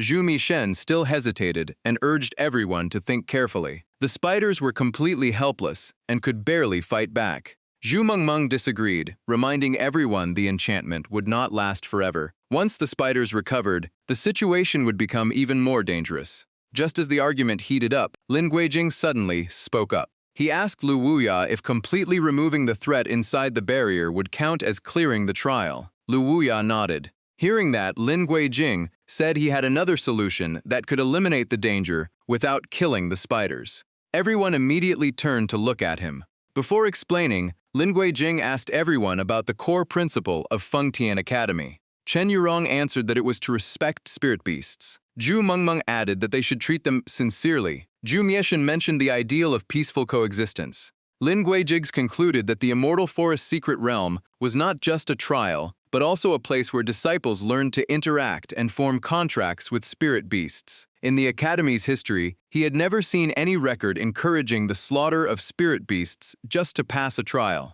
After hearing that, the two girls thought it over and realized there really had never been such a precedent. Lin Guijing continued that humans had their own rules of survival, and spirit beasts had theirs. The Academy taught its disciples to follow nature and preserve balance, not destroy an entire species for one trial. Zhu Mishan raised a practical concern. Once the spiders woke up, were they really supposed to reason with every single one? Lin Guijing laughed and nodded, saying Zhu Mishan's idea might actually work. The answer left Zhu Mishan completely stunned, and he even wondered if the spiders had messed with Lin Guijing's mind. At that moment, Lu Wuya added more pressure. He announced that the barrier would only last for one incense stick. After that, it would disappear, and the spider swarm would become a shared trial target for both teams. Hearing that, many disciples panicked and urged Lin Guijing to stop hesitating. They believed dangerous creatures like these spiders had to be eliminated immediately before everyone got dragged into trouble. Almost no one supported sparing the spiders, and they all kept urging everyone to attack. Meanwhile, the enchantment technique was already wearing off. Chen Yurong and Zhu Mengmeng watched closely before warning everyone that the spiders had started moving again. Zhu Mengmeng anxiously looked at Lin Guijing and told him to act now if he really had another plan. Lin Guijing immediately turned to Xiaozhu for help. He said he needed to temporarily reach the divine transformation realm before he could carry out his plan. Xiaozhu instantly understood, smiled, and said she would boost his strength beyond the Spider Queen. To everyone's shock, Lin Guijing wrapped an arm around Xiaozhu's waist. The next moment, an unbelievably stunning scene unfolded before everyone's eyes. The watching disciples were left speechless. Chen Yurong froze in place, while Zhu Mieshan covered his face and sighed that only Boss Lin could pull this off. Many male disciples instantly felt jealous, as if they had just suffered a crushing blow. At the same time, Lin Guijing's spiritual power surged at an astonishing speed. Once his strength reached the required level, he slowly stopped and prepared to carry out his plan. Lin Guijing then looked at the spider swarm and declared that he would negotiate with them directly. Wrapped in spiritual energy, he calmly walked deep into the middle of the swarm. After reaching the center, Lin Guijing began searching for the leader of the entire colony. After a careful look, his eyes settled on a silver spider, whose presence far surpassed the rest. Looking at the majestic creature, Lin Guijing calmly confirmed that it was the Spider Queen. He immediately formed hand seals and activated a blood contract secret technique. Seeing this, Zhu Mishan's eyes nearly popped out as he shouted that Boss Lin was trying to form a contract with the Spider Queen. He could not understand how someone who already had Xiaozhu could still contract another spirit beast. Zhu Meng explained that once a cultivator reached the divine transformation realm, they could form additional spirit beast contracts. However, too many contracts would divide the master's power, so most people only kept one bonded spirit beast. Back with Lin Guijing, he bit his fingertip, drew out a drop of essence blood, and guided it toward the Spider Queen. The two streams of blood quickly merged, forming a contract array that surrounded the Spider Queen. Lin Guijing reached out and touched the array, completing the soul link between them. He then placed his hand on the Spider Queen's head to finish the final step of the contract. Not long after, he happily confirmed that the contract had succeeded. The moment the bond was complete, the Spider Queen's massive body shone with dazzling light. A breathtaking beauty with snow-white hair and a graceful figure emerged from within the spider shell. Zhu Mieshan almost got a nosebleed from the sheer shock. The Fengtian Academy disciples all blushed, completely stunned that the Spider Queen had transformed into such a gorgeous woman. After stabilizing her new form, the Spider Queen immediately knelt and bowed. She gratefully said that Lin Guijing's spiritual power had helped her break through a bottleneck that had trapped her for years, allowing her to enter the divine transformation realm. She regarded him as her greatest benefactor. Lin Guijing quickly helped her up and said she was being far too polite. Looking slightly embarrassed, he explained that he had only chosen the contract to avoid bloodshed during the emergency, and hoped she would not take offense. He even promised that if she led her swarm back to their territory and stopped threatening Fengtian Academy disciples, he would personally dissolve the contract and restore her freedom. But the Spider Queen hurriedly refused. She insisted she had no desire to end the bond, and even said her entire colony was willing to follow their master. Seeing another stunning beauty appear beside Lin Guijing, Chen Yurong became even more irritated and clenched her teeth. Xiaoju calmly explained that the Spider Queen had likely sensed Lin Guijing's heavenly spirit root and exquisite heart. With talent like his, following him was a once-in-a-lifetime opportunity, so there was no way she would ever want to leave. While Lin Guijing was still unsure what to do, the Spider Queen rushed over and grabbed the edge of his robe with obvious reluctance to let go. She firmly declared that now that she belonged to her master, she would follow him through life and death and would never accept breaking the contract. The Fingtian Academy disciples watched with envy. To them, Lin Guijing had struck incredible luck by gaining another spirit beast that could take human form. Some even suspected he had planned everything from the beginning, instead of wiping out the spiders. Just as the crowd was still buzzing, Lu Wuya announced that Team 1 had officially passed the trial. A teleportation gate then appeared to send everyone back. Before leaving, the Spider Queen turned around and told her colony to cultivate diligently because she would return to visit them someday. Lin Guijing could only ask Xiaoju for help, hoping she would persuade the Spider Queen. Xiaoju simply replied that since he had caused the situation himself, he could deal with it himself. After the group returned, Lu Wuya looked at Lin Guijing with clear interest. He remarked that in such a dangerous situation, Lin Guijing had chosen not to kill for survival, but instead resolved everything through a contract, making his approach truly remarkable. That reminded Lu Wuya of something from the past, and he could not help wondering how Lin Guijing would have handled that situation. After welcoming the first group back, Lu Wuya prepared to begin the second trial. Just then, Lin Guijing asked him to wait a moment. Lu Wuya stopped and looked at him. Lin Guijing stepped forward and asked about the disciples who had been seriously injured or killed during the battle with the spiders. Lu Wuya calmly replied that the survivors were being treated at the healing hall, while the casualties were simply the price of insufficient cultivation. After saying that, he casually told Lin Guijing to join the second group's trial as well. Lin Guijing was instantly stunned by the unexpected request. Even Chen Yurong felt it was unreasonable and spoke up, pointing out that he had already passed the trial. However, those who disliked Lin Guijing immediately supported the decision. They argued that their group had fewer members, so adding one more was perfectly fair. Lu Wuya ignored Chen Yurong and looked straight at Lin Guijing, asking if he really wanted the second group to be at a disadvantage. Seeing the smug expressions on their faces, Chen Yurong was furious. After a brief moment of thought, Lin Guijing agreed to join the trial again. His answer clearly pleased Lu Wuya. Lu Wuya immediately opened another spatial gate and signaled everyone to enter. Before they left, Lu Wuya quietly reminded Lin Guijing to be careful. Zhu Miashan and Zhu Mengmeng also called out, telling him to stay safe and come back soon. Lin Guijing walked toward the entrance with the two spirit beauties, then turned back and reassured everyone that he would not be gone for long. He then entered the new trial area with the second group.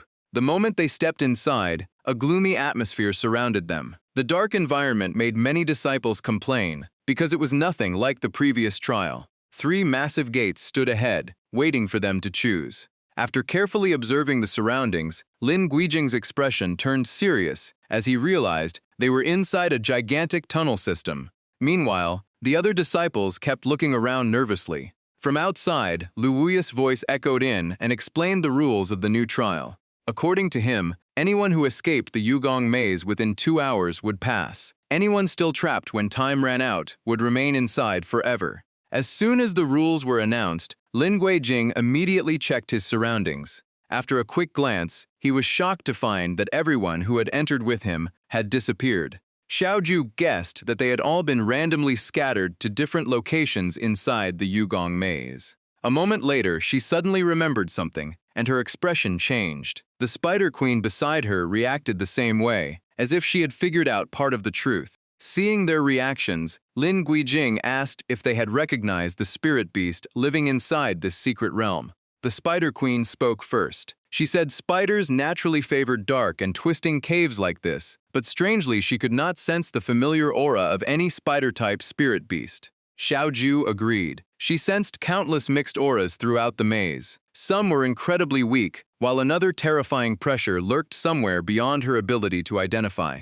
After hearing both of them, Lin Guijing thought for a moment before deciding to let the Spider Queen choose the path, since she had the most experience in cave environments. The Spider Queen nodded and agreed that it was a reasonable plan. After studying the 3 passages for a while, she chose the tunnel in the middle. She explained that the life aura inside was much fainter, and the airflow was stronger than in the other 2 tunnels. Lin Guijing had no objections and immediately led them that way. Xiaoju simply let out a quiet snort and stayed silent. An hour passed. Outside, Lu Wuya remained calmly meditating. Chen Yurong grew increasingly annoyed seeing Lin Guijing constantly accompanied by 2 spirit beauties. Inside the maze, the Spider Queen sighed that they had walked for a long time without finding an exit. Xiaoju stayed calm and said there was still plenty of time. Just then, Lin Guijing suddenly felt that something was wrong and asked the 2 of them about it. Xiaoju said they had been hearing spirit beasts roaring the entire time, yet they had not seen a single one. The Spider Queen smiled, leaned closer, and said the beasts were probably too frightened by the auras of her and Xiaoju to come out.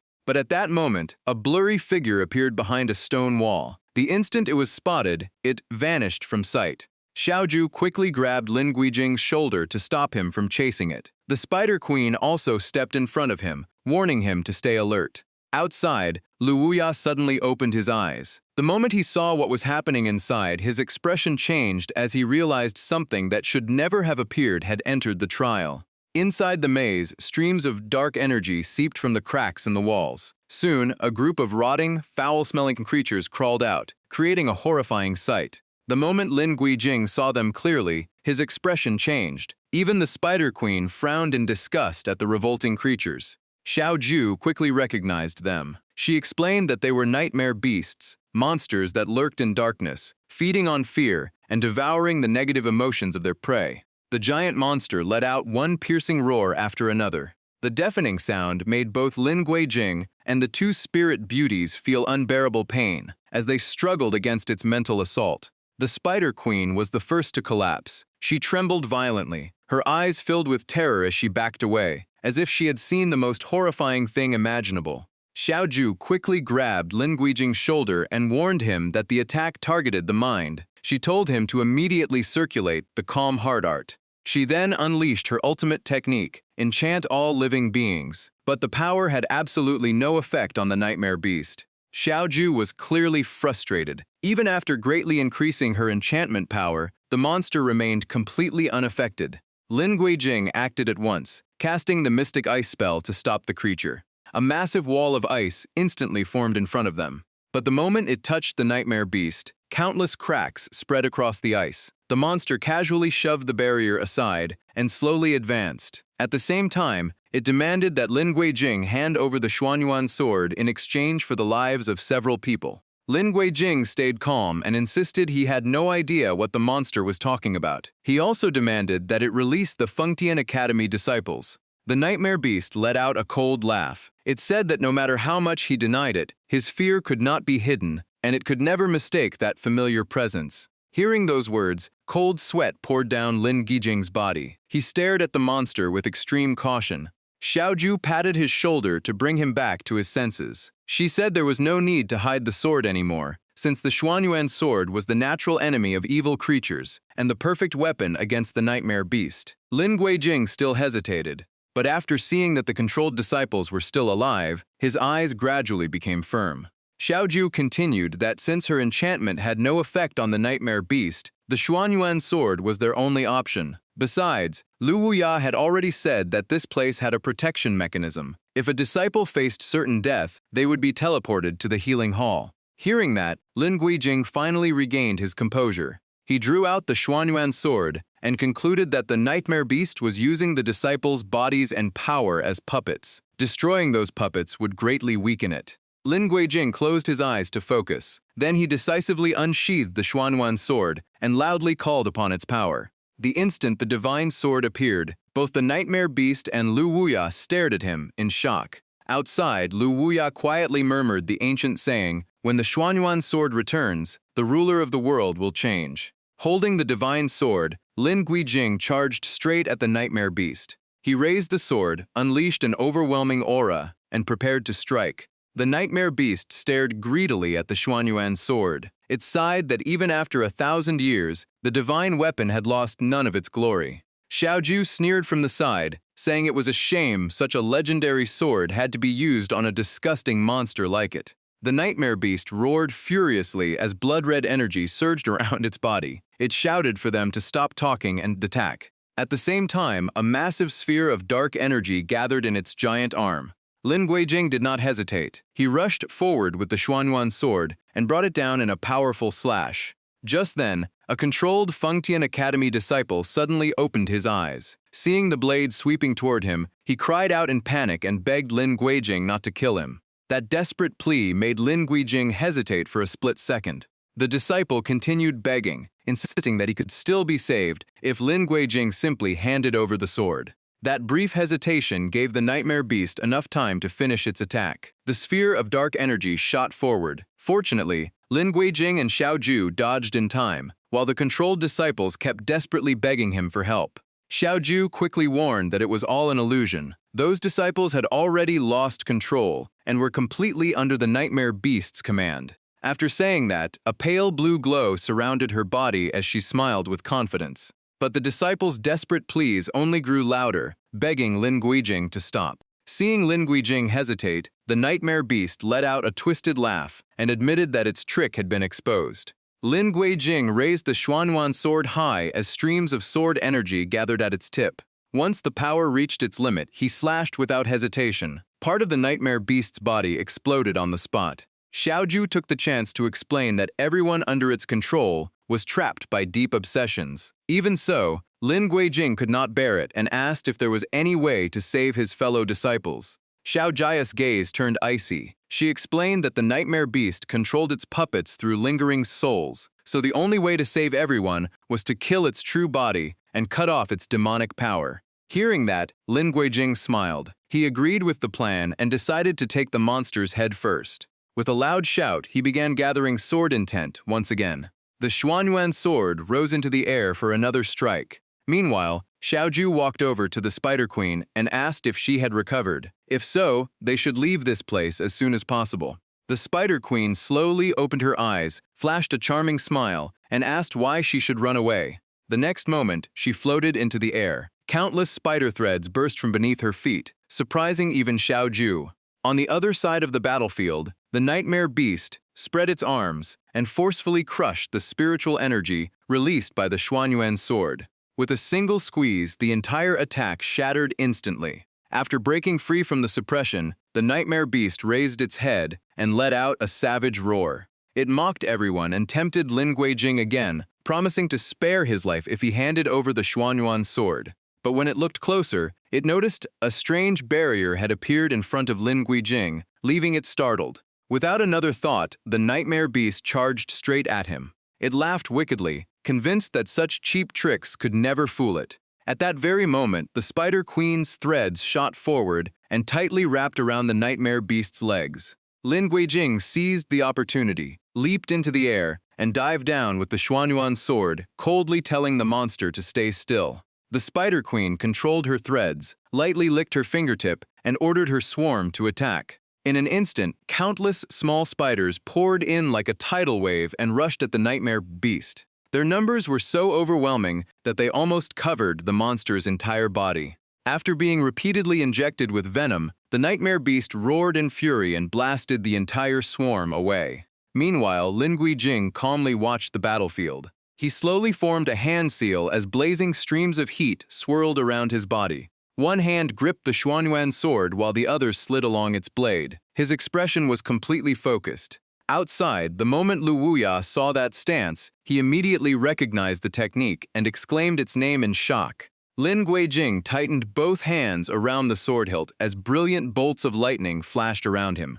As the sword technique took shape, a phantom figure appeared behind him, mirroring every movement. Seeing this, Lu Wuya stroked his chin with great interest, realizing the situation had gone far beyond his expectations. The Xuanyuan sword suddenly transformed into the form of a gigantic serpent filled with overwhelming killing intent. It immediately charged toward the nightmare beast below. The massive serpent opened its jaws and bit deeply into the monster's body. It did not stop there. The serpent coiled tightly around the nightmare beast, before clamping its jaws onto the creature's neck, making it struggle wildly. The Spider Queen still was not satisfied. While controlling her threads, she grumbled that her venom thread blade art could not possibly be useless against such an opponent. For an ugly monster like this, leaving it with its legs was already too merciful. In the blink of an eye, countless razor-sharp threads sliced through the air and hacked toward the Nightmare Beast's legs. The Nightmare Beast immediately forced the Functian Academy disciples to rush forward as shields, using their bodies to block the attack.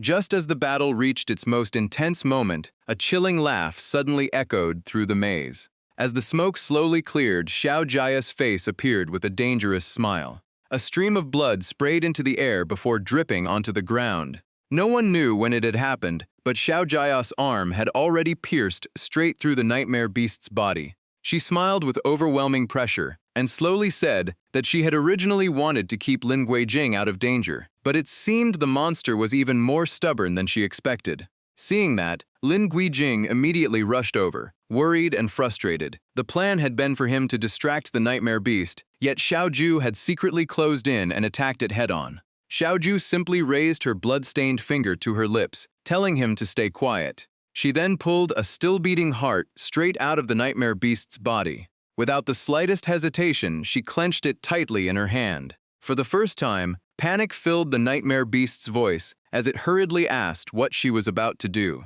Xiaoju calmly explained that Nightmare Beasts were born from the desires and lingering obsessions of living beings, eventually taking shape as these evil creatures. Holding the heart before her, she slowly pronounced each word like a final sentence.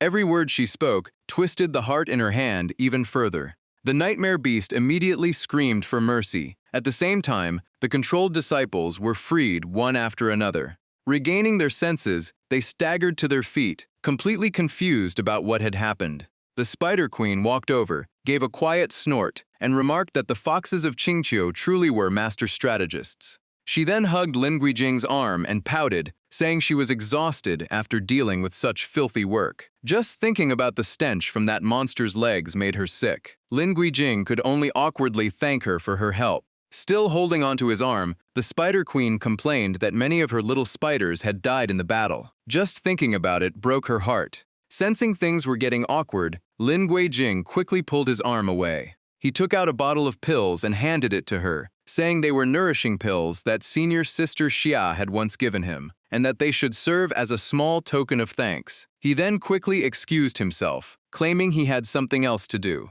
Lin Guijing hurried over to Xiaoju and asked if she was hurt. He also seriously reminded her never to take such dangerous actions behind his back again. Meanwhile, the Spider Queen stared at the pill bottle with blazing eyes. Xiaoju naturally took his hand and gently replied that he had been there the whole time. Besides, she had only struck at the perfect moment, so she had never really been in danger. As she spoke, she gently wiped the blood from Lin Guijing's hand and even licked away the remaining blood. That unexpected gesture made Lin Guijing's face turn bright red.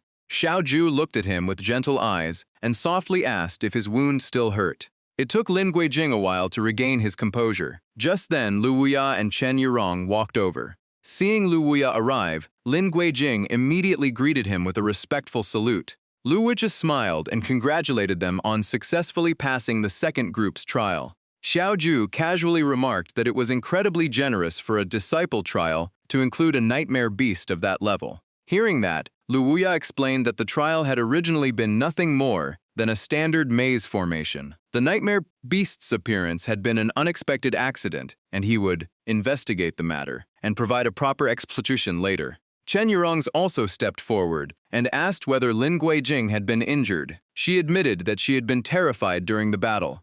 Zhu Mieshan immediately threw an arm around Lin Guijing's shoulder and praised him non-stop. In his opinion, once Lin Guijing unleashed that sword formation, his presence had almost caught up to his own. Zhu Mengmeng also reminded everyone that the moment the Xuanyuan sword appeared, the Nightmare Beast had tried to seize it. There would surely be many more enemies targeting the sword in the future. Xiaoju nodded in agreement. After thinking for a moment, Zhu Mengmeng asked whether the new Master Lu seemed suspicious in any way. Xiaoju shook her head and said she had not noticed anything unusual so far. But a moment later, her ears twitched slightly. She seemed to have sensed a strange aura. Xiaoju immediately looked toward the distance, where flocks of birds were scattering in panic, as though something terrifying had startled them. From the looks of it, whatever had frightened the birds seemed to have come from a nearby mountain. Seeing Xiao Jia's unusual reaction, Zhu Mengmeng immediately asked what she had discovered. Xiao Ju simply let out a lazy yawn and replied that it was nothing important. She was just tired and wanted to go back and rest. The entire group then left the trial grounds and returned to Fengtian Academy. Meanwhile, deep within the nearby mountains, an angry voice cursed the nightmare beast for being completely useless and failing such a simple task. The scene then shifted to the Guizhen Institute of Fengtian Academy. Lin Qijing led the group as they slowly entered the area. Following behind him were the familiar faces of Xiao Ju, Zhu Jishen, Chen Yurong, and Zhu Mengmeng. The moment they appeared, the disciples around them started whispering. Rumors claimed that second-rank disciple Lin Guijing had faced the nightmare beast alone and saved countless lives. A nearby disciple who was sweeping quickly argued back. He said Lin Guijing had two powerful demon women fighting beside him, so he was never truly alone. Uncle Mi Shen happily shared the spotlight. He laughed that the whole group had become famous, and Lin Guijing had even gained a beautiful demon beast companion. One good thing after another. Chen Yurong frowned the moment she heard that. She scoffed that the woman was not beautiful at all, just a demon who relied on her looks to charm others. The Spider Queen leaned against Xiaoju and smiled seductively. She even asked Lin Guijing if he wanted to experience her charm for himself. That instantly enraged Chen Yurong. She pointed at the Spider Queen and declared she had known from the start that this demon was no good. She had been offered a chance to break the contract, but shamelessly refused. The Spider Queen immediately turned around and asked what she had just said. In an instant, the woman and the demon faced each other, neither willing to back down. Uncle Mengmeng and Uncle Mi Shen rushed over to stop the fight before it broke out. Meanwhile, Lin Guijing and Xiao Ju quietly slipped away from the crowd. On the way back, he happily reached out and held Xiao Ju's hand. Lin Guijing gently asked if she was tired. If she was, he would prepare hot water so she could bathe and rest early. Xiao Ju simply nodded in reply. As they arrived at the medicine hall, someone suddenly rushed out in a panic. It was Xuan-O, a third-rank disciple from Guizhen Academy. Seeing him running so fast,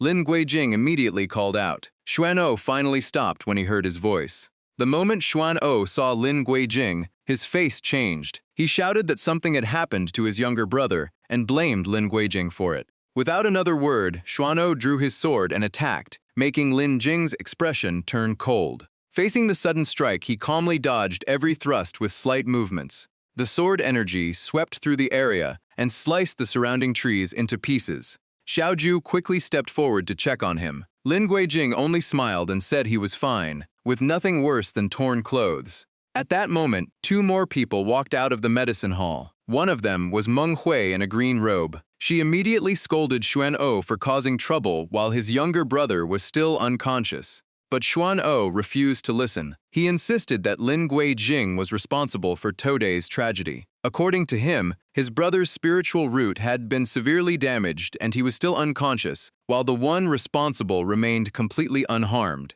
Hearing that, Xiaoju sensed something was wrong and asked who he was accusing. Xuan-O raised his voice even more. He claimed he had heard the whole story and knew the nightmare beast appeared to seize the Xuanyuan sword, dragging every disciple in Lin Guijing's group into the disaster. Xiaoju only gave a faint smile. She reminded him that those disciples had already fallen under the nightmare beast's control. If Lin Guijing had not acted, their fate would have been far worse. But Xuan-O still refused to accept it. He said his younger brother was the greatest genius the Xuan family had produced in 100 years and was even considered their future heir. Now he lay unconscious with a shattered spiritual root, yet those involved wanted to escape all responsibility. As the argument continued, a tiny bat suddenly flew above Xuan-O's head. The little creature quickly soared into the air and released waves of blazing fire. In the blink of an eye, it launched a stream of flames straight at Lin Guijing. The sudden attack instantly pushed the tension even higher. Xuan-O coldly warned everyone that if anyone dared harm his guardian demon beast, he would make sure both Xiao Ju and Lin Guijing could no longer remain at Fengtian Academy. Meng Hui immediately stepped forward and sternly warned Xuan-O to stop acting so rudely. She then turned to Lin Guijing and explained that among all the students injured today, Xuan'o's younger brother had suffered the worst. He had fallen into a coma and had almost lost every chance to continue cultivating. That was why Xuan'o had acted so irrationally. Lin Guijing respectfully bowed to alchemist Huang and said that Sixth Master had already agreed to investigate the origin of the demon beasts. The academy would surely give everyone a proper answer. That if anyone wanted to make things right, Lin Guijing should destroy his own spiritual root to repay Xuanhe. Xiaoju was not about to let it go. She struck at him and said that if someone had to take responsibility for the demon beasts entering the trial grounds, the first should be Lu Wuya for his negligence. If hatred had clouded Xuan'o's mind, she did not mind waking him up. As her attack arrived, Xuan'o immediately raised his hand and blocked it head-on. Meng Hui cried out in shock as she saw the clash. Even Xuan'u's little demon beast was caught within the attack's range. Xuan'o was knocked backward and clutched his chest. At that moment, sharp bird cries echoed across the sky. A figure suddenly descended from above. The newcomer was none other than Lu Wuya. The moment they saw him, Lin Guijing and Xiaoju called out together, "Master Lu." Lu Wuya slowly landed and stood before the three of them. He looked at Xuan'o and asked if he was a Guizhen Academy disciple who had joined this trial. Xuan'o quickly knelt and confirmed that he was. Lu Wuya's eyes turned icy as he picked up the small demon beast and asked if it was Xuan'ao's guardian beast. Xuan'o immediately reached out and called for it, telling Zhu Xuan to return at once. But Lu Wuya's overwhelming pressure instantly bore down on him, leaving Xuan'o unable to move. Lu Wuya casually brushed off his shoulder and tossed the little demon beast aside. Xuan'o's face instantly turned pale with shock. He cried out Zhu Xuan's name in panic. The next moment, he gathered spiritual power into his hand and tremblingly asked if Lu Wuya had killed his guardian beast. Lu Wuya calmly explained that when the fire bat bit him, it absorbed the spirit sect realm origin flame inside his body. It could not withstand the power and exploded to death. Hearing that, Xuan turned to Meng Hui and nearly screamed for her to see that his guardian beast was truly dead. Xiaoju immediately mocked him. Since his guardian beast had just died, why was senior brother Xuan not demanding that Lu Wuya be expelled from the academy like he had before? Struck where it hurt most, Xuan'o angrily called Xiaoju a demon woman, but he quickly changed his tone and insisted to Master Lu that he had never meant such a thing. Lu Wuya raised his injured arm and said he understood Xuan'u's concern for his younger brother. After the demon beasts invaded the trial grounds, he had reinforced the barrier by adding the soul imprint guardian formation. Everyone's expression changed at once. Meng Hui immediately recognized it as an ancient guardian formation that had nearly disappeared. She asked in shock if someone had used it to transfer all the injuries from the trial grounds. Wiping the blood from the corner of his mouth, Lu Wuya explained that he had expected the students to fight the demon beasts for a long time, so he removed the formation's limit after 2 double hours. Meng Hui let out a sigh of relief and explained to Xuan'o that, after 2 double hours, every injury the student suffered would be transferred to the one controlling the formation. That meant he would not be in mortal danger. Xuan'o finally relaxed a little, but he still lowered his head toward his guardian beast's body and quietly asked what would happen to Zhu Xuan. Xiaoju coldly replied that the fire bat was simply not as fortunate as his younger brother. It had brought this fate upon itself, so no one could save it, and no innocent person should be blamed for its death. Her eyes then sharpened as she stepped forward and demanded to know if someone had secretly ordered Xuan'o to come here and stir up trouble for Guiying. Xuan'o reacted fiercely, denying everything and insisting he had no idea what she was talking about. Meng Hui also stepped forward and pointed out that many disciples had witnessed everything in the infirmary. She and Yutong had been there as well. If nothing suspicious had happened, Miss Xiaohuang would never have become so suspicious. Lin Guijing added that Xuan'o had just lost his guardian beast and was overwhelmed with emotion. It would be better for him to return first and let Master Lu investigate the matter. Xiaoju did not press him any further. She simply turned to Lu Wuya and hoped he would uncover the truth soon, so everyone could learn how many people were still hiding in the shadows within Fengtian Academy. That night, everything was unusually quiet at Lin Guijing's residence inside Fengtian Academy. Inside the room, a bathtub steamed with hot water, and a faint silhouette could be seen behind the mist. Lin Guijing pushed the door open with a smile and asked Xiaoju if she had finished bathing or if she wanted him to bring more hot water. But the room stayed strangely silent, and no one answered, leaving him confused. Worried that something was wrong, he stepped closer and called out, warning that falling asleep in the bath could be dangerous. Half asleep, Xiaoju suddenly cried out, "Father." She was trapped as inside a nightmare, bound by heavy chains while the human emperor fought desperately before her. Tears streamed down her face as Xiaoju sobbed in fear and kept calling for her father. All she could see was a blazing sea of flames stretching in every direction.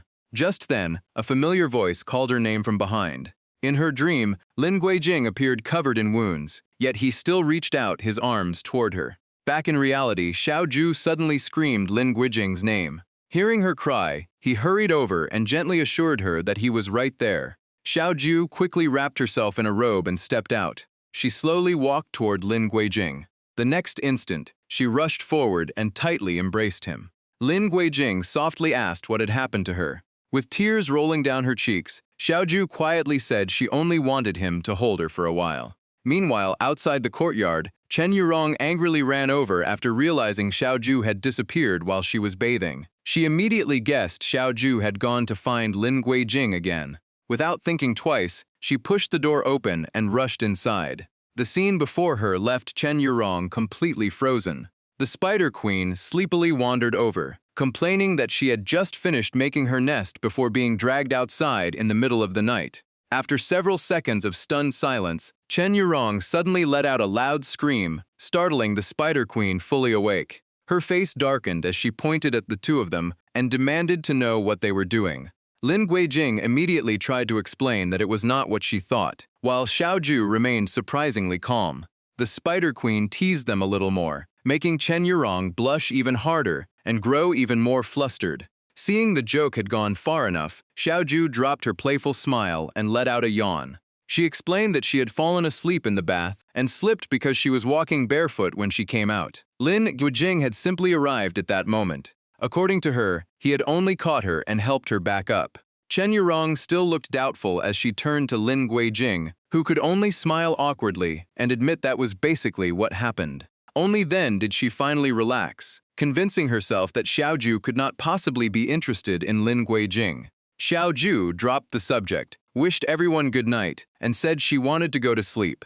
Chen Yurong immediately dragged the Spider Queen away, but before leaving, the Spider Queen still winked and playfully teased Lin Guijing one last time. After everyone left, Lin Guijing closed the door and turned to ask Xiaoju if she was hiding something. He looked at her gently and realized she had been crying. Instead of answering, Xiaoju suddenly grabbed his collar. Before long, the two of them were sitting side by side on the bed, quietly looking at each other. Xiaoju rested her head against his chest and whispered that as long as he stayed with her, she would not be afraid anymore. Lin Guijing gently placed a hand on her shoulder. He smiled reassuringly and told her to sleep peacefully. He would stay with her tonight and would not let another nightmare trouble her. At the same time, in the back mountain of Fengtian Academy, Manhwa arrived alone at a secret location. As soon as she arrived, a seductive voice echoed through the area. Standing before her were Uncle Sejong and Nan Ren. The moment Manhwa appeared, Uncle Sejong immediately dealt with Nan Ren before turning full attention to her.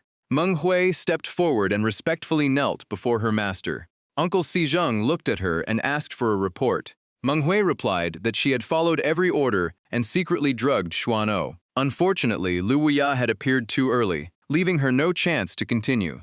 After hearing the report, Uncle Sejong flew into a rage and grabbed Manhwa by the throat. With icy eyes, she growled that she had given Manhwa a new identity and another chance to live, not to raise someone useless. She then forcefully pulled a dark shadow out of Manhwa's body. A strange crimson snake appeared in her hand, making her sinister aura even more terrifying. Trembling, Manhwa begged for another chance. She said Lu Wuya had been badly weakened by the soul imprint guardian formation, and if given the task, she could eliminate him. Uncle Sejong released her and asked if that meant Lu Wuya was not the one behind the demon beast incident. After drawing the shadow back into herself, Manhwa cautiously answered that it was very unlikely. That reply only made Uncle Sejong even angrier. She stepped on Manhwa's neck and shouted that she hated vague answers more than anything, and her subordinates were all equally disappointing. Manhwa lowered her head and explained that she had personally examined Lu Wuya's injuries. To protect the students, he had taken all the demon beast's damage upon himself, so there was no way he could fully recover within the next few days. Hearing that, Uncle Sujung told her to continue. Wiping the blood from her lips, Menghui said she had already prepared a special medicine. As long as Lu Wuya could be tricked into taking it, they could capture him alive. She believed that with Lu Wuya's cultivation, using him as a sacrifice would surely help her master reach a higher level. But before she could finish, Uncle Sijung kicked her flying. She looked down coldly and reminded Menghui to remember who she was speaking to. Before Menghui understood what was happening, a figure silently appeared nearby. It was Lu Wuya. He calmly greeted them, saying that visiting so late without notice was rather impolite. But as he spoke, he could barely hold back his laughter and had to cover his mouth. After clearing his throat, Lu Wuya said he meant no disrespect. The smell inside the cave was simply too overwhelming. Uncle Sijung immediately summoned purple flame into her hand and sneered, saying there was something even more interesting for him to witness. As soon as she finished speaking, countless thorny bees vines burst from every corner of the cave. The vines quickly wrapped around Menghui and lifted her into the air. Uncle Sijung smiled as she poured even more power into the vines. In the blink of an eye, Menghui's life force was crushed and the light faded from her eyes. The vines then flung her lifeless body aside, splattering blood across the cave. Uncle Sijung smiled at Lu Wuya and asked if he planned to explain why he had followed Menghui here, only for her to end up dead before his eyes. Looking at the corpse on the ground, Lu Wuya calmly replied that this move only harmed herself more than her enemy. Uncle Sijung laughed and said that if this matter were brought before everyone, her status as a royal beast garden marquise would naturally make her testimony more believable than his. Lu Wuya nodded and said it seemed she had already prepared every accusation against him. He then asked why Uncle Sijung had appeared in the back mountain of Fengtian Academy in the middle of the night. Uncle Sijung immediately claimed that a nightmare beast from the royal beast garden had escaped. She had tracked it here and personally witnessed Lu Wuya murdering Menghui, so she intended to seek justice for the dead. After saying that, she called into the darkness and ordered Qi Ling to wake up and get to work. A gigantic hand slowly reached out from the shadows. Moments later, a blood-red demon beast emerged behind Uncle Sijung and let out a deafening roar. She pointed at Lu Wuya and ordered the beast to tear him apart. It charged without hesitation. Facing the enormous monster, Lu Wuya restrained its body with one hand and drove a powerful punch straight into its jaw with the other. The blow hit so hard that the beast was stunned and crashed to the ground. Without wasting a second, Lu Wuya leaped onto its head. The beast snapped awake and roared in fury. Looking at the glowing blood jade embedded in its body, Lu Wuya remarked that using blood jade to awaken a demon beast's heavenly bone was truly a technique of the demon clan. Uncle Sijung was shocked that he knew this secret. At that moment, her desire to silence him became even stronger. Just then, countless thorny vines shot toward Lu Wuya from behind once again. Standing atop the beast's head, he formed a hand seal and chanted, "Heavenly Central Platform, open your eyes." As soon as the chant ended, the demon beast's eyes turned dull, and its mind fell completely under his control. After taking control of Qi Ling, Lu Wuya pointed toward the stone wall and ordered it to charge straight into it. Uncle Sijung panicked and desperately shouted for Qi Ling to stop. But the beast had already lost all control over itself and slammed into the wall without hesitation. After dealing with the demon beast, Lu Wuya calmly stepped down from its body. He placed a hand on the dying Qi Ling and observed that it had completely lost its consciousness. Even its master's control no longer worked. He went on to explain that no matter how powerful blood jade was, it remained a lifeless object. Using something dead to control living beings could never become a perfect technique. Hearing that, Uncle Sijung grew even more horrified, unable to understand how he knew so much about the demon clan's forbidden secrets. With his hands behind his back, Lu Wuya calmly said that ever since the Demon King fell into slumber beneath the undying sea, his remnants had spread everywhere. If Uncle Sijung had managed to infiltrate the royal family, then she must hold an important position within the demon clan. He then added that he still had a promise to keep to the students and intended to uncover the truth behind everything. As soon as he finished speaking, Lu Wuya formed a hand seal and a golden barrier lit up the entire cave. The next moment, Lu Wuya charged straight at Uncle Sijung. Knowing she could not defeat him, Uncle Sijung jumped onto Qi Ling's back and ordered it to flee. The demon beast instantly burst forward at full speed, rushing toward the cave entrance. But the exit had already been sealed by a barrier. stopping it in its tracks. Lu Wuya calmly walked over and said that she had just invited him to stay the night, yet now she was in such a hurry to leave. That was hardly proper hospitality. With no other choice, Uncle Si-jung screamed for Qi-ling to break the barrier with all its strength. Even so, every attempt failed, and the barrier remained completely unshaken. Realizing the beast could not break through, Uncle Si-jung attacked the barrier herself. After several powerful strikes, she finally managed to open a small crack. But before she could escape, the gap instantly closed and the force rebounded at her. The backlash seriously wounded Uncle Si-jung, sending blood spraying from her mouth. Meanwhile, Lu Wuya calmly continued walking toward her. Uncle Si-jung glared at him with pure hatred and gritted out Lu Wuya's name. Wiping the blood from her lips, she forced herself to stand and swore that no matter who he truly was, he would pay for everything that had happened today. At that moment, a dark shadow separated from Uncle Si-jung's body and shot straight through the barrier. Strangely, the shadow passed through the seal without any resistance. Inside the cave, Uncle Si-jung's body had completely lost its life force, leaving behind nothing but an empty shell. Lu Wuya walked over and picked up a broken sword lying on the ground. Holding it in his hand, he quietly muttered that the divine bronze eye had been forged into the sword's hilt, while the demon emperor's bone had become its blade.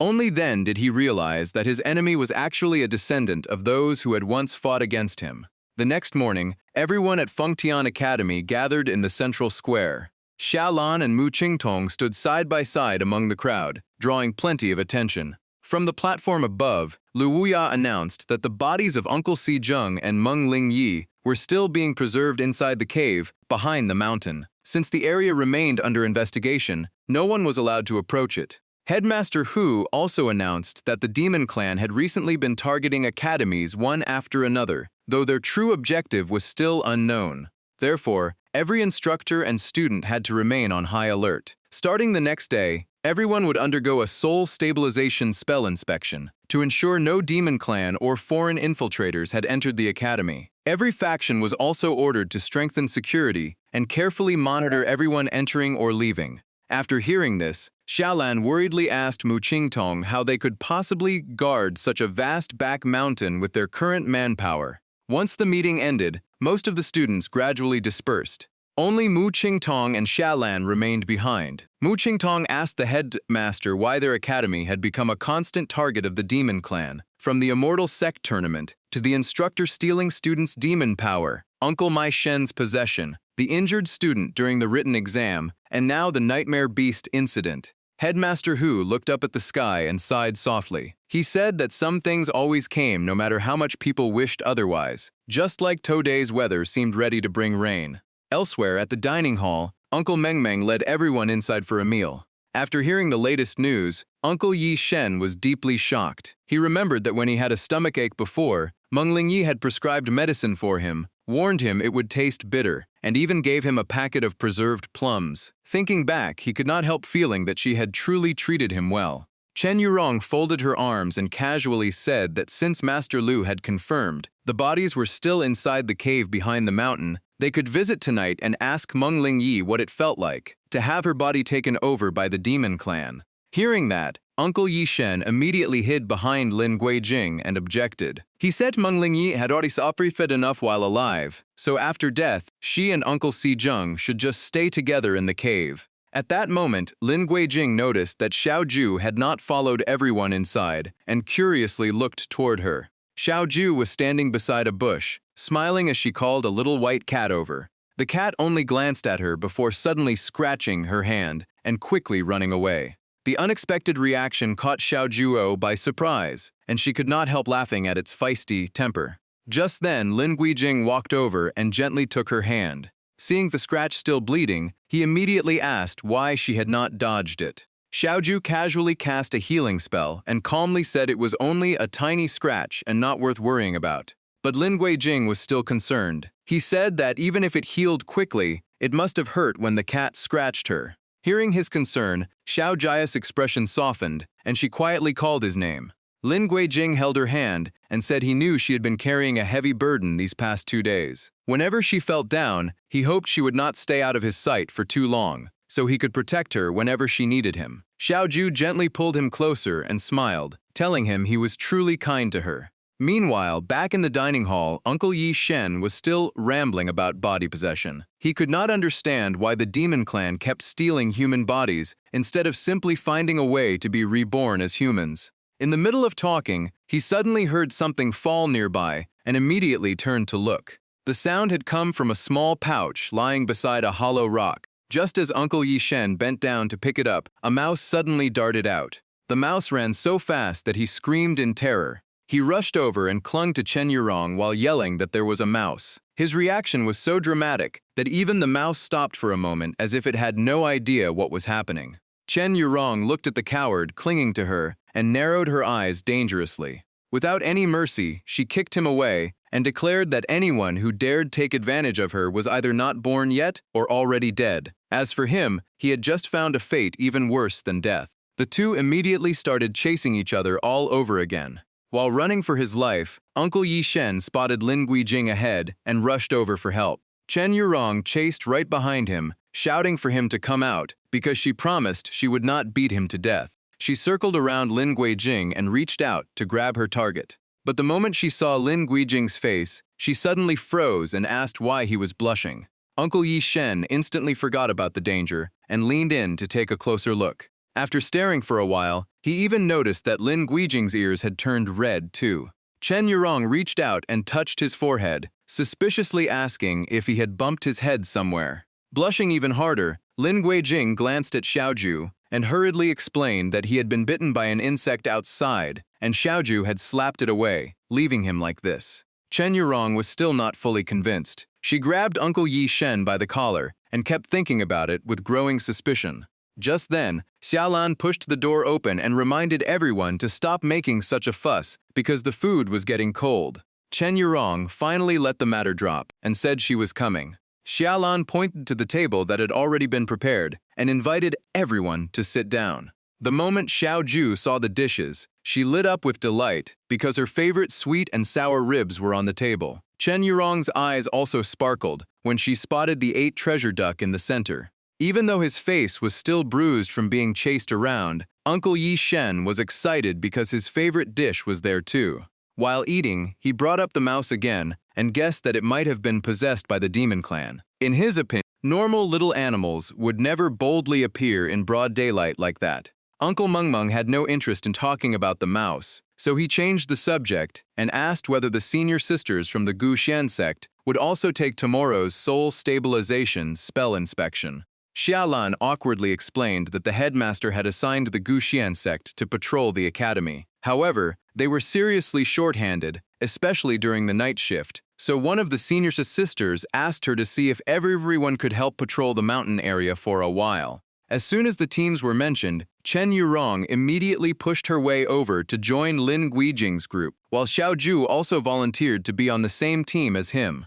Lin Guijing did not seem very interested in changing partners. He felt it would be better to stay with Uncle Yi Shen, so the task of protecting everyone was left to him. Outside, the same mouse that had frightened Uncle Yi Shen stood completely still, its strange eyes fixed deep inside the building. Its pupils had turned cloudy white, making it look extremely unsettling. That night, Uncle Yi Shen, Lin Guijing, and Xiaoju lay quietly on the roof watching the moon together. But throughout the entire night, Lin Guijing's eyes never left Xiaoju.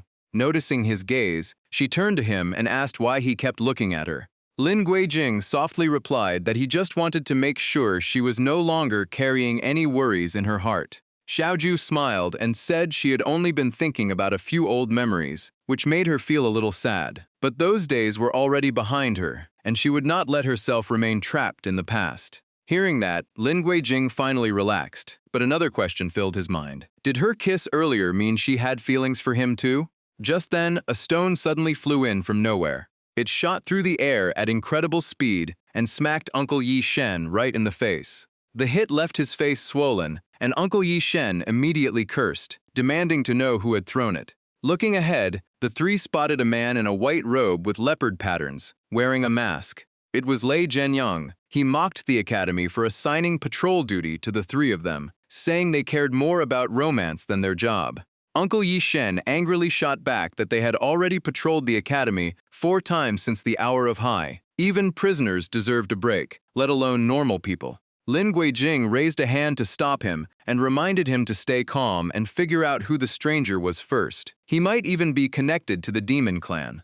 The moment he heard the words demon clan, Uncle Yi Shen's expression changed. If that were true, the three of them would stand no chance. He immediately wanted to call senior sister Xia for help, but Xiaoju calmly said there was no need. She stepped forward to face Lei Zhenyang and said that surrendering before the fight even started was not her style. He was just a coward causing trouble, and she would handle him herself. Lei Zhenyang slowly raised a hand and coldly summoned the power of lightning. A bolt of lightning instantly descended from the sky and gathered in his palm. The next moment, he hurled the lightning straight at Lin Guijing. Xiaoju immediately drew her sword, her expression as calm as ever. Instead of dodging, she charged directly into the attack. Seeing that, Lin Guijing quickly shouted for her to be careful. Xiaoju swung her sword and unleashed the Devour Heaven technique. After the strike, she slowly descended, her overwhelming aura dominating the battlefield. She then pulled out a mirror and shot high into the air. Another brilliant sword slash tore straight toward her enemy. On the opposite side, a white-haired man raised a barrier to block the incoming strike. After the collision, the barrier immediately began to fade. A few seconds later, it could no longer withstand the force and shattered completely. The man refused to accept defeat and shouted that Xiaoju had only won because of her divine weapon. Without it, the outcome would have been different. Xiaoju laughed and replied that if he was so confident, he should pull out that old axe of his and give it a try. Hearing that, he glared at her and demanded to know if she even knew who he was before insulting his weapon. Uncle Yi Shen walked over laughing and said that even if they did not know today, they would recognize him tomorrow in the crowd. He joked that the whole scene was so funny he could not even keep fighting. Realizing his identity had been exposed, Lei Zhenyang stopped hiding. He removed his mask and threw out a few final threats. After that, he immediately jumped down below. Another person was kneeling beside a water platform with his face lowered. The man slowly raised his head, revealing a remarkably shiny forehead. As soon as he looked up, he found Lin Guijing and the others staring down at him. He looked around in confusion, wondering what had happened outside. A moment ago, he had heard fighting, but now everyone was laughing. Had the demon clan really invaded again, or had someone else been possessed? Uncle Yi Shen looked down and said the man below was Lei Zhenyang's fellow disciple. If more reinforcements arrived, they would be at a serious disadvantage. Xiaoju only smiled faintly and said Lei Zhenyang would never dare let anyone else find out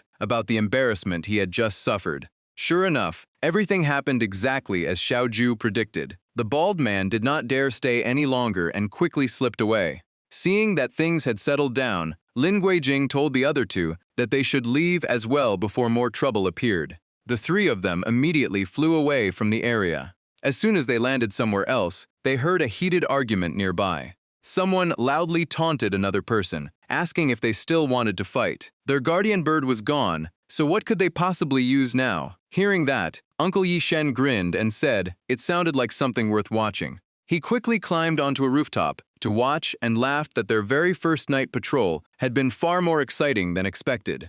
Lin Guijing, however, felt a little embarrassed, saying that secretly listening to other people's arguments did not seem right. Below them, a disciple walked to a door and repeatedly pounded on it, demanding that the person inside come out. After waiting without any response, the disciple angrily kicked the door and started shouting accusations. Hearing that voice, Lin Guijing frowned slightly because it sounded strangely familiar. Xiaoju reacted first and immediately guessed the person outside was probably Xuan-O. Meanwhile, the people inside refused to come out and shouted that, if he had the guts, he should break the door down. Otherwise, they would never let him in. Xuan-O angrily replied that Zhu Xuan was already dead, so why would he still harm his fellow disciples? Xuan-He also spoke up for his brother, saying it was true that they had been injured, and it was true that Zhu Xuan had died, yet everyone still treated them with suspicion. Hearing that, Lin Guijing quietly remarked that although Xuan-O had a hot temper, anyone would struggle to stay calm after seeing a family member suffer, while others kept provoking them.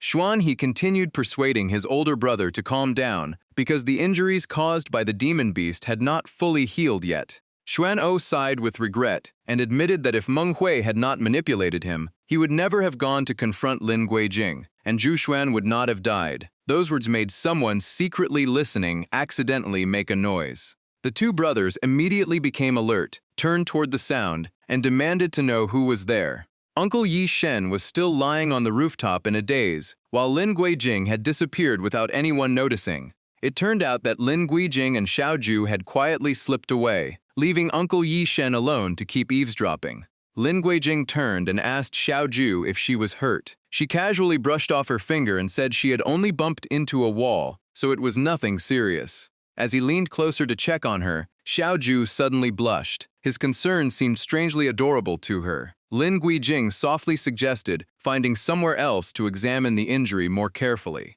The two quietly walked away, leaving Uncle Yi Shen stranded on the rooftop as he started thinking about pretending to be injured. But before he could do anything, he was discovered. All he could do was laugh awkwardly and scratch his head. Uncle Yi Shen hurriedly made up an excuse, saying he had only spoken out because he could not ignore injustice. As long as everyone had not been possessed, everything was fine. After saying that, he quickly left the area as well. When he realized Lin Guijing was already gone, Uncle Yi Shen immediately complained that his friend had absolutely no loyalty. The next morning, Chen Yurong saw Xiao Ju return and curiously asked how she could stay up all night and still look so energetic. Xiao Ju calmly replied that it was probably because of her different physique. Demon beasts were naturally more active at night than humans. While they were talking, she and Lin Guijing unconsciously met each other's eyes. Thinking about the previous night, Xiao Ju could not help feeling embarrassed. She had actually gotten plenty of rest because Lin Guijing had carried her all the way back, even though she kept insisting she could still walk.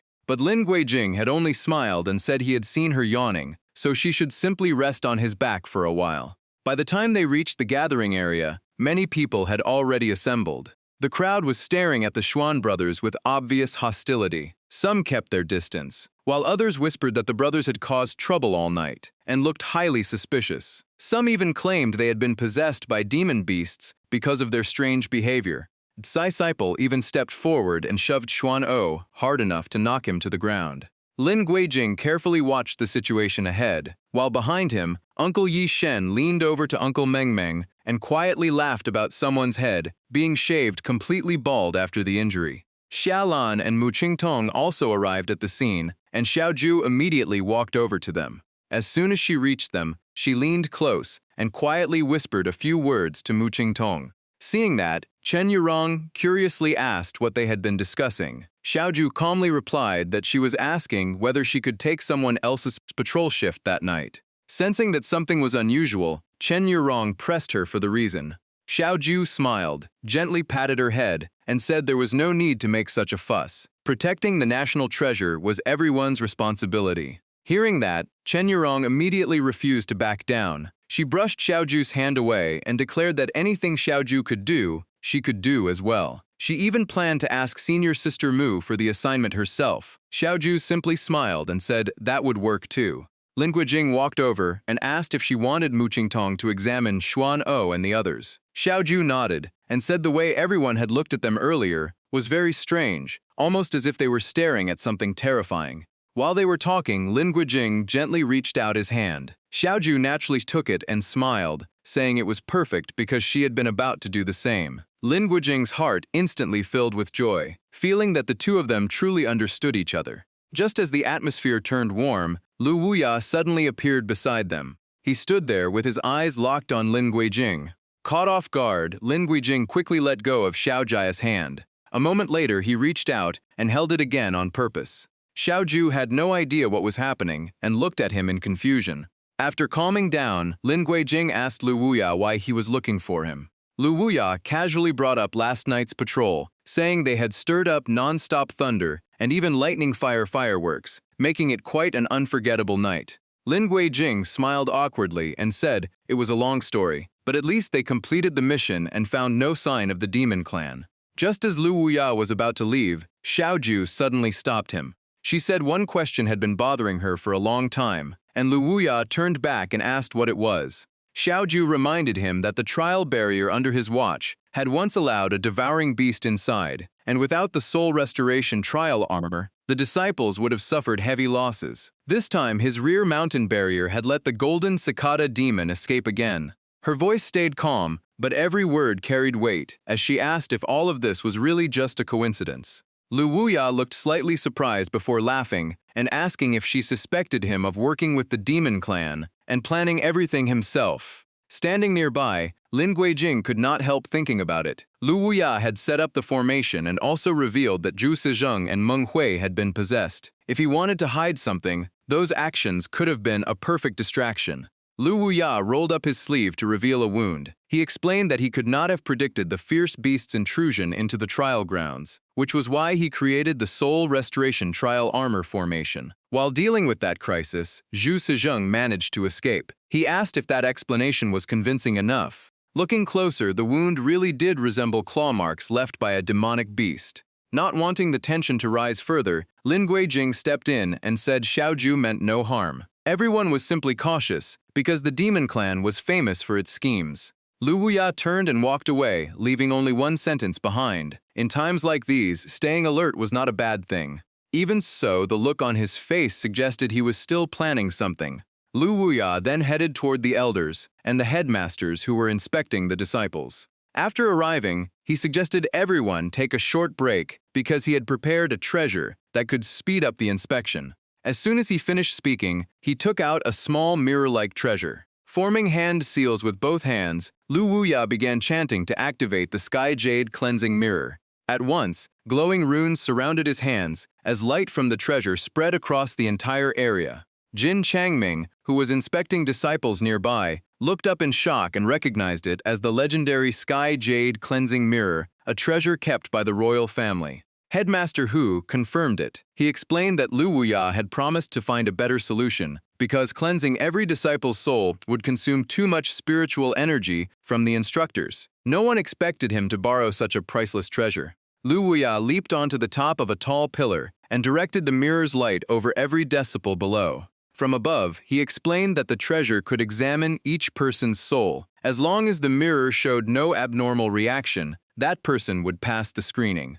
Soon after, Mu Qingtong brought a report to Headmaster Hu, saying 7 disciples were still absent, including 3 from the Shuzhen Academy and 4 from the Guizhen Academy. Headmaster Hu took the list and examined it carefully. When his eyes landed on one specially marked name, he suddenly froze. Jin Changming stepped forward and asked if even Lei Jianyang was missing. An instructor beside him quickly explained that Lei Jianyang had been marked separately because his situation was different. The other 6 disciples had truly disappeared, and despite searching everywhere, no one had found them. Lei Jianyang was still at the academy, but after losing all his hair, he locked himself inside the dormitory and refused to show his face. The moment those words were spoken, loud laughter erupted throughout the area. Seeing Lei Jianyang's completely bald head, the surrounding disciples burst into laughter and kept teasing him, filling the place with excitement. Even Zhu Mieshen could not hold back. Laughing, he pointed out the center of attention to his younger sister. Humiliated in public, Lei Jianyang turned red with rage and called Zhu Mieshen a coward who hid from the demon clan and only relied on others. The insult instantly darkened Xiao Ju's expression as she prepared to step forward. Lin Guijing noticed and stopped her, while Xiao Ju simply gave him a look that told him to handle it himself. Getting the message, Lin Guijing stepped forward and replied that getting angry after losing proved nothing. Besides, Lei Jianyang had started the trouble last night. Lei Jianyang clenched his fists and openly challenged him. He wanted to prove that without Xiao Ju behind him, Lin Guijing was nothing. Chen Yurong could not stay silent and rushed over, saying it was disgraceful for a disciple from the Shuzhen Academy to pick a fight with someone from the Guizhen Academy. Unlike everyone else, Lin Guijing stayed calm and accepted the challenge without hesitation. He set the duel for tonight at the entrance to the Immortal Forest Secret Realm. Lei Jianyang immediately grabbed his collar and shouted that those were Lin Guijing's own words, and tonight they would settle everything. Lin Guijing's eyes turned cold as he knocked Lei Jianyang's hand away. Even before exchanging blows, their fierce stares alone were enough to ignite the battle. Lin Guijing told him to let go, but Lei Jianyang fired back that Lin Guijing should release him first. He kept threatening Lin Guijing, swearing to teach him an unforgettable lesson tonight. Just as the tension reached its peak, a hand suddenly grabbed Lei Jianyang by the collar. Judging by the figure, the one who stepped in was a woman. Xiaolan lifted Lei Jianyang into the air and coldly declared that anyone disturbing the order would spend 3 days in the forbidden area behind the mountain. Hearing that, the surrounding disciples immediately cupped their hands and accepted the order. Lei Zhenjiang could only slump onto the ground, looking utterly frustrated as the duel was stopped before it even began. After everything settled down, the inspection resumed. It was now Lin Guijing's turn to stand before the sky jade cleansing mirror for his soul inspection. Inside the mirror, a faint flame slowly appeared. As the fire spread, the image of a majestic figure gradually emerged in the reflection. Lu Wuya immediately focused all his attention on that figure. The disciples behind him also fixed their eyes on the mirror. The mysterious figure became clearer with every passing moment. The instant Xiaoju saw that person, tears filled her eyes as she softly called out the name through choked sobs. Suddenly, the mirror stopped working. Sensing something was wrong, the surrounding disciples immediately surrounded Lin Guijing's group. Whispers quickly spread. Since the mirror identified souls, many wondered if its sudden shutdown meant Lin Guijing had a problem. Some even recalled his past and guessed that the demon clan might have possessed him long ago. Xiaoju quietly looked toward Lu Wuya. She knew the sky jade cleansing mirror was controlled by his divine sense, so she suspected he had discovered the remnant soul of Sheng Fujun hidden inside Lin Guijing's spiritual core. Even Headmaster Hu and Jin Changming had no idea what was happening. At last, Jin Changming asked Lu Wuya why the treasure had suddenly stopped and whether something unexpected had happened. Lu Wuya turned and explained that the poison inside his body had not been fully removed, so his spiritual power was no longer enough to sustain the treasure. Hearing that, Headmaster Hu offered to take turns controlling the sky jade cleansing mirror, because the artifact consumed an enormous amount of spiritual power. After someone else took over, the mirror shone once again and resumed normal operation. Headmaster Hu looked at Jin Changming and said the academy would use its finest medicines to heal Lu Wuya after everything was over. Otherwise, the injured arm could suffer permanent damage. Jin Changming agreed. While everyone else's attention shifted away, Xiaoju quietly continued watching Lu Wuya. As if sensing her gaze, Lu Wuya curled the corner of his lips with a faint knowing smile. Xiaoju finally looked away and silently left, her expression much heavier than before. After the inspection ended, Lei Zhenjiang ran around everywhere as if afraid people would forget the duel. He even shouted that anyone who failed to show up tonight was admitting to being a coward. Lin Guijing calmly replied that once he gave his word, he would never break it. Xiaoju looked at Lei Zhenjiang and asked, if Guijing lost he had to shave his head, then what would Lei Zhenjiang lose if he was defeated? Overconfident in his own strength, Lei Zhenjiang did not even consider the possibility of losing and scoffed at the idea. Lin Guijing took Xiaoju's hand and said that if Lei Zhenjiang lost tonight, he had to publicly apologize to her for his disrespectful words. Lei Zhenjiang agreed without hesitation and even bragged that if Lin Guijing really beat him, he would not only apologize but even kneel and admit his mistake. Xiaolan, who was watching from the side, lit up with excitement as she clearly started looking forward to tonight's show. But her excitement quickly vanished when someone reminded her that she still had patrol duty tonight and would not be able to enjoy the fight. Hearing that, Xiaolan let out a disappointed sigh. That night, people gradually gathered at the duel site. Several quick-thinking disciples even set up snack stalls, selling peanuts, melon seeds, and sesame candy. There was even a temporary betting booth with all kinds of odds for the match. Chen Yurong stormed over to the betting table, making Zhu Mieshan ask in shock what she was doing. Without a second thought, she bet every coin she had on Lin Guijing. Before long, most of the wagers were piled onto his side. Seeing even his own money had been used for the bet, Zhu Mieshan immediately protested. Chen Yurong pinched him hard and lectured him that brothers mattered more than money. Zhu Mieshan could only nod over and over while begging for mercy. Standing beside him, Xiaoju smiled and asked Lin Guijing if he felt any pressure. Her question immediately reminded him of Lei Zhenjiang's arrogant attitude earlier. He gave a helpless smile and joked that her words alone made him nervous enough to want to find a restroom.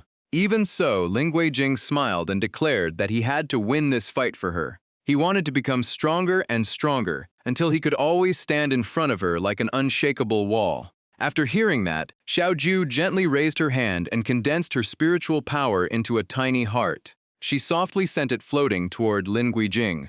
Then, right in front of everyone, she stepped forward and gave him a heartfelt kiss. Watching the scene, Lei Jianyang awkwardly scratched his head, wondering why so many people had gathered just to watch him. Encouraged by her support, Lin Guijing immediately stepped forward. The two finally faced each other as the battle was about to begin. Chen Yurong became so excited that she dragged Zhu Miashen over and urged him to bring out the cheering props. A large support sign soon appeared with a message cheering for Lin Guijing to win.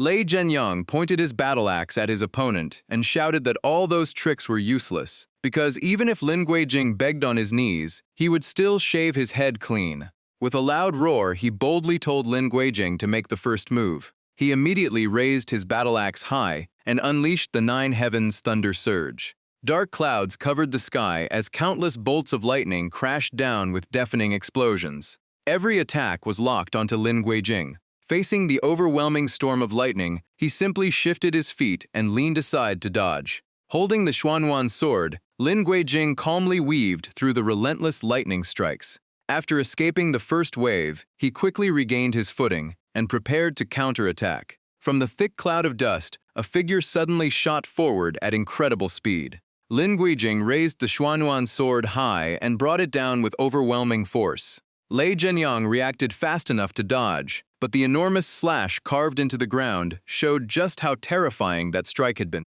The clash continued as both fighters charged at each other again, their sword and battle axe colliding again and again. Watching from outside, Chen Yu could not help feeling a chill. Wave after wave of icy thunder kept crashing down, while Guijing could only keep dodging with almost no chance to counter. Zhu Mengmeng was also startled by the strange curse marks, feeling she had seen them somewhere before. Surging lightning spread wildly across the battlefield. Standing at the center of the field, Jianyang suddenly shouted that the time had come. A gigantic centipede formed entirely from lightning suddenly burst out behind him. Lin Guijing immediately lowered his stance and raised a wall of ice for defense. Even so, he could not avoid taking the monster's direct hit. Before he could recover, the lightning centipede struck again from behind. The spectators immediately cried out Lin Guijing's name in alarm. Through the cloud of dust, Lin Guijing slowly rose to his feet. He raised the Xuanyuan sword high as an overwhelming wave of frost spread in every direction. Countless streams of icy energy twisted together into layer after layer. In the end, they formed a massive ice dragon that completely overwhelmed the lightning centipede. Lei Jianyang's face instantly changed when he saw it. Lin Guijing only answered with a faint smile. Then he launched his counterattack with the ice dragon leading the charge. The ice dragon slammed into the lightning centipede and crushed it without giving it any chance to fight back. Lei Jianyang's lightning power was completely suppressed by the freezing force. The collision made him spit out blood as he suffered serious injuries. Lei Jianyang could not understand how he had lost. It was completely beyond his expectations. Lin Guijing planted the Xuanyuan sword into the ground and stood tall. With a smile, he asked, "Senior brother Lei, do you admit defeat now?" Wiping the blood from his lips, Lei Jianyang stubbornly answered, "Not a chance." He tightened his grip on the battle axe once more. His eyes widened with fierce determination. The battle axe came crashing down as he unleashed the Mystic Radiance Lightning Python with an enormous surge of lightning power. A giant python made of pure lightning shot straight toward Lin Guijing. Even Lin Guijing realized this attack was dangerous. Xiaoju hurried behind him in concern. The lightning python instantly wrapped itself tightly around Lin Guijing. It raised its head, ready to deliver the finishing blow. Lin Guijing's ice dragon immediately rushed in to stop it. Before long, the ice dragon coiled around the lightning python and dragged it away. The two massive spirit forms crashed into the ground together, creating a violent shock wave. The overwhelming force made Xiaoju raise her arm to shield herself as she shouted for everyone to fall back. When the aftermath faded, only a massive crater remained. Leaning on the Xuanyuan sword, Lin Guijing slowly stood up. Xiaoju quickly rushed to his side. He looked unharmed at first glance, but blood was already running down his hand. The others also hurried over.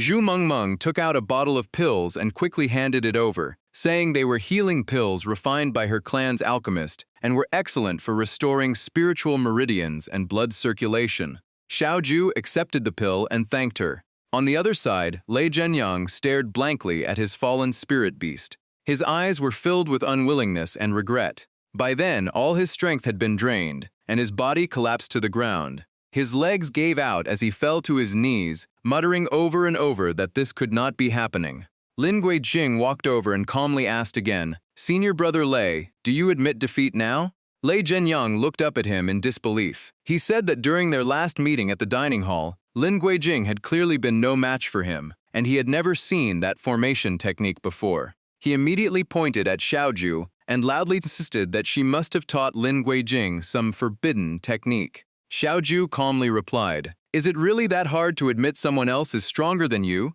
Her answer only made Lei Zhenyang even more unwilling to accept his loss. He shouted that even with his mid-divine transformation cultivation and the Thunder God's axe, he could barely summon the Mystic Radiance Lightning Python. Yet Lin Guijing, a disciple of the Guizhen Academy, had somehow summoned a high-level Ice Dragon manifestation. Lin Guijing calmly explained that if the Ice Dragon could destroy the Lightning Python, then that only proved how powerful the Python really was. Using the 5 elements transformation principle, the Xuanyuan sword had absorbed the lightning energy from every attack and converted it into the power needed to create the Ice Dragon. Hearing that, Lei Zhenyang suddenly remembered and froze in shock. He finally realized why Lin Guijing had planted the Xuanyuan sword into the ground earlier. That move had secretly allowed him to absorb all the lightning energy gathering across the battlefield. With that energy, the ice power steadily condensed while the lightning itself completed the spirit manifestation. The stored energy continued spreading and growing at an astonishing rate. Looking back on the entire fight, Lei Zhenyang finally turned pale as he realized he had been outplayed from the very beginning. Lin Guijing calmly said, "Since you've admitted defeat, it's time to honor our agreement. Where's your apology?" Lei Zhenyang was crushed by defeat because he had never imagined losing to Lin Guijing. Chen Yurong and Zhu Miashen immediately cheered and shouted that a bet was a bet, so he should apologize. The surrounding disciples joined in, repeatedly telling him to keep his promise. Lei Zhenyang's face stiffened as the words refused to come out. After a long pause, he finally forced out a quiet sorry. Xiaoju immediately replied that no one could even hear him with a voice that's soft. Even though he was furious inside, Lei Zhenyang could only force himself to hold it back. In the end, he shouted, "I'm sorry," before asking if that was enough. But Xiaoju still refused to let him off, saying his apology had no sincerity at all. His face darkened even further as he asked what else she wanted. Xiaoju looked at him indifferently and replied that in her eyes, he was no more than dust. If not for Guijing, she would not have wasted another second on him. Just then, Xiaoju suddenly called out Guijing's name. Everyone turned and saw him staggering as if he were about to collapse. A mouthful of blood spilled from his lips. Xiaoju rushed over in panic, catching him as she called his name over and over. Chen Yurong and Zhu Mengmeng immediately ran off to find help. The moment Chen Yurong burst into the room, she urgently called for Ding Lingyi. At that moment, Ding Lingyi was still treating Lu Wuyu's injuries. Zhu Miashen helped Lin Guijing inside and complained that he had never worked this hard in his life. He carefully laid Guijing down on the bed. Fighting back tears, Xiaoju said she had checked every one of his vital meridians but found no obvious injuries. Yet no matter what she tried, he still would not wake up, leaving her deeply worried. After his own treatment was finished, Lu Wuya told Ding Lingyi to examine Guijing first. Ding Lingyi walked over to the bedside and inspected him carefully. He directly examined Lin Guijing's meridians. After a thorough examination, he concluded that Guijing had simply exhausted too much spiritual power, while also suffering repeated lightning strikes and soul damage. With some healing medicine and a few days of rest, he would recover. Only then did everyone finally breathe a sigh of relief. Chen Yurong forced a smile and admitted that seeing him collapse while bleeding had made her fear the worst. Xiaoju immediately objected, insisting that nothing would happen to Guijing. Zhu Mengmeng gently comforted her, reminding her that the two shared a life bond. If anything had truly happened to Guijing, she would have been the first to know. Still uneasy, Xiaoju asked Ding Lingyi if there was any medicine that could help him recover faster. Ding Lingyi replied that there was and prepared to fetch it himself. Just then, Lu Wuya took out something and handed it over. The moment Ding Lingyi saw it, he gasped in shock. He explained that Azure Sky Paste was an incredibly rare spiritual medicine the headmaster had worked tirelessly to obtain for Lu Wuya's long-standing poison. There were already plenty of other medicines suitable for Guijing. Xiaoju quickly accepted the Azure Sky Paste. She sincerely thanked Lu Wuya. Lu Wuya simply smiled and told her not to mention it before asking what had happened tonight. At the mention of the duel, Zhu Miashen instantly became excited and said he was no longer sleepy. He began with the battle between Lin Guijing and Lei Zhenyang from the Shuzhen Academy.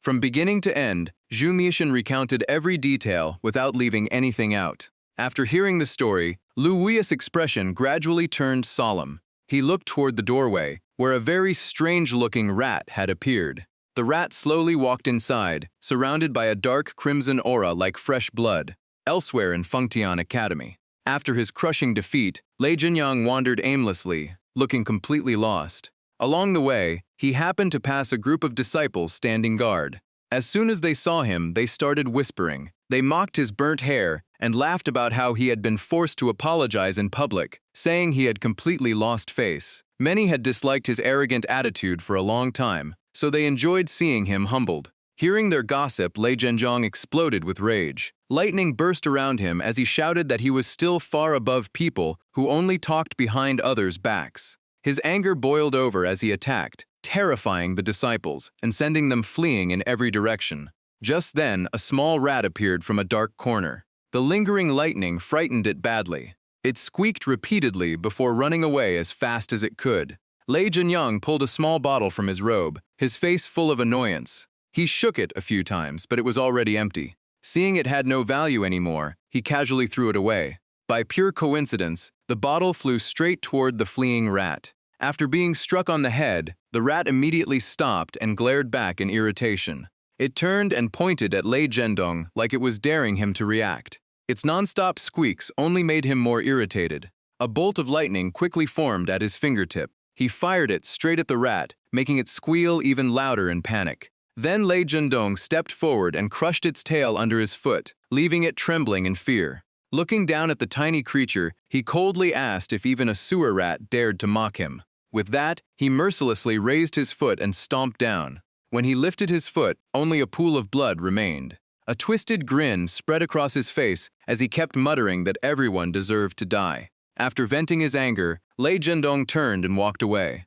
A while later, strange black mist began spreading from the rat's corpse, and a mysterious figure appeared nearby. The stranger casually waved a hand and created several tiny leaves. The leaves gently covered the unlucky rat's body. Just then, a dark shadow suddenly rushed over and startled the stranger. A black python slithered out from inside a sleeve. It swallowed the dark mist and coldly ordered the stranger to stay away. Beside them, an old woman said she had warned that these scouting creatures were far too weak for such an important mission. The black python mentioned that Shangfeng was crippled, Baxi was dead, and Zhu Yuling had unexpectedly failed despite finally placing a spy beside the human emperor. Looking up at the dim moon, it sighed that the forces still available were growing fewer by the day. The old woman gently comforted it, saying those who sacrificed themselves for the great cause considered it an honor. Lifting the black python, she added that a true leader had to see the bigger picture. Their eyes and ears were still everywhere. The battle was far from decided, and time was their only real concern. She also promised to remain by your highness's side no matter what. Back at Medicine Peak, Lin Guijing finally woke up. Xiao Juju was sitting beside him, carefully feeding him medicine. Every movement was gentle and affectionate, and she even softly caressed his face. Seeing the Metsus medicine drip onto his collar, she worriedly pointed it out, while Guijing blankly asked if that was really true. Xiao Ju pointed at his chest and said his heartbeat had been so weak yesterday that it terrified her. Hearing that, several blurry memories from the previous day flashed through Lin Guijing's mind. He asked if he had done something to worry her. Xiao Ju rested her head against his chest and quietly said that human life was too fragile and a single wound could stain the ground with blood. She continued that once the heart stopped beating, nothing precious could ever bring someone back. Lin Guijing gently lifted her face and explained that he had already been confident about defeating Lei Zhendong because he had carefully judged his strength during their first meeting in the cafeteria. But Xiao Ju said nothing and simply pushed him back onto the bed. She gently placed one hand on his chest. The sudden move instantly made Guijing blush. He softly called her name. Without answering, Xiao Ju leaned down and gently bit his back. She quietly confirmed that his blood was still warm and his heartbeat was still strong, proving he was truly safe. Held in that position by Xiao Juju, Lin Guijing had no idea how to react. He hesitantly asked if she was hungry, then remembered she had barely drunk his blood lately. Xiaoju stayed silent and simply leaned against him. That silence only made Guijing even more flustered. Her faint fragrance lingered around him, making him blush without realizing it. Xiaoju gently touched her lips to the wound and asked if it hurt. Guijing quietly realized he felt no pain at all, and did not even dislike the feeling. His mind filled with thoughts, as he wondered if hugging her now would be too forward. After a while, Xiaoju slowly sat up. She turned around and told him to keep resting.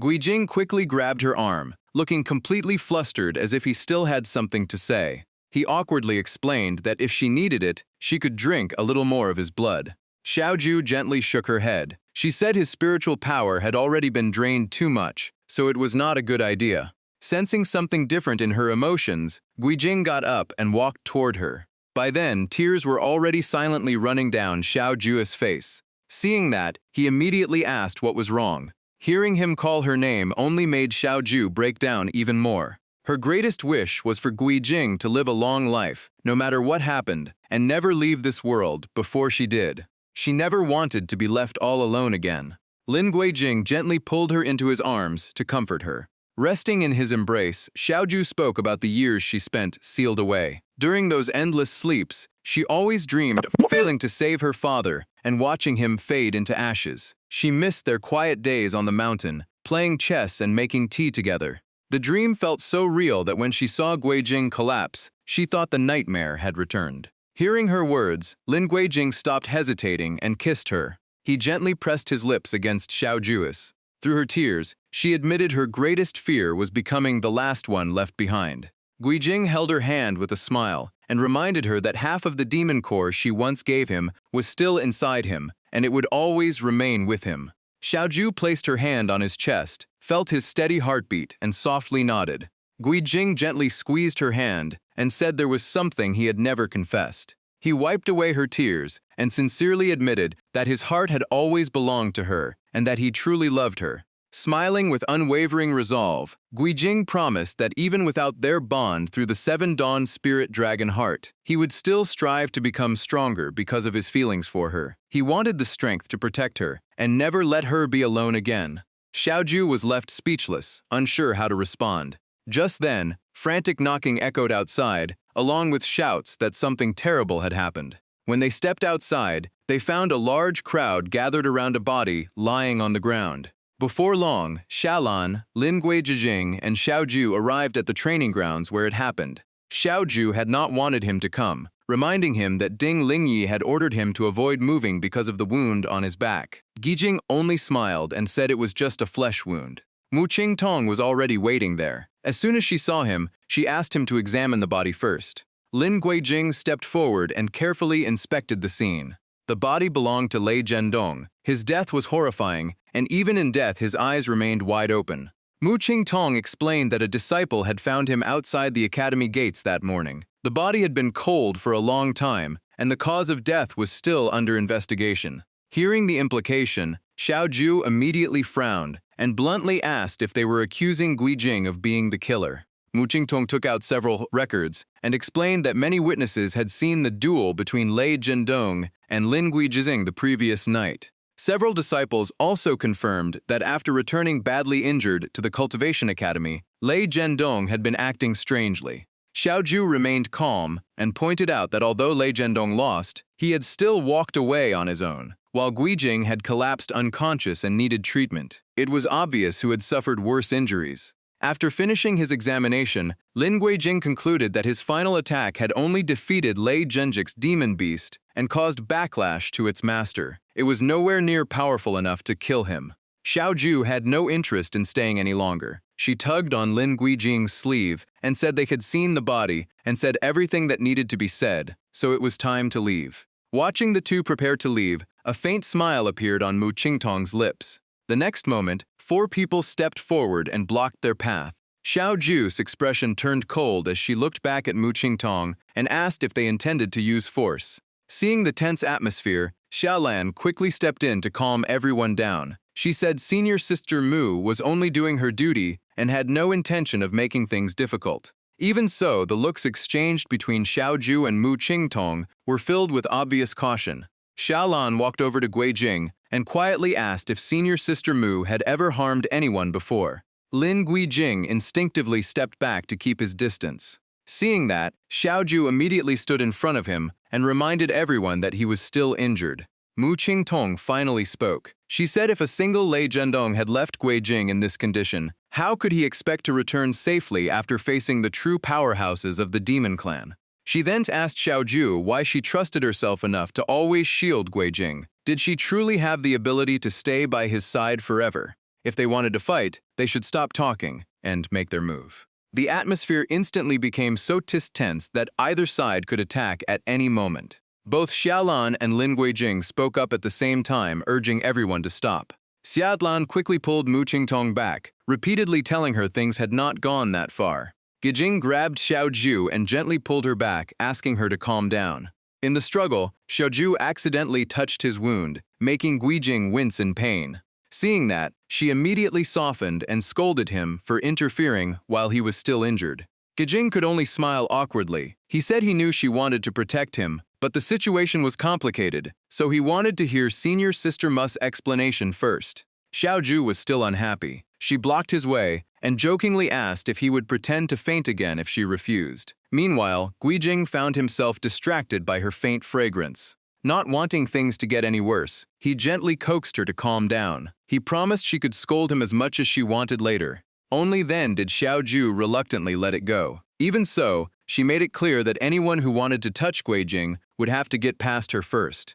Guijing rubbed his forehead with relief, feeling like he had just escaped a disaster. He then turned to Mu Qingtong and asked how Lei Zhendong's death would be handled. Mu Qingtong put away her weapon and replied that according to Academy rules, anyone found guilty of intentionally killing an opponent during a duel would have their spirit root destroyed and be expelled. Guijing smiled and said that with Senior Sister Mu's judgment, she must already know Lei Zhendong's death had nothing to do with him.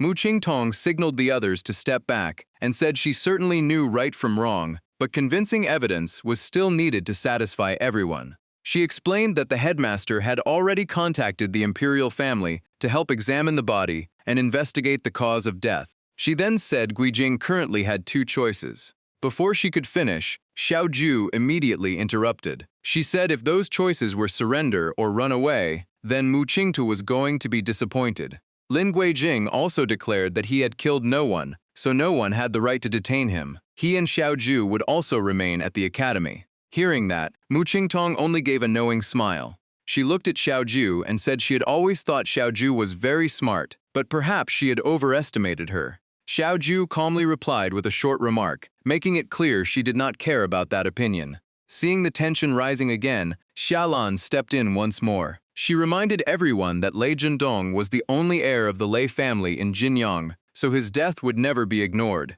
Lin Guijing firmly stated that Lei Zhendong's death had nothing to do with him. The Lei family should find the real killer, instead of making baseless accusations. Before leaving, Mu Qingtong walked past Xiaoju and quietly whispered that with his current strength, Guijing would almost certainly pass next month's academy examination.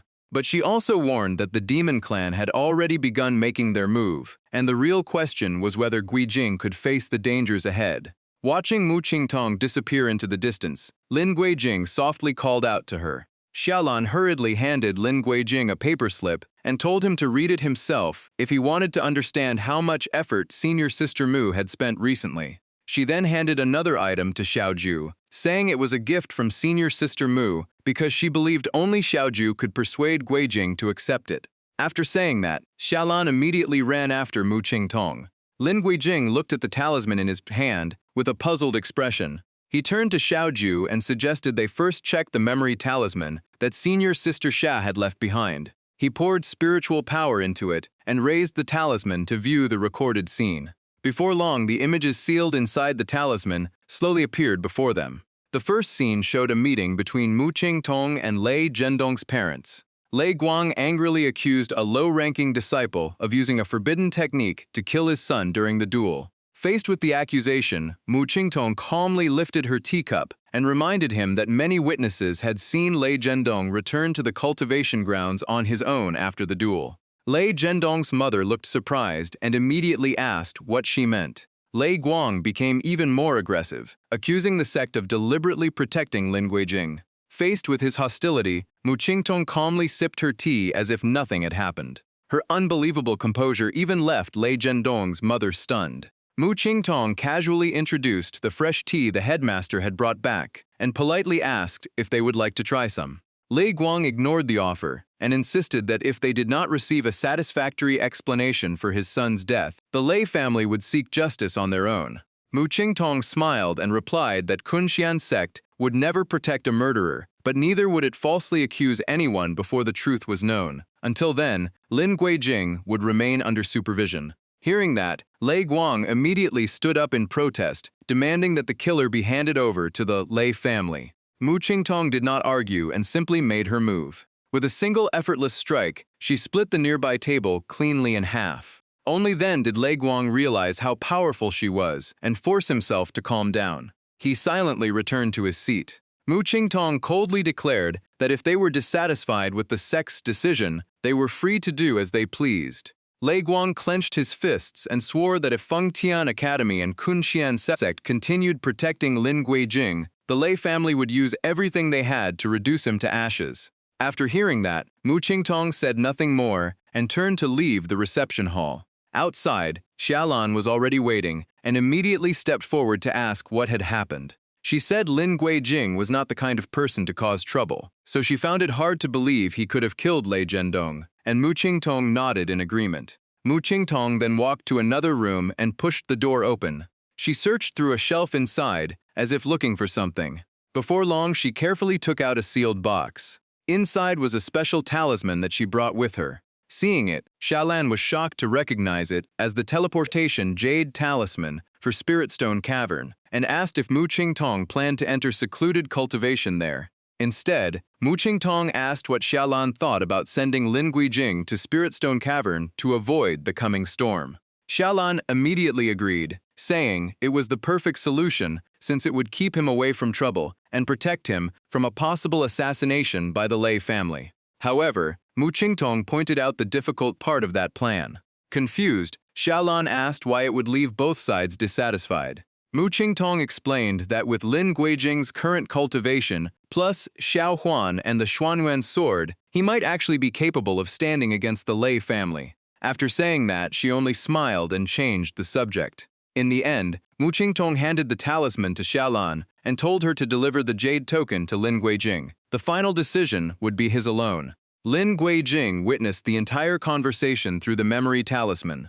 After watching everything, he sat down and finally realized the Lei family really had come to pressure the sect. He also understood that senior sister Mu had believed from the very beginning that they were not the killers. Xiaoju also began to understand Mu Qingtong. Someone who became the leader of Kunxian sect at such a young age could never be ordinary. Lin Guijing fell into thought. Xiaoju had always been wary of senior sister because she feared being used, but if he accepted Mu Qingtong's arrangement now, would that not put Xiaoju in a difficult position? Holding the talisman, Xiaoju curiously asked about the place called Spirit Stone Cavern and wondered if Lin Guijing knew anything about it. Lin Guijing took the talisman and explained that Kunxian sect's Spirit Stone Cavern was a special grand formation left behind long ago by the human emperor Haoshan. According to legend, the place was filled with spiritual energy and even contained a mysterious spirit spring. Just imagining it sent his thoughts drifting somewhere else. The moment that thought crossed his mind, Lin Guijing's face turned bright red. He even started bleeding from the nose, startling Xiaoju into calling his name.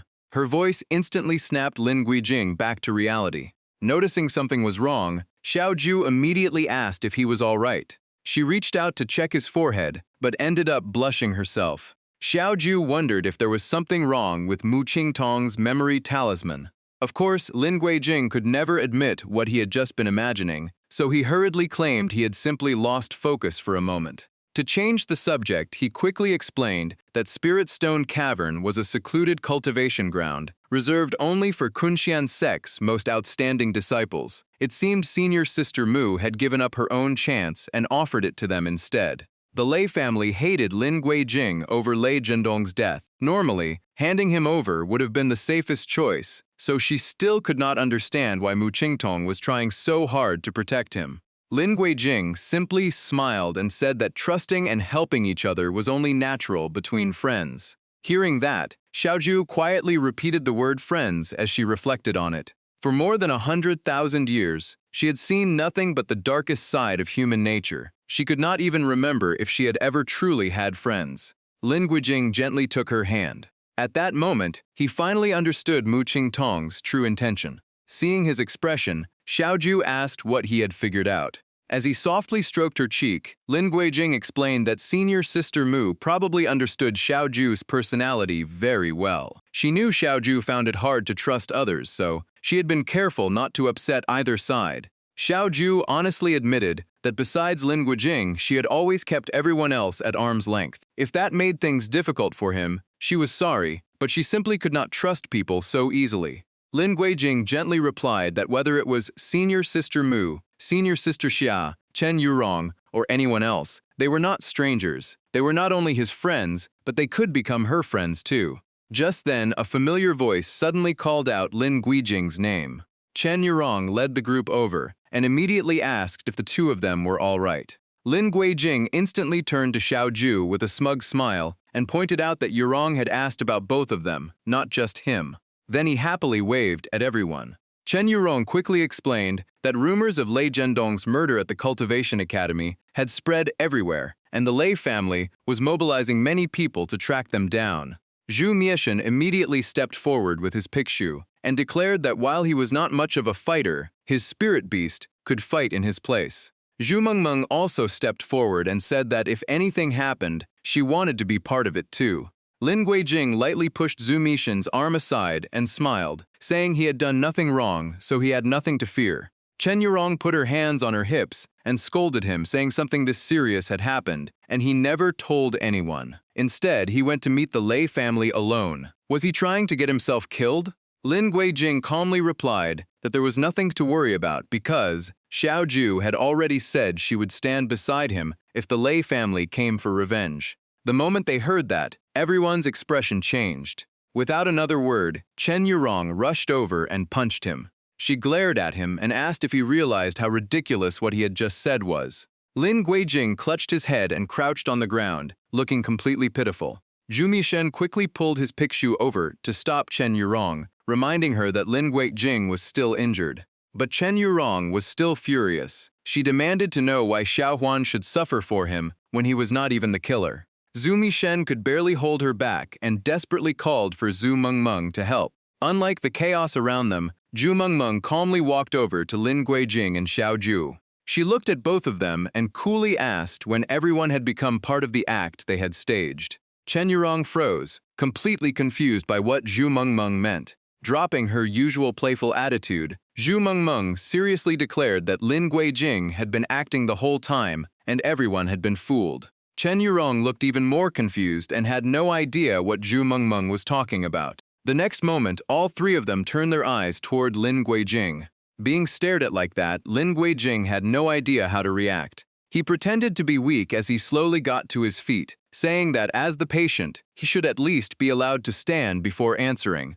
Lin Guijing and Xiaoju instinctively exchanged a glance. But in the next instant, he realized something was wrong. A fist was already flying straight toward his face at incredible speed. He instinctively raised his arm to block it. Chen Yurong had no intention of stopping and kept pressing the attack. Lin Guijing quickly hid behind Xiaoju, begging for mercy and explaining that he had only been joking and never expected everyone to believe him. He even pointed at his head, reminding them he had already paid for the joke with a punch. Realizing she had been tricked, Chen Yurong became even angrier and shouted that she knew Lin Guijing too well. He would never let Xiaoju face danger in his place. It was only a joke, yet she had hit him so hard that he almost felt he ranked below Xiaoju. Hearing that, Chen Yurong suddenly froze, and guilt filled her face. Zhu Mieshan happened to notice the murderous look in her eyes and nervously asked what she was about to do. Instead, Chen Yurong immediately turned on him, throwing punches while blaming him for sticking his nose into someone else's business. Zhu Mieshan cried out in protest, wondering why he always ended up being the one who got beaten. Watching the scene, Lin Guijing smiled and quietly asked Xiaoju that if this was not friendship, then what was? Xiaoju happily replied that even though she knew he had only been joking, If it ever really happened, she would still risk her life to protect him. Lin Guijing stepped closer and said that ever since they formed their contract, Xiaoju had become the closest person in his life. Seeing them holding hands, Chen Yurong suddenly felt left out. She realized she had been the only one getting teased the whole time. The more she thought about it, the more upset she became. Tears streamed down her face as she choked out that she had worried so much about them, only to end up being treated like this. After saying that, she turned her back and refused to look at them anymore. Only then did Lin Guijing realize he had gone too far. He hurried over to apologize, but Chen Yurong refused to forgive him and warned him not to come any closer. Zhu Miashen, now covered in bruises, joined in and told Lin Guijing to do better next time. Didn't he know how terrifying Yurong's punches were? Xiaoju stood nearby and could not help laughing at the lively scene. A strange feeling quietly grew inside her, as if this was the friendship she had never experienced before. Zhu Vengmeng added to the cheerful mood by saying she had collected some Qiongua dew that morning and made Qiongua cakes, then asked if everyone wanted to try them. Xiaoju was the first to eagerly agree. While the group enjoyed themselves, someone was secretly watching them from not far away. Mu Qingtong's gaze lingered mostly on Lin Guijing and Xiaoju. Just then, Lu Wuya appeared behind her with a smile and asked if he had been right that Xiaoju would eventually agree. Hearing the familiar voice, Mu Qingtong slowly turned around. She raised the bag of spirit stones in her hand and admitted she had lost the bet, though she hated to give them away. Lu Wuya happily accepted his winnings and said little bets were one of life's simple pleasures. Ever since coming to Fengtian Academy, he had discovered how entertaining it was to watch the younger generation. Holding the bag of spirit stones, he grew even more excited and planned to trade them to the headmaster for a bottle of Demon Heaven drunk. Mu Qingtong quietly watched him walk away. But just as he reached the door, Lu Wuya suddenly stopped. Mu Qingtong smiled and asked if he had really come all this way just to see whether Lin Guijing would accept the chance to enter Spirit Stone Cavern. That question made Lu Wuya tighten his grip on the bag of spirit stones. He turned around and said the Academy's investigation team had discovered the real cause of Lei Jindong's death. Hearing that, Mu Qingtong's expression immediately turned serious. Lu Wuya let out a regretful sigh and said the lay boy had truly been unlucky because his consciousness had been completely crushed by demonic power. He was never the brightest to begin with, and after the demonic power destroyed his mind, his brain had become an unsalvageable mess. Lu Wuya said in a grave voice that this was an extremely serious incident, and the trouble that followed would likely be far greater than anyone expected. At the same time, back at Lin Guijing's room, Xiaozhou sat off to the side, relaxing while enjoying some snacks. In contrast, Lin Guijing had nearly turned the whole room upside down, muttering that the new white pajamas he bought should have been right there. Looking at the messy room, Zhu Mengmeng could not help saying that finding anything in a closet like that would be a miracle. She walked over and pulled Lin Guijing aside. Then she started sorting through the pile of clutter. Before long, Zhu Mengmeng had everything neatly organized. Seeing how effortlessly she cleaned everything up, Lin Guijing could not help admiring her. He casually praised her, saying she was great at cooking and housework, the perfect future wife, and whoever married her would be incredibly lucky. Hearing the compliment, Zhu Mengmeng did not look pleased at all. Zhu Miashen immediately looked annoyed as well. He started listing all her flaws, saying she never dressed up, did not care about her appearance, and spent every day reading or cultivating. Before he could finish, Zhu Mengmeng struck back. Her attack missed his face by only a hair, leaving Zhu Miashen terrified. The strike brushed past his cheek and slammed straight into the wall behind him. Zhu Miashen was so frightened he nearly lost his footing, while Zhu Mengmeng calmly claimed she had only been dusting the wall and could not understand why he overreacted. She then coldly added that if he thought his mouth was so unnecessary, she could gladly help him get rid of it. Watching the scene, Chen Yurong burst into laughter and thoroughly enjoyed it. Zhu Miashen could only turn to Lin Guijing for help, asking why he was not defending him. But Lin Guijing's eyes were completely fixed on the item Zhu Mengmeng had just found. He immediately rushed over and snatched it away. Then he quickly hid it behind his back with a guilty smile, saying he could handle this himself. Zhu Mengmeng pointed at the item and asked if that was what he had been searching for all along. Lin Guijing nodded repeatedly. After finishing the cleanup, Zhu Mengmeng walked over to Xiaojiu. Seeing her approach, Xiaoju smiled and said she had always wondered what kind of person someone like Zhu Mengmeng would fall for. Zhu Mengmeng immediately replied that if Xiaoju was trying to tease her, she had picked the wrong target. But Xiaoju calmly asked if Zhu Mengmeng had feelings for Lin Guijing. The unexpected question made Zhu Mengmeng drop the plate she was holding. She quickly denied it, saying she only saw everyone as brothers and sisters. Xiaoju simply gave her a knowing smile. Zhu Mengmeng suddenly noticed something odd in Xiaoju's wording and immediately asked what she meant by "too." Xiaoju gently pointed at Chen Yurong and said the answer was already obvious, making Chen Yurong instantly protest. Dragged into the conversation for no reason, Chen Yurong immediately walked over and loudly denied having feelings for Lin Guijing. Xiaoju kept teasing her, saying that if she did not like Lin Guijing, then maybe her type was someone like Zhu Mishan. That only made Chen Yurong react even more strongly as she repeatedly denied it. While the three girls were causing a commotion, Lin Guijing walked over to Zhu Mishan with his luggage and asked when they had all become so close. Zhu Mishan looked surprised and asked if he had never read the letters they exchanged, leaving Lin Guijing even more confused. Just then, a knock suddenly came from outside. Xiaolan walked in and asked if everyone was ready, saying senior sister Mu had sent her to take them to the teleportation formation leading to the Immortal Forest's secret realm. Lin Guijing stepped forward and said everything was ready. Seeing that he had packed extra clothes, Xiaolan curiously asked why he did not simply use the cleansing spell instead. Lin Guijing could only give an awkward smile while secretly thinking about the spirit spring inside Spirit Stone Cavern and the fact that Xiaoju would be there, which was why he packed extra clothes. Of course, he would never dare say those thoughts out loud. Xiaoju then took out a small pouch called the brocade storage bag. She casually stored all of Lin Guijing's luggage inside it. Xiaolan urged everyone to leave quickly because the Lei family was constantly sending spirit birds to gather reinforcements and even seemed ready to storm the academy to seize people. Hearing that, Lin Guijing frowned and said that instead of rushing to get revenge, they should first investigate the real cause of Lei Zhendong's death. If there really was another killer, the Lei family clearly did not care about the truth. Xiaoju calmly replied that many people spent their entire lives without ever caring about the truth. That was exactly why truth and justice were so precious, because only a few people were willing to keep pursuing them. Seeing the two about to leave, Chen Yurong quickly reminded them to be extremely careful. She admitted that Zhu Mengmeng had secretly placed Dragon Roar talismans inside Lin Guijing's luggage and clothes so they could instantly locate him and rush to help if he was ever in danger. Lin Guijing smiled after hearing that and waved goodbye to everyone. Chen Yurong was still worried. She hoped the place senior sister Mu mentioned was truly well hidden, because if the reckless Lei family found him, Lin Guijing would be in serious trouble.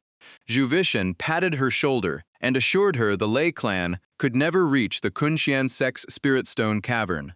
Then he suggested everyone start hunting demon beasts in the back mountain from today to sharpen their combat skills. Chen Yurong agreed at once. She believed Lin Guijing and Xiaoju would grow much stronger after leaving the Spirit Stone Cavern, so they could not afford to fall behind. Zhu Mishan looked at their reaction and laughed. While no one was watching, he even tried to sneak away with Pixiu. But Chen Yurong quickly caught on to his plan. He was blocked before he could escape and could only force an awkward smile. Chen Yurong had no intention of letting him off that easily. She flashed a dangerous smile and the look in her eyes made it seem like she was searching for someone to spar with. Meanwhile, Xiaolan brought Lin Guijing and Xiaoju to the entrance of the Spirit Stone Cavern. Every step she took left a special mark on the ground. Once every mark was complete, Xiaolan formed hand seals, chanted a spell, and shouted to activate the formation. The marks instantly connected and formed a massive circle of light. Xiaolan looked at them and said this was as far as she could escort them. After the academy settled the matter with the Lei clan, senior sister Mu would come to pick them up herself. Lin Guijing immediately thanked her and asked her to pass his gratitude to Mu Qingtong. Before parting, Xiaolan warned them that the Spirit Stone Cavern hid many secrets. Acting recklessly out of curiosity could trigger deadly dangers inside. Lin Guijing nodded in agreement. Then he and Xiaoju stepped into the center of the formation. Their figures slowly faded into the light, leaving Xiaolan standing behind with a much more serious expression. She took out a voice transmission artifact and reported that the two had entered safely. On the other end, Mu Qingtong replied that everything was fine and told Xiaolan to return quickly because they still lacked enough people to restrain that demon beast. After ending the call, Xiaolan whistled to summon her guardian spirit beast. Before long, a fire phoenix soared over from the distance and hovered above her. Xiaolan immediately mounted the fire phoenix and flew away. Elsewhere inside Fengtian Academy. As soon as she returned, Xiaolan rushed straight to this place. In front of her stood a gigantic bear covered in blood, with one eye pierced by a wooden stake. The surrounding disciples were too afraid to get close. Some distracted the beast from the front, while others searched for chances to attack from the sides. Its bloodshot eyes and savage fangs terrified everyone who saw it. Suddenly, the bear became strangely quiet. Then it lifted its head and let out a thunderous roar. One disciple spotted Xiaolan and shouted with relief that senior sister Xia had finally arrived. Looking at the fierce bear, Xiaolan said in confusion that it had been as gentle as a panda beside Xiaoju before, but now it was like a completely different beast. A disciple quickly reported that the demon beast was badly wounded and was rejecting anyone who came near. Sure enough, the moment Xiaolan approached, the bear swung its claws at her. She quickly leaped away to dodge. She landed on top of its head and slammed it down with overwhelming force, sending the giant bear crashing to the ground. Even while pinned down, the bear struggled wildly and kept roaring in defiance. Xiaolan lost her patience, pressed her weapon against it, and warned that if it refused to stay still, she would show it what real pain felt like. The bear finally understood the situation and obediently lay still. Xiaolan immediately turned and shouted at the disciples to stop standing around and go bring a spirit healer. Everyone quickly scattered to carry out the order. Some ran to find the spirit healer, while others prepared medicine to stop the bear's bleeding first.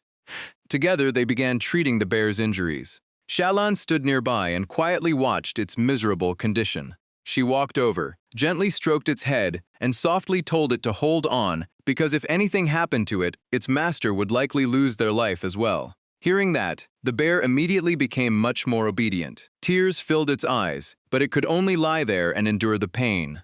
Seeing this, Xiaolan kept patting its head as if comforting a giant dog.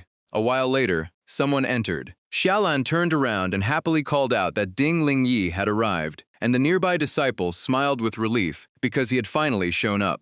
Ding Lingyi slowly walked over to the bear and asked about its condition. A disciple immediately reported that they had already given first aid, but the most serious injury was its damaged eye. He gently stroked the unconscious bear's head and assured it everything would be all right. Then Ding Lingyi carefully pulled the wooden stake out of its eye. He treated the wound, wrapped the eye with bandages, and applied a blood-clotting medicine.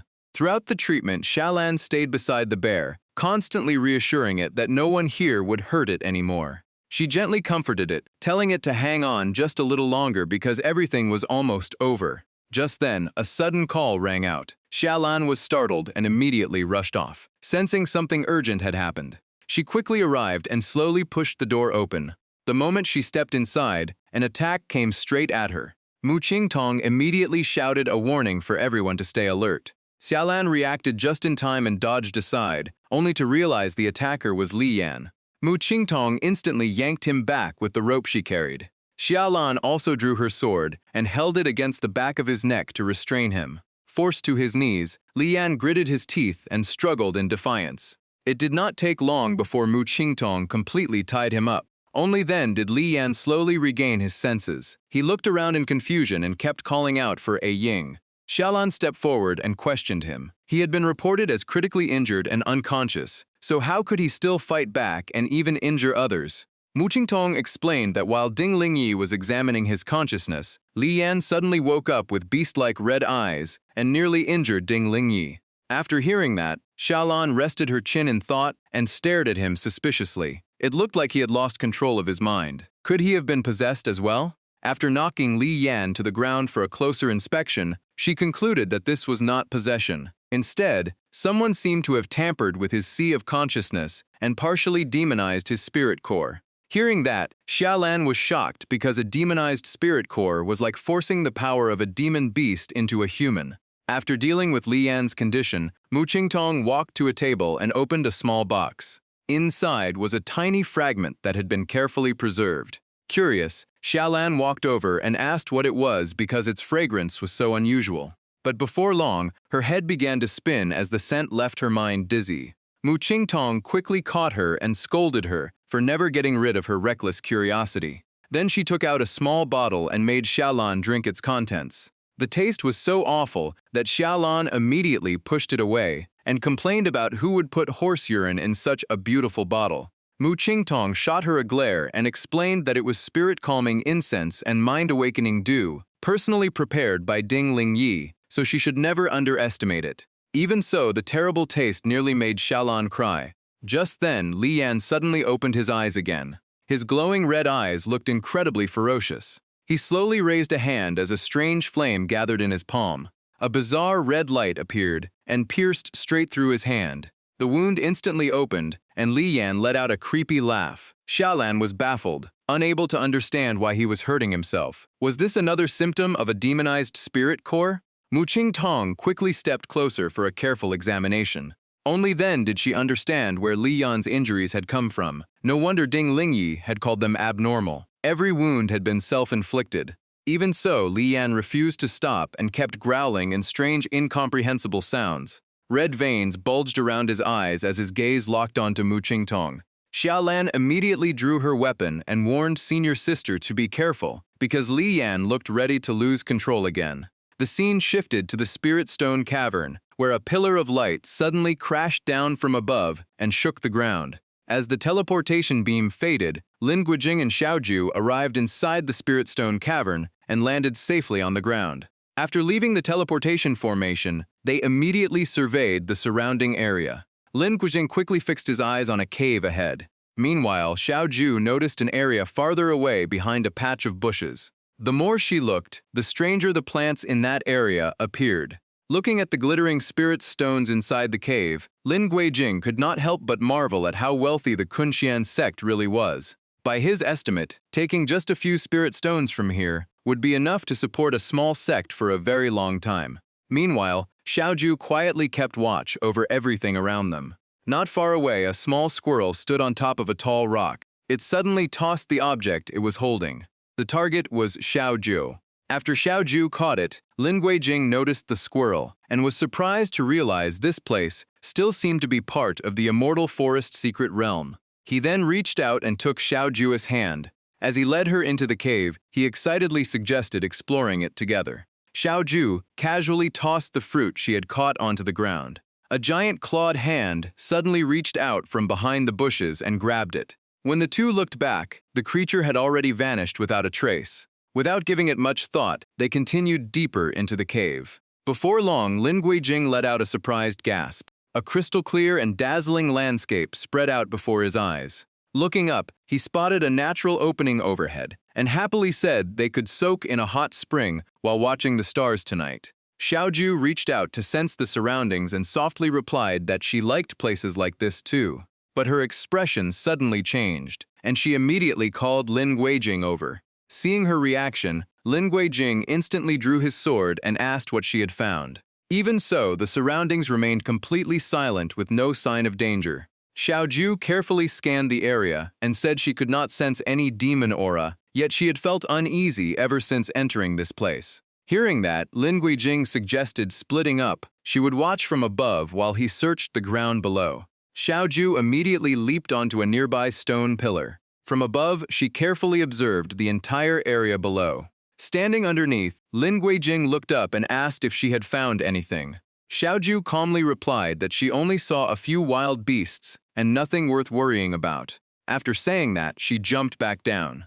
Since everything seemed normal, Lin Guijing suggested finding a good place to spend the night, and Xiaoju agreed. Xiaoju walked ahead while Lin Guijing followed behind. Suddenly, he noticed a long object stretched across the path. Since it did not seem dangerous, he casually reached out to touch it. The next moment, he lost his balance and fell forward. By pure coincidence, he landed right against Xiaoju's chest. The soft feeling made him reluctant to get up. When Xiaoju asked if he was all right, he absent-mindedly blurted out that it was so soft. Left speechless, Xiaoshu simply picked him up and moved him aside.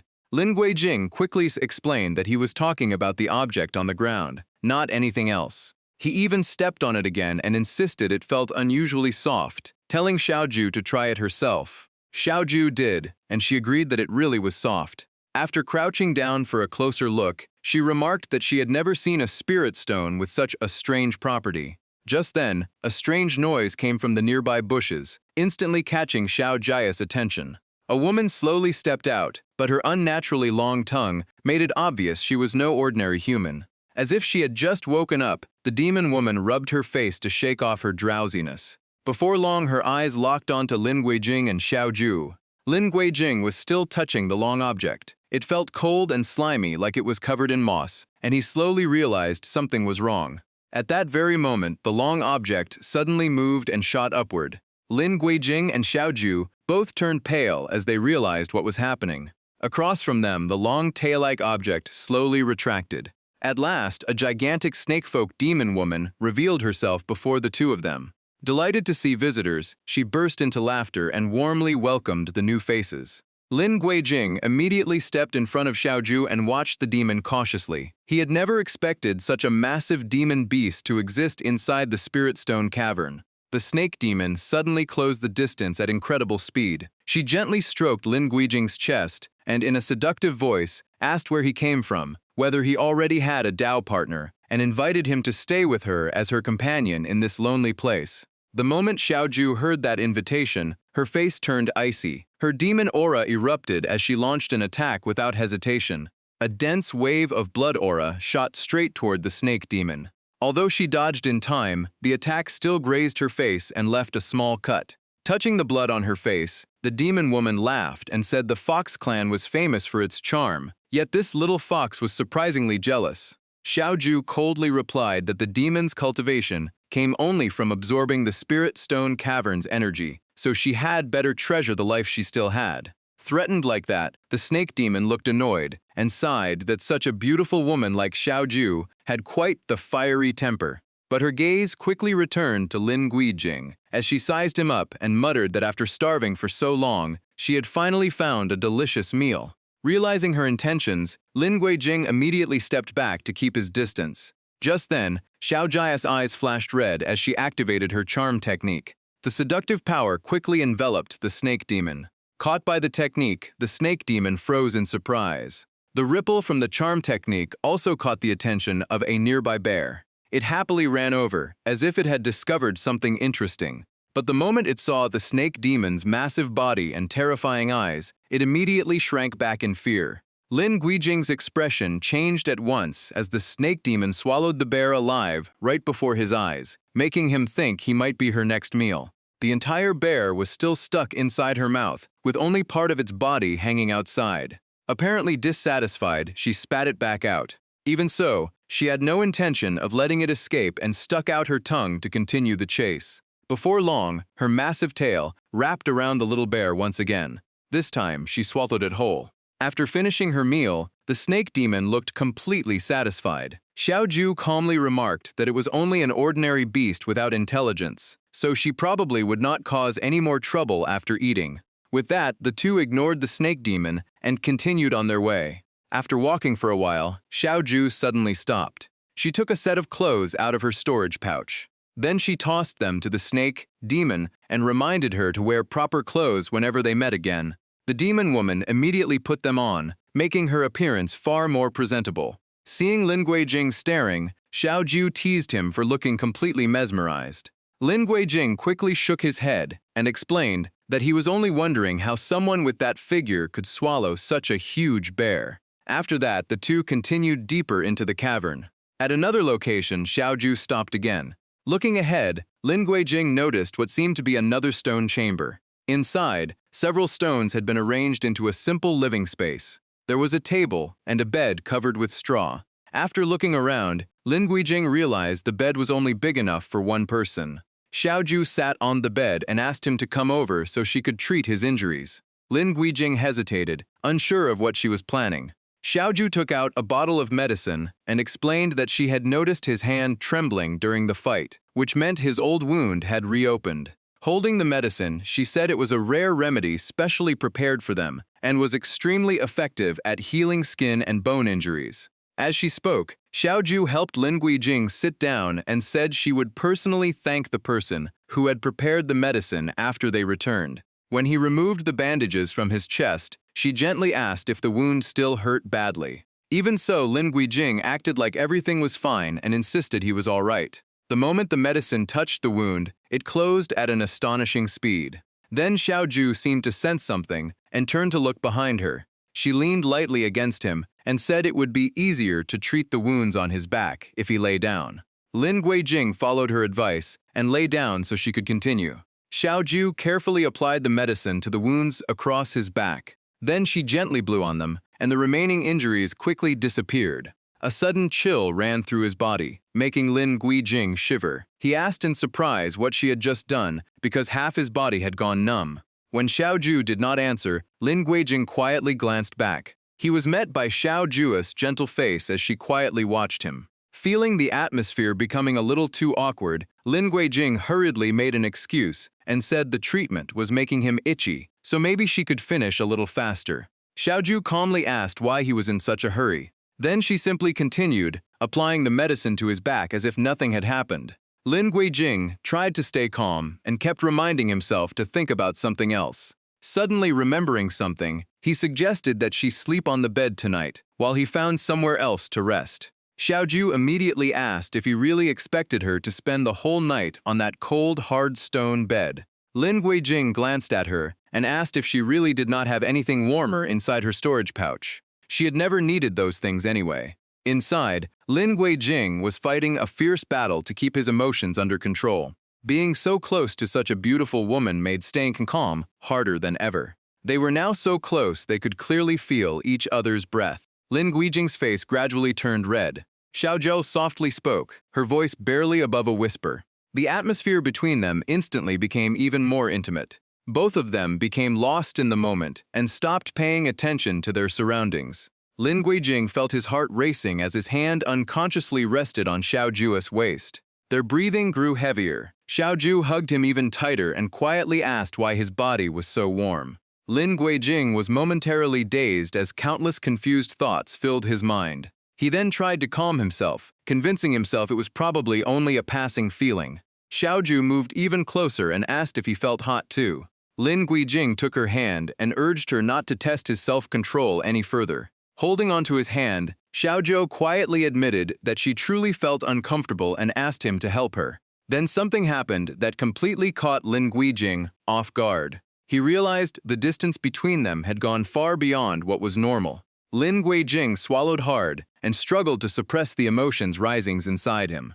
Even so, he quickly regained his composure and noticed Xiaoju's face was unnaturally flushed, so he worriedly asked if she was feeling sick. Xiaoju reached out and gently touched his face, saying she felt extremely uncomfortable. She even started removing her own clothes. But Lin Guijing immediately stopped her. He held her hand and slowly sat up. Just then, he caught a strange scent drifting through the air. Lin Guijing immediately asked if Xiaoju noticed the unusual smell, but she only replied that being beside him made her feel better. By now, Xiaoju's hands had turned noticeably red. Seeing that, Lin Guijing quickly grabbed her hand and asked if she had been injured. He also realized the strange scent was both sweet and carried a faint metallic smell. His racing heartbeat made him suspect that something was wrong with Xiaoju's blood. Xiaoju gently touched his face once again. Then she moved even closer. Meanwhile, Lin Guijing reached for the clothes lying beside him. He gently draped them over Xiaoju. Just as the atmosphere became even more intimate, Xiaoju suddenly noticed something. She immediately stepped back and covered her mouth. Sticking out her tongue to check it, she suddenly asked why he had made her tongue bleed. Xiaoju now looked genuinely angry. The gentleness in her eyes completely disappeared. She immediately jumped to her feet and ran away, refusing to let him get close. Lin Guijing stood there in confusion, unable to understand what had just happened. Xiaoju gave no explanation and rushed straight into the nearby bushes. Lin Guijing hurried after her, explaining that he had not meant to do anything and that she had been acting very strangely today. Just then, the snake demon appeared and blocked his path. The moment he saw her, Lin Guijing remembered the wound Xiaoju had left on her face. He sternly demanded to know whether the blood on Xiaoju's hand had anything to do with the snake demon. Covering her mouth with a smile, the snake demon replied that Xiaoju herself had been the one who injured her, then mentioned heavenly crimson fragrance as an incredibly rare treasure. Hearing the name Heavenly Crimson Fragrance only made Lin Guijing even more confused. He slowly realized Xiao Jia's strange behavior was probably connected to that blood. The snake demon slowly approached and laughed as she asked why he had not simply gone along with the little fox. Licking her lips seductively, she teased that Xiao Ju was still far too inexperienced in matters of love, so perhaps she could take her place instead. Lin Guijing immediately stepped back to keep his distance and demanded to know the true secret behind her blood serpent. The snake demon smiled enchantingly and asked whether he had really never heard of it. It was a substance with powerful aphrodisiac properties. As she lifted Lin Guijing's chin, she explained that heavenly crimson fragrance was refined together with her blood serpent. Anyone exposed to it would lose themselves in desire for the entire night. The demon woman leaned in even closer and noticed that the scent had already lingered on his body as well. She looked at him provocatively and asked whether he truly did not feel restless or on the verge of losing control. But in the very next moment, the snake demon's expression suddenly changed. A sharp scream echoed out as the snake demon realized her tail had been crushed. Lin Guijing calmly held the broken piece of her tail and examined it. Then he tossed it aside and said cultivation was not easy, so he would spare her this time. If she wanted to live, she should leave now. His words instantly enraged the snake demon, who cursed him for not knowing the difference between life and death. Her fury exploded as she revealed her true monstrous snake form. Her massive tail whipped toward Lin Guijing, aiming to crush him. He quickly activated his ice cultivation technique to block the attack. With a wave of his hand, countless razor-sharp ice spikes appeared. Every one of them shot straight toward the snake demon. But she did not even bother to dodge and mocked him, asking if he really thought the local ruler of this place would be so easy to defeat. As soon as she finished speaking, her giant tail struck again. Lin Guijing was instantly wrapped up and struggled to break free. Lifting him into the air, the snake demon laughed and asked if it was still not too late for him to change his mind. In her eyes, he was just an inexperienced young man, and she planned to teach him personally. The snake demon closed in, but even while restrained, Lin Guijing continued using his ice arts to fight back. With a loud shout, a violent burst of icy energy erupted. The explosion shattered the snake demon's grip and freed him. However, the recoil slammed him hard into the ground. As soon as he got back up, Lin Guijing remembered Xiao Ju's strange condition and worried she might be in danger. After defeating the snake demon, he wasted no time and immediately went searching for Xiao Ju. At a nearby waterfall, Xiao Ju sat meditating in the water. She was trying to suppress the effects of the blood serpent that had contaminated her earlier. But its power was far too strong, and her body only grew hotter. Before long, Lin Guijing found her and called out her name. He quickly ran to the water's edge. Soaking in the cold water to stay conscious, Xiao Ju hurriedly stopped him from coming any closer. Only then did Lin Guijing clearly see the situation before him, and he immediately froze. He awkwardly turned away and apologized, saying he had rushed out so quickly that he forgot about getting properly dressed. Xiao Ju told him to go back, straighten himself up, and return later. Lin Guijing flusteredly explained that he had not meant to look at all, and even insisted he had not seen anything. He then repeated everything the snake demon had told him about the blood serpent's strange effects, and admitted he had been worried about leaving Xiao Ju alone. Embarrassed, Xiao Ju immediately submerged herself in the water and said she would be back soon. Lin Guijing hesitantly offered to stay nearby and keep watch to make sure she was safe. He promised not to peek and said he would simply wait until she finished so they could return to the stone chamber together. Hearing that, Xiao Ju slowly rose above the water. She explained that the spirit spring could nourish the body and open the meridians, but it was still not enough to completely suppress the blood serpent's effects. Lin Guijing turned his head and asked what she had just said. Caught off guard by him looking directly at her, Xiao Ju jumped in surprise, while Lin Guijing immediately felt the pressure of her stare. Xiao Ju instantly splashed water at him and shouted that he was not allowed to peek. With no other choice, Lin Guijing obediently turned around again and quietly waited with his back to her. Xiao Ju closed her eyes and quickly entered a meditative state. After some time, she let out a soft breath, but the blush on her face still had not faded. Xiao Ju clenched her fists through gritted teeth and swore that once she caught that snake demon, she would skin her, chop her up, and turn her into snake soup. Hearing that, Lin Guijing quickly explained that after Xiaoju left, the snake demon had come back to find him. Xiaoju shot him a sharp look and immediately demanded to know what the snake demon wanted. Feeling the temperature around him drop, Lin Guijing hurriedly explained that she had kept clinging to him and saying all kinds of nonsense. He continued the story, saying that because he had been so anxious to find Xiaoju, he lost control of his strength and ended up slicing the snake demon into pieces. The more Xiaoju heard, the angrier she became. She immediately asked if that snake demon had actually dared to touch him. Lin Guijing sighed and said that a lowly demon like her had no idea what shame was.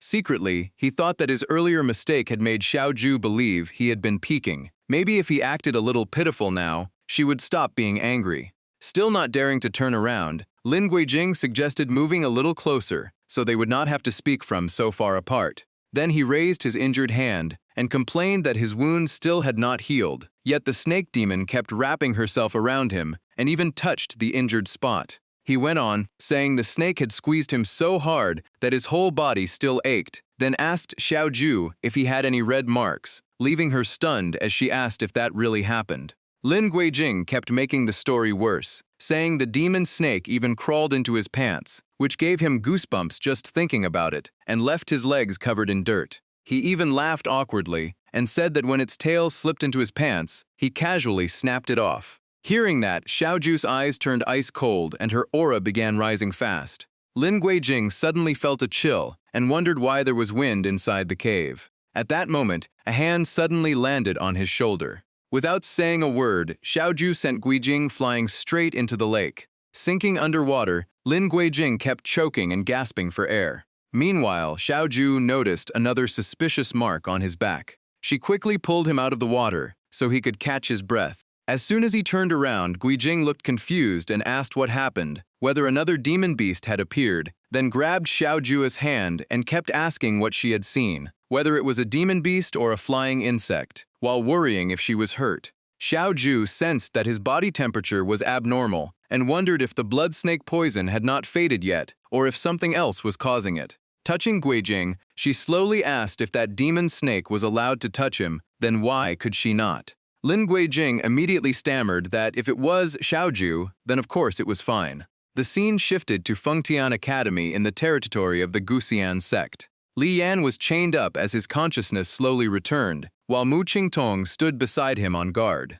After waking up, Li Yan looked up to confirm that he had really arrived at Fengtian Academy. Mu Qingtong crossed her arms and said she had found a contact at the foot of the mountain and asked them to send word so she could come pick him up. Unable to remember what had happened, Li Yan guiltily asked if he had lost control again and hurt someone. Mu Qingtong immediately asked if he actually knew that he often attacked people without realizing it. Li Yan quietly admitted that he had only learned about it recently, and before that, he did not even know how many people had died by his hands. Just then, Xiaolan walked over and asked if he knew the reason, while Mu Qingtong added whether the people from Changbai sect knew he had come to Fengtian Academy. Closing his eyes, Li Yan said the purpose of this trip was to ask for her help.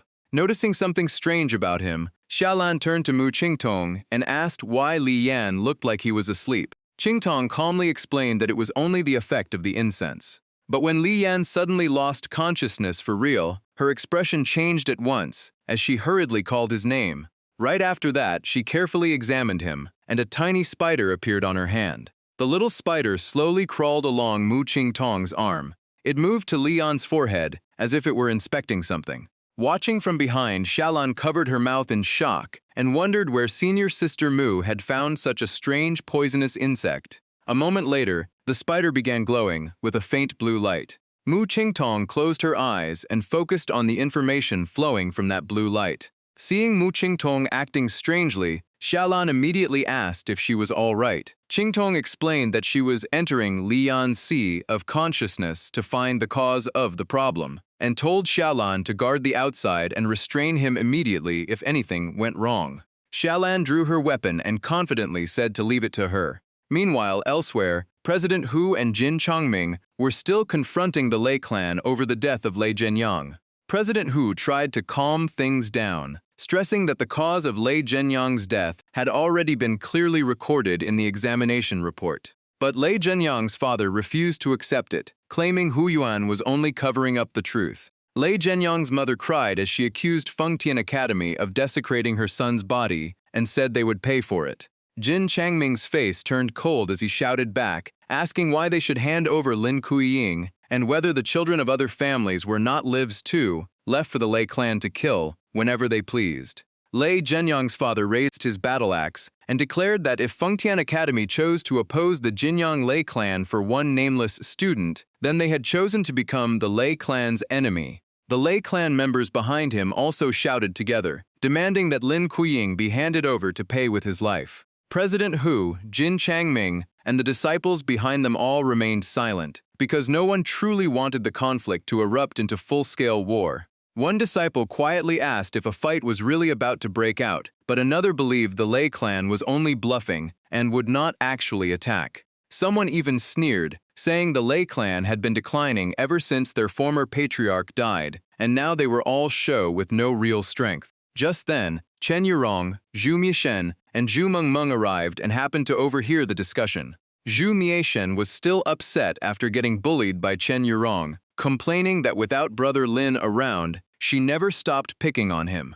Chen Yurong folded her arms proudly and reminded him that during last night's battle with the mutated monster, he was the one constantly begging her and Mengmeng for help. Unable to argue back, Zhu Mieshen quickly changed the subject and joined the other disciples, saying the Lei clan was nothing to fear. Before he could finish, a sudden blow came flying at him. The attack sent Zhu Mieshen crashing straight into a nearby bush. Furious, he jumped to his feet and shouted, asking who had dared to ambush him. Zhu Mengmeng bent over with a smile and said that if he were Lin Kuiying, what she had just done would be far gentler than what the Lei clan wanted to do. After saying that, she walked over and lightly tapped him on the head. Even that simple tap made him clutch his head and cry out in pain. Zhu Mieshen immediately hid behind Chen Yurong and complained about Zhu Mengmeng with a pitiful look. Chen Yurong did not defend him at all. She casually shoved him aside and said she did not hang around fools. Just then, a strange object suddenly struck a member of the Lei clan, throwing the entire scene into chaos. Everyone immediately shouted about a hidden weapon and rushed into defensive positions. The Lei clan patriarch saw the victim and instantly turned pale as he loudly called out Lei Shilius' name. The victim collapsed onto the ground as blood spread everywhere. A large hole had been pierced through his forehead by something incredibly sharp. Beside the pool of blood lay a small horn, the very weapon that had killed Lei Shiliu. Someone picked it up for a closer look and was shocked to recognize it as a fang from the mountain rhinoceros king, razor-sharp and white as jade. Lei Zhenyang's mother immediately grabbed the fang and accused Lingxi Mountain of using it for an assassination in broad daylight, asking if they looked down on the Jinyang Lei clan. Hearing that, Jin Changming pointed at himself in confusion, completely baffled about why he was being dragged into this. The woman kept pressing the accusation, insisting that the weapon clearly belonged to Lingxi Mountain, so there was no denying it. Jin Changming finally lost his temper and cursed her for making baseless accusations. He swore he had never attacked anyone and suspected someone was deliberately framing him. The Lei clan patriarch refused to hear another word and raised his battle axe, declaring there was nothing left to discuss. The moment he finished speaking, he charged forward and brought the axe crashing down. As the axe swung, bolts of lightning gathered from the sky and slammed down with overwhelming force. Seeing the raging lightning descend, the Fengtian Academy disciples turned pale, with some shouting for everyone to get out of the way. Outside the battlefield, Zhu Mengmeng remained calm and asked if anyone had seen the attacker or noticed anyone acting suspiciously. Zhu Mieshen rubbed his chin for a moment before saying that Master Jin was famous for his fiery temper, and besides him, few people could even obtain a mountain rhinoceros king's fang. The moment she heard that, Zhu Mengmeng warned him that if Master Jin overheard those words, the consequences would be severe. Zhu Mieshen quickly covered his mouth and pretended he had never said anything. Seeing that both sides had truly started fighting, Chen Yurong suggested they should go help. At the mention of a fight, she eagerly wanted to rush in and teach the enemy a lesson. Zhu Mengmeng stayed composed, placing a hand on Chen Yurong's shoulder and telling her not to rush, because the academy president and the masters were already holding the front line. Even so, Chen Yurong could not help worrying when she saw how many people the Lei clan had brought. At that moment, President Hu directly activated the Sex Defensive Formation, and the Mountain Protection Formation sprang to life. Outside, the Lei clan patriarch and the clan's experts launched wave after wave of attacks against the barrier. Although every strike carried tremendous power, the Mountain Protection Formation stood firm without the slightest sign of shaking. Meanwhile, Jin Changming kept explaining to Hu Yuan that the death of the Lei clan member had absolutely nothing to do with him. He even pointed to Elder Hua, who had been beside him at the time, and the elder confirmed that his statement was true. President Hu looked toward the Grand Formation and said in a deep voice that at a time like this, those inside could not afford to doubt one another. He then turned to a disciple and ordered him to bring Lei Zhenyang's body out first. The disciple immediately obeyed.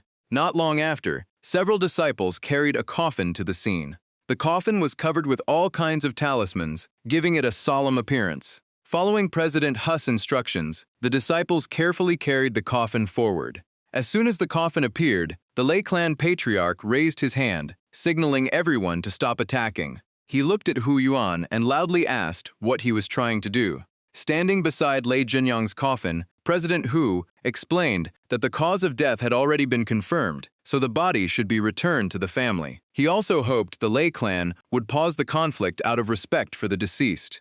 After speaking, he took out a special banner and slowly stepped forward. The moment the Lei clan patriarch saw it, his expression changed, while someone behind him cried out in shock that it was the soul anchoring banner. President Hu planted the banner on top of the coffin. The Lei clan patriarch grew even more suspicious because, as far as he knew, this treasure had been lost for countless years. President Hu explained that it was the soul anchoring banner, personally crafted by the later human emperor and preserved by the Academy. The artifact could suppress corpse mutations and prevent the dead from turning into corpse generals when placed on a coffin. The Lei clan immediately broke into discussion. Some recognized it as the legendary treasure, while others said it was impossible to fake because its authenticity could be verified at once. President Hu continued, saying they had lost their beloved son, and the soul anchoring banner was the Academy's most sincere gift to express its regret. The Lei clan patriarch's tone softened as he asked if President Hu truly intended to hand over both the treasure and the body. Stroking his beard, President Hu replied that Lei Zhenyang had been a student of Fengti Academy, so the Academy shared part of the responsibility. They considered this a small compensation for the Lei clan. Someone beside the patriarch happily urged him to accept, saying that if it really was the soul anchoring banner, everything could still be negotiated. Even so, the Lei clan patriarch kept staring at President Hu and asked whether the Academy had any other conditions. President Hu sincerely requested only a few more days to investigate the truth behind Lei Zhenyang's death. Once the investigation was complete, the soul anchoring banner would officially belong to the Jinyang Lei clan. However, Lei Zhenyang's mother still refused to compromise, insisting that the killer must pay with his life. She declared that no amount of compensation could protect Lin Kuiying, while the others continued persuading the patriarch to consider the treasure. They argued that if the body were preserved and transformed into a corpse general, it would become a powerful asset for the Lei clan, perhaps even stronger than when he was alive. Hearing that, Lei Zhenyang's mother flew into a rage, rushed over, and slapped the speaker, shouting that her son had already suffered enough and deserved to rest in peace. The man frowned and argued that she was looking at the matter the wrong way. The clan had invested countless precious resources into Lei Zhenyang, and if the soul anchoring banner could turn him into a living corpse after death, then all that effort would not have been wasted.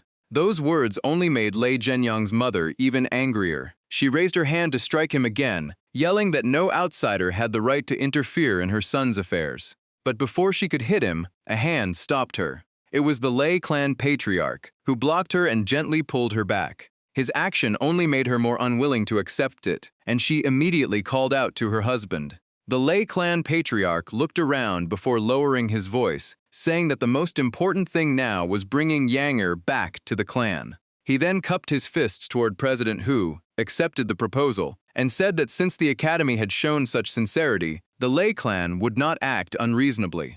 Lei Zhenyang's mother immediately shouted in protest and called him by name. She rushed over and demanded to know if he had lost his mind, asking whether he would really let their son be turned into a living corpse just for one treasure. The Lei clan patriarch grabbed her hand and shouted that family matters would be decided by him, not by her. She refused to back down and reminded him of the promise he had made to her at the inn all those years ago. As she spoke, her emotions overwhelmed her, and she suddenly fainted, causing the Lei clan patriarch to cry out in alarm. He hurriedly placed a medicinal pill into her mouth and kept comforting her, telling her to breathe slowly. After settling the situation, he let out a weary sigh. From the opposite side, President Hu spoke up and asked about Madame Lei's condition. The Lei clan patriarch replied that she was simply overwhelmed by the grief of losing their son. After some rest, she would be fine. Even so, he admitted he was still not completely convinced, saying it was impossible to tell from this distance whether the soul anchoring banner was real. President Hu smiled and pointed toward the coffin, telling him to inspect it himself. He explained that the coffin had not been sealed yet. All they had to do was cover the deceased's face with the soul anchoring banner, drip blood onto the banner, and place it into the corpse's mouth to complete the ritual. An elder of the Lei clan leaned over and whispered something into the patriarch's ear. After hearing it, the patriarch stopped questioning him. The Lei clan patriarch and the elder stepped forward to verify it with their own eyes. He picked up the soul anchoring banner and examined it carefully. In just a moment, his expression changed as he realized it truly was the legendary treasure. The elder beside him was equally shocked, saying the bloodline runes of the later human emperor were still perfectly preserved, as if they had just been carved. The entire scene was watched from afar by Zhu Mengmeng and her two companions. Chen Yurong sighed and admitted that, although she had never liked Lei Zhenyang, seeing his father made her feel a little sympathy for him. Zhu Mishan simply smiled knowingly, fanned himself, and mocked that the so-called family bonds of noble clans were not worth much after all. Meanwhile, Zhu Mengmeng was still thinking about the earlier assassination. She could not understand why the killer, who was capable of attacking in front of everyone, would deliberately leave behind the mountain rhinoceros king's fang. A frightening thought slowly formed in her mind. Or perhaps, Chen Yurong seemed to guess what she was thinking and asked if Mengmeng suspected that someone had deliberately staged the incident to provoke a conflict between the two sides. Even bringing up Master Jin, the scene shifted back to where Li Yan was being held. Mu Qingtong was still examining his condition while Xiaolan remained by her side.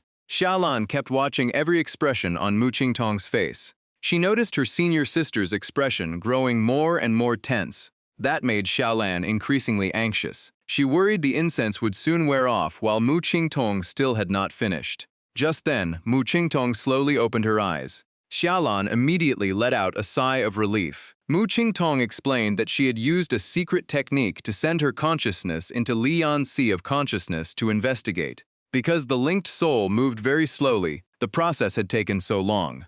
Xiaolan brought her a cup of tea and asked what she had discovered. Mu Qingtong lifted the lid of the teacup and thoughtfully said that Li Yan's sea of consciousness was filled with abnormalities.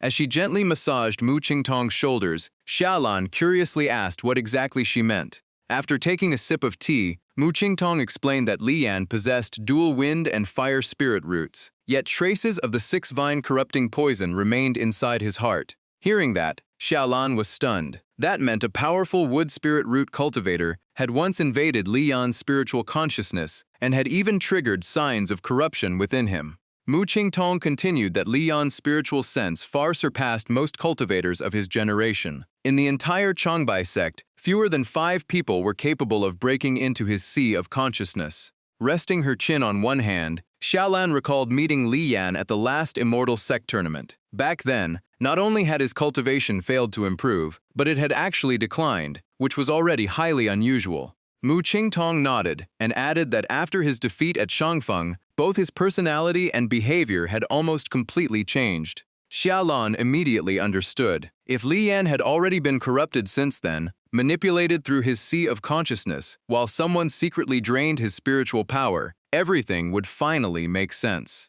Mu Qingtong continued following the clues. In her opinion, the turning point most likely happened before last year's Immortal Sect tournament. The only person who had close access to Li Yan possessed the ability to influence his sea of consciousness, and specialized in a wood spirit root was. At that thought, both women turned pale as the final pieces of the puzzle fell into place. The same name appeared in both their minds at once, Li Ying. Xiaolan immediately said that Li Ying was Li Bufan's beloved daughter. Everyone in the Changbai sect knew that Li Yan had deeply loved her, and the two had only become officially engaged last year. Mu Qingtong added that Li Ying had never cared much about Li Yan while they were growing up, so that sudden engagement might have been the true beginning of everything. Hearing that, Xiaolan wanted to leave immediately and suggested going straight to the Changbai sect to find out whether Li Ying had been possessed by the demon clan. But at that moment, a weak voice interrupted their conversation.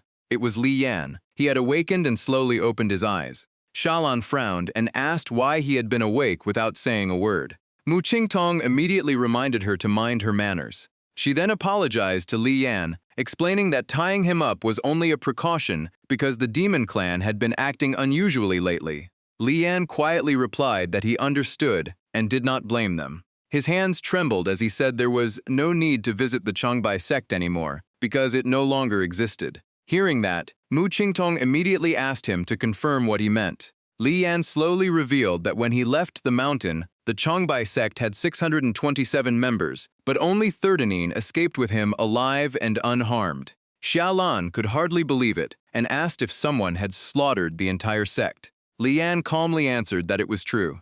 In his memory, the Changbai sect's sign, crashing to the ground, marked the beginning of the sect's destruction. Flames engulfed everything, as if the entire sect was being burned to ashes. Everywhere he looked, there was nothing but ruins and devastation.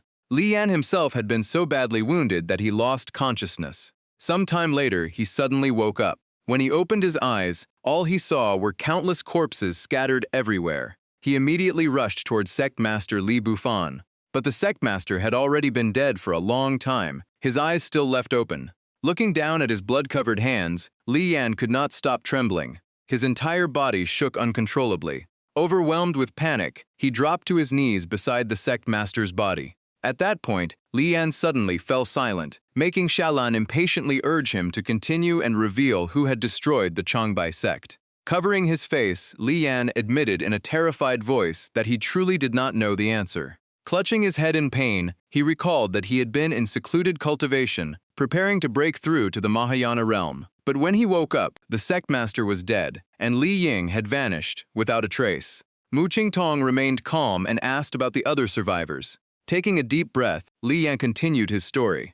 According to the other disciples, people had already been disappearing before he came out of seclusion. Even the sect master began acting strangely. On the night of the massacre, when he and his senior brothers fought to escape, the ones blocking their path were their own fellow disciples. They had completely lost their minds, attacked anyone they saw, and even absorbed their victims' spiritual power. After countless hardships, his group finally escaped down the mountain. But the one hunting them was Li Ying herself. She killed everyone else and spared only him.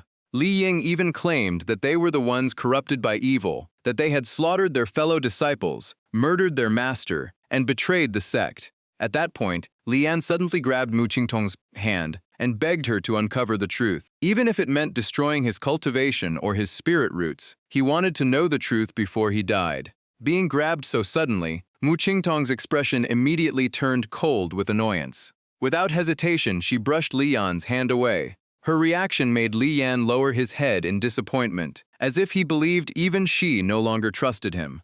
Mu Qingtong took out a necklace and slowly said that the Li Yan she once knew had never been someone who feared this much. The moment he saw the necklace, Li Yan's expression changed in shock, and he asked what it was. He reached for Mu Qingtong's hand again, mentioning that it was a keepsake left by her mother, as though trying to confirm something. Mu Qingtong explained that while he was unconscious, she had examined his sea of consciousness and found clear signs that someone had tampered with his mind. In other words, whether the Changbai sect incident truly involved him or not, his actions had not come from his own will. Hearing that, Li Yan clenched his fists in disbelief. He muttered about demonic corruption, because such a technique normally required spiritual power to invade the target's spirit core directly. This revelation was far beyond anything he had expected. Mu Qingtong continued, saying it seemed he had secretly suspected this all along. Looking at the bracelet in her hand, she explained that it was the spirit binding ring. Once a demon beast wore it, it would obey its master completely, and humans were no exception if they willingly put it on. As soon as she took it out, the ring immediately changed size, becoming slightly larger than before. Mu Qingtong held it out in front of Li Yan and asked if he dared to abandon his pride to uncover the truth and clear his name, or if he would live forever as a traitor. Her voice turned serious as she told him the choice was his. The scene shifted to Lin Guijing, who was sitting quietly on a stone table, fully focused on his cultivation. Meanwhile, Xiao Ju floated in the air as if searching for something. Her attention was fixed on a glowing blue pearl, resting atop a stone pillar. After meditating for a while, Lin Guijing slowly opened his eyes. The first person he thought of was Xiao Jiao. Not seeing her, he immediately called her name. A voice came from above, telling him to look up. Seeing Xiao Ju high overhead, Guijing curiously asked why she had climbed up there. Xiao Ju replied that she had been bored and kept staring at the glowing pearl. The more she looked at it, the more familiar it seemed, so she flew up for a closer look. After saying that, she slowly drifted toward Lin Guijing. The sudden closeness caught him off guard, and he awkwardly asked what she was doing.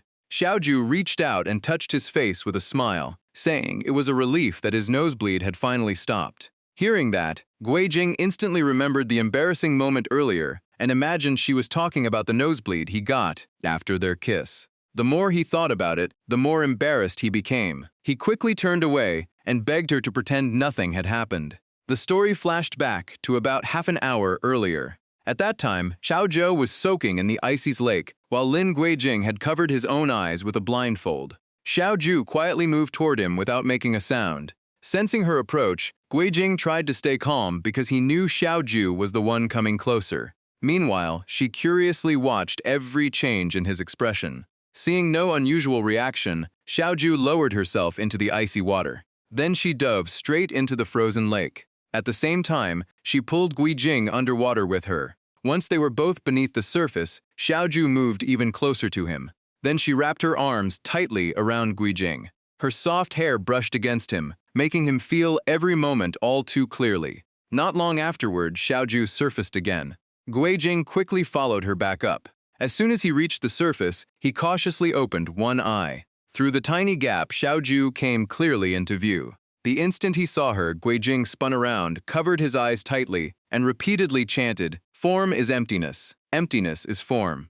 Xiao Ju paid no attention to it. She walked over and explained that she had used too much spiritual power, and since the lake was so cold, she wanted to borrow some of his spiritual energy. Hearing that, Guijing remembered the familiar way they usually transferred spiritual power. His face turned bright red, and he could barely speak. Before he could react, Xiao Ju gently pressed her lips against his. The two were quickly swept into an intimate moment. But just then, Guijing suddenly got another nosebleed, forcing Xiao Ju to pull away and remind him that it was bleeding again. Back in the present, Guijing was still pinching his nose shut with both hands. He let out a sigh of relief after realizing it had only been a misunderstanding. He had thought the nosebleed had started again, while Xiao Ju suspected he had been thinking about something strange.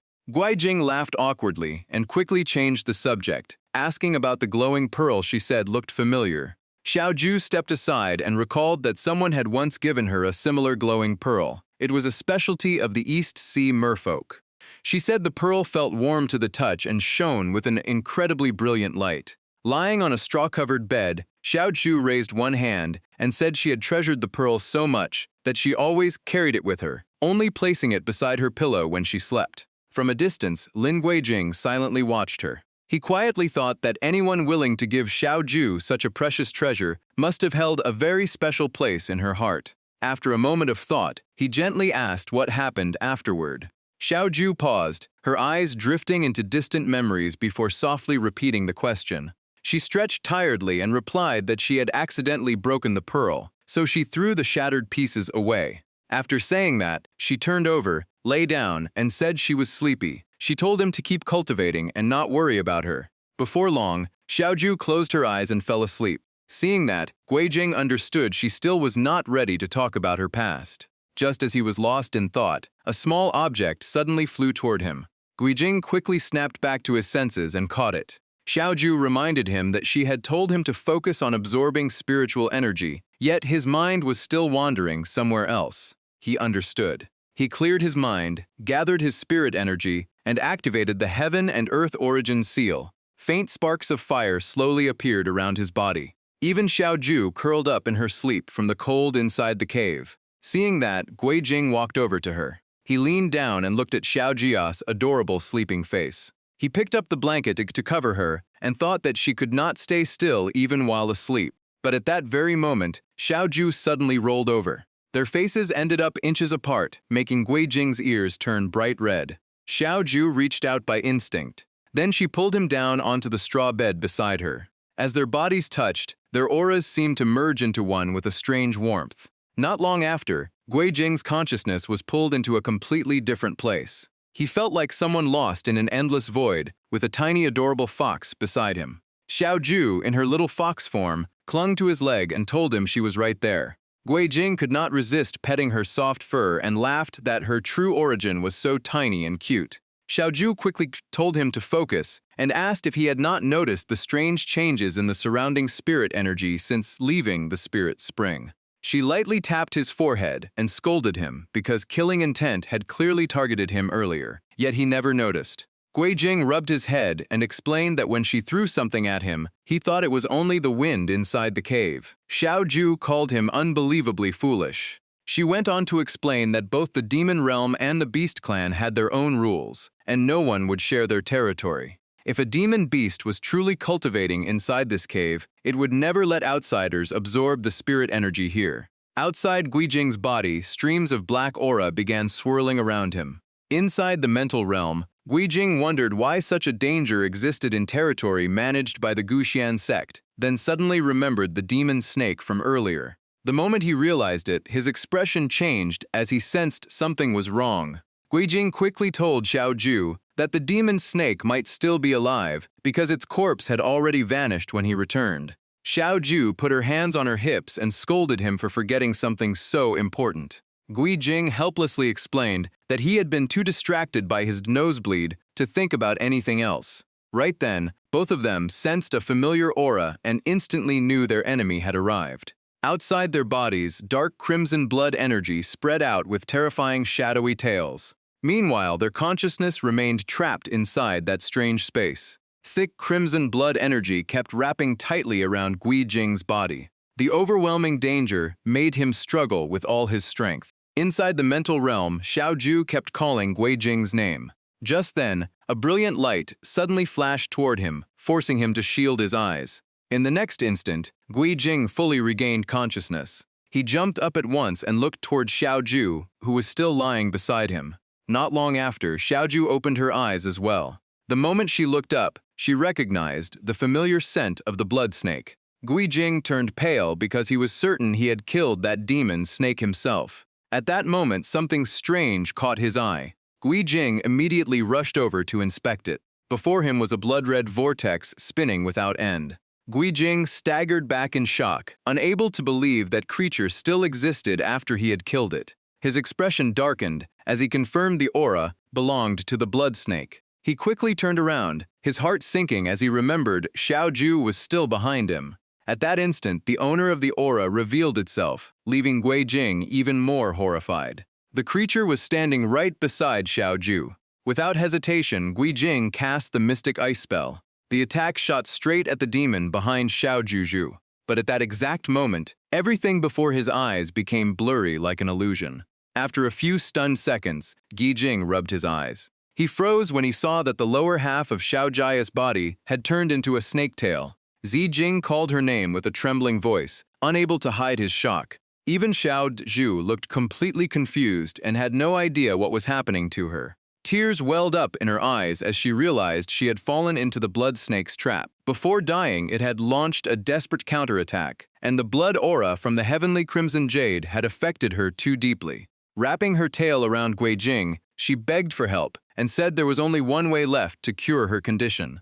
Guijing could only scratch his head helplessly and said doing that now would be taking advantage of someone in trouble. Xiao Ju pitifully said her whole body ached and begged him to at least hold her. Guijing grabbed the tail, his eyes suddenly turning ice cold, and told her not to worry and just hold on tight. A stream of golden light immediately appeared in his hand. The fake Xiao Ju kept clinging to him and begged him not to leave.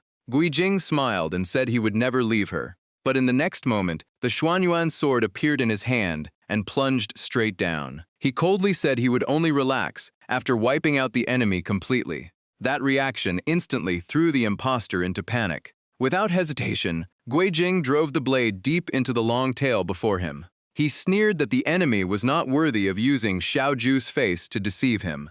Just then, the real Xiao Jia's voice echoed out, reminding him that a Tang snake's tail could be used to forge the soul-marking banner, so he should not waste it. Guijing laughed and nodded in agreement. The blood snake was completely terrified and desperately begged for mercy. Unfortunately, Guijing showed no mercy and pressed the sword down harder, making it scream in agony. Then he grabbed the demon bone and yanked it out by force. The blood snake ground its teeth in rage but could do nothing. Guijing pulled with all his strength, ripping the tailbone from its body as blood and flesh splattered everywhere. Losing its vital bone, the blood snake let out a horrifying scream. At that exact moment, both Guijing and Xiao Ju awoke from the illusion. The Xuanyuan sword was still floating in the air as it shot downward. Its target was the demon snake's tailbone lying beside their straw bed. A blood-red soul emerged from the skeleton, staring at Guijing with murky eyes full of hatred. It was the lingering soul of the demon snake. With only its head remaining, it still roared madly that it would kill them both. Xiao Ju slowly sat up and said that if she remembered correctly, the Demon King once had a pair of tongue snake spirit generals. The male was Bai Long Xiao, and the female was Hong Ling Lo. The moment it heard those names, the demon snake was stunned and asked if she knew its parents. Xiao Ju continued that after the Great War, their tailbones had apparently been taken to forge the soul-marking banner. Not only that, many demon kings and beast kings were turned into corpse generals after death, bringing slaughter across the three realms. Hearing that, the demon snake roared in fury that if it had not been the last surviving bloodline of the Tang snake clan trapped inside the Spirit Stone cavern for so many years, none of this would have happened. Xiao Ju calmly explained that the Tang snake clan had a unique way of preserving its bloodline. They only needed to entwine their tails to conceive offspring. Then she suddenly asked if Guijing had been the only man to ever appear in the Spirit Stone cavern all those years. The demon snake looked at Guijing with disdain and said it was an ancient demon spirit king, so it would never lower itself to reproduce like ordinary beasts. But if it truly had to choose, Guijing was indeed the best candidate. Back then, before it could finish, it spat out a strange stream of green mist. Xiao Ju instantly sensed the danger and shouted for Guijing to hold his breath. At the same time, she rushed over and grabbed his hand. The demon snake laughed viciously and roared that since they had taken its tailbone, they should forget about leaving alive. Its eyes turned blood red as killing intent erupted violently. Xiao Ju immediately raised a barrier to block the incoming green mist. Even while holding the barrier, she pulled Guijing back toward a safer distance. After losing part of its tailbone, the demon snake could barely move normally. Even so, it growled that even if it died, it would drag one of them into the grave. A moment later, its damaged tail lost balance and slammed heavily onto the ground. Its body collapsed along with it. Even then, it refused to give up and kept dragging itself forward. Seeing this, Guijing immediately called out to the sword spirit. From afar, the sword spirit turned into a streak of light and shot straight toward the demon snake. Sensing the danger closing in, the demon snake reacted at once. With the last of its strength, it twisted aside and narrowly avoided the attack. But the dodge sent its body crashing hard into the nearby rock wall. The entire cave began shaking violently as if it were about to collapse. Guijing suddenly understood why. The Spirit Stone cavern was protected by a mysterious mechanism that stayed dormant unless disturbed. He and Xiao Ju looked in the same direction at the same time and shouted, "The Spirit Stone." The moment the demon snake saw the Spirit Stone, its eyes lit up. Ignoring its injuries, it lunged forward with its mouth wide open to seize the treasure. Guijing quickly turned to check behind him. He immediately cast an ice spell to stop the enemy. The demon snake was halted before it could get any closer. Before it could reach Xiao Ju, its entire body was sealed inside thick ice. But before Guijing could relax, another tail suddenly wrapped around his leg, making him think the enemy had a clone. The tail tightened and violently dragged him downward. Guijing struggled with all his strength to break free. The harder he fought, the worse his leg was injured, and his joints nearly dislocated. Meanwhile, the whole cave shook even more violently. The Spirit Stone, resting on the rock, was about to fall into the chaos. Guijing rushed forward and caught it before it was lost. But the situation was becoming desperate, with every escape route completely blocked. He frantically searched for a way out. At last, Guijing summoned the Xuanyuan sword back into his hand. He drove the sword hard into the stone pillars around the cave. Still not satisfied, he pulled the sword back out. Then he unleashed another strike with all his strength. A spinning wave of sword light shot straight toward the demon snake. The clone clinging to him was instantly burned away. Meanwhile, Xiaoju kept her eyes on the frozen true body. Her expression completely changed as her aura surged. Smiling, she stepped forward and called out, "Hua Jiner." The moment the demon snake sensed Xiaoju's aura, its gaze softened and it quietly called her mother. Smiling, it walked toward her and asked if she was really its mother. Xiaoju gently answered, opened her arms, embraced it, and softly asked if her child was hurting before telling it to come home. But in the very next second, the demon snake revealed its true colors and wrapped its tail tightly around Xiaoju. At the same time, it bit deeply into her shoulder. Seeing that, Guijing shouted Xiaoju's name in panic. The demon snake laughed triumphantly, saying the Fox clan truly excelled at charming others, but when it came to deception, the Teng snake clan was no less skilled. Its victory did not last long as a strange aura suddenly erupted. The demon snake quickly retreated with eyes full of caution. Seeing Guijing about to rush over, Xiaoju immediately stopped him. Then she suddenly vanished from the demon snake's sight, leaving it completely confused. Even Guijing was stunned by what he saw. The demon snake was suddenly bound by countless strands of straw from all around. Its flesh was torn apart as blood poured non-stop. Countless wounds appeared as the razor-sharp straw pierced through its body. Watching the scene, Guijing could not help asking what was happening. Xiaoju reappeared and calmly explained that the demon snake had pretended to fall for the fox charm to lower her guard. Since it loved acting so much, she decided to let it finish the performance. The demon snake screamed in agony and kept demanding to be released so it could kill them both. Looking at the bound demon snake, Guijing curiously asked what that thing was. Xiaoju explained that it was the carpet fox python, a demon beast from Mount Fuyu. Its yin side looked like animal fur while its yang side resembled dry straw. She proudly walked up to the demon snake and said the fox charm was Ching Ching Chia's legendary technique. If it ever had another life, it should stop being so blindly arrogant. The demon snake was squeezed tighter and tighter by the straw. Blood continued pouring out along with miserable screams. Even from a distance, Guijing shivered as the sound made his skin crawl like something was drilling into his flesh. Just then, Xiaoju suddenly sat down beside him. Guijing was about to ask what she was doing, but she cut him off and told him to stay still. She carefully treated and wrapped the wound on his leg.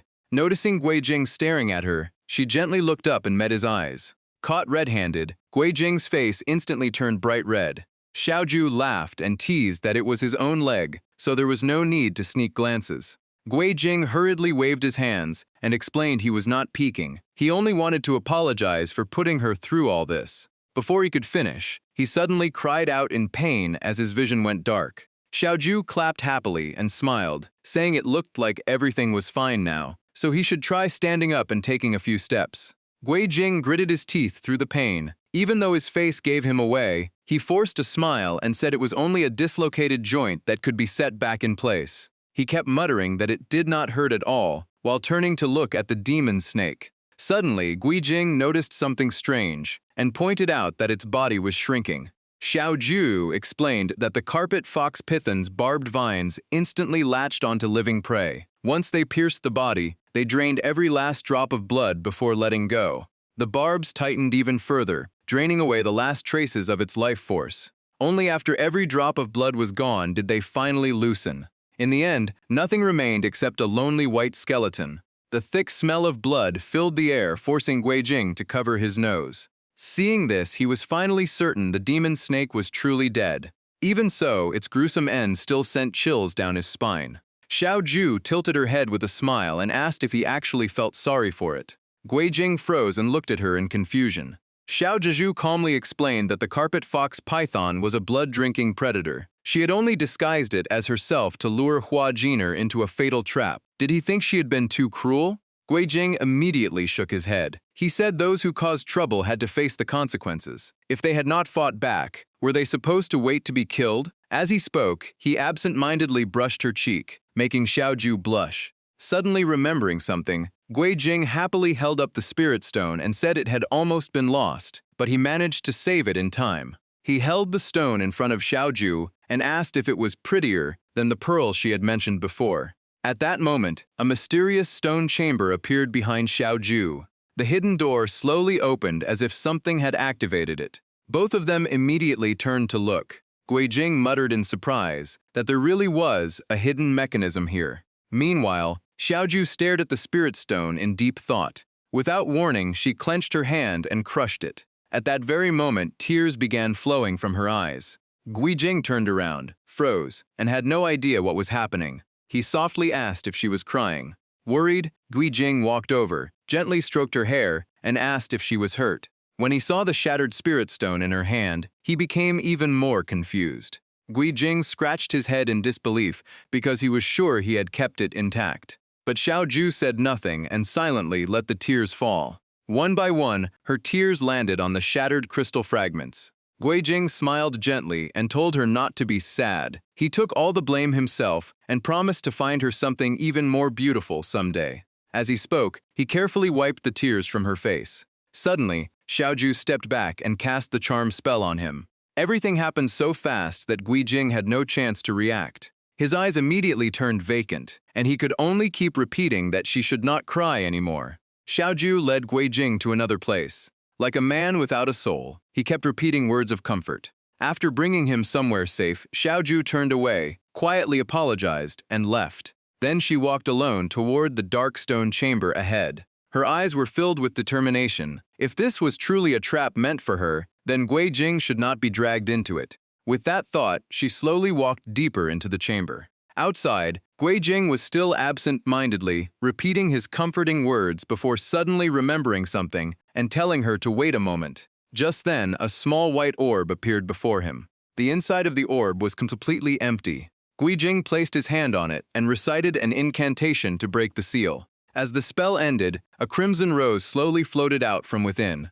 At that very moment, Xiaoju's figure appeared before Gui Jing's eyes. At the same instant, he snapped back to his senses and opened his eyes. Before him, Xiaoju had already stepped completely inside the stone chamber. The massive door was slowly closing, and Xiaoju looked back one last time. The gap in the doorway grew smaller and smaller. Then it finally sealed shut. Only then did Gui Jing realize something was terribly wrong, unable to understand what had just happened. The white orb in his hand suddenly shattered into pieces. Gui Jing's desperate cries for Xiaoju echoed throughout the cavern. Meanwhile, at the entrance of the Junxian sect, Dean Hu handed the soul-marking banner to the head of the Lei clan. The Lei clan head accepted the treasure with a satisfied smile. Then he used his own blood to perform a ritual on the stone gate. But at that very moment, a strange creature suddenly charged in. It slammed straight into the Lei clan head's arm that was holding the soul-marking banner. In the blink of an eye, the little beast snatched the banner and fled. Everyone, from the Lei clan head to Dean Hu, stood frozen in shock. An elder from Fengtian Academy immediately shouted that the soul-marking banner had been stolen. The Lei clan head turned to the old man behind him and demanded to know why he had dared covet the treasure and order his spirit beast to steal it. The old man hurriedly defended himself, insisting he had given no orders and the beast had acted on its own. But the Lei clan head refused to believe him, saying it was his beast, so it would never act without a command. He threatened to kill him unless the banner was recovered. The old man could only wear a miserable expression, unable to explain himself. His face twisted in pain as he cried that something was wrong. The spirit beast had gone berserk and was no longer under his control. Blood-red veins quickly spread across his face. Seeing that, the Lei clan head immediately knocked him to the ground. The old man's body convulsed violently without stopping. He grabbed the Lei clan head's robe and begged for help, insisting the berserk beast was to blame, not him. The Lei clan head coldly kicked him away. Before long, the old man lay motionless, with only the occasional twitch. Without another glance, the Lei clan head ordered his clansmen to recover the soul-marking banner and capture the pangolin beast. The Lei clan members immediately spread into the nearby forest to search. Watching from the side, Jin Changming folded his arms with a faint smile, finding the endless trouble rather entertaining. The female instructor beside him tugged at his sleeve and told him to stop provoking people. She then walked over to the fallen man and asked Dean Hu whether he planned to treat him. Dean Hu replied that they should take him to the infirmary first. Whether he could be saved depended on his condition. Several disciples carried the old man away while the female instructor warned everyone to be careful of any poison. Meanwhile, Jin Changming and the female instructor stayed behind.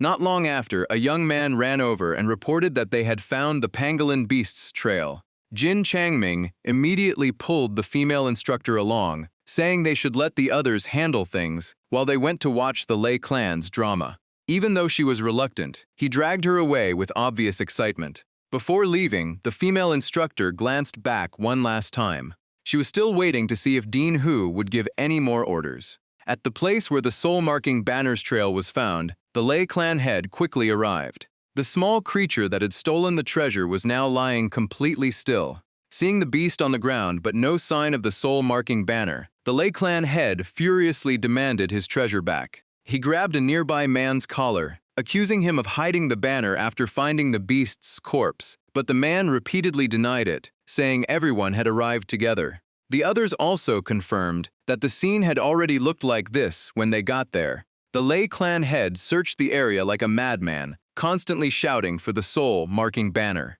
He finally stopped, only after noticing Jin Changming and the female instructor arrive. The Lei clan head immediately pointed at Jin Changming and accused Fengtian Academy of pretending to return the treasure only to secretly steal it back. Jin Changming brushed the accusing finger aside and coldly replied that if the Lei clan wanted a fight, they could have one. He had no interest in dealing with fools. He added that with the Lei clan's current strength, losing the soul-marking banner might not be a bad thing, since priceless treasures often brought disaster. The Lei clan head trembled with rage and glared at him, unable to find the words to respond. Just as the tension reached its peak, someone appeared and drew every eye. It was Lu Wuya, carrying the soul-marking banner in one hand and a red pouch in the other. He returned the soul-marking banner to the Lei clan head and casually reminded him to keep it safe this time. The moment the Lei clan head got the treasure back, his mood visibly improved. After securing it, he ordered his clansmen that he would escort his wife home first, while the third elder and eighth elder were to take the young manor master's body back to Jinyang.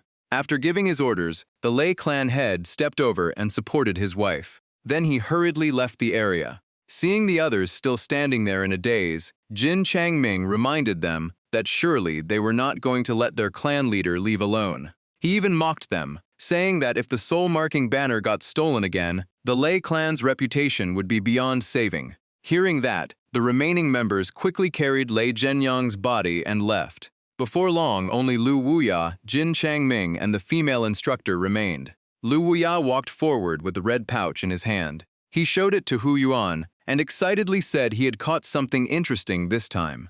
After taking a closer look, Hu Yuan realized it was likely the venomous snake that had killed a Lei clan cultivator, and it had not yet gained intelligence. Lu Wuya reached out and tapped the snake to wake it up. The moment it woke, it sensed danger and fixed its eyes on him. Without hesitation, it bit straight into Lu Wuya's hand. Faced with the bite, he merely let out a quiet snort. After absorbing something from him, the snake's body began changing and grew larger. It struggled non-stop to escape from the red pouch, but every attempt failed, so it eventually curled up again. While everyone was focused on the snake, a shadow holding a weapon quietly appeared behind Lu Wuya. A sharp whistle cut through the air as the attacker suddenly charged. The strike went straight for Lu Wuya's chest. Blood instantly splashed onto the venomous snake. Lu Wuya let out a muffled groan. Then he slowly turned around. The attacker was the same female instructor who had been standing with them all along. She coldly pulled her weapon out of Lu Wuya's body. The shocking scene made Dean Hu and the other instructor's sister Hua had also been possessed. Dean Hu could only sigh, clearly never expecting things to reach this point. Jin Changming immediately demanded answers, saying Lan Mo had once been the former Demon Queen's closest maid, yet she had secretly worked as a spirit beast instructor at Fengtian Academy for over 10 years and even used beast-taming techniques to murder people for treasures. He asked who she really was. The female instructor let out a dark laugh when she heard the name Lan Mo. Her entire presence had completely changed. She said that living among humans had almost made her forget the name Lan Mo. Dean Hu immediately asked what the demon clan wanted, since the disciples of Fengtian Academy had nothing to do with the war between the two races. Holding the red pouch, the female instructor replied that she was more curious how they had discovered her true identity, especially an old man like Dean Hu. But when she opened the pouch, she found only long needles inside, and her expression instantly changed. Looking at Lu Wuya, she demanded to know how he had recognized the prince's true form and whether he had met him before. Covering his wound, Lu Wuya smiled and said that ever since arriving at Fengtian Academy, he had been acting the whole time, pretending to be sick one day and injured the next. As he spoke, he slowly stood up. He turned to Dean Hu with a joke, asking whether the academy would reimburse him for another ruined robe, while the wound on his chest rapidly healed. Seeing that, the female instructor completely lost her composure and demanded to know what they had done to her prince, because she could no longer sense his aura. Lu Wuya casually tossed the pouch to Dean Hu. Then he began asking questions. He wanted to know how many Demon Clan agents besides Hua Molan and Mu Yi were still hiding inside Fengtian Academy, leaving the female instructor stunned that he even knew her prince's name. Lu Wuya continued by asking how many spies the Demon Clan had planted in other major factions. Even Jin Changming was shocked, realizing that other powerful forces might also have been infiltrated. Dean Hu said in a deep voice that Hua Molan had hidden inside the academy for more than 10 years, proving the Demon Clan's plan was far from simple. Hua Molan coldly replied that until she confirmed her prince was safe, she would not answer a single question. Lu Wuya deliberately provoked her, saying that the Demon Emperor's son carried the noble true Flood Dragon bloodline, so imprisoning him would never be easy. In his view, if the plan had succeeded, the prince was probably already waiting at the agreed meeting place. The moment she heard that, demonic aura erupted wildly from Hua Molan. She immediately lost her composure and tried to escape. Someone panicked and wanted to chase after her, but Jin Changming stopped them and calmly said Lu Wuya had surely prepared for this. Sure enough, before Hua Molan could get away, an overwhelming force slammed her back down. Massive waves of pressure descended from the sky one after another. Struggling to her feet, Hua Molan looked up with horror in her eyes. It did not matter if she refused to answer. Today was the day he settled an old debt with the Demon Clan. Meanwhile, Hua Molan struggled back to her feet. In the next moment, Lu Wuya let out a quiet shout and activated a divine technique. Countless chains of energy spread across the sky, sealing the entire area. Sensing the danger, Hua Molan's expression immediately changed. She quickly threw out several hidden spirit pills. The pills exploded one after another, throwing the area into chaos. Taking the chance, Hua Molan revealed her true form as a giant bird with enormous wings. The demon bird looked toward the sky, facing the tightening barrier. It lunged forward and bit into one of the energy chains. At the same time, it slashed at the chain with its razor-sharp claws. Blazing flames burst from its mouth, burning everything in their path. Then the giant bird beat its wings and shot into the sky, calling for its prince as it tried to escape. But Lu Wuya calmly raised a hand and said with regret that he rarely showed mercy, yet she had failed to treasure that chance. As soon as he finished speaking, he activated another grand formation. The demon bird immediately sensed something chasing after it. A massive vortex rapidly formed and swallowed its escape route. Feathers were ripped away and scattered across the ground. Moments later, its enormous body was dragged down as well. Lu Wuya walked forward with a cold expression. Hua Molan had already returned to her human form, her eyes filled with caution. Lu Wuya appeared directly in front of her.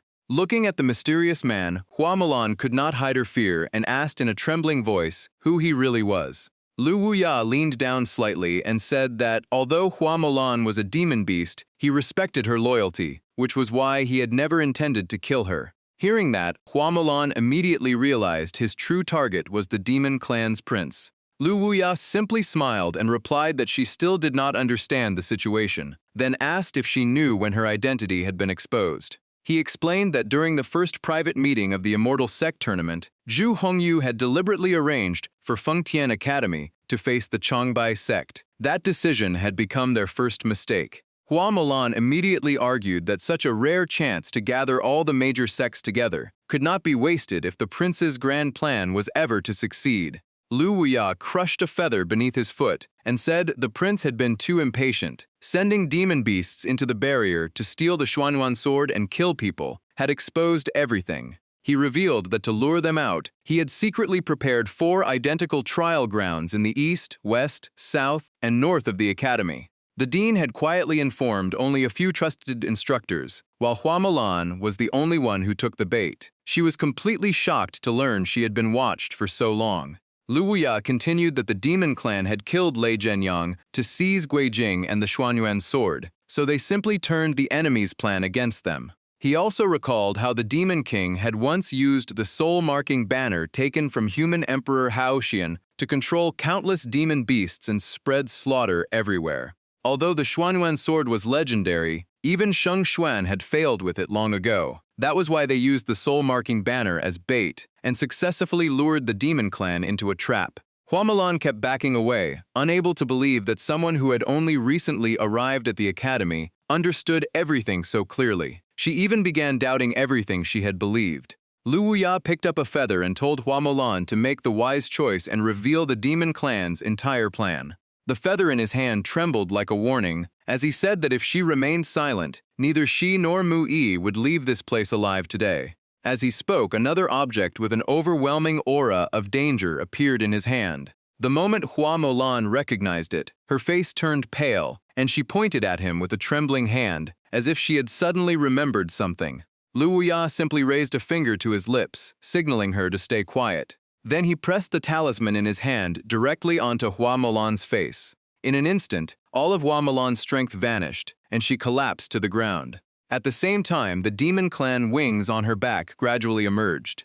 Jin Changming immediately rushed over and asked Lu Wuya in astonishment if this woman's status was really that important. Could she truly be the former attendant of the Demon Queen? He had once read the name Lan Mo in an ancient record from the library. She was listed among the demon clan's famous figures, but he could not remember the details. Dean Hu then explained that Lan Mo had grown up beside the Demon Queen as her closest attendant, almost like a real sister. She was also famous throughout the demon realm for her unmatched beauty and her dual cultivation techniques that drained others. Hearing that, Jin Changming's face instantly changed, and he stumbled back several steps as if he had heard something terrifying. An instructor standing behind him asked why he was reacting so strongly. Jin Changming swallowed nervously and recalled that when he first joined Fengtian Academy, he had always called her Sister Hua with great affection. He immediately panicked and insisted he was completely innocent. No one should misunderstand him. Even though his wife had passed away years ago, he had never crossed the line. Lu Wuya pulled Hua Mulan over and said Mu Yi was different from her. By now, that man had probably already realized something was wrong. Dean Hu raised the wind tracker compass and declared that with both the compass and the wind tracker fireflies, they would definitely locate the enemy's hideout. Just then, a strange sound suddenly echoed through the air, making Lu Wuya immediately turn his head. In the distance, near the main hall of Fengtian Academy, a massive cage-like object slowly rose into the sky, glowing with dazzling multicolored light. Seeing the scene, Jin Changming asked in shock what kind of artifact it was, because even its sound disturbed everyone's mind. Lu Wuya decided to investigate personally and left the rest to handle things here. As soon as he finished speaking, he flew straight toward the main hall. Meanwhile, Guijing was desperately trying to break open the stone chamber door. On the other side, Xiaoju arrived before another doorway and stared in surprise at what lay beyond. After calming herself, she gently pushed the door open, its hinges creaking softly through the silent chamber. Inside the room, a familiar figure appeared before her. The moment she saw him,